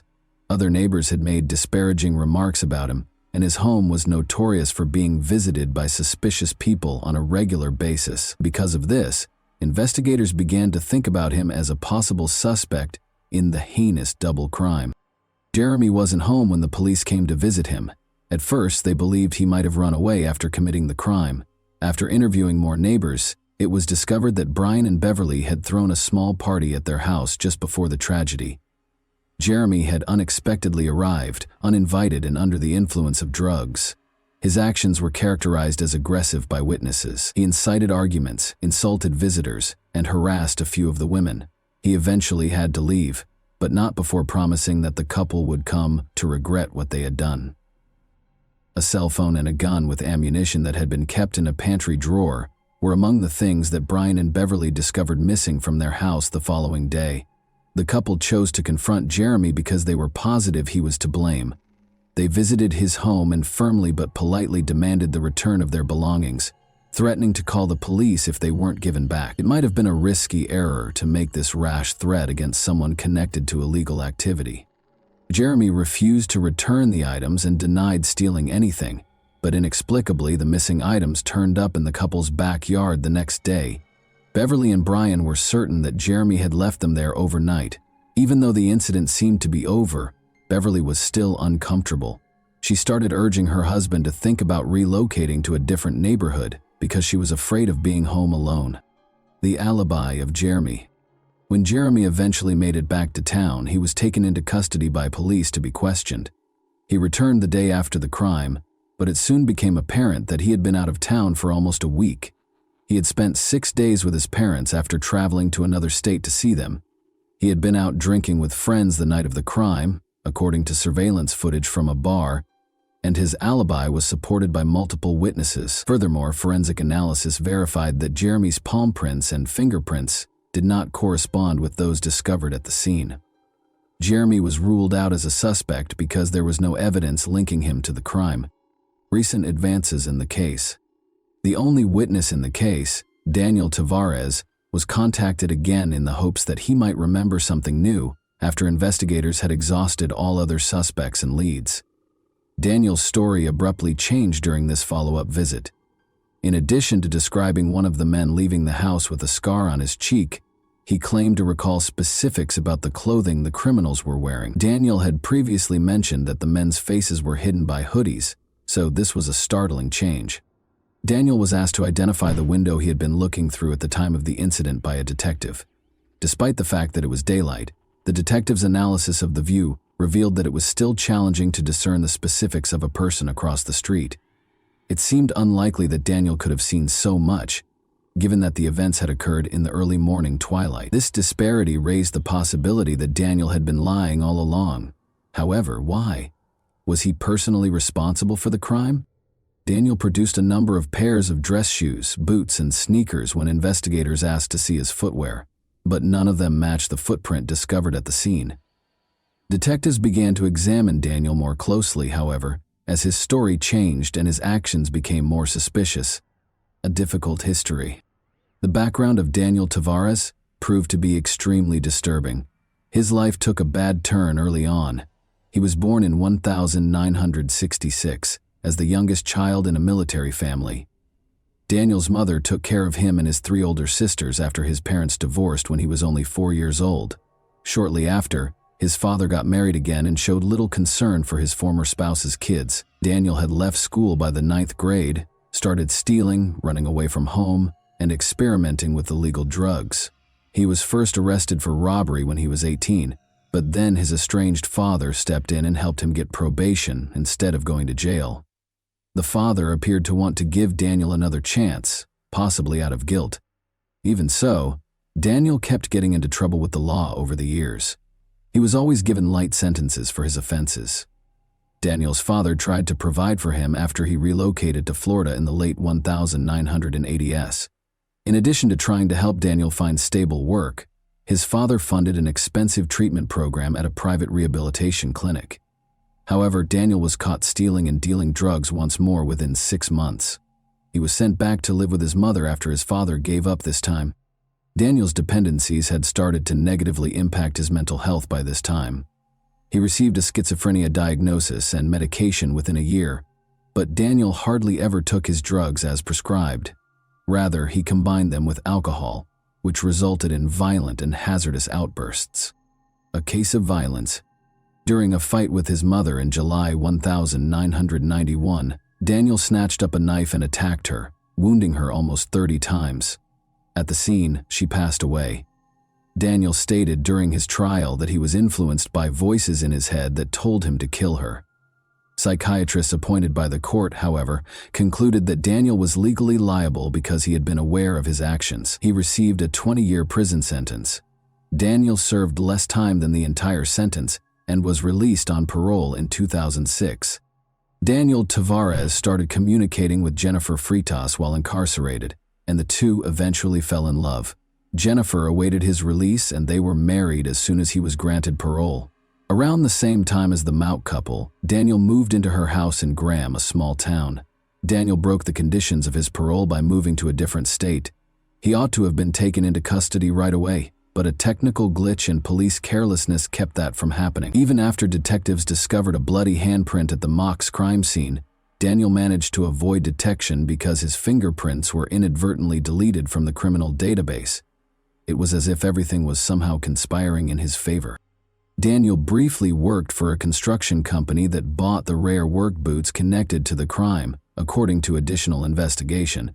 but there was not enough hard evidence for detectives to make an arrest. They had to carefully construct their case so as not to alert Daniel or Jennifer, his possible accomplice. Placing the trap. Daniel was asked to come to the police station on November 24, 2007, ostensibly to help with composite sketches of possible suspects. He enthusiastically accepted and enthusiastically described and assisted in drawing portraits of people he had made up entirely for about an hour.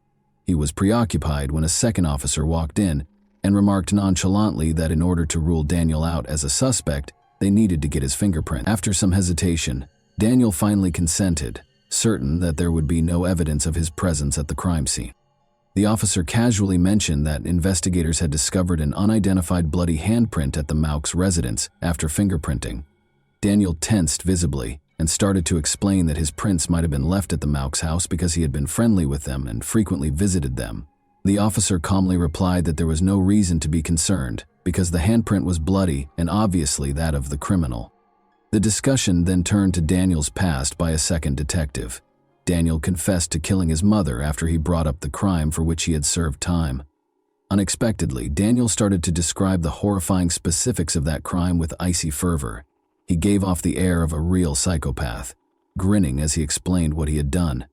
Forensic experts were comparing Daniel's prints to those recovered from the crime scene in the meantime. Detectives presented Daniel with the evidence after the results showed a perfect match. Anger immediately replaced his arrogant manner. However, officers handcuffed him and placed him under arrest before he could lash out. Daniel was forced to confess and assist investigators due to the overwhelming evidence against him. He clarified that he had spent hours drinking and using potent drugs at a bar the night before the crime. The bar staff threw him out and threatened to call the police when he ran out of money to pay his tab. Daniel Tavares was furious when he remembered that he had given his neighbor Brian Mauch a tattoo as a friendly gesture the month before. Daniel, however, arbitrarily demanded $50 for the service after deciding that he should be paid for his labor. At 5 in the morning, armed with his revolver, he arrived at the Mauch's home while they were still sleeping together when Brian opened the door. Irritated by the early visit, Daniel's demand for money was there. Perplexed and irritated, Brian declined, instructing Daniel to return once he had calmed down. However, Daniel insisted. Brian decided it would be simpler to pay in order to defuse the situation, so he went to another room to get the money. Daniel took offense at a comment he made as he was leaving. Daniel became indignant at this. In an instant, he pulled out his gun and shot Brian 3 times in the back. Beverly was awakened by gunfire and went outside to investigate. She saw Daniel standing with a gun over her husband, who was lying on the floor in a pool of blood. She attempted to flee back to the bedroom after realizing the danger, but she was shot 3 times in the back before she could do so. Upon acknowledging the seriousness of his actions, Daniel returned home and asked his wife Jennifer to assist in cleaning up the crime scene. Sadly, Jennifer didn't appear shocked by what he did. Together, they carried Beverly's body into the living room, set it next to Brian, and wrapped a blanket around them both. Jennifer proposed erasing the bloody footprints with a broom. Additionally, she carefully cleaned surfaces to get rid of fingerprints, but she overlooked one important one. After cleaning was completed, Daniel threw the murder weapon into a nearby river. The revolver was never found, despite investigators' best efforts. The fallout. Daniel Tavares received a life sentence without the chance of release. Jennifer, his wife, expressed profound regret, saying she had aided Daniel because she was afraid for her own safety. She only received a 1-year prison sentence for tampering with the evidence. A terrible discovery was made in 2015 by new homeowners remodeling the house where Daniel had previously resided with his mother. They discovered human remains when they were digging in the backyard. The remains were identified by forensic analysis as belonging to a young neighbor who vanished in 1990. Investigators found that Daniel had been attracted to the woman romantically, but had reacted violently and fatally when she turned him down. Her body was interred in his mother's backyard, where it was kept secret for many years. Daniel was given a second life sentence for this offense. And that wraps up today's chilling story. If you enjoyed this video, don't forget to like and subscribe so you never miss a new upload. Also, let me know in the comments what part of this story shocked you the most. Thank you for watching, and I'll see you in the next video.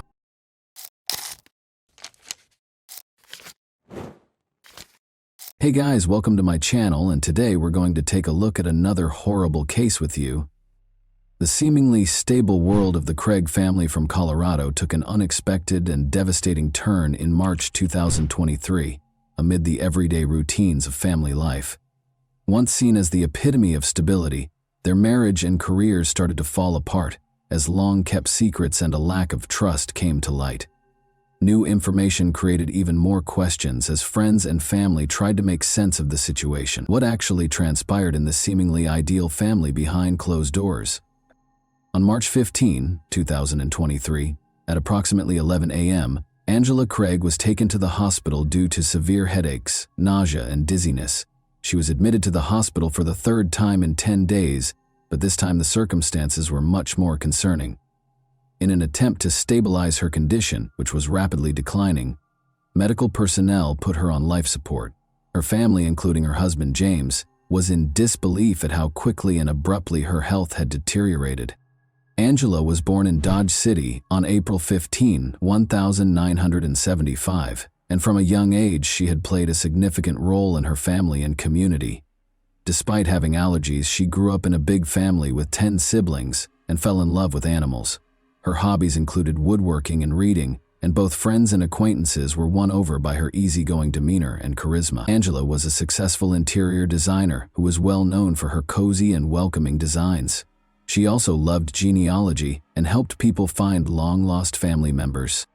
James Craig, who went on to become a dentist, married Angela on December 18, 1999. After earning his degree from the University of Missouri, Kansas City in 2006, James started participating in dental programs abroad. They established a life together in Colorado, where James opened an Aurora dental office. Despite her hectic schedule, Angela remained close to her siblings, especially her sister Toni, with whom she spoke on a daily basis. The couple had 6 children together. Angela's life appeared to be ideal. She oversaw a choir, ran youth programs, and was very active in church activities. But everyone was taken aback by her unexpected health problems in March 2023. She had complained of a headache only a week before, but the symptoms had gone away quickly, so there was no reason to be concerned. The doctors and her family were unable to explain why her condition was now getting worse so quickly. James, meanwhile, stayed by her side, as always attentive and considerate. 2 p.m., Angela experienced a severe episode that same day, leaving her loved ones feeling scared and powerless. The cause of her condition was still unknown despite the medical team's tireless efforts to save her, which increased the already existing stress and anxiety. Doctors put in endless effort to stabilize Angela after she lost consciousness, but things got out of hand. Her stroke on March 15, 2023, was a pivotal moment in her life.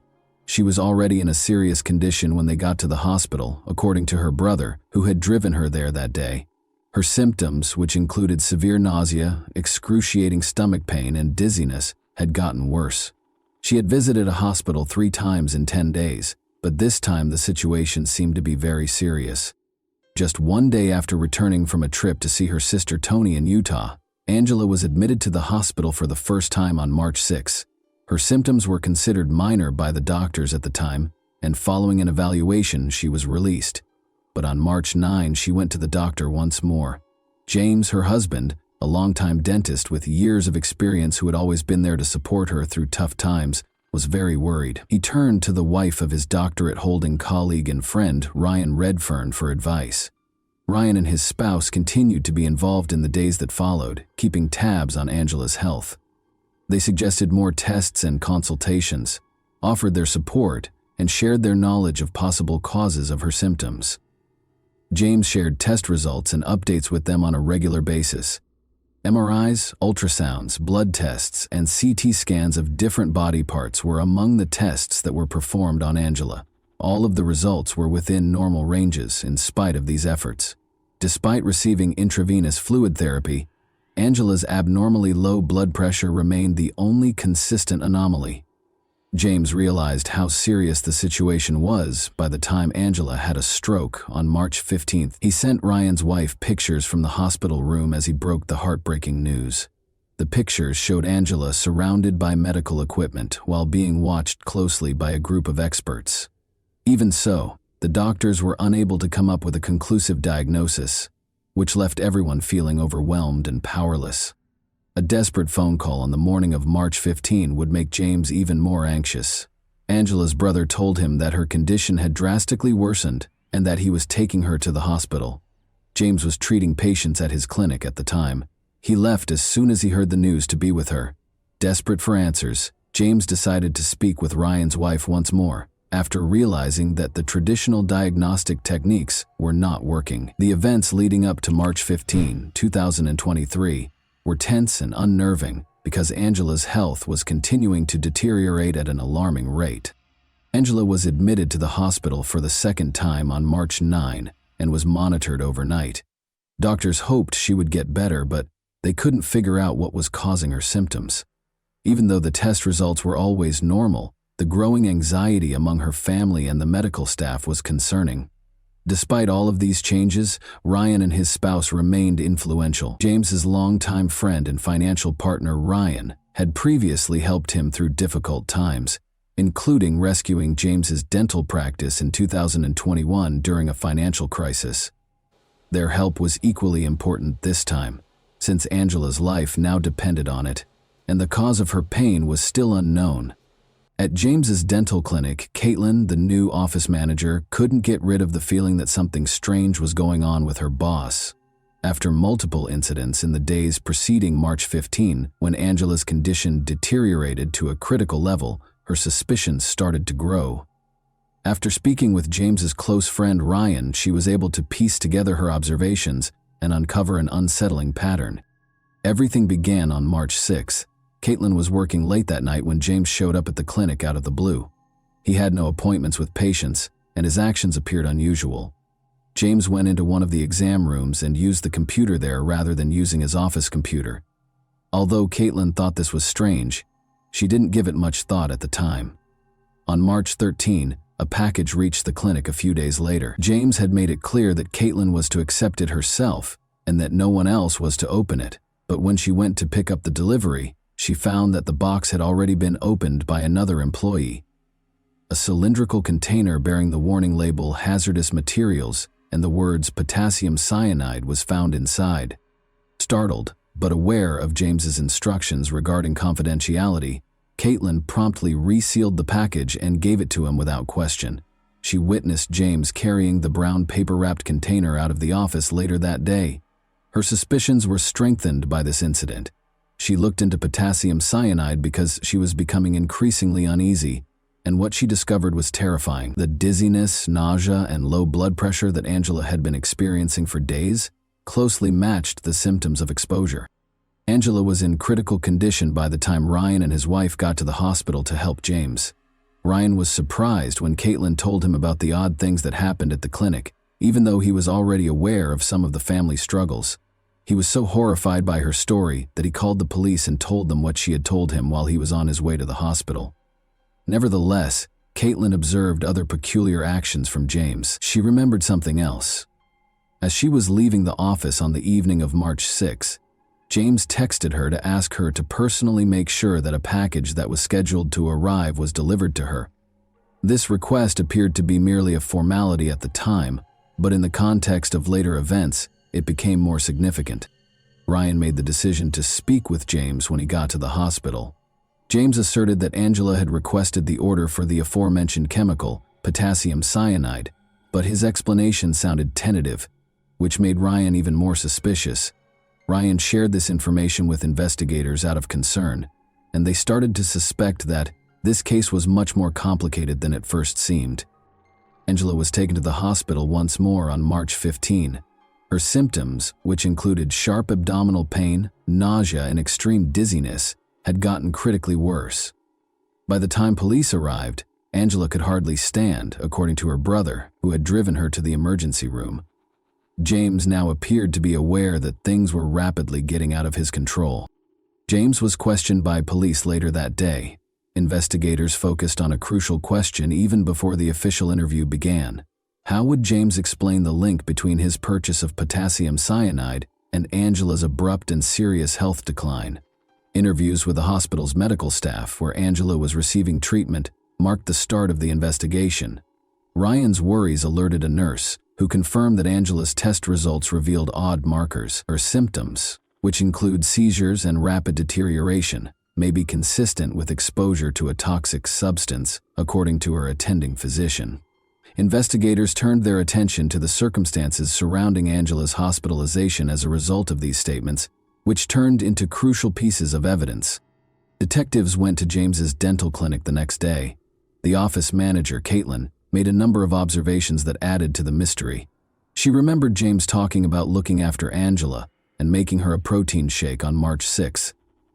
Angela's health started to deteriorate shortly after, which was a coincidence that investigators noticed and led to further inquiries. In the days that followed, Caitlin added, James frequently seemed nervous, shunned social interactions, and talked on the phone a lot. She was especially drawn to his request that she sign documents pertaining to the purchase of clinic equipment. Investigators suspected possible financial misconduct after examining these documents and finding that the amounts listed were significantly greater than the equipment's true cost.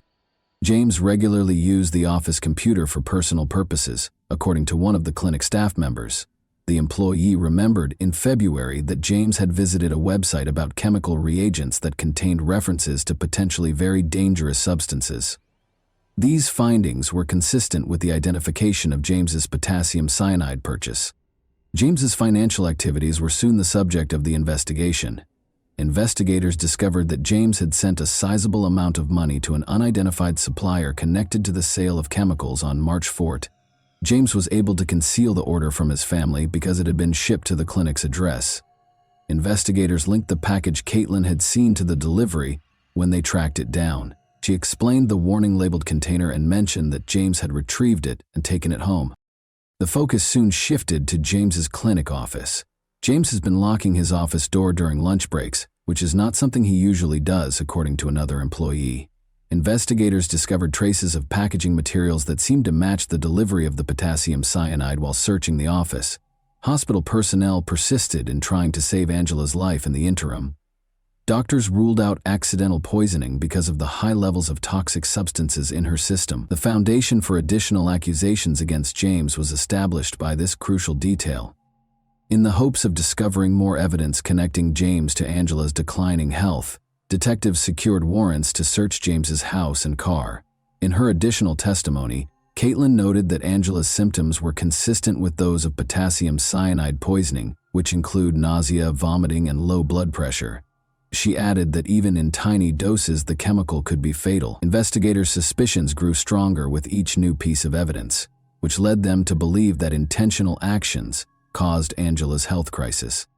James's computer was examined as part of the inquiry. Detectives discovered notes on it that listed the times and dates that Angela's symptoms worsened.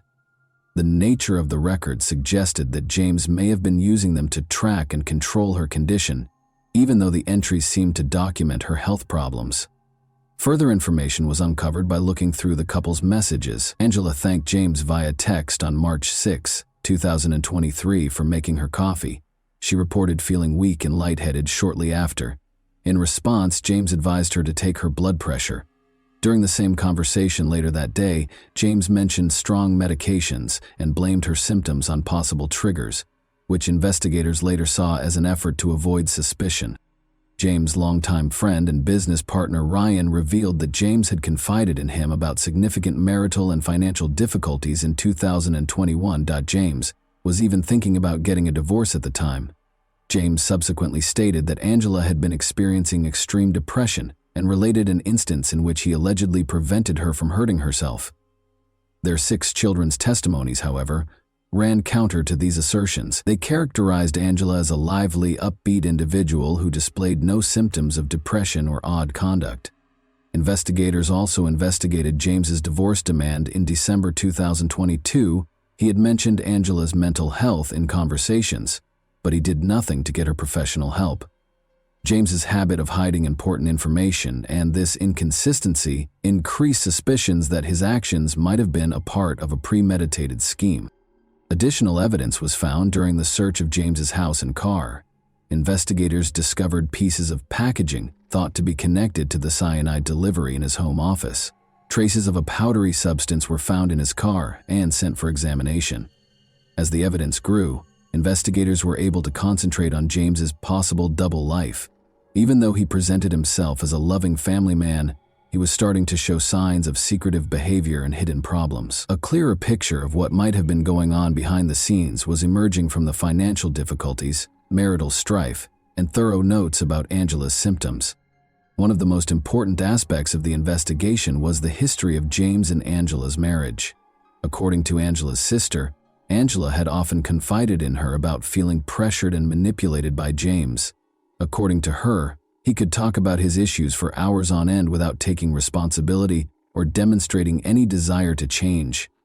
According to reports, Angela felt stuck in the circumstance and lacked the strength to escape. These reports corroborated remarks made by James's co-workers, who observed his repeated grievances regarding family issues. James once remarked that life would be simpler without all of these responsibilities, according to one co-worker. Throughout the investigation, Angela's medical records were extremely important. She had seen doctors more often than usual over the previous 2 years, complaining of inexplicable symptoms like weakness, dizziness, and stomach pain. Investigators suspected a potential link between her health problems and James's behavior, because these visits fell during times when their relationship was more tense. James's search history showed meticulous preparation. He had studied the uses of toxic substances, such as cyanide and arsenic, and discovered ways to cover up their taste in food and beverages. Articles about avoiding suspicion in poisoning cases also piqued his interest. This digital trail demonstrated a high degree of intentionality and preparation. The situation was further clarified by financial records. Investigators discovered that James had been paying for a mailbox he rented in a far-off location, which he used to accept some deliveries. According to delivery service staff, James regularly picked up packages, usually in the evening. His cyanide purchase, which was already being investigated, coincided with one of these deliveries.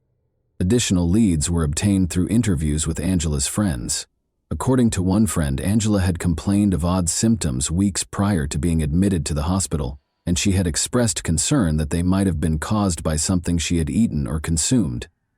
Nevertheless, she ruled out James's involvement, blaming her illness on fatigue or other medical conditions. Investigators sought the opinion of toxicologists, who tested Angela's hair in order to shed light on the matter. Traces of arsenic and other harmful substances were found during the analysis, suggesting that the person had been exposed to poisons for a long time. These results clearly indicated that Angela's declining health was not a coincidence. A coherent story started to emerge from the gathered evidence, which included witness accounts, financial transactions, and the outcomes of medical tests. Long before Angela was admitted to the hospital, James had not only carefully planned his course of action, but had also started carrying it out.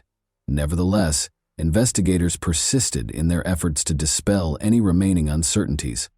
Investigators also looked into James's financial circumstances and found some concerning information. With more than $2 million in debt, his dental practice was in terrible shape. This was made worse by his gambling habit. James's financial situation was already unstable because he had lost a significant sum of money in Las Vegas. These disclosures provided a fresh viewpoint on James and Angela's marital problems, which, in the words of Angela's sister, had been anything but ideal for years. According to Angela's sister, James had consistently persuaded her to stay in the marriage, despite her attempts to leave it for 16 years. Those close to her claimed that despite feeling emotionally spent and stuck, Angela lacked the willpower to break up with him. Investigators suspected James of employing manipulation techniques to keep control of the situation as a result of these accounts. Another aspect of James's life was illuminated by emails discovered during the investigation. An intimate relationship that started in 2022, when Karen, a Texas orthodontist, filed for divorce, was disclosed in correspondence with her. Investigators were drawn to one specific detail. James had purchased airline tickets for Karen on the same day he was issued an arsenic order. Karen apologized for not being with James in an email on March 16 and said she hoped to see him soon. Investigators looked into life insurance plans that were obtained in Angela's name in the interim. They found 3 policies that paid out a significant sum of money. This discovery heightened concerns that James might have included money in his purported scheme. At 4:29 p.m. on March 18, medical professionals pronounced Angela clinically dead. James was charged with first-degree intentional homicide a few hours later. Investigators claim that on March 6, 2023, James, who regularly made protein shakes for his wife, tried to put arsenic in her beverage. After that failed, he told the supplier that he needed potassium cyanide for a medical procedure and ordered an expedited shipment. James was arrested the next day. He was charged with several offenses, including tampering with evidence, at his first court appearance. The judge imposed a $10 million bail amount. Prosecutors charged James Craig with solicitation of murder and solicitation of perjury shortly after. An Aurora police detective was the alleged victim, according to Aurora police spokesperson Joe Moylan, even though the indictment didn't say who James was supposed to hurt. The trial of James Craig has been postponed indefinitely. Craig is scheduled to appear in court with a new lawyer after entering a not guilty plea. Craig was also accused of surreptitiously delivering a jail letter to a fellow prisoner who was freed on bond with the help of an adult daughter. The letter, according to the prosecution, included a request to produce a fictitious video that allegedly showed Angela Craig requesting that James get her some toxic substances. Angela's family made the decision to donate her organs after she passed away on March 18. Knowing that her life could save others gave her loved ones some small comfort in this choice. Her family wrote her obituary, which omitted the terrible circumstances of her death and instead highlighted her generosity, love for her family, and commitment to helping those around her. Angela's 6 children were thrown into the middle of these terrible circumstances in the meantime. Angela's family took custody of them after James was arrested in an effort to protect them from the consequences of his alleged behavior. During this trying time, Angela's family put in a lot of effort to make sure the kids got the help and attention they required. The dark secrets that James Craig had meticulously hid behind the facade of a prosperous career and an apparently contented family life were exposed by this case. The tragic result of his painstakingly planned actions devastated not only his own life, but also the lives of his loved ones, family, and children. This story is a sobering reminder that appearances of success and stability can conceal deep conflicts and hidden agendas, leaving many lives forever altered and many questions unanswered. And that wraps up today's chilling story. If you enjoyed this video, don't forget to like and subscribe so you never miss a new upload. Also, let me know in the comments what part of this story shocked you the most. Thank you for watching, and I'll see you in the next video.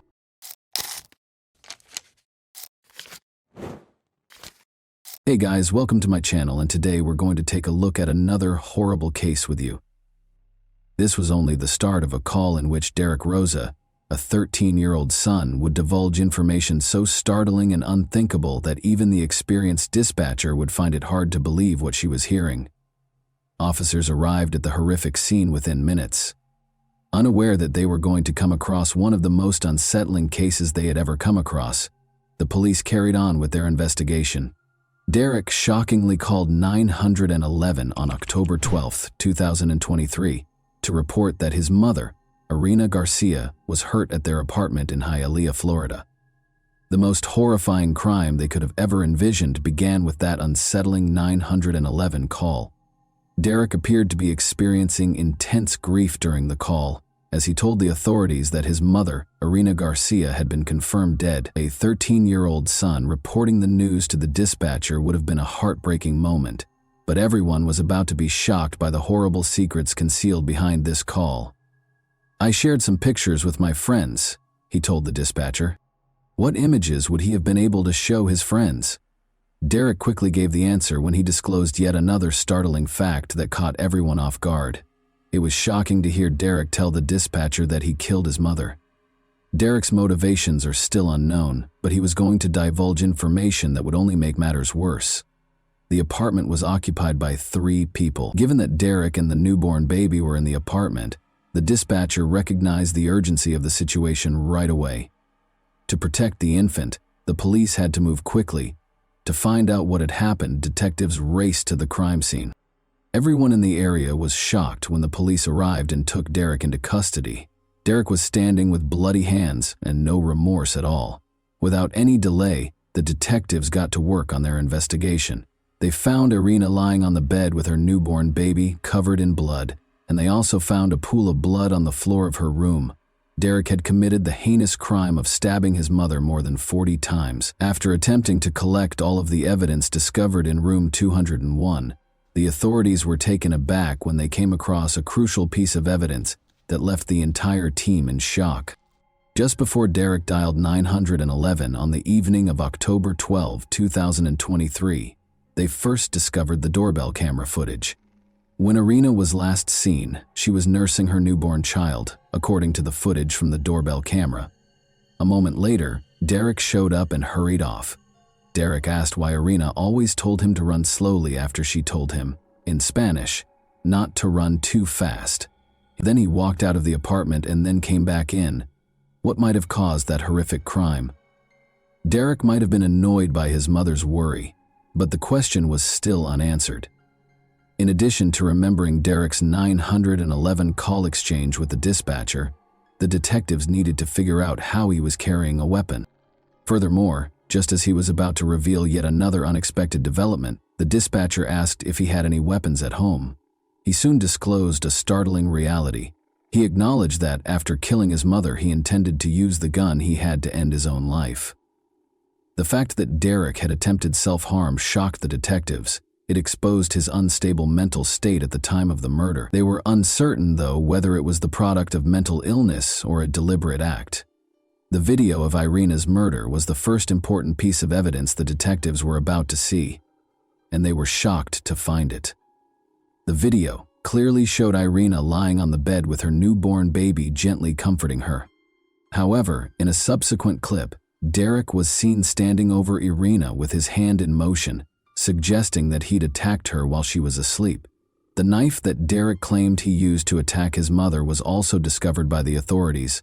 Luckily, he didn't hurt his sister, but these pictures were sufficient proof that Derek killed his mother. In addition, he admitted that after killing his mother, he had sent 2 pictures to his online friend, one of himself and the other of his mother, who had passed away.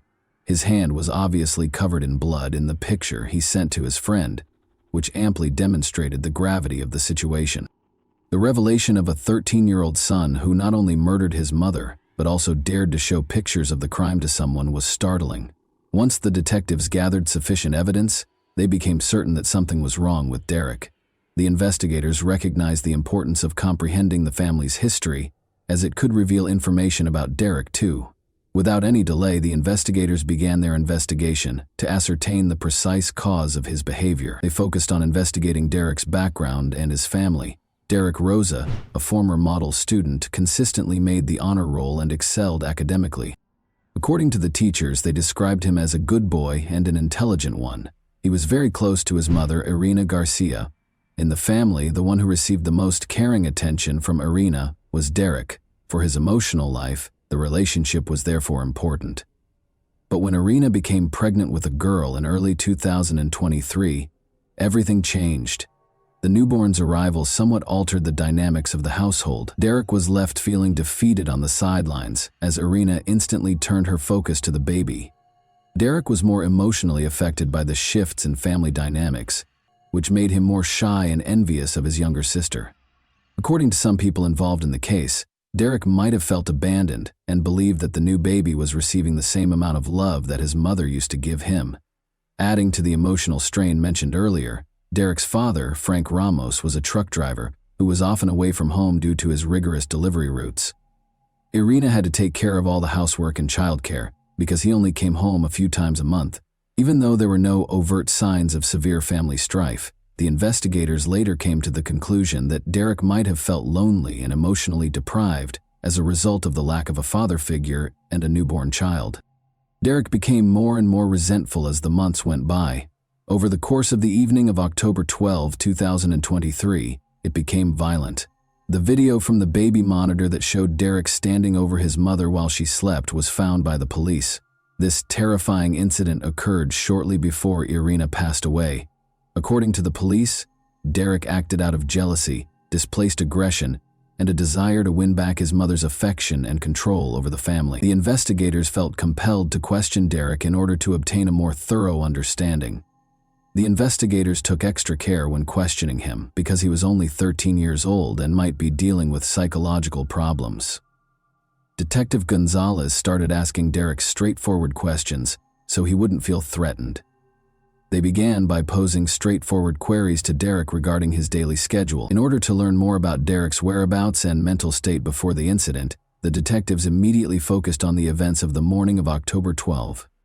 As he interacted with the authorities, Derek seemed composed and helpful, demonstrating a solid grasp of his family's dynamics. He talked about spending weekends with his stepfather, Frank Ramos, and the family didn't seem to be having any problems.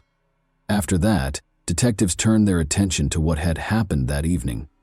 Derek appeared to hesitate before answering this question when detectives asked it. Derek had been giving accurate information up until that point, but the detectives were about to ask a crucial question when he gave them an unexpected response. When the detectives asked him what weapon he used to stab his mother, he gave them an unexpected answer. Derek casually brought up the size of the murder weapon. He seemed to be casually speaking with the authorities, displaying no remorse, and he was not aware of the grave consequences of his crime. The detectives carried on their discussion. He disclosed yet another startling fact. He had stolen the gun from his stepfather's closet and tried but failed to shoot himself. They were hoping to learn more about his friend, with whom he shared the crime photos, and the conversation was going well so far. It was important to mention that he spoke with Sweden, an online friend, virtually every weekend. Additionally, Derek confided in him enough to share pictures of the crime, suggesting that they may have discussed something significant. As a result, the detectives quickly turned their attention to Derek's conversation with his friend. Detective Gonzalez noticed something on Derek's shirt just as he was about to mention the 911 call. He remained unaffected, even though the officers were appalled by the evidence of his crime on his shirt. Rather, he calmly held up his bleeding hand. Derek was clearly emotionally detached as he explained what he had done. The investigators asked the crucial question, and shortly after, the graphic depiction of Derek's crime surfaced, frightening them. It was genuinely terrifying when Derek described the crime in detail, demonstrating each stage of his assault on Irina with hand gestures. Derek was obviously fully conscious when he committed the crime. He was clearly uncomfortable when the detectives questioned him about why he killed his mother, and he quickly came up with a reason to use the restroom. Still, the investigators persisted in asking the same question.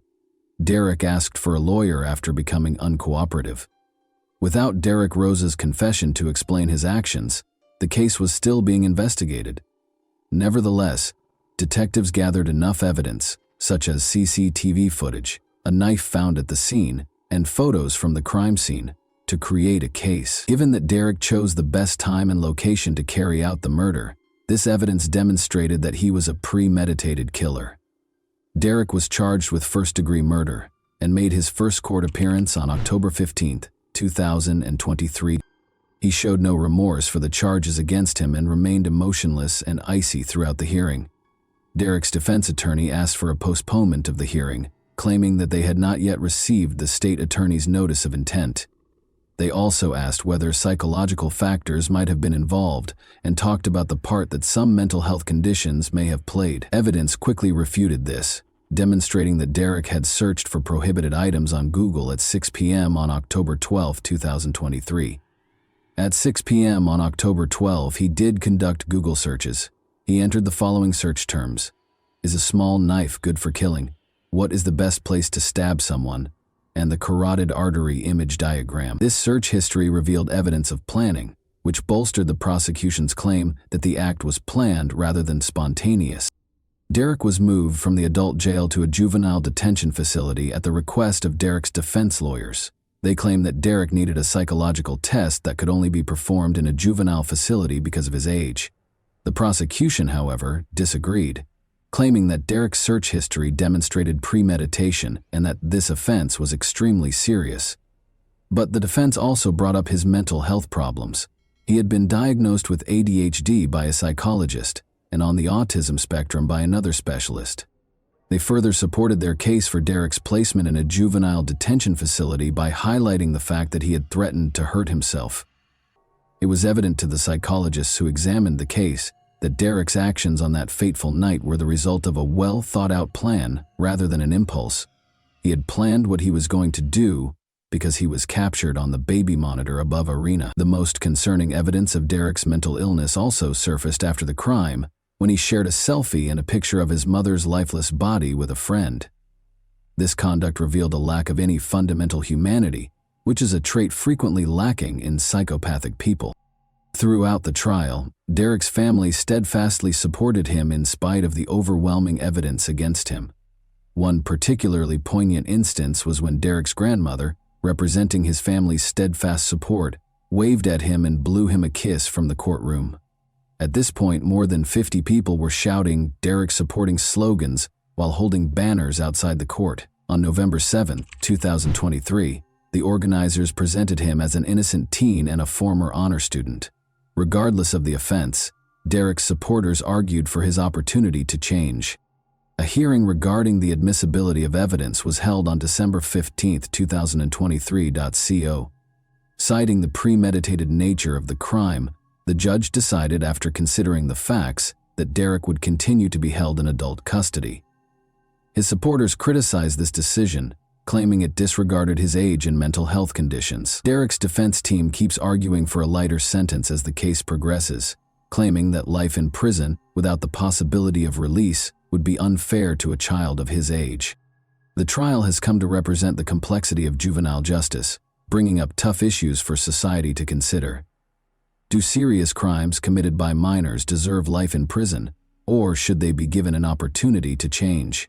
The court will further evaluate Derek's mental health and determine his ultimate sentence at the next hearing, which may be set for December 2024. Derek is currently being held in adult custody under 24-hour supervision while his family and the general public await the outcome.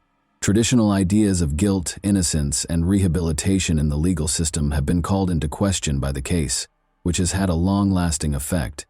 What elements, in your opinion, might have contributed to Derek's choice to carry out this crime? His actions could have been motivated by a number of things, including jealousy, specific psychological issues, or the possible influence of his online friend. And that wraps up today's chilling story. If you enjoyed this video, don't forget to like and subscribe so you never miss a new upload. Also, let me know in the comments, what part of this story shocked you the most? Thank you for watching, and I'll see you in the next video.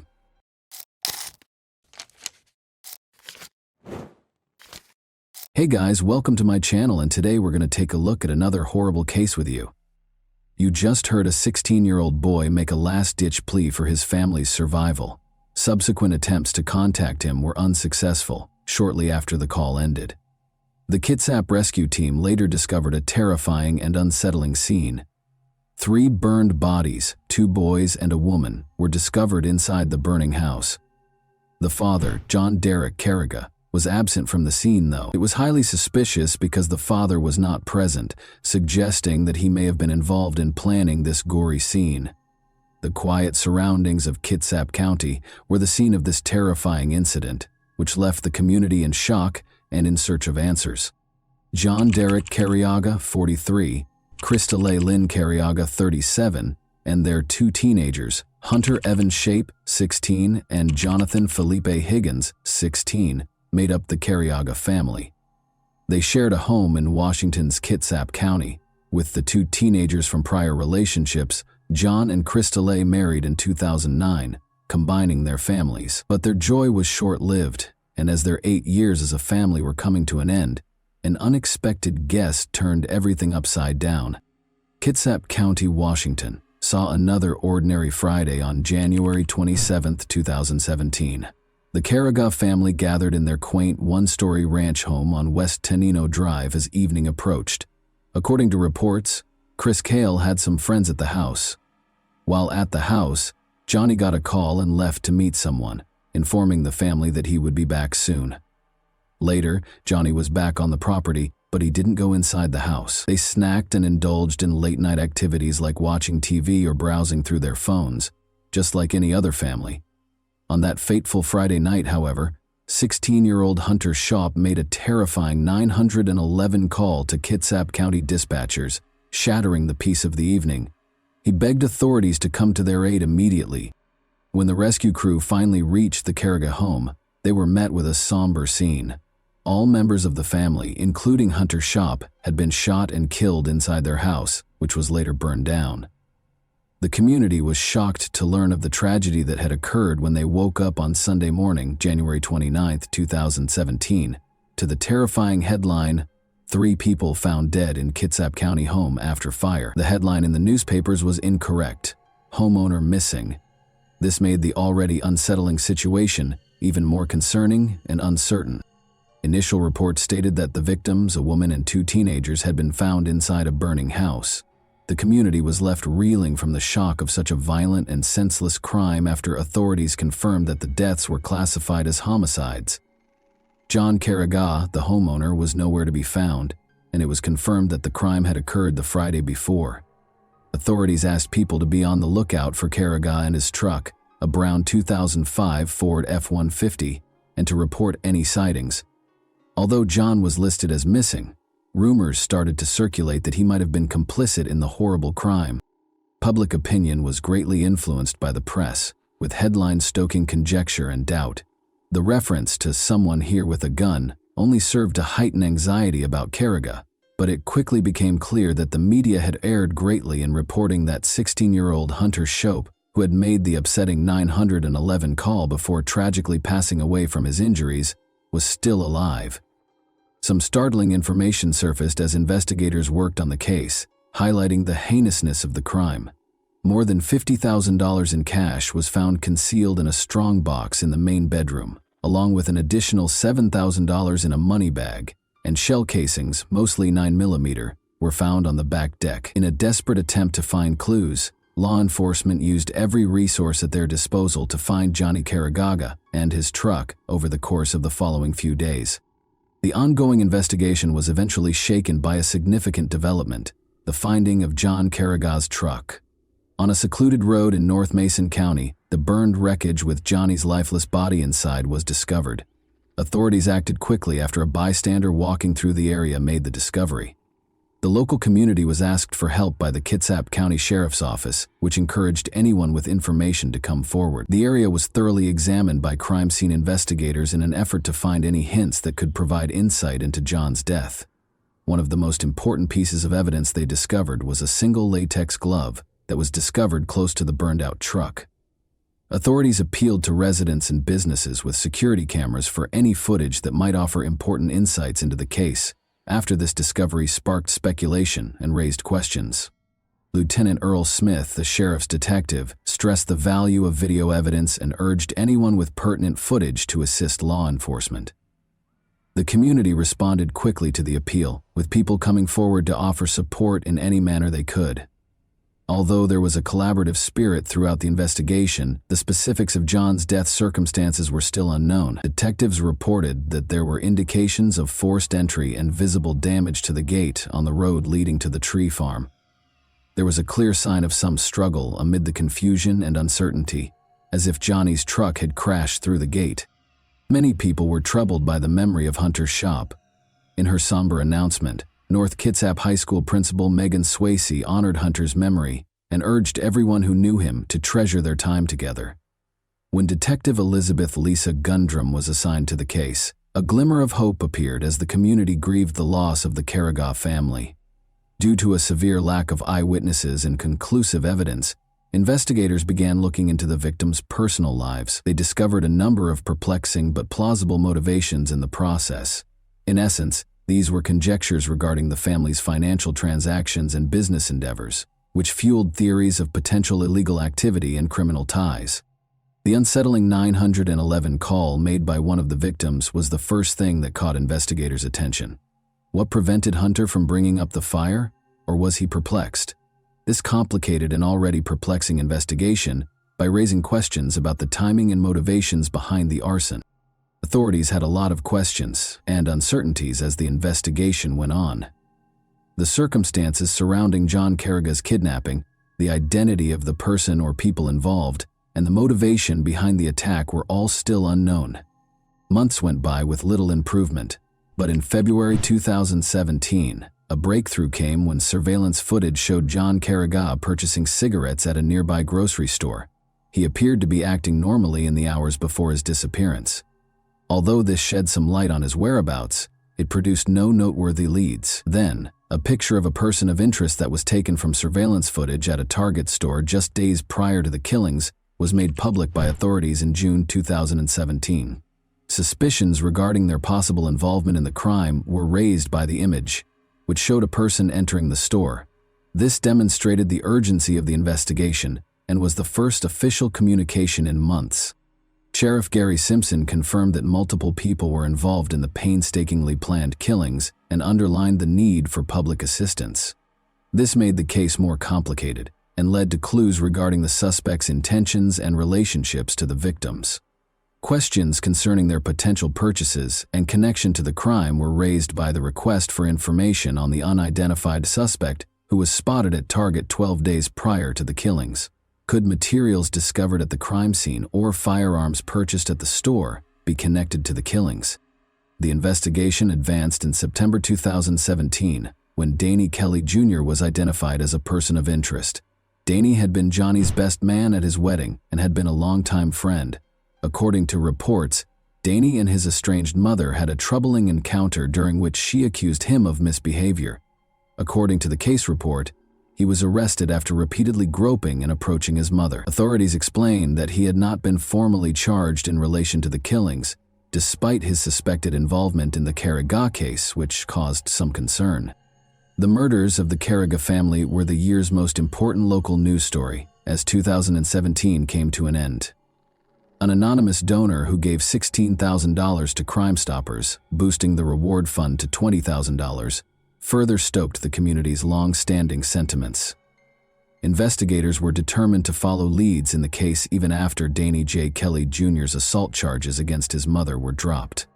Authorities published a longer version of Hunter Shop's terrifying 911 call on January 11, 2018. As they worked, investigators discovered that Danny was dressed in Bandito's motorcycle club gear in the video. Members of the motorcycle club were urged to provide information by investigators. This was an important step because investigators made Danny Kelly Jr.'s affiliation with the Bandito's motorcycle club public and named him as a person of interest. For those who don't know, law enforcement and intelligence organizations in several nations have identified the Bandito's motorcycle club as a motorcycle gang. Despite the club's denials of being a criminal organization, a number of its members have been found guilty of committing crimes. Over the years, the club has been the focus of numerous law enforcement operations and has a significant presence in Washington state. The Department of Justice claims that Bandito's members have been actively involved in violent crimes and methamphetamine trafficking in Washington. Surveillance footage that showed Johnny Carriga meeting someone at a nearby grocery store just before the killings drew more attention. Authorities reiterated their conviction that Bandito's motorcycle club members were directly responsible for the Carriga family killings in January 2020. The biker community was urged to provide any information that could help with the investigation. Since then, though, the case had made little to no headway and had stalled for almost 5 years.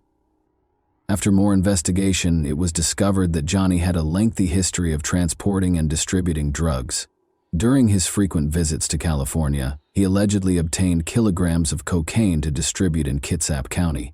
One of Johnny's close friends, Danny, started selling drugs directly to Robert James Watson, the head of the local Banditos chapter, as a result of his involvement with the Banditos Motorcycle Club. Indeed, despite their close relationship, the first suspects, Danny J. Kelly Jr., had a falling out with Johnny prior to the murders, allegedly over money that Danny had stolen.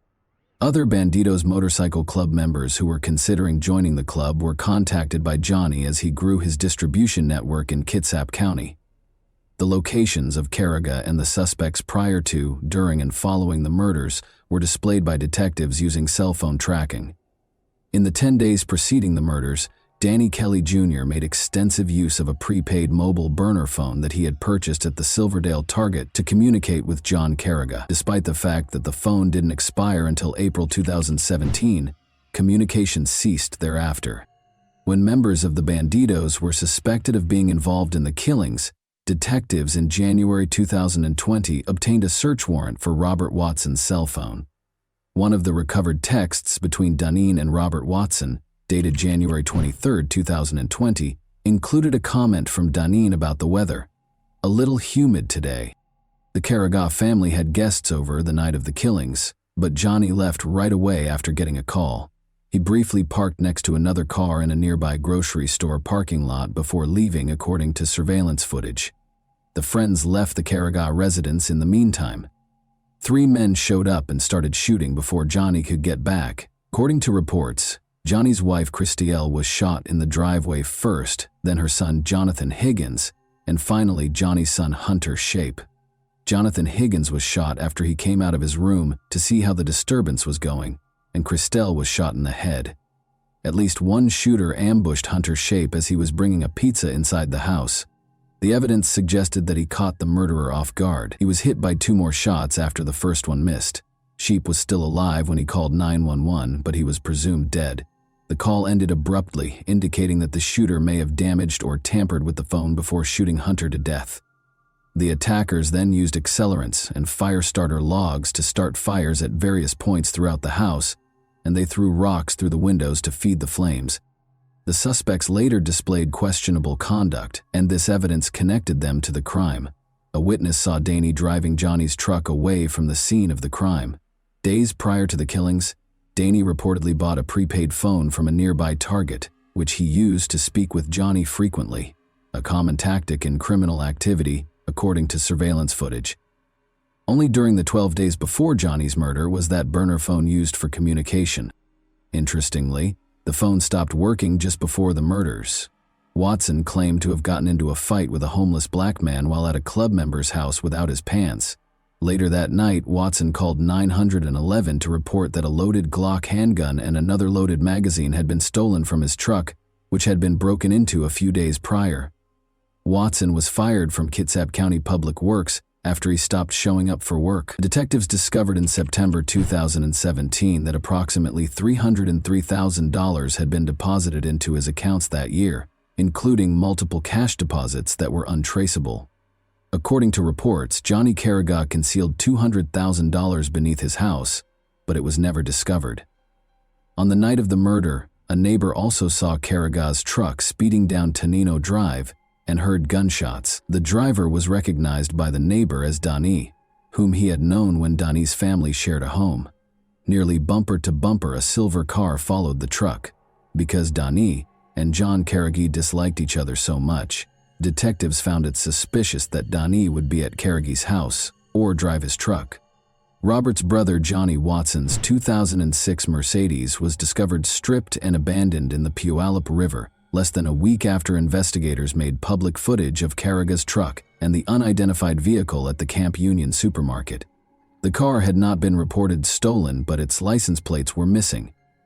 Later on, though, Robert and his brother paid $1,500 to have the car returned. Why he only thought to report it then, the day after a quadruple murder nearby, was the question that emerged. The second car that was spotted in the grocery store parking lot the night of the killings was thought to be driven by Johnny Watson, the third person. Additionally, his DNA and that of one of the rocks found at the crime scene matched exactly. The community was finally rocked by a major development on June 6, 2022, when 3 men were officially charged with the Carrigaw family's quadruple murder. In the lengthy investigation that had engulfed the area for years, this was a pivotal point. The arrest operation, which took place over several weeks and involved about 70 police officers from various counties, was carefully planned. The suspects, who were identified as Danny J. Kelly Jr., 43, Johnny James Watson, 49, and Robert James Watson, 50, were arrested in various locations throughout the state. About an hour later, Johnny Watson and Danny were arrested in their Bremerton apartments, while Robert Watson was stopped in traffic at Gig Harbor. The 3 men were charged with a total of 16 felonies each after being arrested and taken to nearby jails. These charges included first-degree burglary, first-degree arson, first-degree murder, and first-degree aggravated murder. A whopping $20 million was set as bail for each defendant. Each of the suspects entered a not guilty plea to the alleged felony charges. When they appeared in court the next morning, the judge placed severe restrictions on their possession of firearms, alcohol, and drugs unless prescribed, and ordered that they be detained without the possibility of release on bond. The court also ordered the defendants to refrain from any communication with one another. Investigators had established a specialized task force to investigate the quadruple homicide in response to the Carriga family murders. The seriousness of the case and law enforcement's resolve to prosecute the offenders were highlighted by this cooperative effort. In the hopes that the arrests would be a major step toward closure for the families impacted by the tragic loss of the Carriga family, the community awaited further developments in the legal proceedings. However, as people gathered to honor them, there was a glimmer of hope despite the gloom. Those affected by the tragedy eagerly awaited the 3 suspects in the Carriga family murder case to be apprehended. Hunter Shope's mother, Carly Scott, had been praying for justice for years, and now her prayers had been heard. Over the years, she had pleaded so passionately for someone to come forward, and it was successful. The public provided the detectives with tips that enabled them to solve the case. Accused of ruthlessly murdering a whole family, the suspects were brought before a Kitsap County judge while being escorted into the courtroom and clearly restrained. The community was deeply scarred by their alleged crimes, which were motivated by disrespect and greed. Emotions were running high during the trial as relatives confronted the defendant and voiced their desire for justice. Given the seriousness of their acts, the suspects gave off an eerie aura. The arrests gave the victims' loved ones a sense of relief and closure despite the suffering and heartache, and this was evident throughout the Kitsap County Sheriff's Office as family members gathered to give detectives and one another nervous hugs following the arrest. And that wraps up today's chilling story. If you enjoyed this video, don't forget to like and subscribe so you never miss a new upload. Also, let me know in the comments what part of this story shocked you the most. Thank you for watching, and I'll see you in the next video.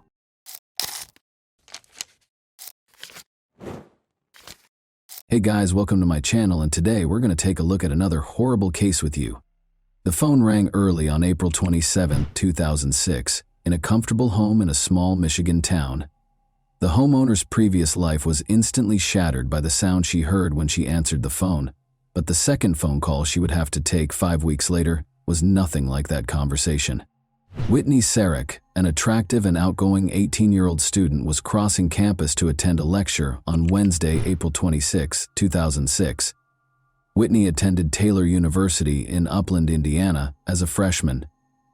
Both Whitney and her older sister were now students at the same university where her parents had previously attended. Whitney actually wanted to attend a different university, but her parents assured her that they would pay 2/3 of her tuition if she attended a Christian university.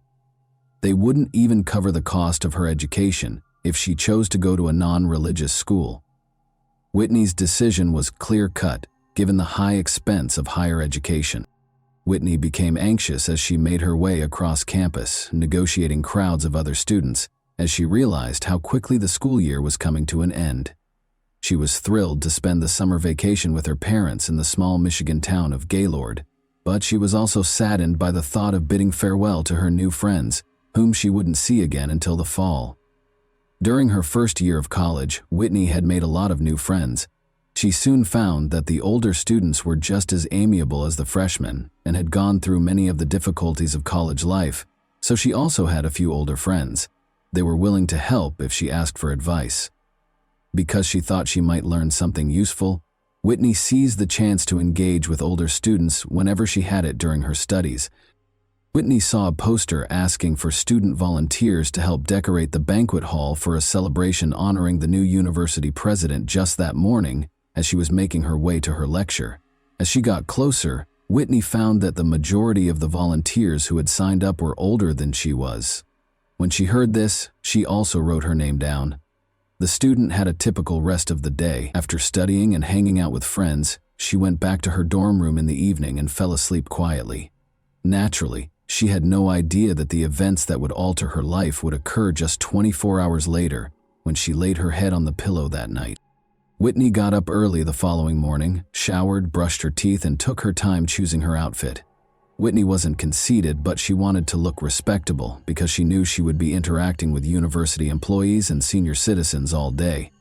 As she got closer to the parking lot meeting place, she noticed some students standing close to a university van. Despite not knowing them, she greeted them with confidence, introduced herself, and since she was the first person they had been waiting for, they all boarded the van. With ease, the car began traveling north on Highway 69 in the direction of Fort Wayne. It was the banquet hall, where the event was scheduled to take place, and it was only an hour away. Whitney immediately started talking to Laura Van Ryn, a 22-year-old who was seated beside her. Another student questioned whether Whitney and Laura were related, despite the fact that they were strangers. In addition to having similar appearances, the two stunning blondes who were tall and slender learned that they had been raised in small Michigan towns. Whitney's hometown of Caledonia, 2 hours south of Gaylord, was where Laura had traveled to study. In addition, they were both younger daughters of devoutly religious parents and were involved in sports, playing football, basketball, volleyball, and running. The students went into the banquet hall as soon as the van came to a stop. It was their responsibility to get ready for the celebration. As they set the tableware, arranged the chairs, and arranged the tables over the course of the following few hours, Laura and Whitney remained together and spoke amicably. The volunteers ultimately determined that their work was finished at around 7 p.m. They took their seats on the van again, and the van drove back south. Laura and Whitney chatted for a few more minutes on the drive, but they soon felt the weariness from their work, just like the other children. They fell silent as they looked thoughtfully out the window at the passing landscape. When the van was within 2 miles of the campus, about 30 minutes later, a bright beam of light filled the van's interior.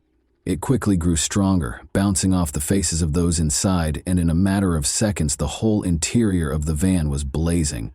After a horrified scream, there was total quiet. In a matter of minutes, distressed drivers on Highway 69 called the 911 hotline to report that something horrible had happened. Rescue personnel were shocked by what they saw, even though they had prepared for the worst when they got to the scene. Bodies, glass fragments, and wreckage littered the area. The headlights of a fully loaded truck driven by Robert Spencer were the source of the sudden light that filled the van's interior. While traveling north on the highway, the truck driver had dozed off behind the wheel. The truck didn't stop when it swerved off the road and onto the grassy median strip. After veering back onto the road, it struck the southbound van that was transporting the students. The truck literally tore off the van's back end when it hit it, sending it spinning uncontrollably. The pupils were thrown out and dispersed in all directions, since half of the vehicle was gone. Sadly, 5 of the 9 people in the van could not be saved, but when the rescue crews arrived, they discovered Robert still alive inside his truck. A few hours later, on April 27, Whitney's mother in Gaylord got a call early in the morning. Her husband wasn't at home because he was helping the church rebuild houses following Hurricane Katrina's devastating effects. The coroner, who was on the other end of the line, told the woman that her daughter had died in a terrible accident. The Van Ryn family also had to take a late phone call at the same time, 3 hours south of Gaylord in Caledonia, but they were informed that Laura had survived the same accident and was in critical condition. Early in the morning, the girl's boyfriend, Aaron, and her parents arrived at the hospital. In the hallway, Laura's classmates were already anticipating their arrival. The girl was in a coma, swollen, bandaged, and wearing a neck brace as she lay in a hospital bed. Laura's leg, elbow, collarbone, and ribs were all broken, the family was told, but the brain trauma was the most serious injury. The patient had been stabilized, but it was unclear if she would ever awaken from her coma.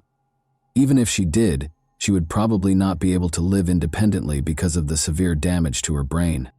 Laura's family made the decision to move her to a Grand Rapids rehabilitation facility that specializes in brain injuries because they knew that her recovery would be a long one at best. Additionally, Whitney's sister and mother showed up at the hospital. Even though they were only a few feet from her body, the coroner reassured them that they didn't need to identify her and even discouraged them from going inside the mortuary. They were also given Whitney's handbag, which was filthy, stuffed with broken items, and smelled horribly of gasoline. When the handbag was discovered close to Whitney's body, the women knew that her body would be in an even more appalling state. They didn't want to remember her that way, so they couldn't bring themselves to look at the body. They merely returned their daughter's body to Gaylord, their hometown. Whitney's 19th birthday fell on her farewell, so her family chose to play a collection of videos from her past birthdays. More than 1,400 people, or roughly half of the town's total population, came to bid her farewell. She was laid to rest in a closed casket the following day. Meanwhile, Laura's family members, who alternated between sitting in the girls' hospital room, received a startling update. Brain scans suggested Laura would emerge from her coma. but it was not clear when. For the next few weeks, Laura stayed in a coma, but her injuries healed over time, and there were all indications that she would get better. After 30 days following the incident, Laura finally regained consciousness on Tuesday, May 16. At first glance, her brain appeared to be operating normally. It was a miracle, and her family was incredulous. The girl was getting better pretty quickly, and she soon had the ability to sit up and move her hands and legs. Laura's loved ones discovered a lot of new information about her at the same time. Laura's 3-year boyfriend, Aaron, whom she intended to wed after graduating from college, was astounded to see that her eyes had changed from being greenish to a much deeper shade of blue. Additionally, her sister discovered that Laura had a belly button piercing when she inadvertently lifted her shirt. Additionally, the girl appeared to have shifted her teeth to one side. All of this, however, seemed trivial. What mattered most was that Laura was still alive and making progress toward recovery. Or did she? Before long, she did something that caused her family, doctors, and others to question whether her brain was working correctly. A week after emerging from the coma, Laura sat on a hospital bed with her family and medical staff on Monday, May 22. She was given a pencil and paper by the doctor, who asked her to write her name. Laura took the pencil, nodded as though she understood the assignment, and began writing the letters slowly. But her scrawls didn't make sense when she was done, and the doctor saw what she had written. He requested that the girl repeat the action. She began writing even more intently, but the name was still wrong. Laura was mistakenly identifying herself as someone else, and the doctor had to acknowledge that her brain injury might be more severe than he initially believed. But that was not the problem, as everyone would soon discover. There was something far more serious going on. Her father was deeply hurt when Laura told him that they were fake parents. This was the next warning sign. Although it was impossible to accuse them of being bad parents, he took it to mean that she thought their relationship with her was phony. However, his wife also started to believe that if Laura wasn't who she claimed to be, after Laura's face stopped appearing swollen, friends who saw her also came to the conclusion that she was not herself. Compared to their parents, her sister Lisa found it a little easier to accept the truth. Lisa once paused as she was escorting the girl back to the room following therapy, knelt beside Laura, and expressed her pride in the girl's development. She then requested that she respond to a single question: what was her name? The girl said, Whitney. However, they clarified to her that people who have experienced brain trauma occasionally mispronounce their own names. Because of this, when Lisa inquired about the names of her parents, she replied, Sarah Newland and Laura and Whitney had only known each other for a short while, so Laura was unable to provide an accurate response. Despite her understanding, Lisa didn't want to frighten the poor girl who was seated in front of her. She summoned the courage to compliment her, carried her back to the room with composure, and told their mother and father everything. A horrible reality hit the entire family when their father discovered that his daughter had been identified only by appearance. The parents of the girl they had been caring for all this time deserved to know that Laura had been dead for 5 weeks. Rescue services began working at the scene on that terrible day of April 26, following the accident, attempting to ascertain who else they could assist and who was beyond saving. On the side of the road, they discovered a girl who was critically hurt and barely surviving. Medical personnel hurried to her, loaded her into an ambulance, put her on a stretcher with a nearby handbag, and drove her to the hospital. While treating the injured girl, the doctors looked at the identification in the handbag and recognized her as Laura Van Ryn. As the bandages were gradually taken off, it was clear that Laura's appearance had changed dramatically as a result of the accident. But her appearance didn't matter to her family. Her survival was a great relief to them. However, when they gave Laura paper and a pencil on Monday, May 22, and asked her to write her name, she wrote Whitney instead of Laura. It turned out that there had been a terrible error, but no one had been aware of it until that point. The medics thought Whitney's handbag was hers when they discovered her by the side of the road. They came to the conclusion that it was the same person after comparing the girl's photo with the one on the identification. Surprisingly, Whitney's purse had landed beside Laura at the same moment. The case of mistaken identity was formally confirmed 1 week after Whitney wrote her name on the paper. And once more, in the middle of the night, the Sarok family's house rang with an unsettling phone call. In order to spare Whitney's mother from hearing the news alone, the coroner asked her to bring a companion. She invited Carly, her eldest daughter, to accompany her.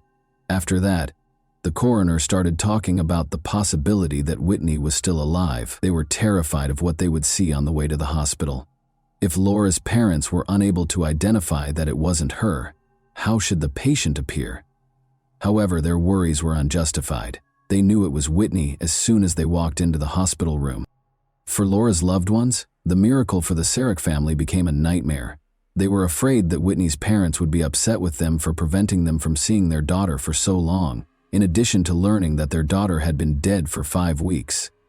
Nonetheless, the Sarek spouses realized that they shared some of the blame. Laura's family believed what they were told, and they didn't recognize Whitney's body. All the clues were compared to pieces of a puzzle, but how could they be certain that a puzzle needed to be put together? Since one family had already gone through what the other had not, they were able to empathize with one another. Laura's body was exhumed and shipped to Caledonia a few days later. Despite their brief acquaintance, Laura and Whitney's shared tragedy united the two families for all time. They respected each other's sentiments, emotions, and personal space by not talking about what had happened for 2 years. However, they later made the decision to write a book in which they detailed every incident and offered their own interpretation of it. It was discovered that the driver responsible for the incident, Robert Spencer, had been operating a vehicle for 9 hours beyond the permitted limit.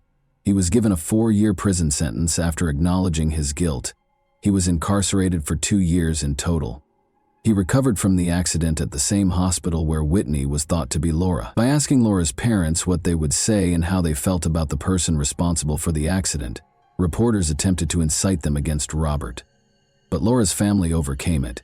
Neither of the two families brought legal action against him, and they were kind and understanding.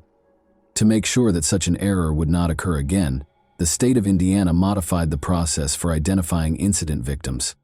Whitney acknowledges that she only remembers the banquet preparations and the pizza they had as a post-work snack, not the actual incident. The time she spent with Laura's family is completely forgotten. She recalled waking up with her mother close by. She gradually recovered physically and finished her studies. She married in the same church where her funeral was held 4 years later. Her boyfriend, Matt Wheeler, was her pick, and he helped her get better. They are parents to 2 kids. And that wraps up today's chilling story. If you enjoyed this video, don't forget to like and subscribe so you never miss a new upload. Also, let me know in the comments what part of this story shocked you the most. Thank you for watching, and I'll see you in the next video.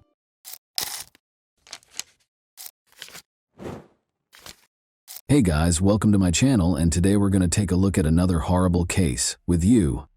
On May 3, 2019, 17-year-old Ellie Gould decided to skip her regular class and spend the day studying alone. Nobody knew that there was a terrifying secret hidden behind her closed door. Her father expected her typical chirpy greeting when he got home, but instead he found an eerie silence.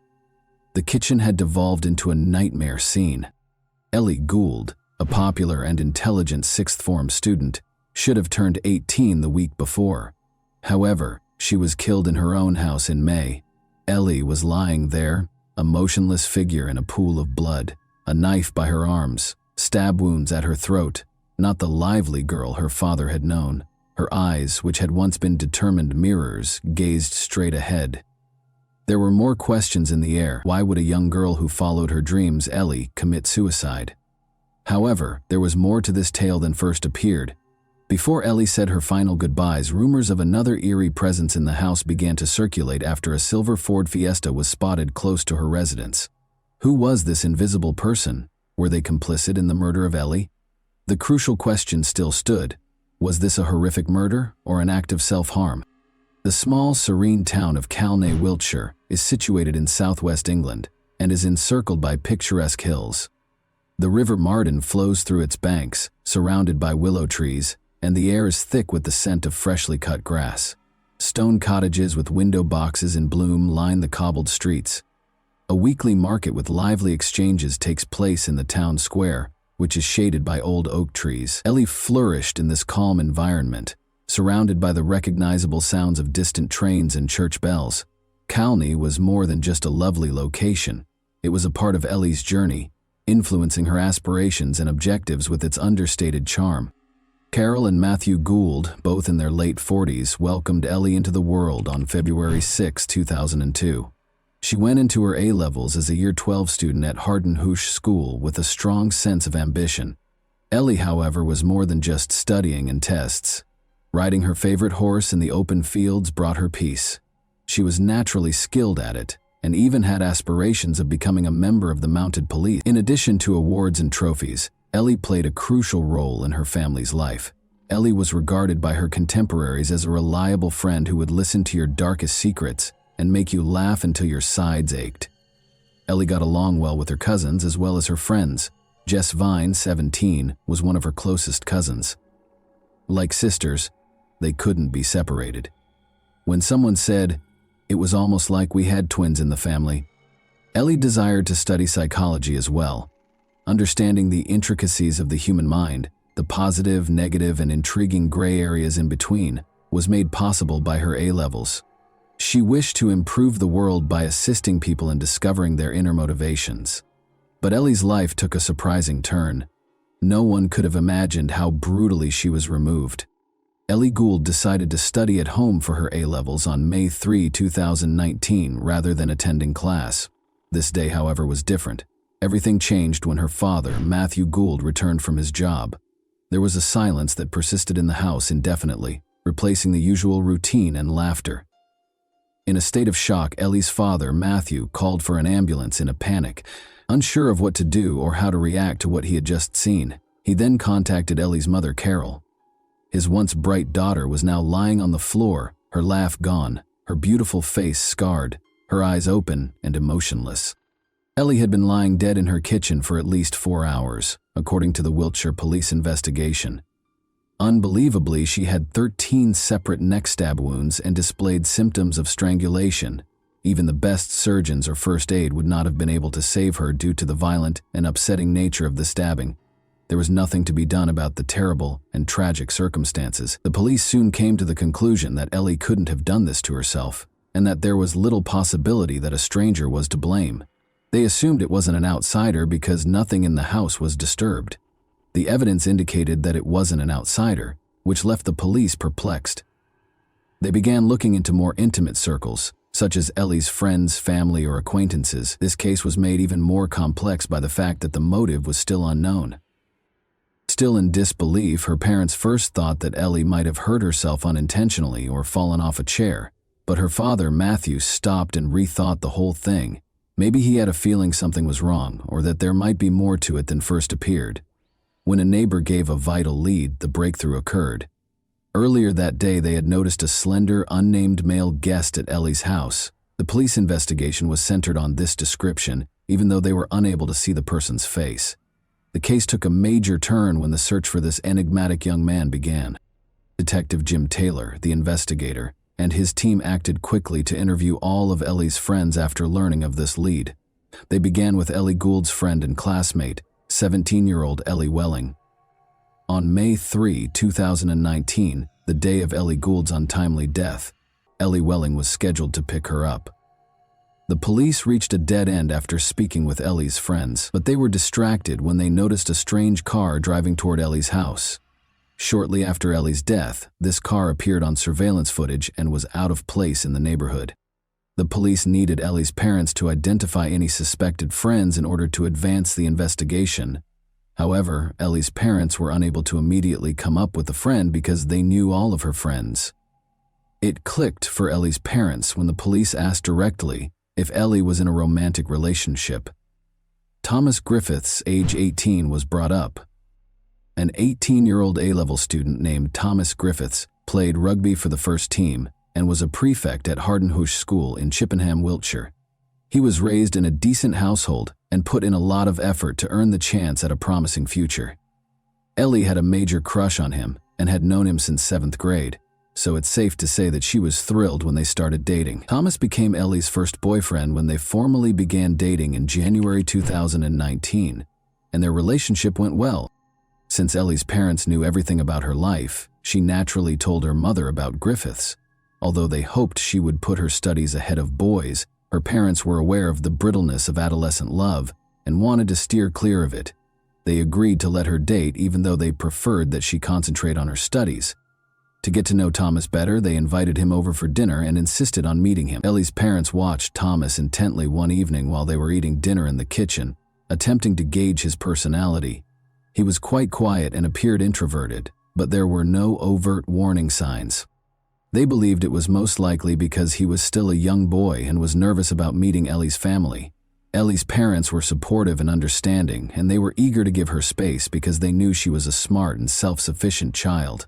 But they watched Thomas and silently pondered why Ellie had picked someone who didn't seem to be a good fit for her. They were certain that Ellie and Thomas couldn't be together, but they didn't say anything because they respected Ellie's opinion.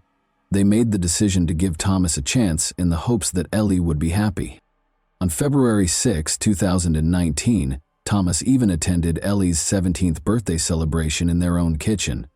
In that instance, her parents showed him their love and acceptance by extending a warm welcome into their house. Ellie and Thomas's relationship didn't last long during its honeymoon period. After 3 months, fissures appeared.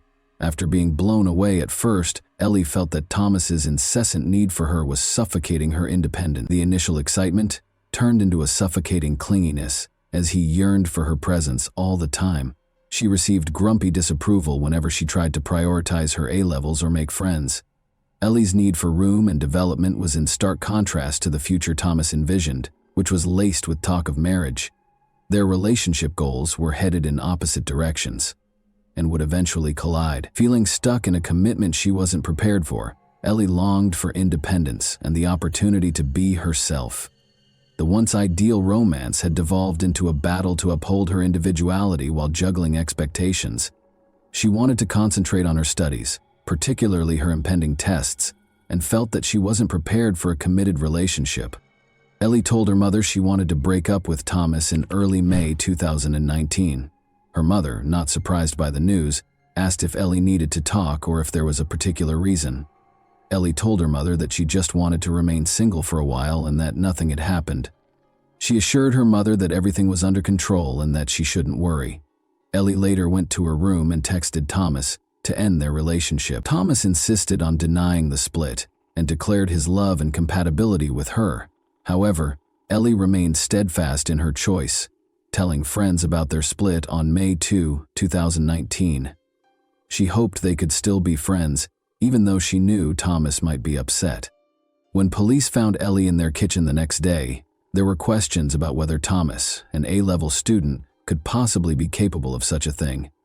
Since she didn't have classes until the afternoon on May 2, 2019, Ellie asked her parents if she could spend the following morning at home. Before going to school in the afternoon for her history class, she intended to prepare for her tests. She made arrangements for a friend, Ellie Welling, to come get her at 12 p.m. on May 3, 2019, the following morning, to attend school together. Griffiths and Ellie were both sixth formers at Harden Hoosh School in Chippenham on the day that Griffiths' mother dropped him off. Thomas walked into the school cafeteria and asked Ellie's friends where she was. He had been looking for her since the morning, wanting to talk about their breakup the night before. He made the snap decision to leave as soon as he found out that Ellie wasn't in school. Thomas pretended to be ill and told a teacher so before heading to the local bus stop. He quickly changed into a different pair of sneakers and a black hoodie as he made his way home, but just as he was about to leave, his mother came home without warning. In a panic, he hurried to hide in a cupboard until she was gone. After his mother left and he was left alone, Thomas grabbed the extra car keys and made the 10-minute drive to Ellie's house. He wanted to speak with her, so he knocked on her front door when he arrived. When Thomas realized Ellie was serious about ending their relationship, they reportedly got into a heated argument in the kitchen. He began choking Ellie in the midst of the argument. Thomas continued to fight despite her valiant attempts to defend herself, and Ellie fainted. He grabbed a knife from the kitchen and stabbed Ellie 13 times in the neck. She was unable to defend herself, but he washed the knife to get his fingerprints off it when he noticed she had stopped moving. In order to make it appear as though Ellie had caused her own harm, he then set up the scene. Once he had cleaned up the scene, he pretended to be Ellie and texted a friend using her phone. He took this action to make sure Ellie's body wasn't discovered until much later in the day. Ellie unintentionally scratched Thomas's face and neck while defending herself. Upon noticing these marks, Thomas devised a scheme to conceal his actions. In a group chat, he expressed to his friends how devastated he was by the breakup and even claimed that he was intentionally harming himself. He then suggested that they meet up to discuss their relationship while sending messages to Ellie's phone, as though he was not aware of anything out of the ordinary. To ask Thomas about Ellie, the police visited his home. His neck, which had new scratches from Ellie's brutal murder of him, caught their attention right away. The police were aware that there was more to the story, even though Thomas denied any involvement in Ellie's murder. Investigators looked at the family's Wi-Fi router settings and found that shortly after Thomas got home from school on May 3, his phone disconnected from the home network. It didn't reconnect until after 12 p.m. after being offline for several hours. Suspecting that this period coincided with Ellie's murder, they examined surveillance footage surrounding Ellie's home to learn more. A silver Ford Fiesta was seen leaving Ellie's neighborhood at 11:56 a.m. on CCTV footage from a passing bus. The police were able to identify the Griffiths family because the car's registration number was visible. Thomas was clearly implicated as the driver because no other family members were present at the time. Thomas steadfastly denied any involvement in Ellie's murder or presence at the crime scene, in spite of this evidence. Thomas's phone connected to the home network after 12 p.m., but disconnected for an 18-minute period, police found after closely examining the family's Wi-Fi router. When the police focused on the area around them, they noticed a wooded area. They walked to the woods in precisely 9 minutes after leaving Thomas's front door.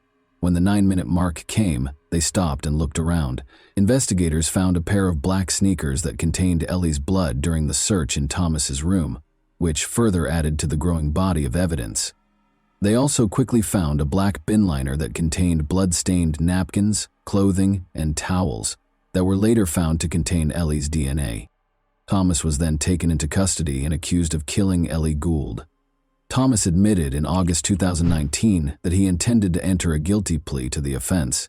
He described going to Ellie's house early on May 2, confessing to a fight and a blackout, and stating that he was unable to remember what happened next. In a heartbreaking statement, Ellie's mother, Carol, recalled how the family welcomed Griffiths into their home and even shared in Ellie's birthday celebration, demonstrating their faith in him. After Ellie was murdered, she described the unthinkable experience of holding her cold hand, pain no parent should have to go through. At first, she was shocked that Griffiths, the naive boy who cherished their daughter, would hurt Ellie. Ellie's father, Matthew, talked about how the eerie sight of her still body plagued his sleep and daily activities constantly. It was revealed in court that Griffiths had abused Ellie after she rejected him. According to the autopsy, she was first rendered unconscious by pressure on her neck, then she was stabbed more than a dozen times before escaping. To trick investigators, Griffiths set up the scene and put Ellie's hand on the knife he had left close to her neck. He even made a desperate attempt to convince his friends that the scratches on his face were self-inflicted. Thomas Griffiths was given a life sentence with the possibility of release after 12 years by the Bristol Crown Court in November 2019. Griffiths' letter of apology was read aloud in court. Ellie's mother shook her head while gazing at Thomas. The court also pointed out that his use of a knife from the victim's home does not imply premeditation, taking into account his age as a mitigating factor, since life sentences for those under the age of 18 are prohibited by UK law. At the age of 29, Thomas Griffiths would be eligible for parole in 2031.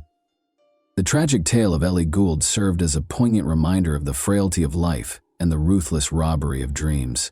She lost her future, her love, and her hopes. In addition, her predicament brought to light the difficulties in relationships that appear to be ideal.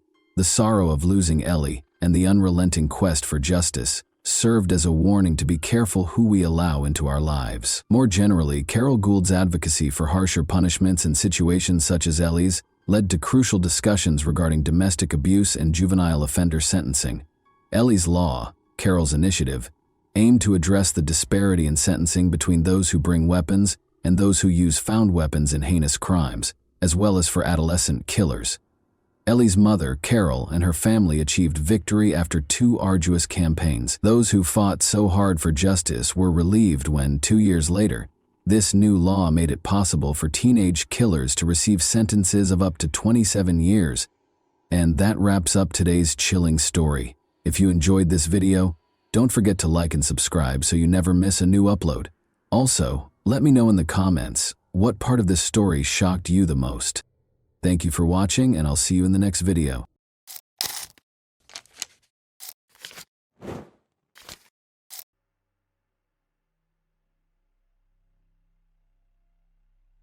A 24-year-old girl went missing from the store where she worked the evening shift. Police discovered traces of blood in the back room and signs of a struggle, but it was not a robbery. The unknown perpetrator had left a fully stocked cash register. A few days later, the girl's body was discovered 5 kilometers from the store. The investigation into this terrible case lasted nearly 25 years.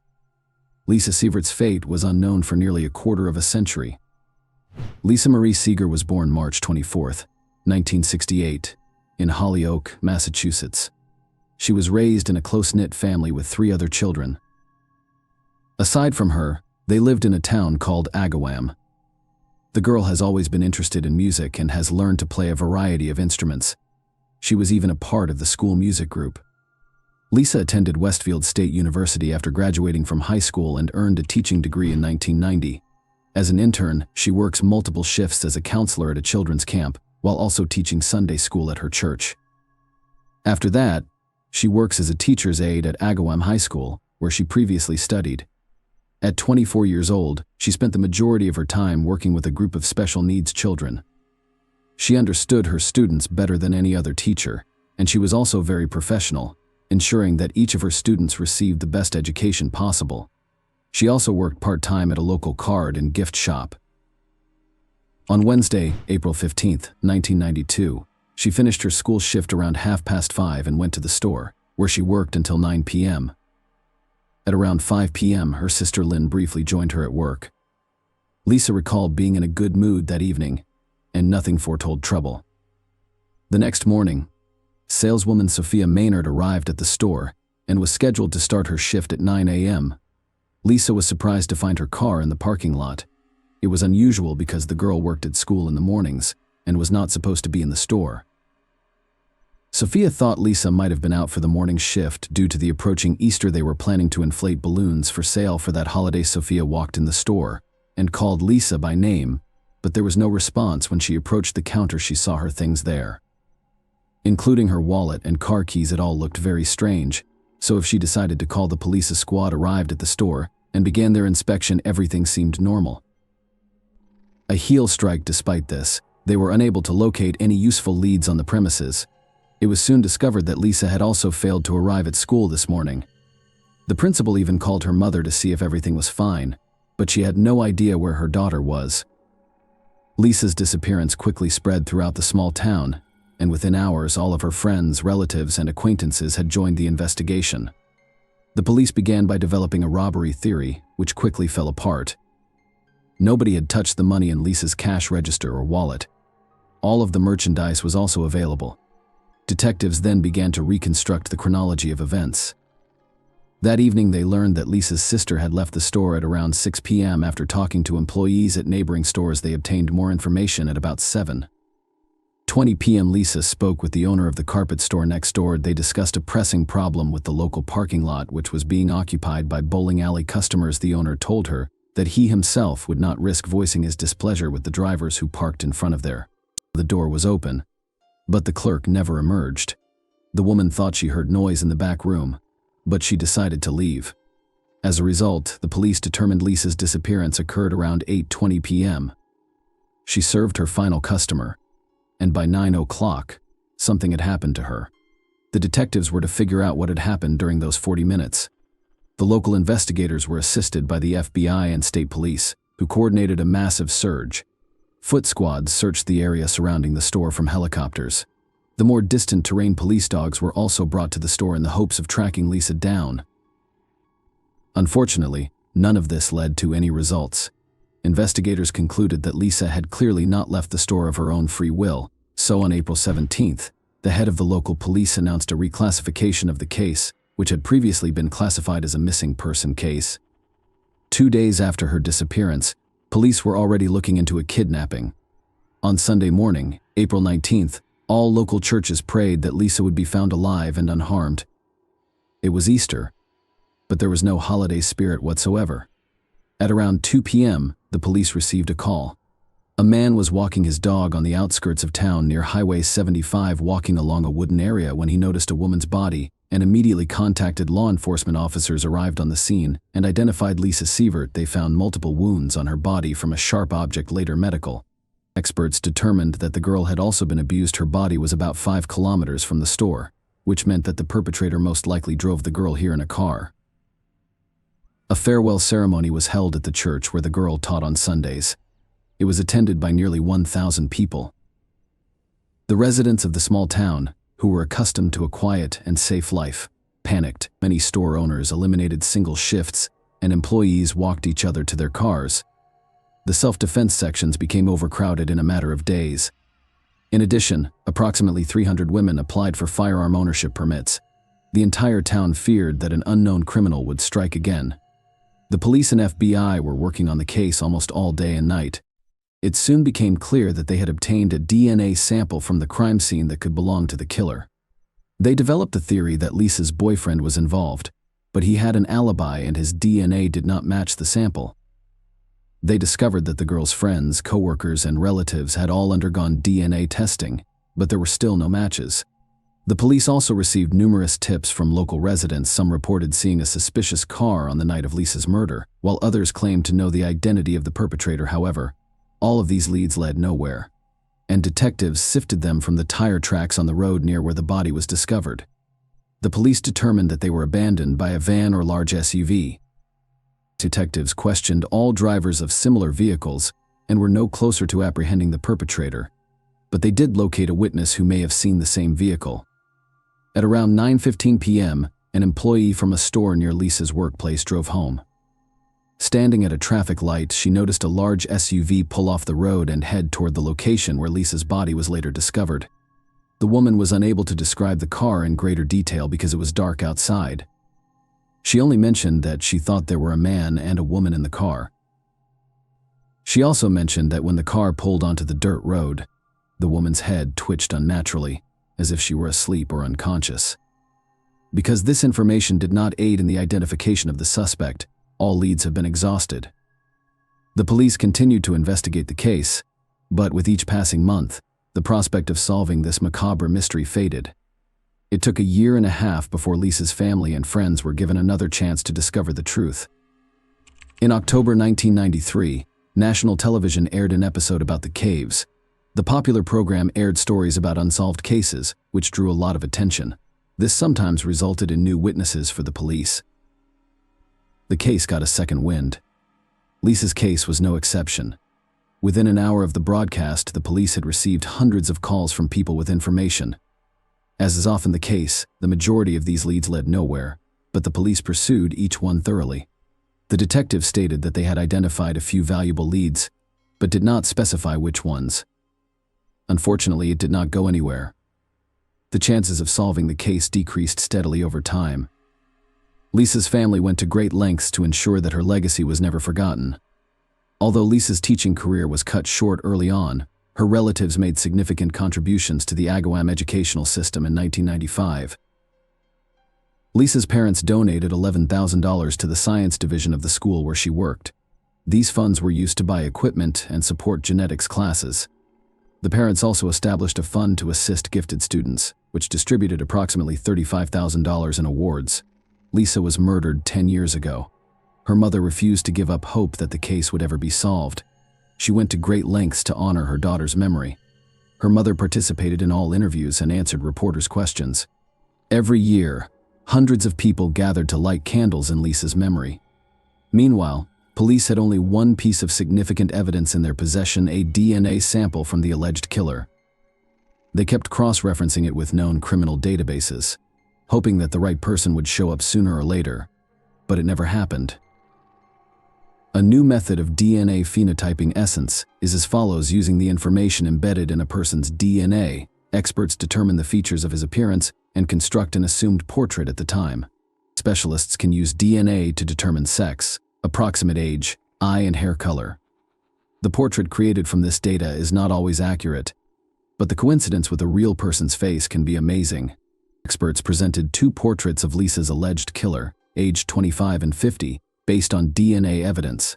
When the police department posted these portraits, they received over 170 calls. These individuals reported seeing a similar man, but the majority of these leads also led nowhere.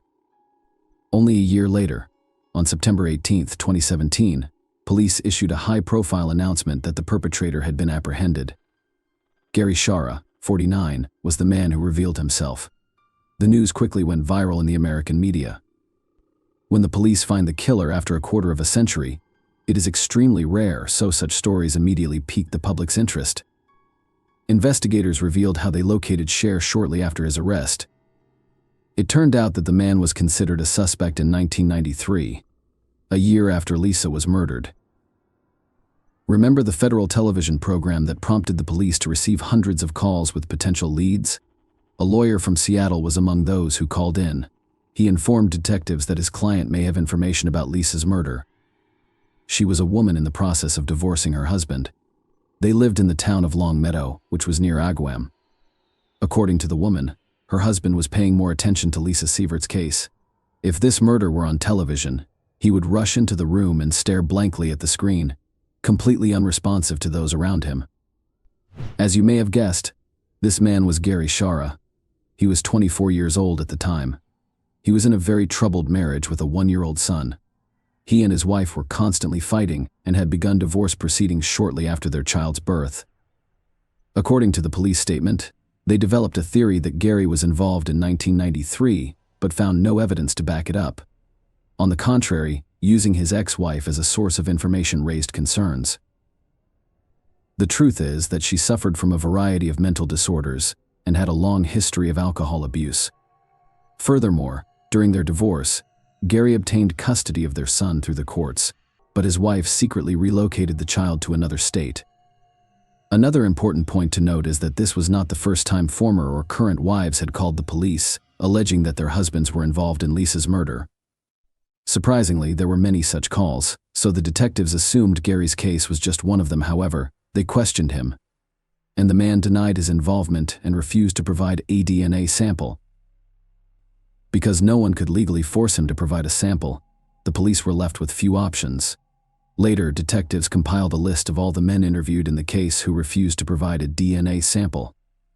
Gary was among them, and the police called him in for questioning several more times. During the third interview in 2008, it was apparent that Gary was trying not to touch anything, not even the table. He was offered a bottle of water, but he refused. He looked as if he had only one thing on his mind: how the cops wouldn't get his DNA sample. By 2017, detectives had a list of 11 suspects on their hands, including Gary. All of them had been interviewed at various stages of the investigation and refused to voluntarily submit to DNA testing. In fact, there were many more suspects on that list, but through DNA phenotyping, investigators were able to weed out unsuitable candidates. They did not match some of the characteristics that experts determined from the DNA sample of Lisa's killer. In August 2017, detectives gathered all available information and went to court. They asked for an order compelling all the list members to provide DNA samples, and the court agreed. On September 13th of that same year, police went to Gary's apartment to notify him of this obligation, but the man was not home. The door was opened by his neighbor with whom they shared an apartment. The detectives left him their business card and asked him to give the information to Gary urgently. The very next day, something unexpected happened. Gary's current girlfriend came to the police station and reported that he had left 3 letters in her apartment. The researcher was surprised to find an apology to the secret family, as well as a detailed confession of Lisa's murder on 2 sheets. Gary wrote that he had violent and uncontrollable desires since childhood, and that evening he was obsessed with the idea of kidnapping and abuse. Gary, as he stated in a letter, allowed himself to do something horrible while driving past Lisa. The man stated that he did not intend to kill Lisa, but events allegedly spiraled out of his control. Gary stated that he wanted to surrender to the police hundreds of times but was unable to do so due to cowardice. He admitted to having suffered from self-loathing for many years. At the end of the letter, he stated his intention to commit suicide. Police immediately began looking for Gary, and his car was soon discovered in. Another suicide note was found on the windshield of a car in Stafford Springs Hospital parking lot. The man had ingested some powerful drugs, but he immediately got into his car and drove to the nearest hospital, where he was pumped out. When the doctors finished helping Gary, the police arrested him and took him to the station. At the same time, a judge issued a search warrant for both his and his girlfriend's apartments. The police discovered several objects containing his DNA. No one was surprised by the results of the analysis. It matched the killer's sample exactly, as well as several other potentially significant leads. Gary's wife, who had reported suspicions about him back in 1993, died in 2014. However, investigators discovered documents drafted by her lawyer in which the woman revealed numerous gruesome details. One day, Gary told her in plain language that he could not engage in intimacy with her unless he had a knife in his hand. The day after Lisa's murder, the woman called her sister and told her that Gary had come home late at night, was extremely disturbed, and his body was covered with scratches. He also gave his wife a music box and said that he had bought it at the very store where Lisa worked, except according to Gary himself, it was an older woman with gray hair who sold it to him. The problem is that no such employee has ever been there. It is not clear why all these details were not reported to the police in 1993, and it is impossible to find out now. While in custody, Gary suddenly proclaimed his innocence and refused to confess to what he had done. In all likelihood, he was driven by simple fear, but with that kind of evidence, there was no chance of getting away with it. The only thing he was able to achieve was a postponement of his sentence. The trial was not to begin until 2 years later, but Gary, who had been in a cell the whole time, suddenly decided to confess. On September 21, 2019, he appeared before a judge and pleaded guilty to the murder of Lisa Sievert. This charge qualified as first-degree murder, and in Massachusetts, a defendant on such a sentence faces life in prison without parole. Lisa's family was present in the courtroom. Her mother, who had waited 25 years to learn the truth, spoke. She thanked everyone involved in the investigation, as well as the ordinary concerned people who had been there for her family throughout. As a result, the killer went on to live the rest of his life. Despite taking a quarter of a century, one of the state's longest-running criminal cases was finally closed behind bars. The harsh reality in such a situation is anything but endless ignorance. Take care, and thank you for watching.